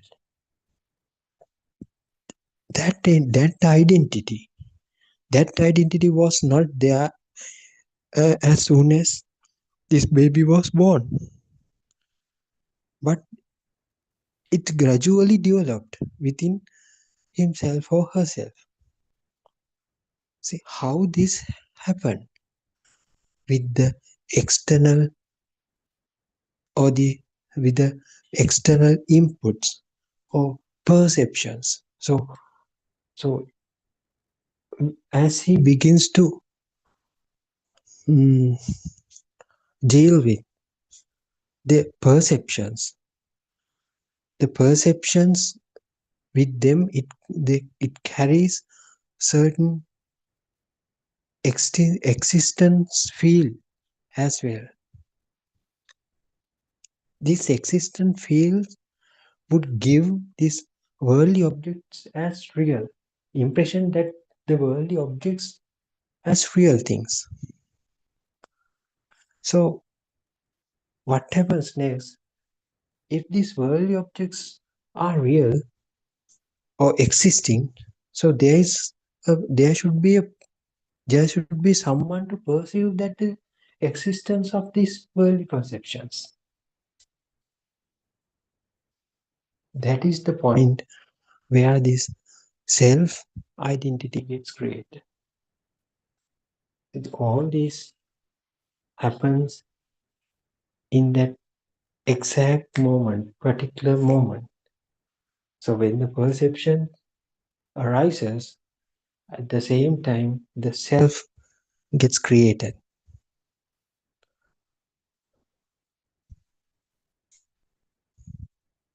So the self now the self start the developed or created or formed I-ness or the self identity starts to collect more and more perceptions as if he or she grows up. Then what's happening? He gets to know that he has got the education from that particular school and I scored very well in my advanced level examination. So then I could enter this particular university. Then I got my graduation. I graduated in this particular stream. Then I entered to a certain job or career. Then now I'm an engineer. So likewise, see how this self-identity gets solidified. So it gets some kind of a uniqueness. This happens automatically. So all these are perceptions. So with these perceptions, the man or this particular individual thinks that he is such a person. Thinking comes from does this thinking come from the brain? No. It is another kind of a sensor. That is the mind sensor. So people tend to think that I'm the one who is thinking. No. It is like the eye, like like your ear sensor, like skin sensor, like your nose, like your tongue. The mind is also a sensor. The functionality of your mind is generating more and more thoughts. So in that thought, you think, using that thought, you tend to think that you are an engineer now. So developed I-ness, developed self identity now being strengthened now, or now being solidified by another kind of a perception. So from that day onwards, he tend to think I'm 25-year old, I'm an engineer. That is the way how your self-identity gets created. It has not been there from the beginning. It's get created gradually. So with what it is, it got created with the perceptions. So from where these perceptions came from? From the sensors. So what are those sensors? Ear, nose, tongue, skin sensor, and nose, eye. So with those 5 sensors, we tend to create a thought. So the thought is the mind. So mind tells that you are an engineer. you are this much old. So your childhood is like that, was like that. Then you graduated from this university. All these things are thoughts. So thoughts get created by these 5 perceptions. So we call it as mind.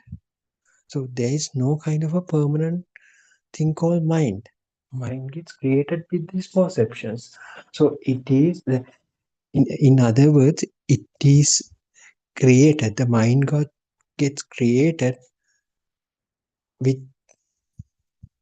the electric current that is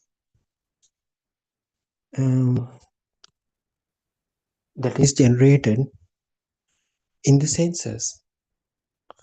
So even though you see a light, even though you hear a a sound, even when you feel some kind of a pain through your skin, a electric current is generated.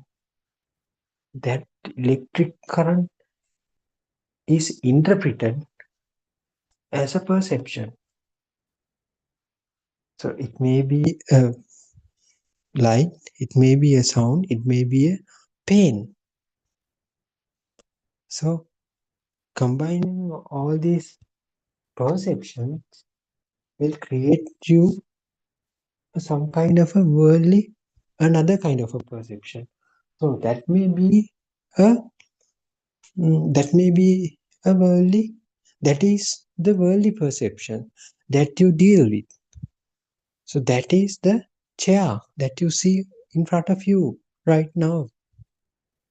The chair has certain characteristics, but it is a still perception that has been created from that initial electric current. But that perception had certain qualities, like it has a color, it has a name. That's why we call it as chair. We named it as a chair. It has a sound. So, and also it has a solid kind of a consistency. So these are captured through the sensors, but as they come together, we tend to feel a chair-like perception. But the problem here is, the magic here is, as soon as these chair perceptions come into your mind, we tend to feel like the chair is a real thing, just because we can sit on it. It has a solid or 3D nature in it. So these are also perceptions. These things are also perceptions. So how these 3Dness, that particular chair from the skin sensor, you felt it as a solid object. So then now we start to feel this chair is really existing thing. But if you understand how it has been created, it is just a perceptions that has been created by combining all these other 3 or 4 perceptions. It is the underlying fact, the underlying thing of every perception would be the electrical current. But we start to use these worldly objects to sit. So as it is become real for us, there should be a person to feel that real thing as well. So that is the way how yourself get created. So the same time, as soon as some objects gets created, there is and also it will create you some kind of alive or some existent feel as well. This existent feel at the same time will make you to feel there is a person to feel that existence feel. So that is the way how you feel that you are existing. In the absence of that particular chair perception, there is no chance of creating self within that particular moment. Just because we felt the chair as real, at the same time, another feeling or another perception comes. The person who is seeing this alive, existing chair is me, is as me. This happens within a fraction of a second. So we have to understand this thing. But all these things are perceptions. So we don't know. So with the ignorance, because we are having such a ignorance, we tend to we as we don't know this the mechanism how these things get created. So we tend to live in this. We start to live in this illusional world. We start to deal with this illusional objects or entities. So that becomes our world. So as I said earlier,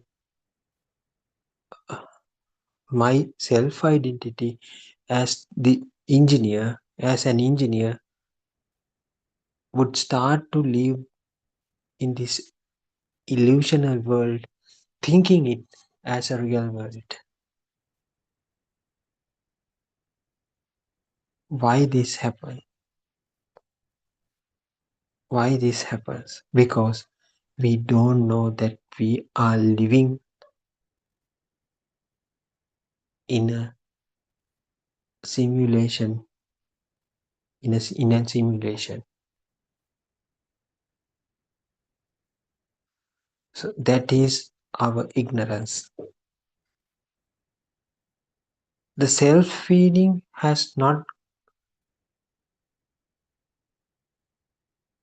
been created as a result of the amalgamation of all the senses which come from the senses.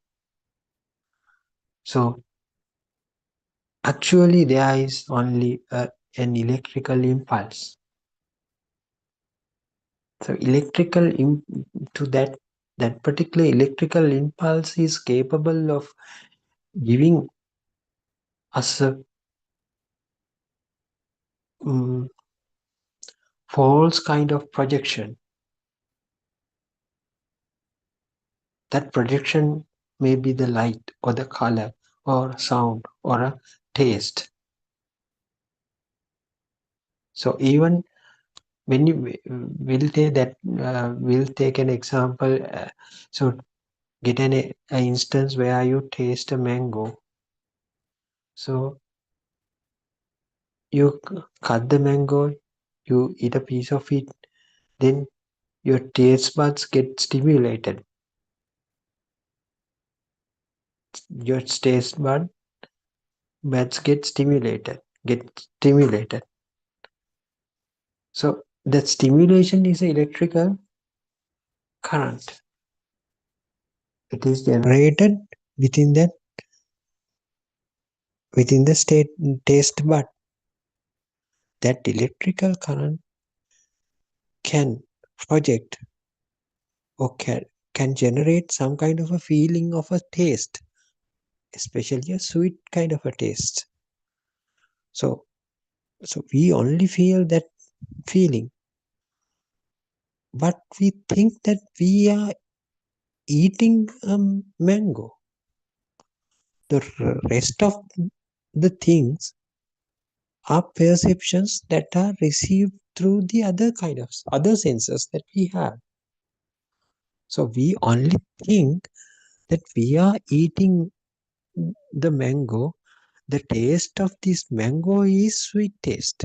So we only felt the sweet taste only. But rest of the things are mental formations. So see how this magic gets created. So we have never eaten anything up to now. We have eaten only the thoughts. Only the thoughts. So we'll say after eating the mango, your tummy becomes full, right? So you think, wow, now I'm full. That is enough for the day or enough for this meal. So it is again a kind of a signal, electrical impulse that received from the receptors of your tummy. So it gives an feeling of the fullness. So then you think, after eating the mango, my tummy was full. So rest of the things are, all the things are your mental formations. See. So from the day you have born, this kind of things has happened, but they were not true. They were mental formation. You were dealing up to now with this mental formation, thinking that these mental formations are as real things. This is the ignorance that you have. And also that one is that principle is also can be applicable to yourself as well. So you are thinking that you are an engineer.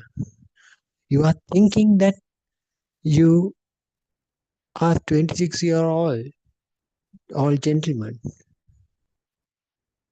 So all these things are mental formations. You think that these are real things. So as long as you think these mental formations are real,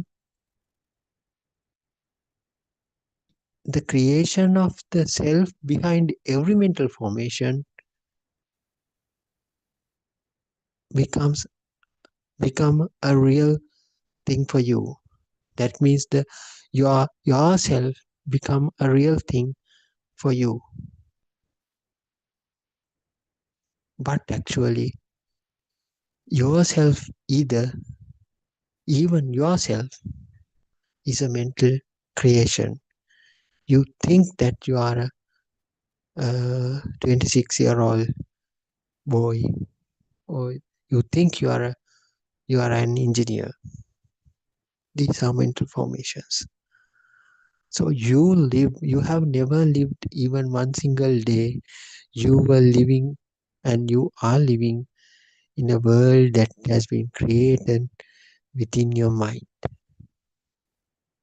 That is why Lord Buddha said, Chitte niyati loko. Your world is your mind. So, for an instance, just think if due to some kind of a sudden accident or something, if your memory, if these mental formations are gone, what will happen? From that day onwards, you don't know who you are even. You don't know that you are a boy. You don't know that you are an engineer. You don't know that you have been studying that kind of a university and so on. That these are, so from the society we can see these kind of incidences that happen to certain, maybe your friends or colleagues. So these things happen. So from the day we are born, we have been dealing with the perceptions. Even now, even if you don't hear this sound at this moment, there's no chance of creating a self within you in this very moment.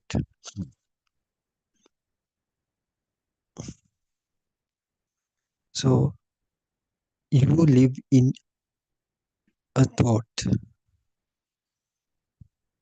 There's no kind of a living being living anywhere.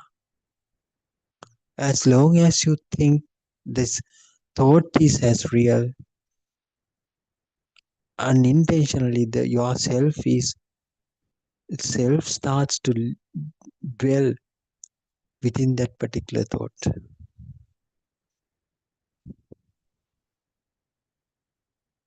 And also, every perception carries some kind of a feel within. So as you tend to from the thought, you think that you are a living being and it is existing thing, and you tend to feel it also. That's why you tend to feel that you are living being. You are a living being. But what Lord Buddha said is, Chitte niyati loko. You think that you are living. As you think that you are a living being, you tend to feel that the aliveness. Otherwise, no such a thing called aliveness, alive feel as well. How does this alive feel come to that particular thought? From the sensors, from the initial thoughts, from the vibrations. So in order to understand that particular thing, you have to see how these sensors get formed.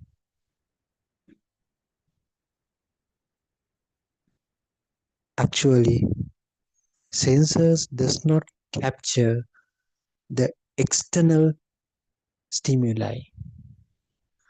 Sensors just resonate or get telepathized with certain frequencies. Whenever it matched, whenever the frequency of the particular sensor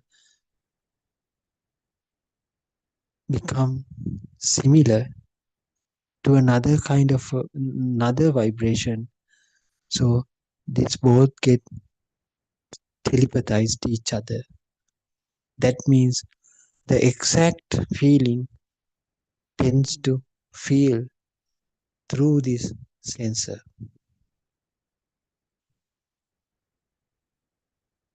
So that kind of a feel will be able to create a false kind of a projection. it may be the light. If that projection happens to be the light,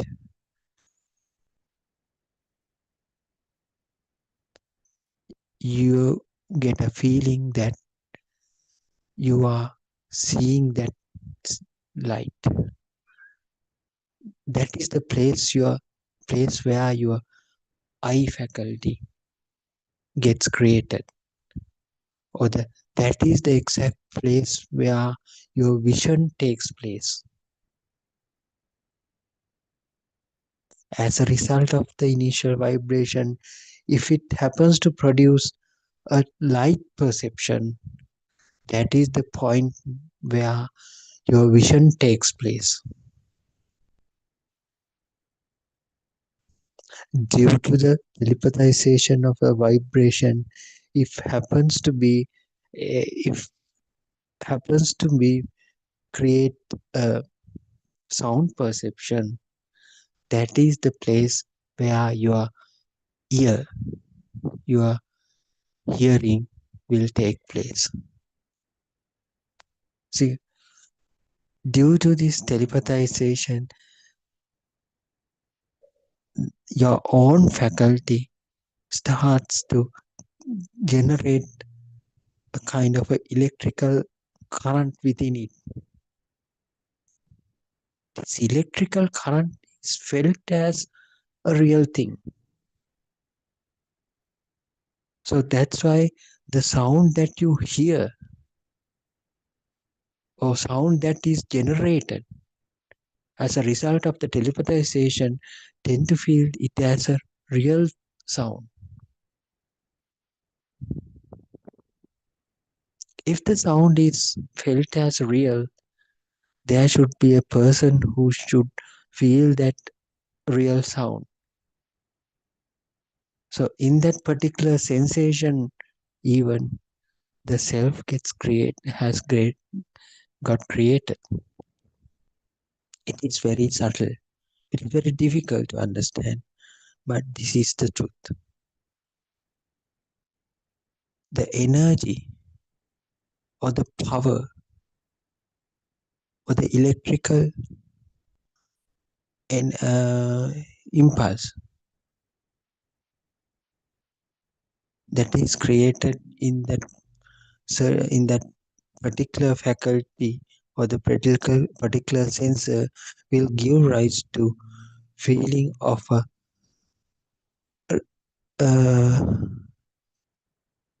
existence.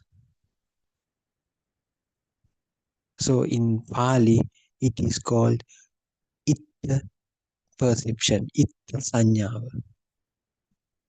This itta sanyava or the existence feel is the causative fact that make you to feel that you are alive.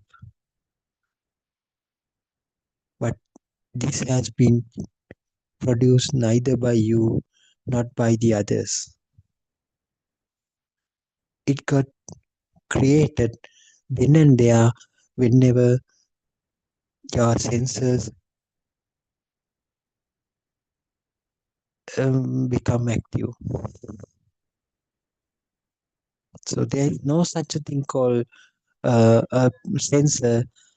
Instead, the functionality of the sensor is resonating or the telepathizing for particular frequencies. So humans sensors produce only 5 perceptions: sound, light, taste, smell, and pain. So combining all these 5 sensors, we tend to create the mind sensor, which would be the chair that you see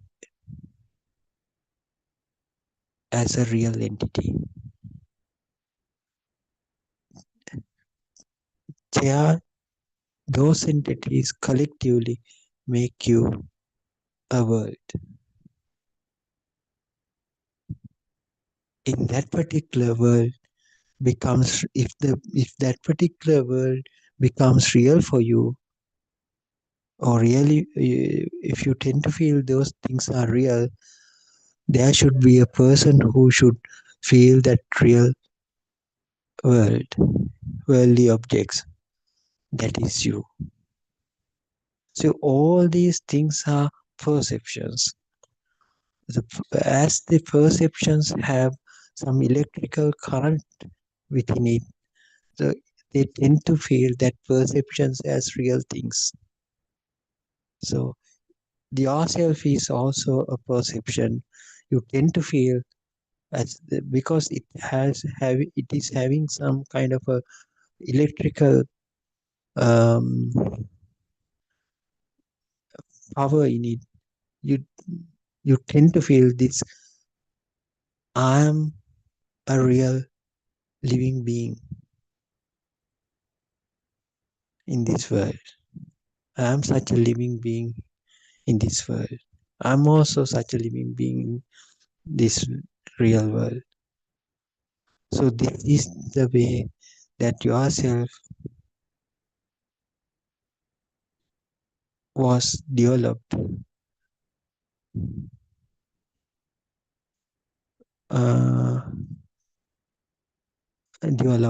throughout your life. So other than this, what you call this sensory inputs, you won't be able to find yourself. Senses are the main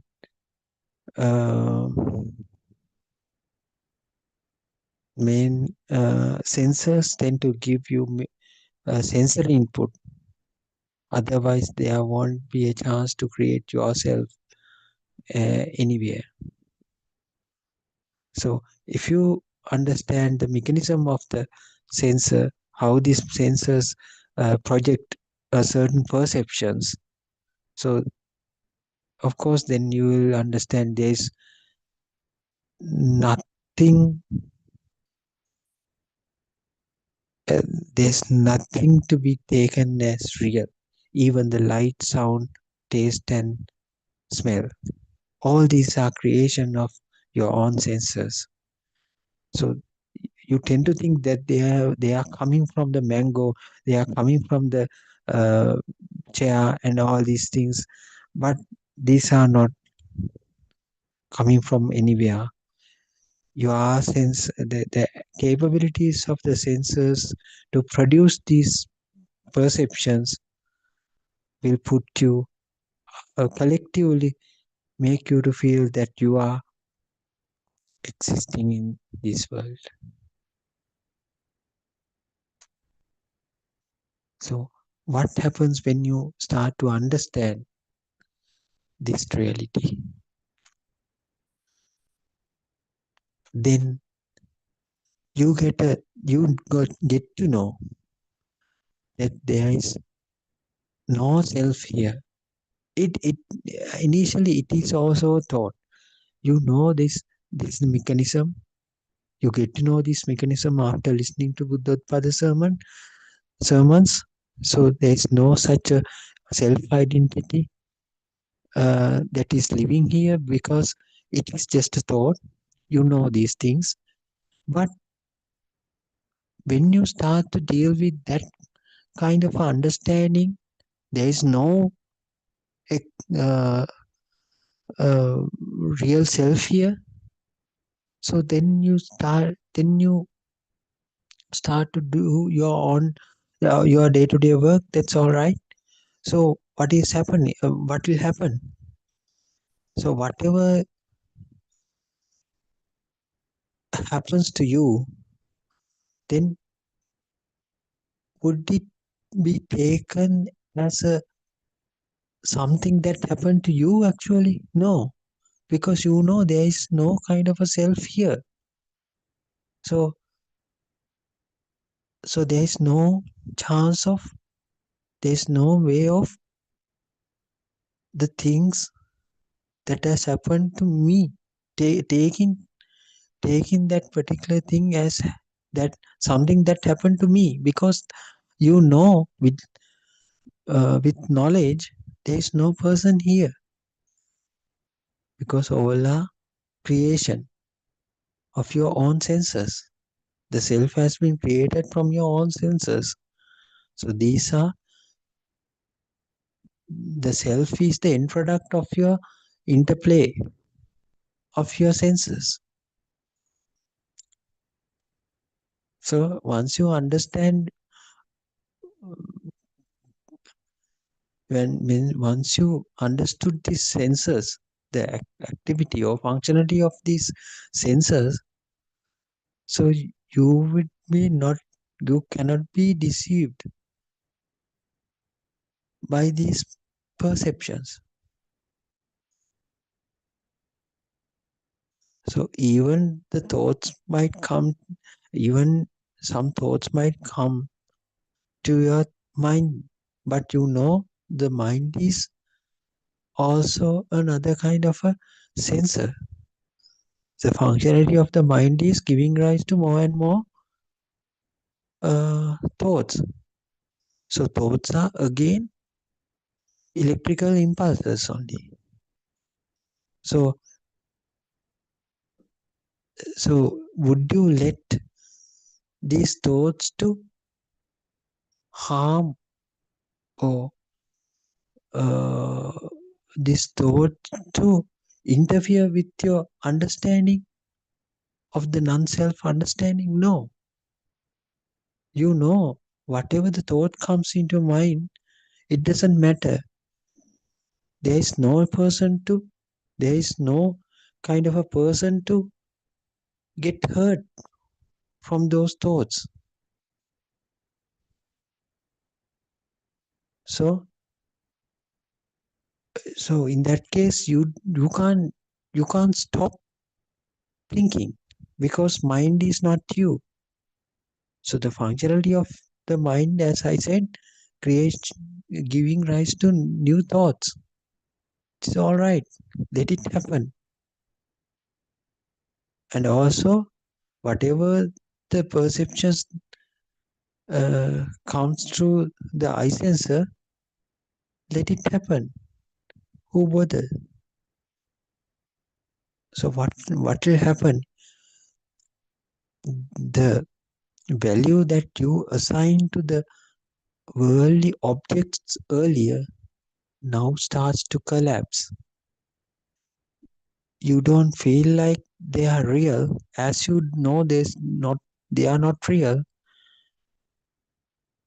Involuntarily, you won't assign kind of value to those worldly objects. So what will happen to yourself? The same thing happened to yourself as well, because you know the self is a creation of your own mind. So it is another kind of a projection. So you won't assign a value to yourself as well. So this comes to the understanding.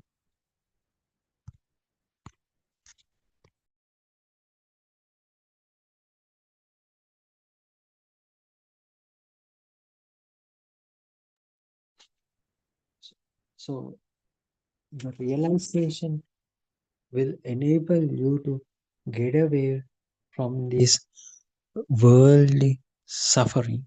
So you get to know that worldly things are illusions. So I'm also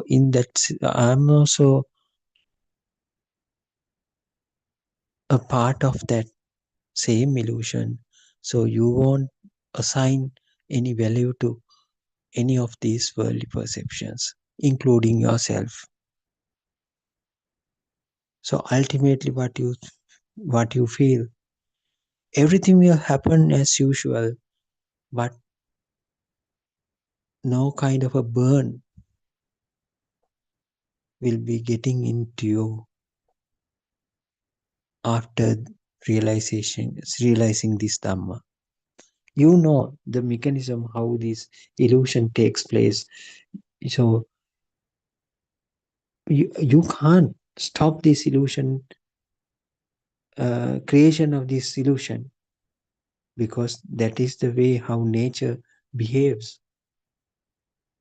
So nature wants to keep this going. But as you understand, there is no person to suffer, no living being to suffer. So no worries will come to you. You can let it go, everything peacefully, quietly, and the calmness that comes along with this will direct you to a peaceful kind of a mind. That is the purity that will gain with this understanding. So that is the state that you achieve as a consistent kind of a awareness. So that awareness is known as super awareness. This super awareness is not comes does not, it's not a part of your mind. So it goes beyond the mind. It is something you feel. Now your mind does not have any kind of power. Mind can't change your internal stillness. Mind can't affect your internal stillness. This comes to a kind of internal transformation. The super awareness will remain static. That is the place Lord Buddha showed as the Nibbana. Actually, it's the state of the Buddha. So there is no kind of a individuality in that particular state, because self has the separate selves are not there. Everything becomes same. You tend to see the illusion. You will see the illusion, but this illusion can't affect your internal stillness.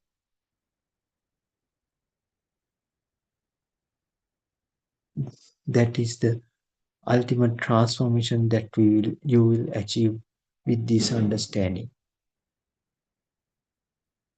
So it is a very nice and beautiful Dhamma.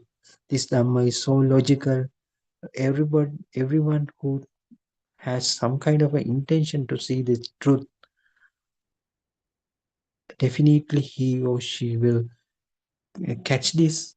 And it is not the rocket science, but you have to do some kind of a homework on your own, because it should be self-evident. So in order to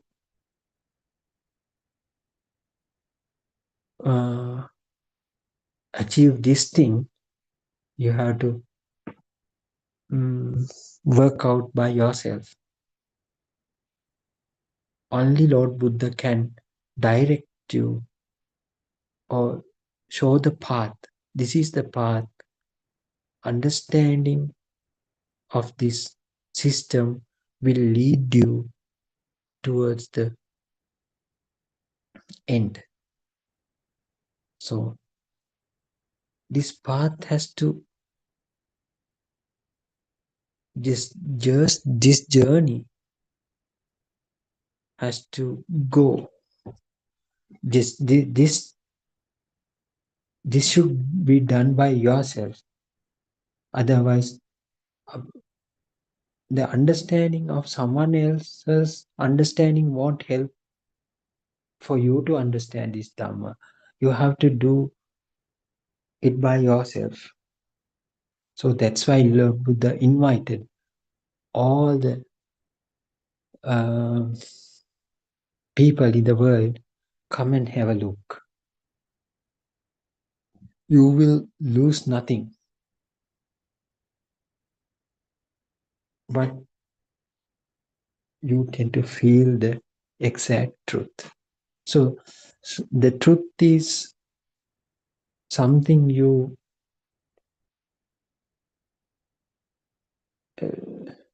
is not something that you learn, something that you feel. Nisato nijiva sunyo. That is the message that you feel. That message has been given by Lord Buddha. Absolutely, this message can be felt.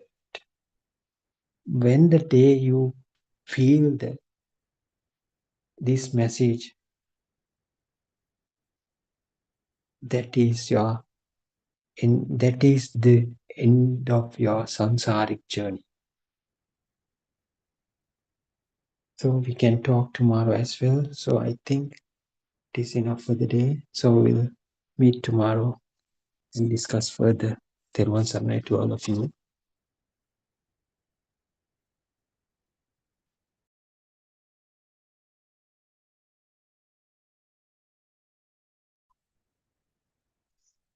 Therwan Sarnai. First of all, may I pay my homage at Buddothpado His feet, our spiritual friend, noble friend, and the teacher for sharing this beautiful message of true Dhamma with us. And this is the true message of Gautama Buddha Sasana. Gautama Buddhacharya Vahanse disclose this beautiful message of Nisato Nisjivo Shunyo as you hear in all these sermons. The fact that there was never a self in this body, no an external reality. So when we hear this as words, it is just words, and it is easy to say than experienced. So the challenge is experiencing the non-self nature or the Buddha nature or the liberation from the stimulus, because we know according to Gautama Buddhacharya Vahanse's message, everything, I mean, the entire Buddhist philosophy is about arising and ceasing of stimulus and how the power generated in the stimulus formation or thought formation has been taken mistakenly as the self-perception, and we have got entangled in this samsara. So to untangle this knot, now the true message is available. True message is nothing but to understand how these sensory faculties through that natural mechanism makes us feel as if someone is existing. So today, let's look at another important topic, the true 8 great skills or Atamaha Kusala. So conventionally, as Buddhists, we had uh, we actually had some understanding about Atamahakusala. So those meritorious deeds or great meritorious deeds were performed as a person who is performing good deeds, and also they were done it with the intention of gaining merits to secure a better life in a better realm. Or else we believe that the merits or skills, actually kusala, gained through these great skills or great meritorious deeds would enable someone to liberate from this deadly samsaric cycle. So traditionally, what we heard in Dhamma books, or what we read in Dhamma books, and what we heard in sermons as Atamaha Kusal were offering the Katina Rome, the annual, the most important religious ceremony. In every temple, annually this happens with the collective participation of all devotees. And then building stupas to preserve relics, or again offering caskets to preserve relics, because relics are a symbol of Gautama Buddhachanan Mahansi. So we worship the relics. We found them as real entities. And so the second Kusalaya was also something that we did, believing that there is an external world out there. And we also existed on the other side doing all these meritorious deeds. So from the traditional perspective, the third Kusalaya was building a Buddha image or Buddha statue, so that people would get the message of Buddhist philosophy, and that is what we expected by building statues of Buddha. Then next one, building a kuti. Kuti means a dwelling place for monks who practice true Buddhism. And then next one was offering alms or food to the monks, and donating lands to build temples. And as the seventh one, supporting ordination, that is supporting someone to become a monk or a nun and practice true Buddhism. And the eighth significant Kusalaya was writing or printing Dhamma books, the message of true Dhamma, to be read by other people. And when you write a book, or when you probably print a book, that is called Dharma Dhanaya. So you share the message of Gautama Buddhachanan Mahanse with the entire world to with the intention of relieving the sufferings of entire mankind. So those were the 8 great skills that we knew as Buddhists. So in the first few sermons, we discussed how we were like nominal Buddhists, like just Buddhists by the name, since we had that labeling on the birth certificate. So the truth is, no one can be identified as a Buddhist as long as they believe that they exist and the outside world exists.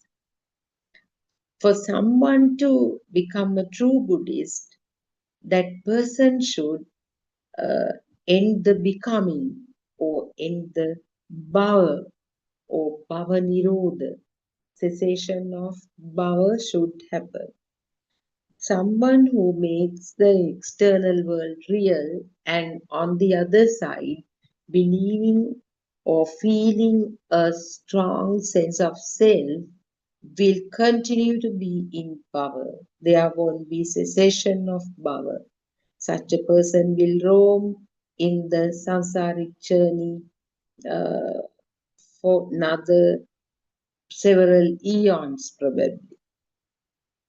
So, what are the true 8 great skills or Sabe Atamahakusala?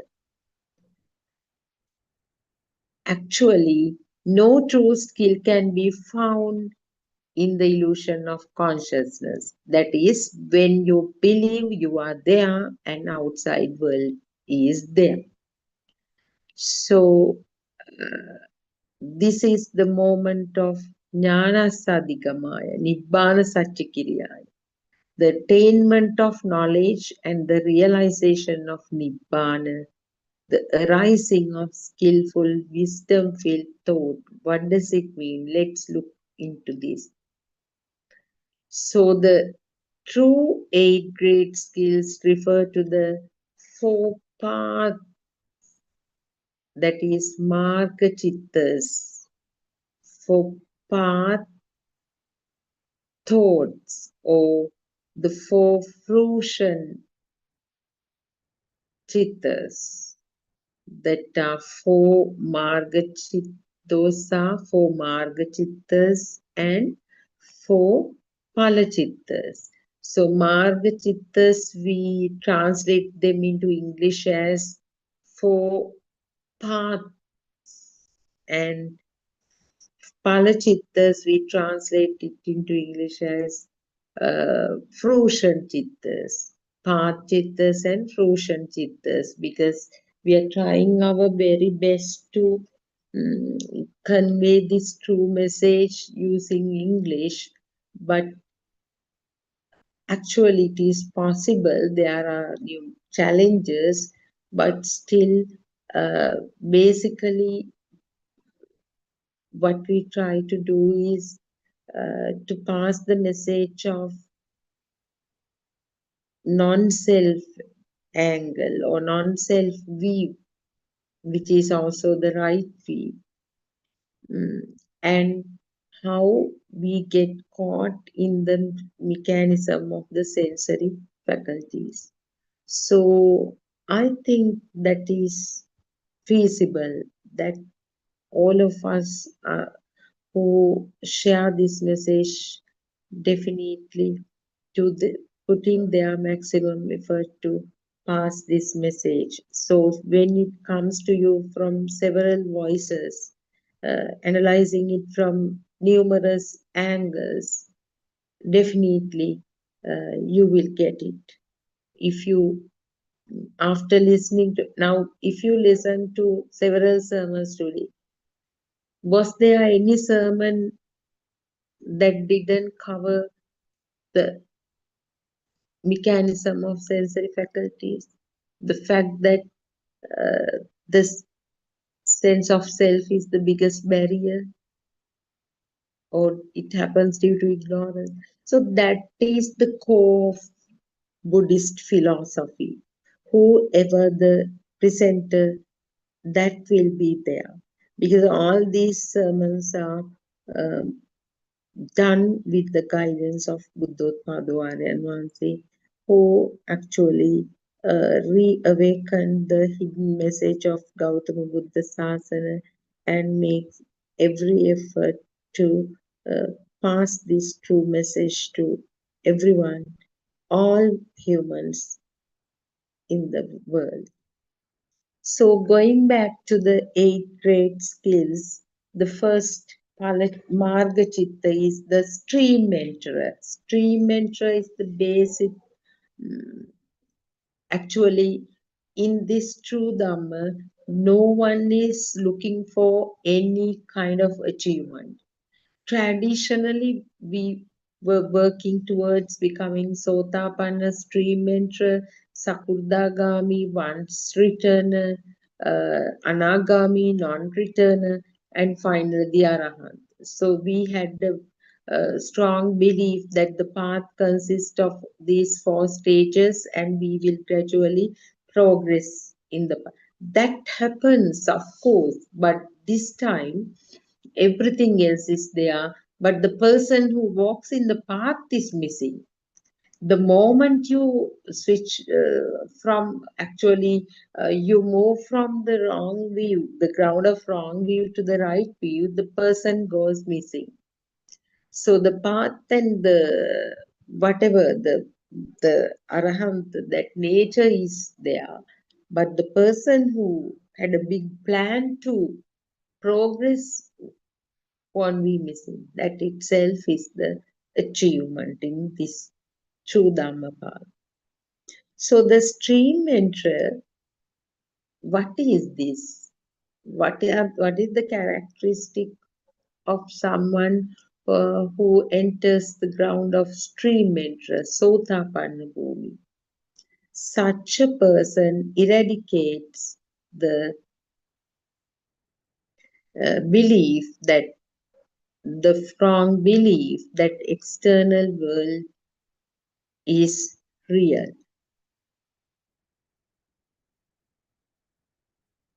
So that is actually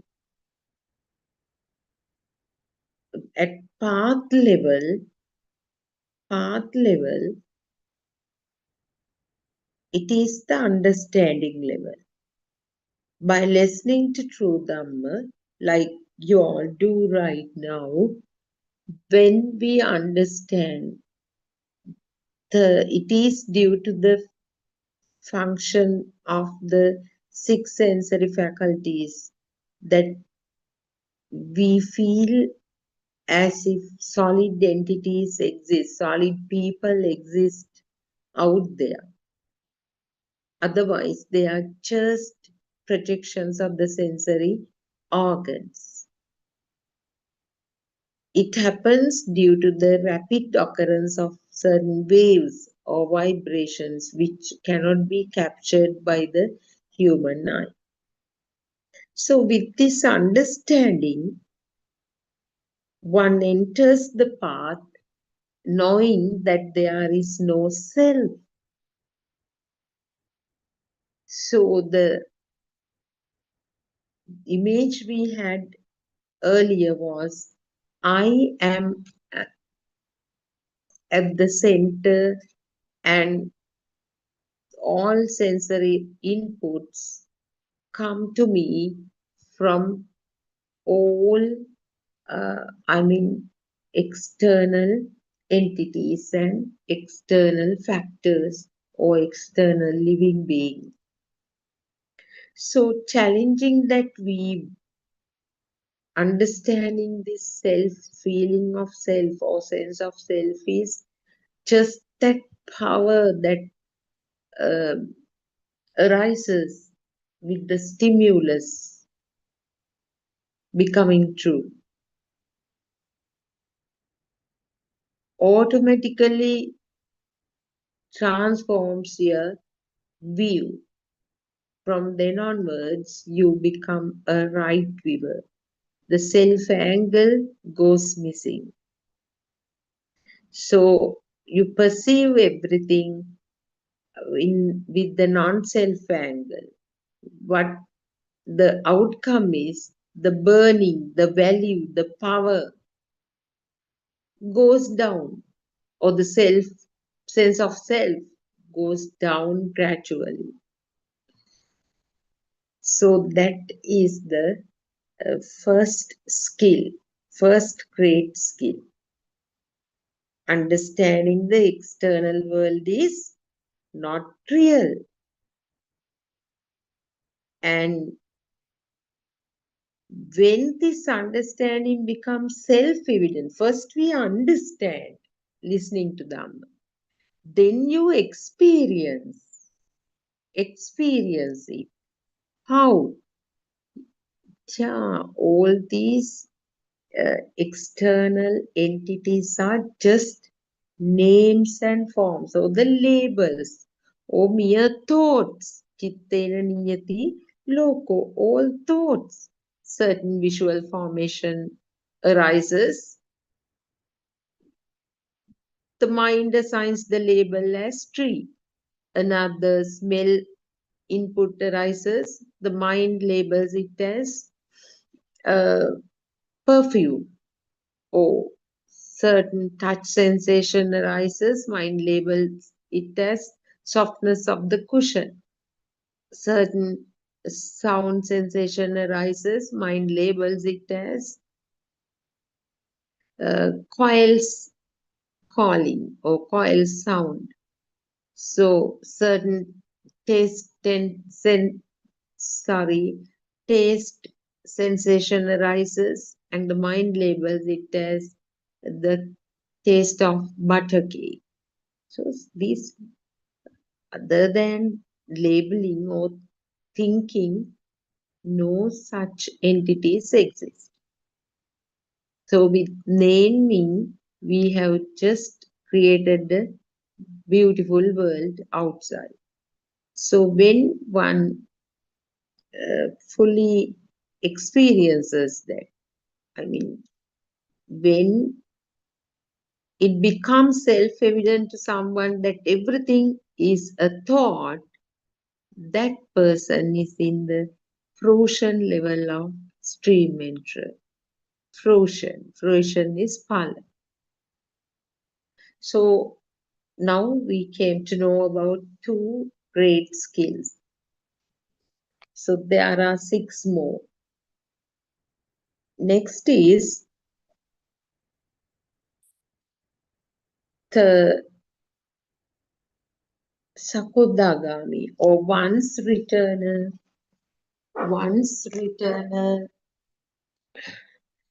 path level, path chitta. Once returner Sakudagami path chitta.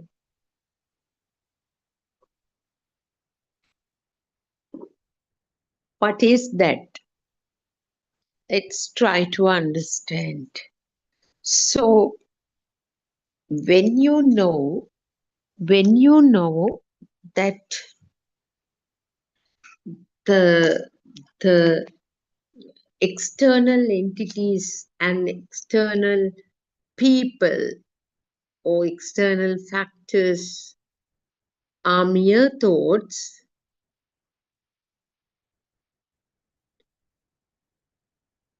the thought power that it is important to understand a bit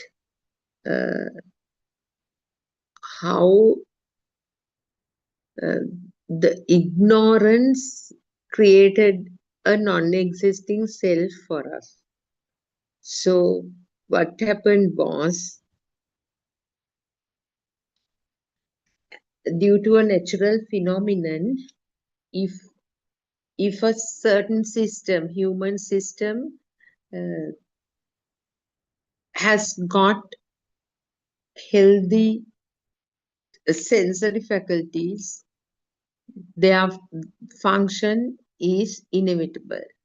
They function. Eye generates visual inputs. Ear, sound or auditory inputs.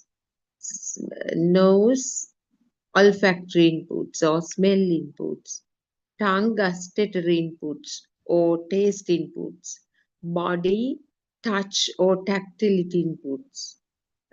So eye visual inputs, mind thoughts. Thoughts are the inputs of the mind, mind sensor.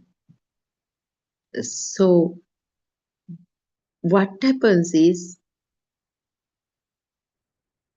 each of these sensory faculties function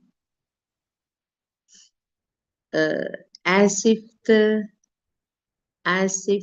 the tuning fork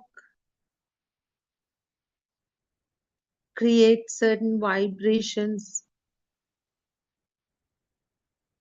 That is, when there are waves of similar frequencies, they interact. So these waves of opposing poles, when they interact, positive, negative poles interact, they automatically generate some power. So this power that arises with each stimulus, that is to say, when the visual formation or shape of a tree arises in the eye sensitivity, it doesn't stay at that level, seeing level. All previous data associated with this shape, spark at once, and the mind, the previous perception, the mind sensor had for this particular shape arises then and there, and with all the data of the sensory inputs, we end up seeing a tree. Not we actually, the thought of the tree gets completed. That is the law of mind. Law of mind is identification. Thought after thought.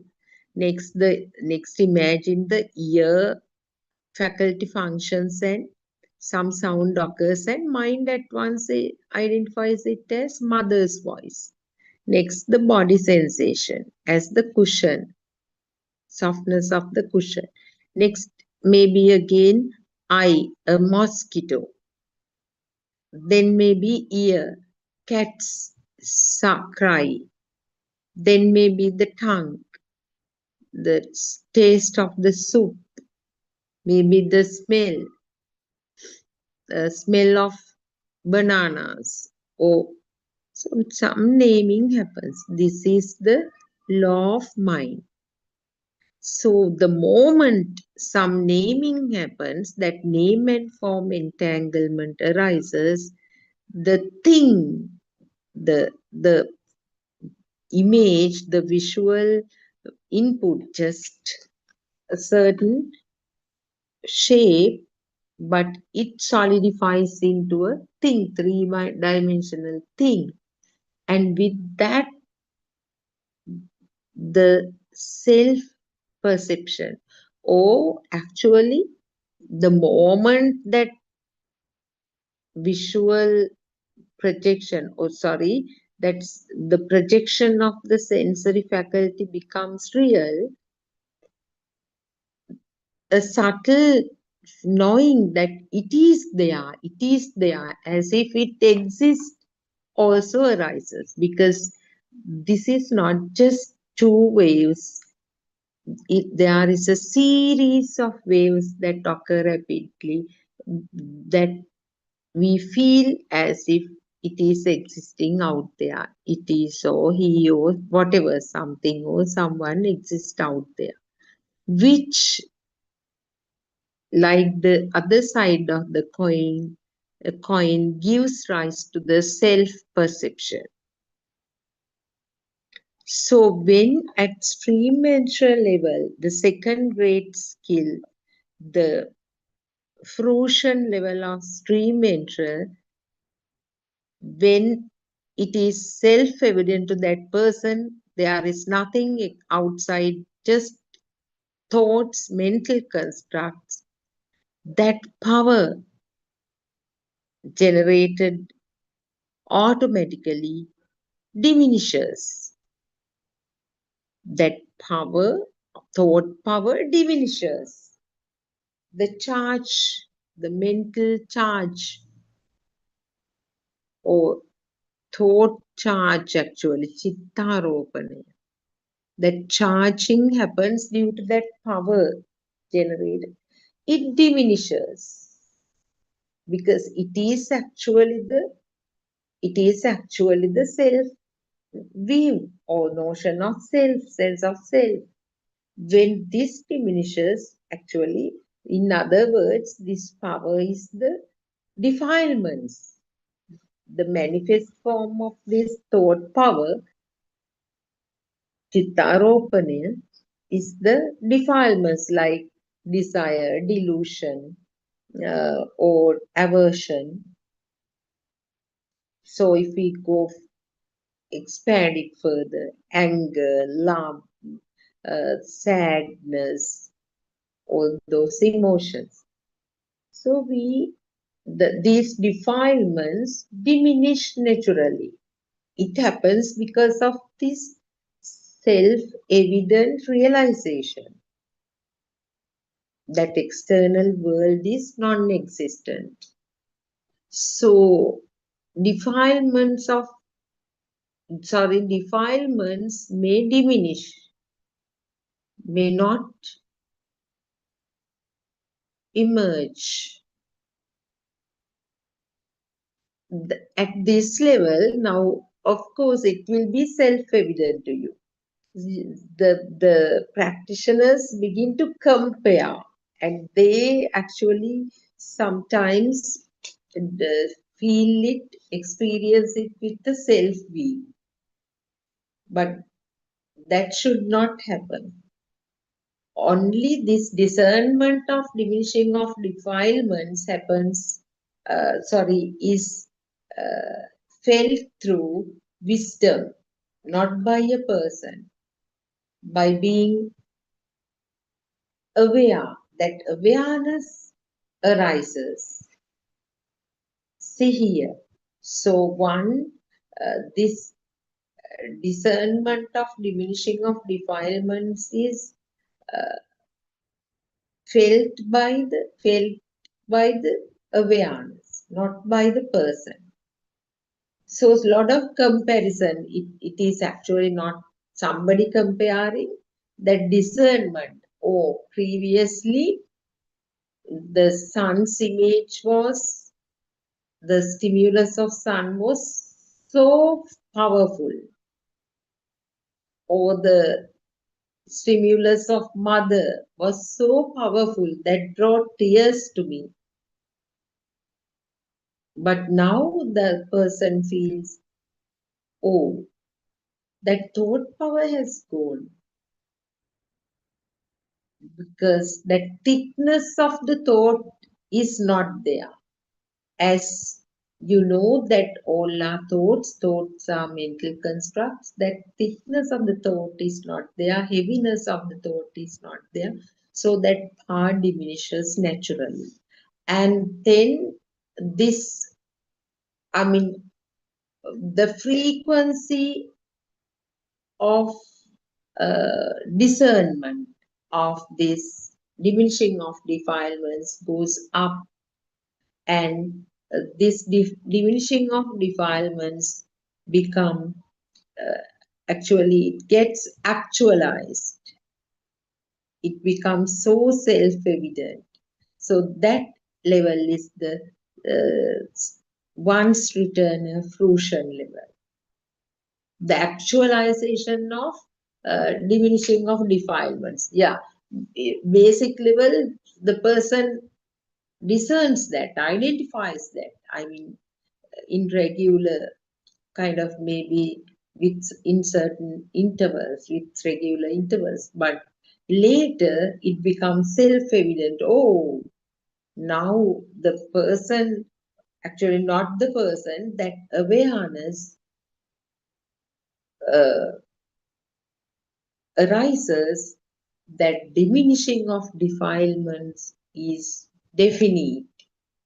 So that kind of awareness arises. That is the once return fruition level. So we covered 4 great skills by now. A stream enter path level, stream enter fruition.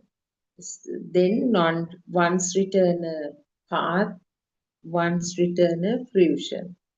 So next, now one progresses in the path further.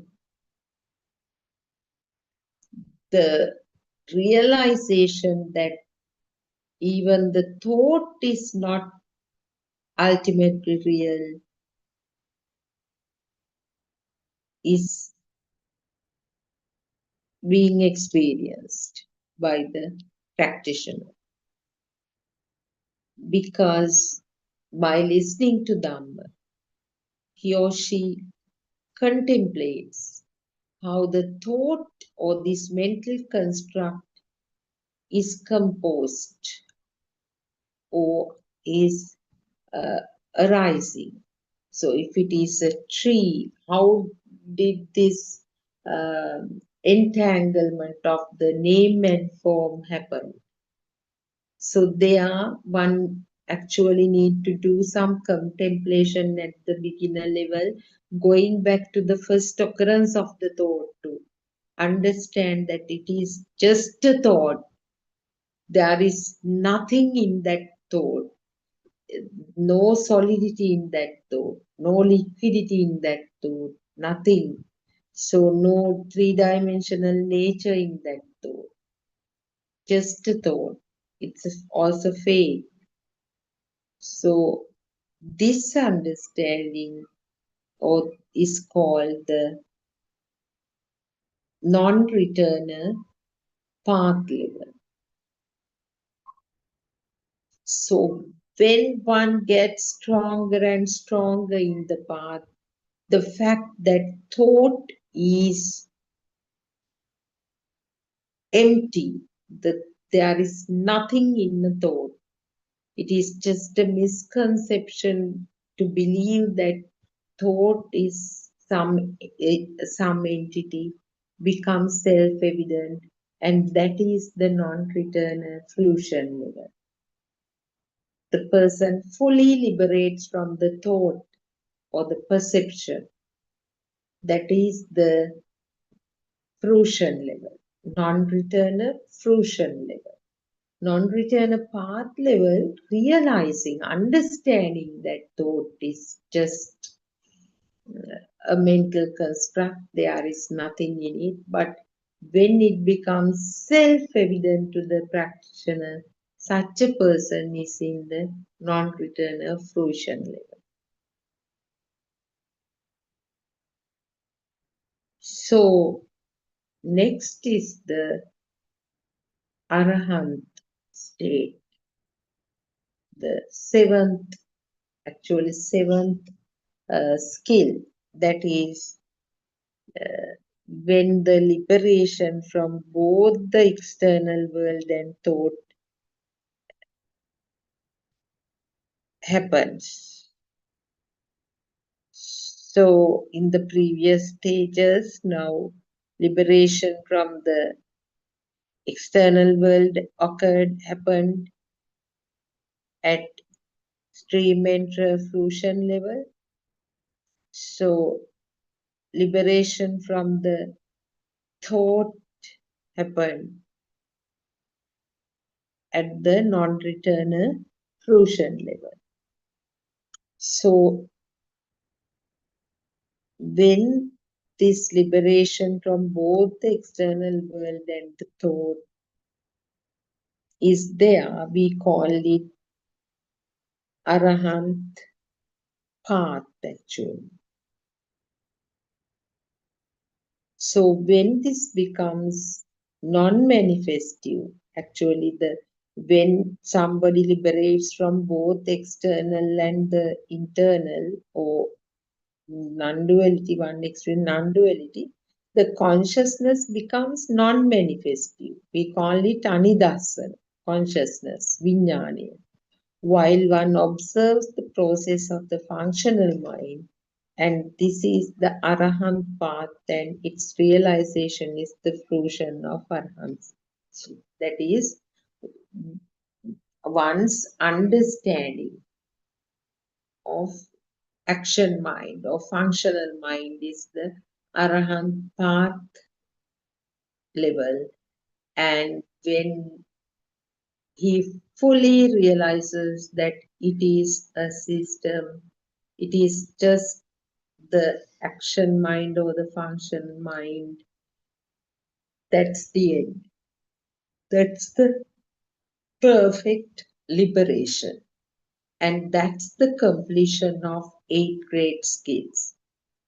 Therefore, the 4 paths and 4 fruitions are the true 8 great accomplishments or 8 great skills, Atamaha Kusala. Acts such as providing sanitary facilities to monasteries and temples, conducting Kapruk Puja, Katina Puja, numerous meritorious activities, as I mentioned below, before, like donating lands, donating Dhamma books, so on and so forth, are wholesome.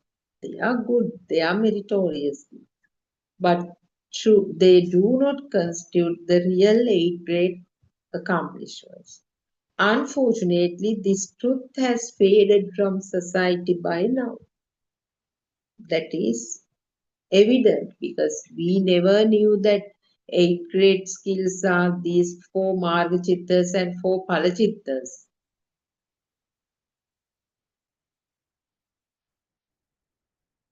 So, no merit can surpass or encompass the depth of these 8 exalted mental states. Yeah. So, these, the path chittas and Krushan chittas are just mental levels, realizations.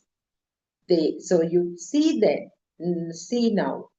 Then the thing is, it is beautiful, isn't it? It's so evident that entire Buddhist philosophy revolves around a single stimulus. External world becoming unreal, stream enter path level.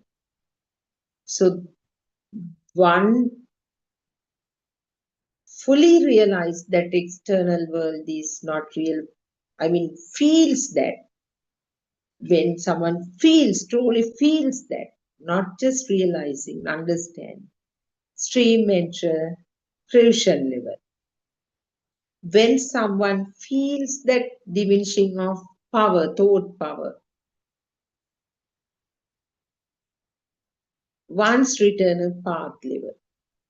When someone actualizes the diminishing of defilements, 100% feels that the defilements are going down. That's the once return fruition level. When someone realizes that thought is just a mental construct, there's nothing in that, it is due to ignorance that we take that part as me, my, mine, that's the non-returner path level. When someone fully liberates from the thought, when someone feels 100% that thoughts are fake, just mental constructs, that is non-returner fruition level. When someone realizes that it is just a system, just the functional mind or action mind, that's the Arahant path level.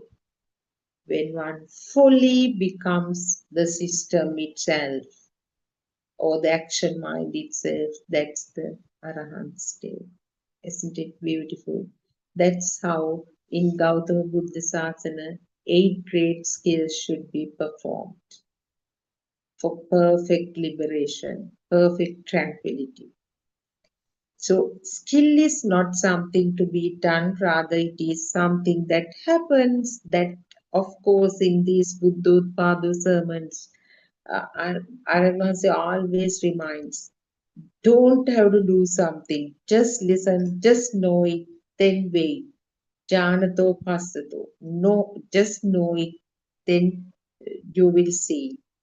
A direct inner experience, nothing to be done externally.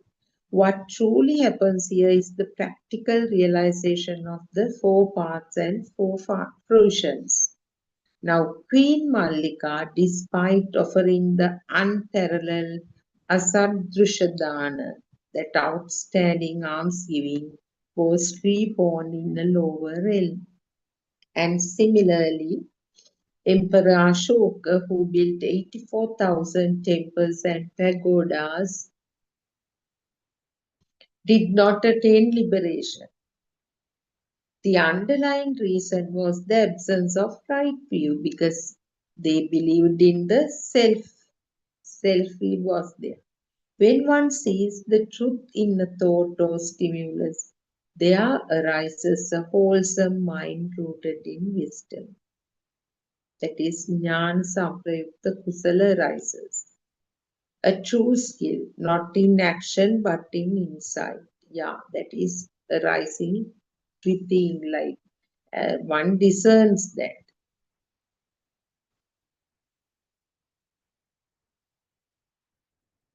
One must understand that the external world is not ultimately real.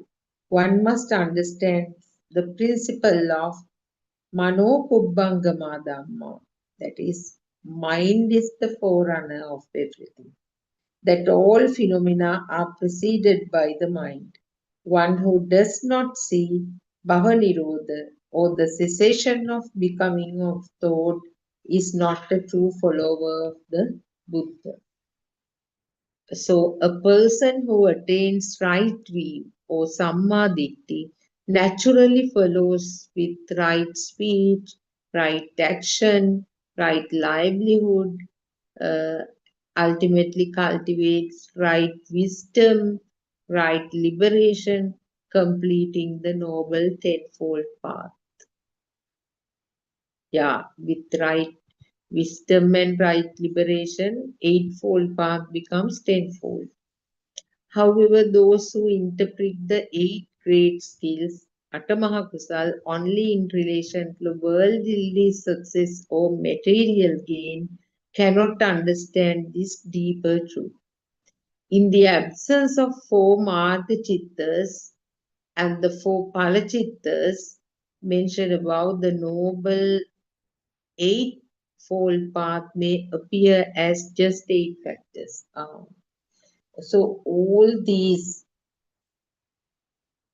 so-called 8-fold path, dependent origination, 4 noble truths, 3 realms, 31 realms, what not, all should be seen in relation to the stimulus. So this Dhamma is the pure truth.